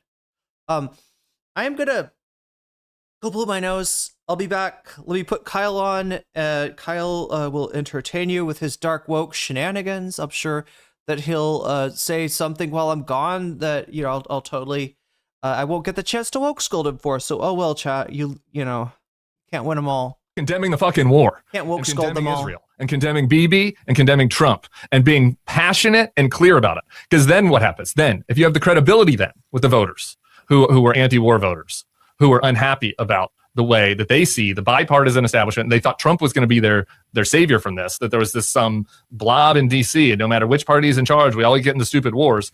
They thought Trump was their way out of this. And now they're like, Trump's doing the same shit that all the other ones did that we said we didn't want it. He's doing it worse. And so now if the Democrats go to those people and go on those shows, they should be on those shows. Democrats should be begging Joe Rogan or Theo, whoever, to have them on right now. They should be on Manosphere shows being like, I told you, this was stupid. I didn't want to do this. This war is dumb. Our relationship with Israel is too tight. We should be reevaluating it. We should not be getting dog walked into this war. By the way, MBS also sucks, right? Like, you can do that in a way that's not anti-Semitic because it's what has happened. He's right that the same fucking people who basically were like, we messed up by not treating Joe Rogan like a special little baby bird and going on his show and explaining things to him like he's 3 years old. They're now in retrospect, they go, we should have been open to the podcasters and the brosphere. Why wouldn't we be open to them? We're so dumb. That's how you gain the voters. You go where they are. He's got a lot of people listening to him. We should have went over there. Those same people are now shunning the left-wing Joe Rogan. They're going, I'm going to cancel him. I don't like him. He needs to shut up and never say anything I don't like, ever. And let me quote the worst things he ever said, but out of context, and make him sound like an absolute fucking maniac. Even though anybody who watches his show for one fucking day or two can immediately tell you that the way they try to portray him is psychotically inaccurate. To the point where they're lying. They are lying the way that they portray this man. So, Sean says, my main takeaway from this was the revelation that Sarah has a book coming out on how to defeat MAGA when Kamala lost following her exact game plan down to campaigning with Liz Cheney. Tim Miller is the only never-Trumper who has actually truly thought about what happened in 2024. That's fucking incredible. So Sarah Longwell supported the idea of campaigning with Liz Cheney. Now she has the nerve to police the boundaries and the borders of the Democratic coalition. How about you go to shut the fuck upsville? How about that? How about you were dead wrong about everything? Kamala came out the gates hot as a motherfucker when her and Tim Walz were doing the rallies, and Tim Walz... How is Kyle taking the formula that Cenk used and ran into the ground and actually cooking with it, right? I didn't notice till now, but there's a little bit of Cenk DNA in Kyle's delivery. Was making jokes about J.D. Vance, having sex with couches, and they were talking about how we're going to ban price gouging for groceries, and they came out hot and aggressive, and they went left. And at that moment, polls came out that had her up 6 points on Donald Trump. Then as soon as the Biden people infiltrated... and is the log cabin Republicans a veiled reference into the closet gay conservatives going to hunting retreats? No, it's literally an organization. I mean, or it was an organization. I assume it still exists, right? It was a Republican, I don't know, caucus or like there was an org. She was I think the co-founder or something of it, and she was with the org. She was in like the leadership of the log cabin Republicans up until they endorsed Trump in 2020, and that's where she drew the line. She was like, I'm not, I cannot in good conscience remain in this organization. And so it's literally 2020. She was a Republican until 2020. The never-Trumpers infiltrated, and what happened? They softened the rhetoric. She stopped talking about the banning of price gouging on groceries. She started talking about having the most lethal military in the world. She had on, she was out there with Liz Cheney all the time, which, by the way, netted her fucking 0 voters, probably lost more voters. Like, for fuck's sake, hello, this is the Democratic Party. Most of us lived through the fucking Bush years, and we saw the horrors, and we hated the fucking neocon warmongers, and your brilliant idea was to bring a neocon warmonger and say, I'm with these people who you fucking hate. And so the fact that she has the nerve to go out there and, like, she's policing it, bitch, you got here yesterday. Like, you got to the coalition yesterday. Are you? It's crazy how when the Liz Cheneys got kicked out of the Republican Party, the Democrats were immediately like, oh, it's up for grabs. And look, a candidate being up for grabs, right, is generally something you want to maybe reach for. But these candidates, they lost their, they didn't just like, it's not just the party that left them behind, it is the constituency. Like they don't represent anyone.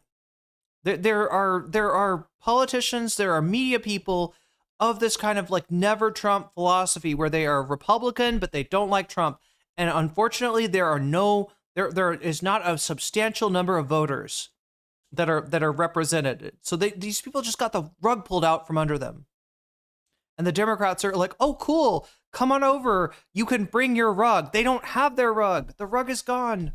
The rug has flown away, never to be seen again. You kidding me? Okay. We also have this. It's Politics says, and people wonder why some never Trump Republicans are not the best allies. Listen to Sarah Longwell. Haas wrote a book.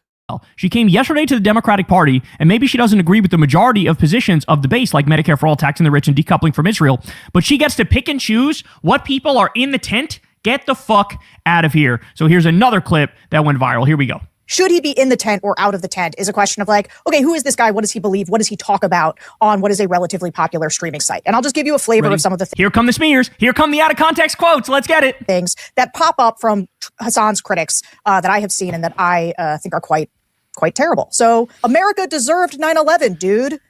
It's the CIA concept of fucking blowback is what he's talking about. No, he's not pro Al-Qaeda, pro Osama bin Laden, pro terrorist attack against civilians in the United States. And the only reason why I love the idea that he is Michelangelo from the Teenage Mutant Ninja Turtles. He's like, dude, bro, cowabunga. America deserved 9/11. Oh my God. I want to, why do I need this, chat? Why do I need a Ninja Turtle like that is like a DTA Ninja Turtle? You're implying that's the case is because you're an Islamophobic hag bitch. His name is Hasan. So has Liz even apologized for gay bashing her own sister, talking about how she wants to see her purified one day? Oh no. Get away with a quick one by pretending he's pro-terrorism. No, in fact, on his show, he talks out against terrorism daily.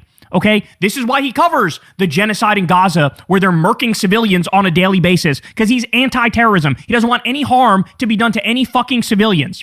And the fact that you didn't is it a book about Hegel by chance, Shakespeare? Realize he's referring to the CIA concept of blowback, says everything about you and fucking nothing about him. Jesus Christ. On China, he says, we hyper-focus on the social repression or the civil liberties, or not even civil liberties necessarily, but free speech and things like that. But in terms of good governance, there's a lot we can learn. No, it's gotta be Dugan, right? It's gotta be on Dugan. Way they perform out there. At least they that's just literally factually correct. That's like not even you're arguable. right. Yeah. Rave, you are correct. You are so correct. I think Kyle is too loud.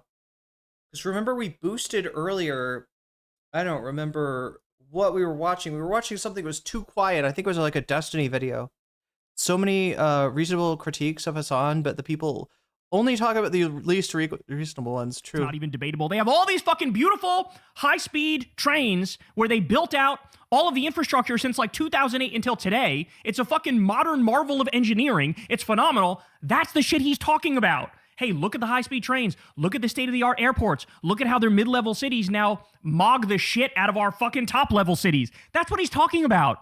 You're trying to make some banal, factual observation like controversial and unacceptable. This is the sort of cancel culture bullshit that all you idiots said you would stop doing after the 2024 election, and yet here we are. And he has a lot of very pro-China takes. Oh, he's able to call a spade a spade? Don't you know we're supposed to shut our brains off and say and everything ever about China is evil and wrong and bad?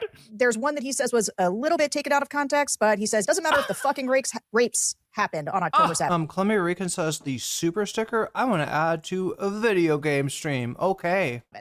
When you admit before you do the smear that, well, this one's out of context. How did you let those words come out of your mouth?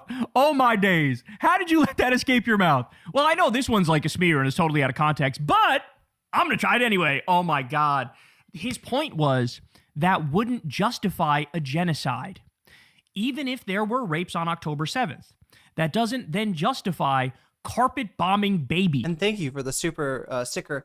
Yeah, it's like, so the context is that there was a chatter that was like, there was no rapes. that's all Zionist lies, right? That didn't happen. There was nothing like that happened at all, right? And Hasan is like, okay, well, if that was true, be like the first time in the history of warfare. Yeah, of course, something, like in any sort of incident, you don't want to preemptively say that nothing like that happened, right?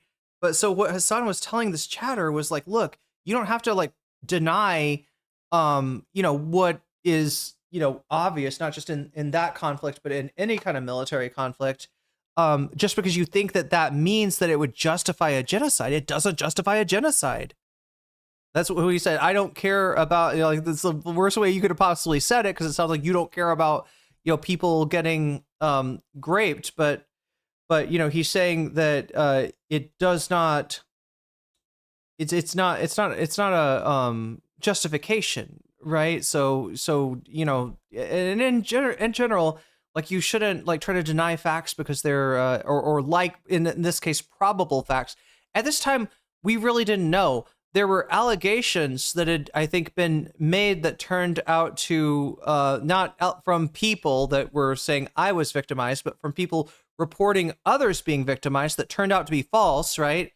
And then I think there was at least one incident that was substantiated. So just like he was not, denying that rapes happened, and he also obviously was not saying that it's okay or it's that he doesn't care if they have, like, right? That's you really have to think somebody's like a monster already, and not just that like Hasan is a monster, but that like everybody following him is just like, oh yeah, no, he said that the rape's okay, and I totally agree with that. No, there's not like a fucking silent majority of rape supporters out. I mean, I don't know, maybe on the Republican side of things, possibly on the Republican side of things, but no, that's not a thing.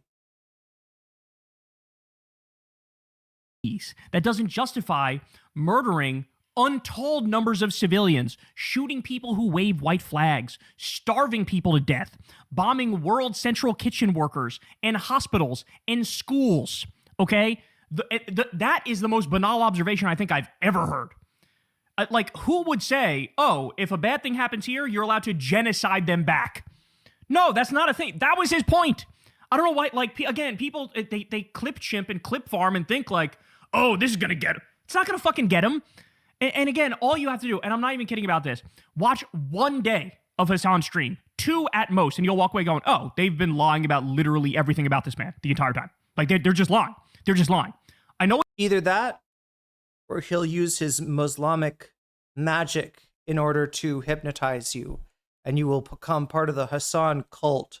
He believes. I've seen enough of him talk. I don't need you to take these out of fucking context clips and play the gotcha game, and you think that that's going to change my opinion on what I've seen with my own 2 fucking eyes. That doesn't change the dynamic for me even this much. So that's the other part of this problem that many people can't contend with. Like, the Palestinian resistance is not perfect. They're not like so good. They have magical bullets. I don't know what that means. He says Hamas is 1,000 times better than Israel. Literally, he's talking about math. How many people died on October 7th? Like, what, 2,000? And what's the minimum number they talk about now on how many are dead in Gaza? 70,000, 80,000? In reality, I think it's like at least 200,000, by the way, for the record. That's what I think it is, at least 200,000. But let's go with the low number of like 70,000. It's a mathematical reality that 70,000 innocent people being murdered by the Israeli government is a much higher number than about 2,000 being killed by Hamas on October 7th. That's the point. Are you now going to proceed to argue against math? Is that what you're going to do? Please try. Let me see how that works out for you. On Hezbollah, he said, overall, what's my favorite flag? Hezbollah. Look it up. I'm not even kidding. It's actually a dope flag. It's got an AK on it and a fucking hand holding it. Tim Miller is laughing. Why? Because when you talk about something like this, it's literally just how a flag looks. That's a fucking joke, okay? And that's why Tim Miller is laughing. Again, what? Like, they're trying so fucking hard and they're getting absolutely nothing. And by the way, I think even Destiny commented on that her attacks were not landing, right? Especially what did he say? Like the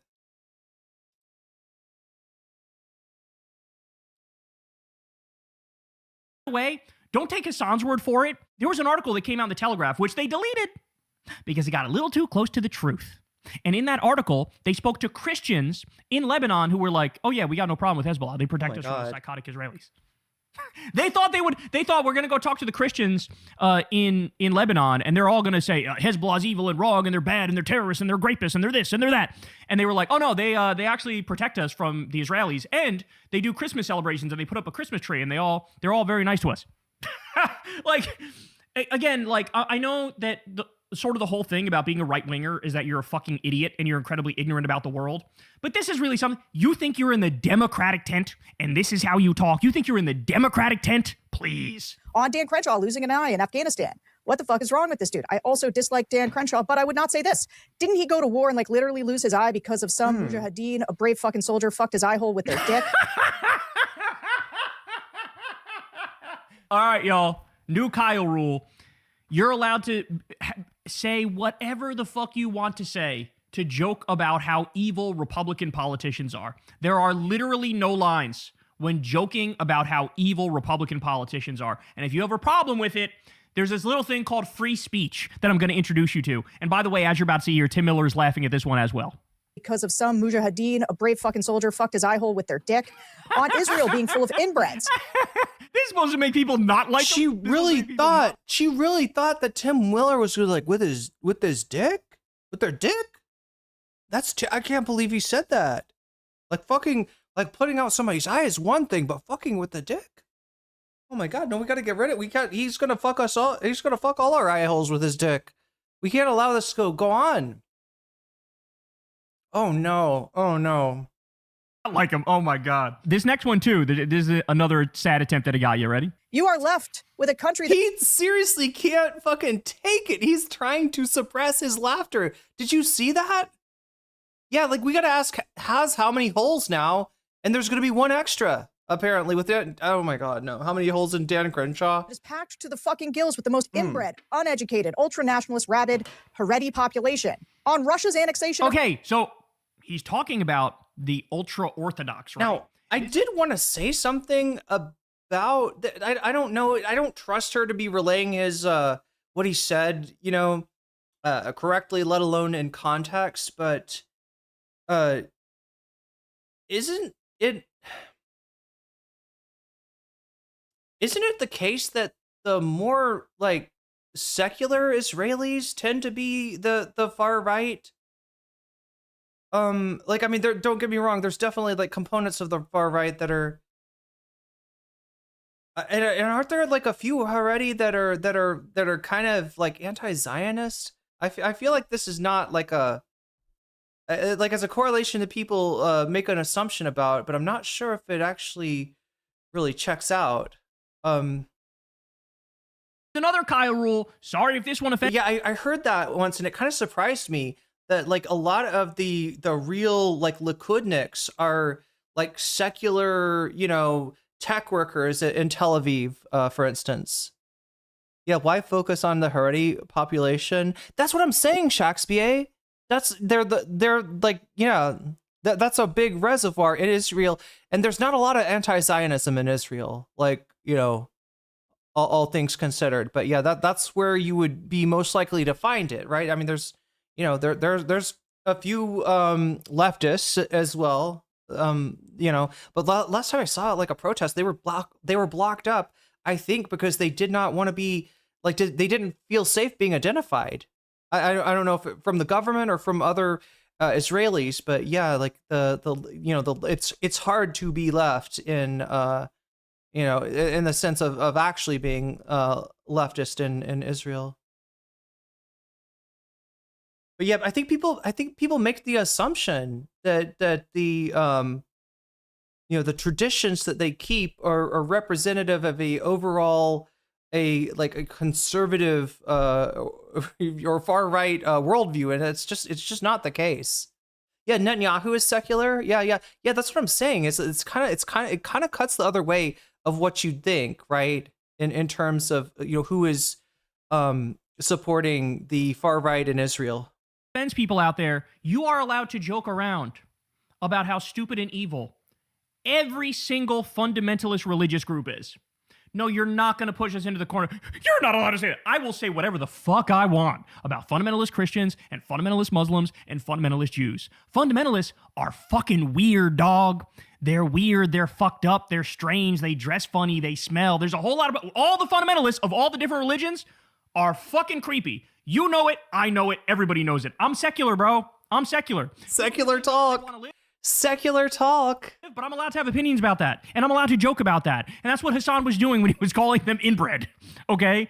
Like, again, I'm so sick of the fake outrage. I'm so fucking sick of it. Where we have a demented president, likely has Alzheimer's, who's this close to nuking an entire country of 90 million people. And we're supposed to talk about Hasan Piker's jokes and be outraged? I can't, bro. Annexation of Crimea was absolutely a justifiable annexation. What do you call Crimea? I call it part of Russian territory, bitch. I call it Crimea River, a Russian river. The annexation of... Look, he's joking. Now, to be fair, he absolutely was incorrect with his prediction of what would happen. He thought that Russia was not going to invade Ukraine, which he was wrong, by the way. Pat myself on the back on that one. I kind of thought they were. It's fucked up. It's fucked up because, like, I mean, it's only because of the... Oh, no, I don't want to say it. I don't want to say it. Look, there are certain people who will not be named, will not be identified by name, because I've talked way too much about them already, that have made, like, Ukraine, like, a quasi-career, okay? And it is in some ways the, like, over-zealotry of these, you know, these NAFO Twitter accounts, right? That kind of makes that shit, you know, maybe more funny, that Crimea River thing, more funny than than it should be.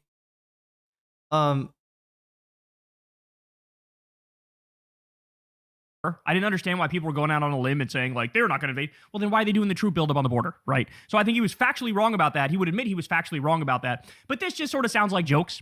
And I think at this point, Hasan, if you were to ask him, I think he would say, no, Ukraine has every right to defend themselves. And Ukraine, in this instance, are the victims. And Russia is the imperialist aggressor. I think he would admit this. Yeah, the inbred thing that he says... Listen, there actually is like I think there is a trope. Like who is he talking about? I think that actually does like correspond with a specific, like, you know, anti-Semitic trope, but in general, his calling people inbred is code for they are hogs, right? Whatever that means to you, socially conservative, you know, like it's like that's the shorthand, and like, yeah, granted, that's kind of a silly, like it literally means something. So I don't know how you expect it to be thought of as shorthand. Because it's true, right? It's true. In this scenario, like, Russia is Israel and Ukraine are the Palestinians. And so if you support fighting oppression, you would back the Ukrainians, right? Black people care about the border. I don't give a fuck what black people care about. Black people care about this. Black people care about this. Is like completely out of context. If my memory serves me right. I mean, in general, my policy is like I try to say what I mean and mean what I say. That keeps me from, I don't know, being, you know, saying something that is, you know, that like it keeps me from saying something that might be bigoted that I'm not even maybe aware of it at the time. I don't know. Does that make sense?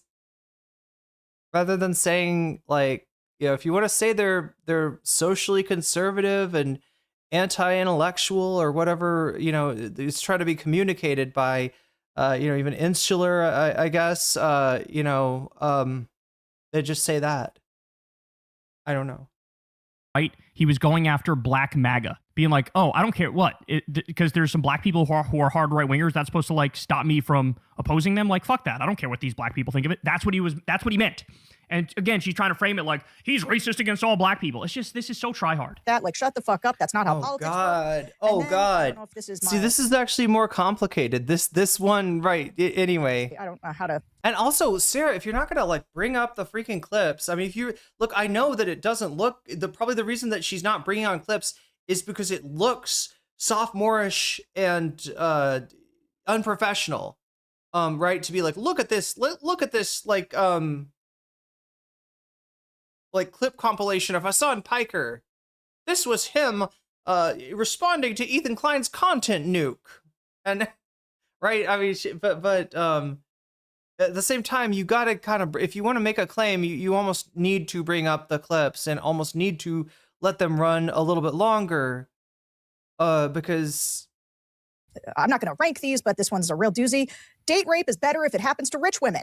If you have these fucking millionaire, billionaire, wasp fail sons, at least taking them out of other colleges so they can only do date rape to other billionaire, millionaire failed daughters is in some respects, from a utilitarian perspective. I like how Tim Miller's just taking this all in.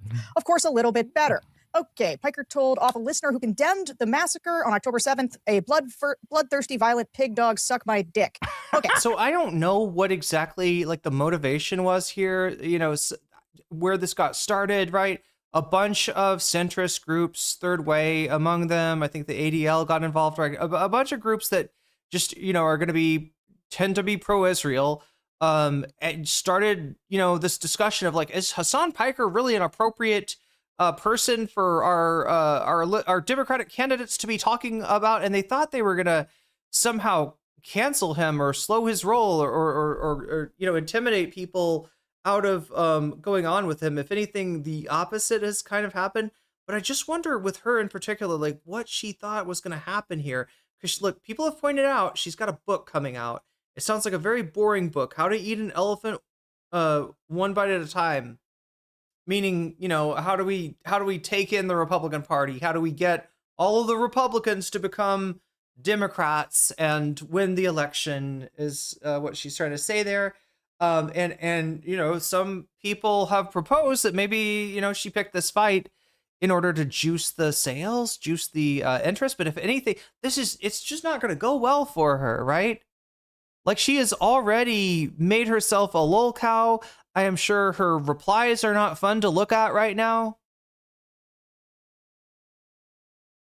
There should be way more Hasans. I know it shouldn't be that. I mean, honestly, he's not. He would probably tell you himself he's not that that special. And so that's the guy. That's the guy. I do not think any Democrat should look to include him in their coalition. And here's the thing. You mentioned my book at the top. I just wrote a whole book that is going to come out in September. It is 300 pages. It's called How to Eat an Elephant One Voter at a Time. It is 300 pages about how you build a winning coalition. You gave Kamala bad... So I thought Kyle was going to say, you don't. You are not a winner. Any coalition that you are a part of is, by the very, nature of you being a part of it, going to be not a winning coalition, but a losing coalition. And then just, finish out the Willy Wonka speech, the you get nothing speech. Advice. You are the last person we should listen to. That recommends cozying up to people like Hasan. She wanted that anti-Hasan boost for her book tour, and now she's getting it? I guess so. Piker. I talk a lot about big tents. I talk a lot about pro-democracy coalition. But here's the thing. Biggest Hasan tents. Piker doesn't actually belong in the pro-democracy coalition. She's doing the... Yo, Morbius, thank you for the gifted membership. Hermit Horologist, you just got weaseled, and that's a good thing. Look at that. The weasels are... No, actually, the weasels are still ahead. Oh, it's close, though, chat. Look at it, 88 to 97. It's starting to get close once again. Takfir, you're not a real Democrat. When she came yesterday to this party. Illiberal guy. He's a China, Russia sympathizer who hates women, hates Israel. He's all the toxic things. And I was listening to you last night, and I was like my biggest problem with it, because I agree with you in some places, my biggest problem is I felt like you were soft selling who this guy is. No, you're smearing him and you're lying about him. Now, finally, let's get to the heart of the matter here, the real truth of the situation. It's JVL. This is what Sarah Longwell really believes. Here we go. But here was the thing about the cheering that I loved.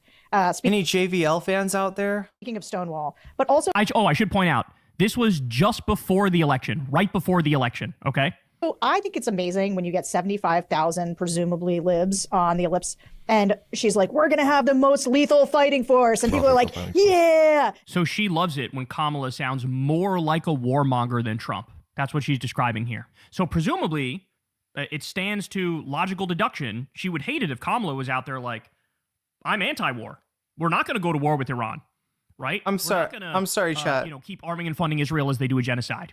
I'm against. I'm sorry. Any JVL fans out there tonight?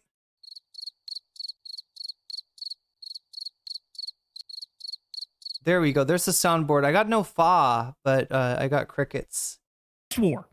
She would not like that. She's not done though. Tell us more. It's good that nobody recognizes that name. That means you're not Bulwark watchers.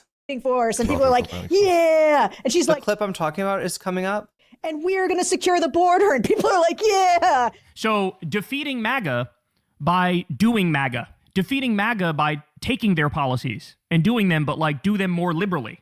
We are gonna be leaders in the world, and we're not gonna let these guys push us around. And I was like, man, the world's really changed. Did the neocons just take over the Democratic Party?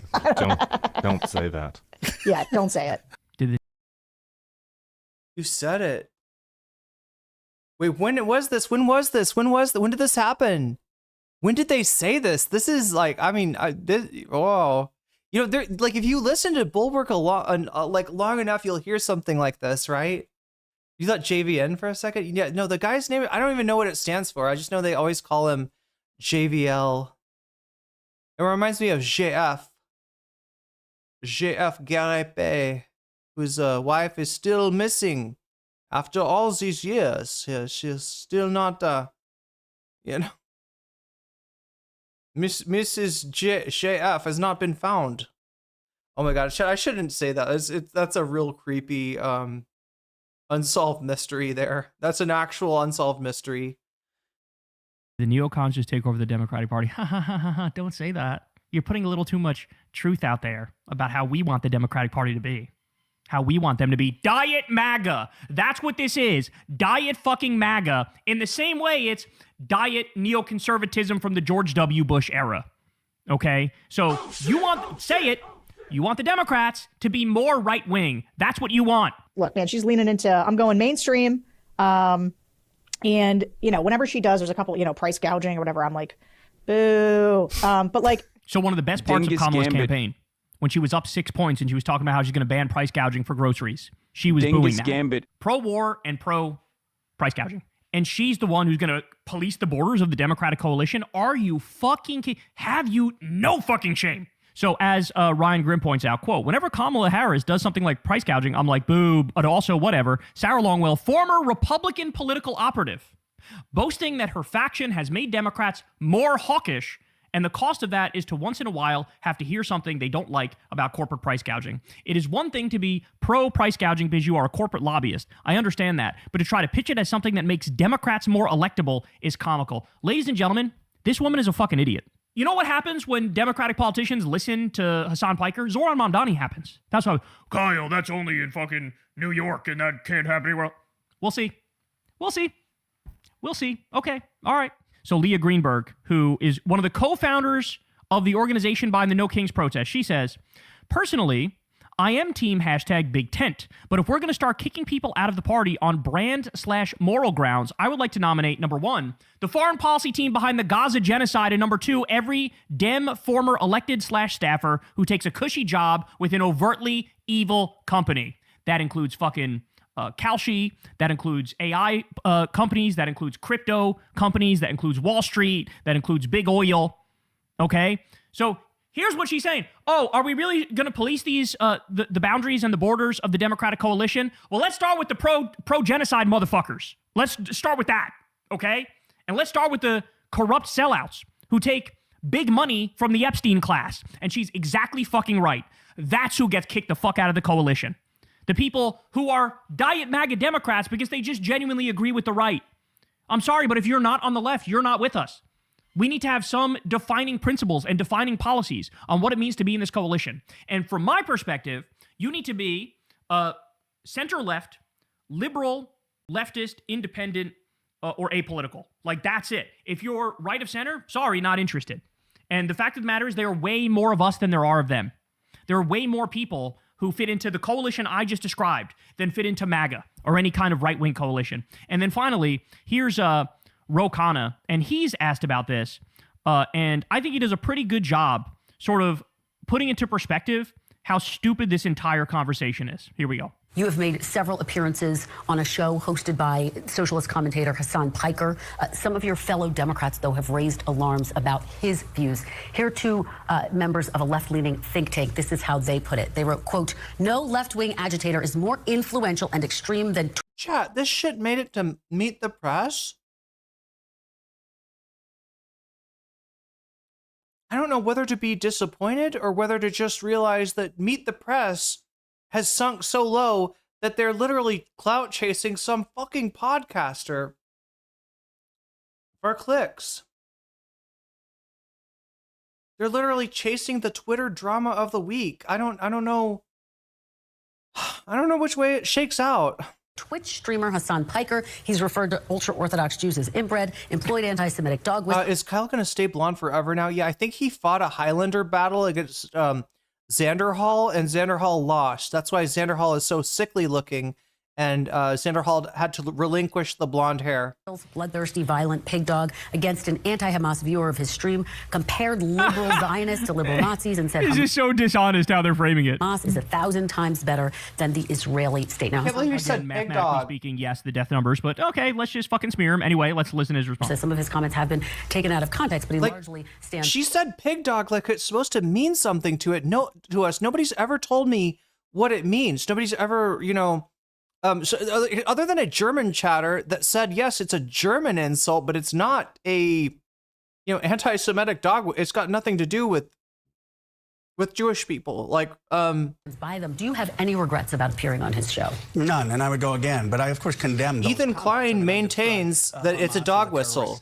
And we need to unequivocally condemn anti-Semitism. But Hasan Piker was at the DNC in 2024 covering Vice President Harris. What should the standard of the Democrats be? Should we not go on Theo Vaughn? Should we not go on Sean Ryan? Should we not go on Joe Rogan? Should we just have these purity tests of canceling folks? The lesson of the last election is we've got to Bro, Ro Khanna is literally like, listen, I go on people's shit. That's what I do. That's how it works. What do you want me to do? Not do my job? Like, and yeah, he will go on anybody's program. Like, Ro Khanna's actually pretty prolific in terms of media appearances.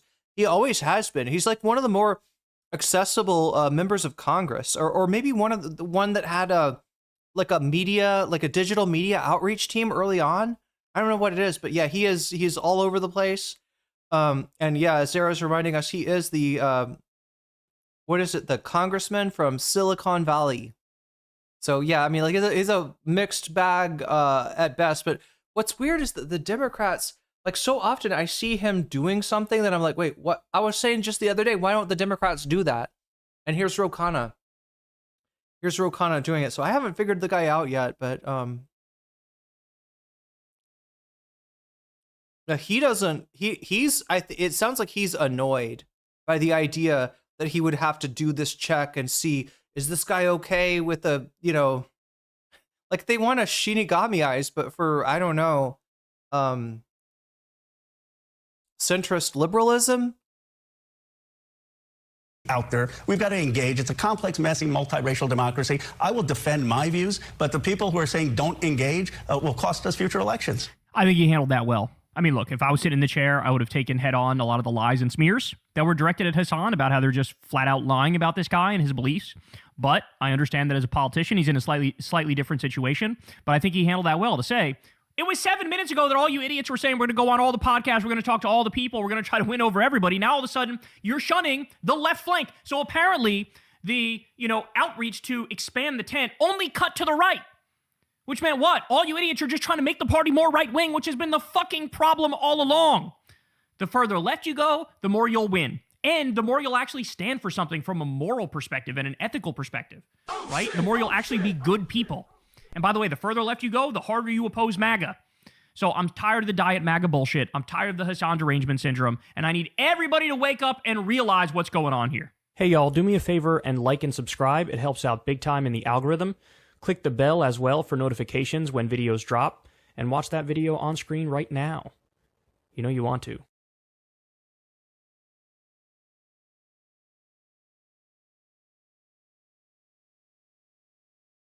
Are you trying to sneak antibiotics into me because you got STDs from Russia? Oh no! What? Oh no! Oh no! It's Uncle Sam.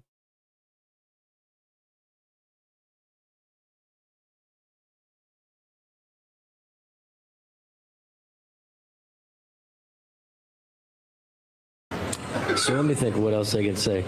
It's kind of distracting up here. Oh, yeah. Not that. I don't want to get in trouble. What's that in trouble? No. I can do it. You can do it. Thank you. The only thing coming out of CPAC this year was a lot of the Groypers saying, like, we're done with the Republican Party and only B-listers, D-listers went to CPAC this year. Well, right. Trump didn't go. Trump was at the didn't Saudi. go. Everybody sort of conference. ignored It was an CPAC. ESG conference, literally ESG, which DeSantis supposedly outlawed. But This is, I mean, people have to understand, it must be so depressing at CPAC because they realize, like, for the true believers, they realize they were lied to. For the non-true believers, they realize, like, none of this stuff is working to the extent that, like, you know, we thought that once there was no immigrants, the country would be so much better. It reminds me of how last summer we talked about going, or 2 summers ago, talked about going to the DNC, and we were like, no. Yeah. Chat, what is the one thing that I didn't cover enough today? Right? It's probably that I didn't do enough of monitoring the situation. We do need to talk about Iran at some point. I'm going to raid you into somebody who is talking about Iran right now. That is Struggle 4. Amazing content creator and amazing comrade. Definitely give Struggle 4 your follows. I cannot think right now. So chat. Yeah. Oh my God, chat. That's a 9-hour stream. For the record, I'm not supposed to. Don't count on those in the future. All right. I know I say this all the time, and I do them anyway. But yeah, I should be trying to target like shorter subjects, maybe, just so I can stream more days, maybe for less amount of time. But anyway, I gotta take care of myself. You take care of yourself. Right now, I'm gonna shout out my Patreons because I appreciate my Patreons. In fact, there are times I would not have gotten through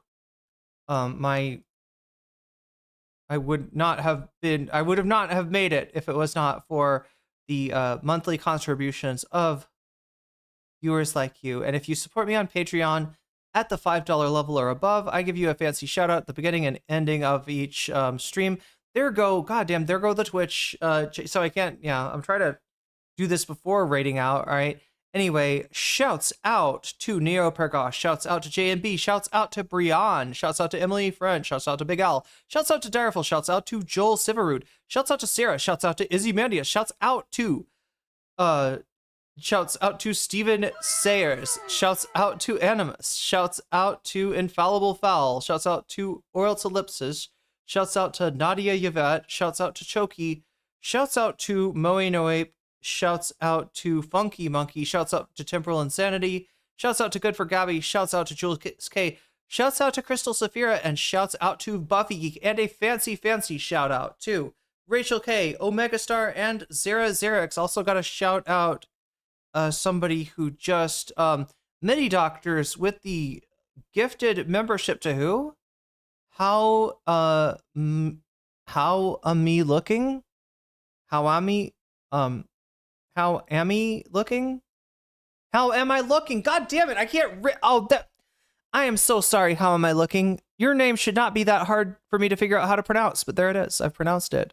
And thank you to Mini Doctors for the gifted membership. That's going to be it for me, chat. I will see you again tomorrow. I'm going to try to do like the goal would be to like do like a 3 to 4 hour stream that can go to 5 to 6 hours if we if we hit the bonus goal, right? That should be the idea. That should be what I'm targeting. But yeah, I don't know. I just had a lot to say about this one, and be better if I could keep it more concise. Anyway, chat, I'll figure it out.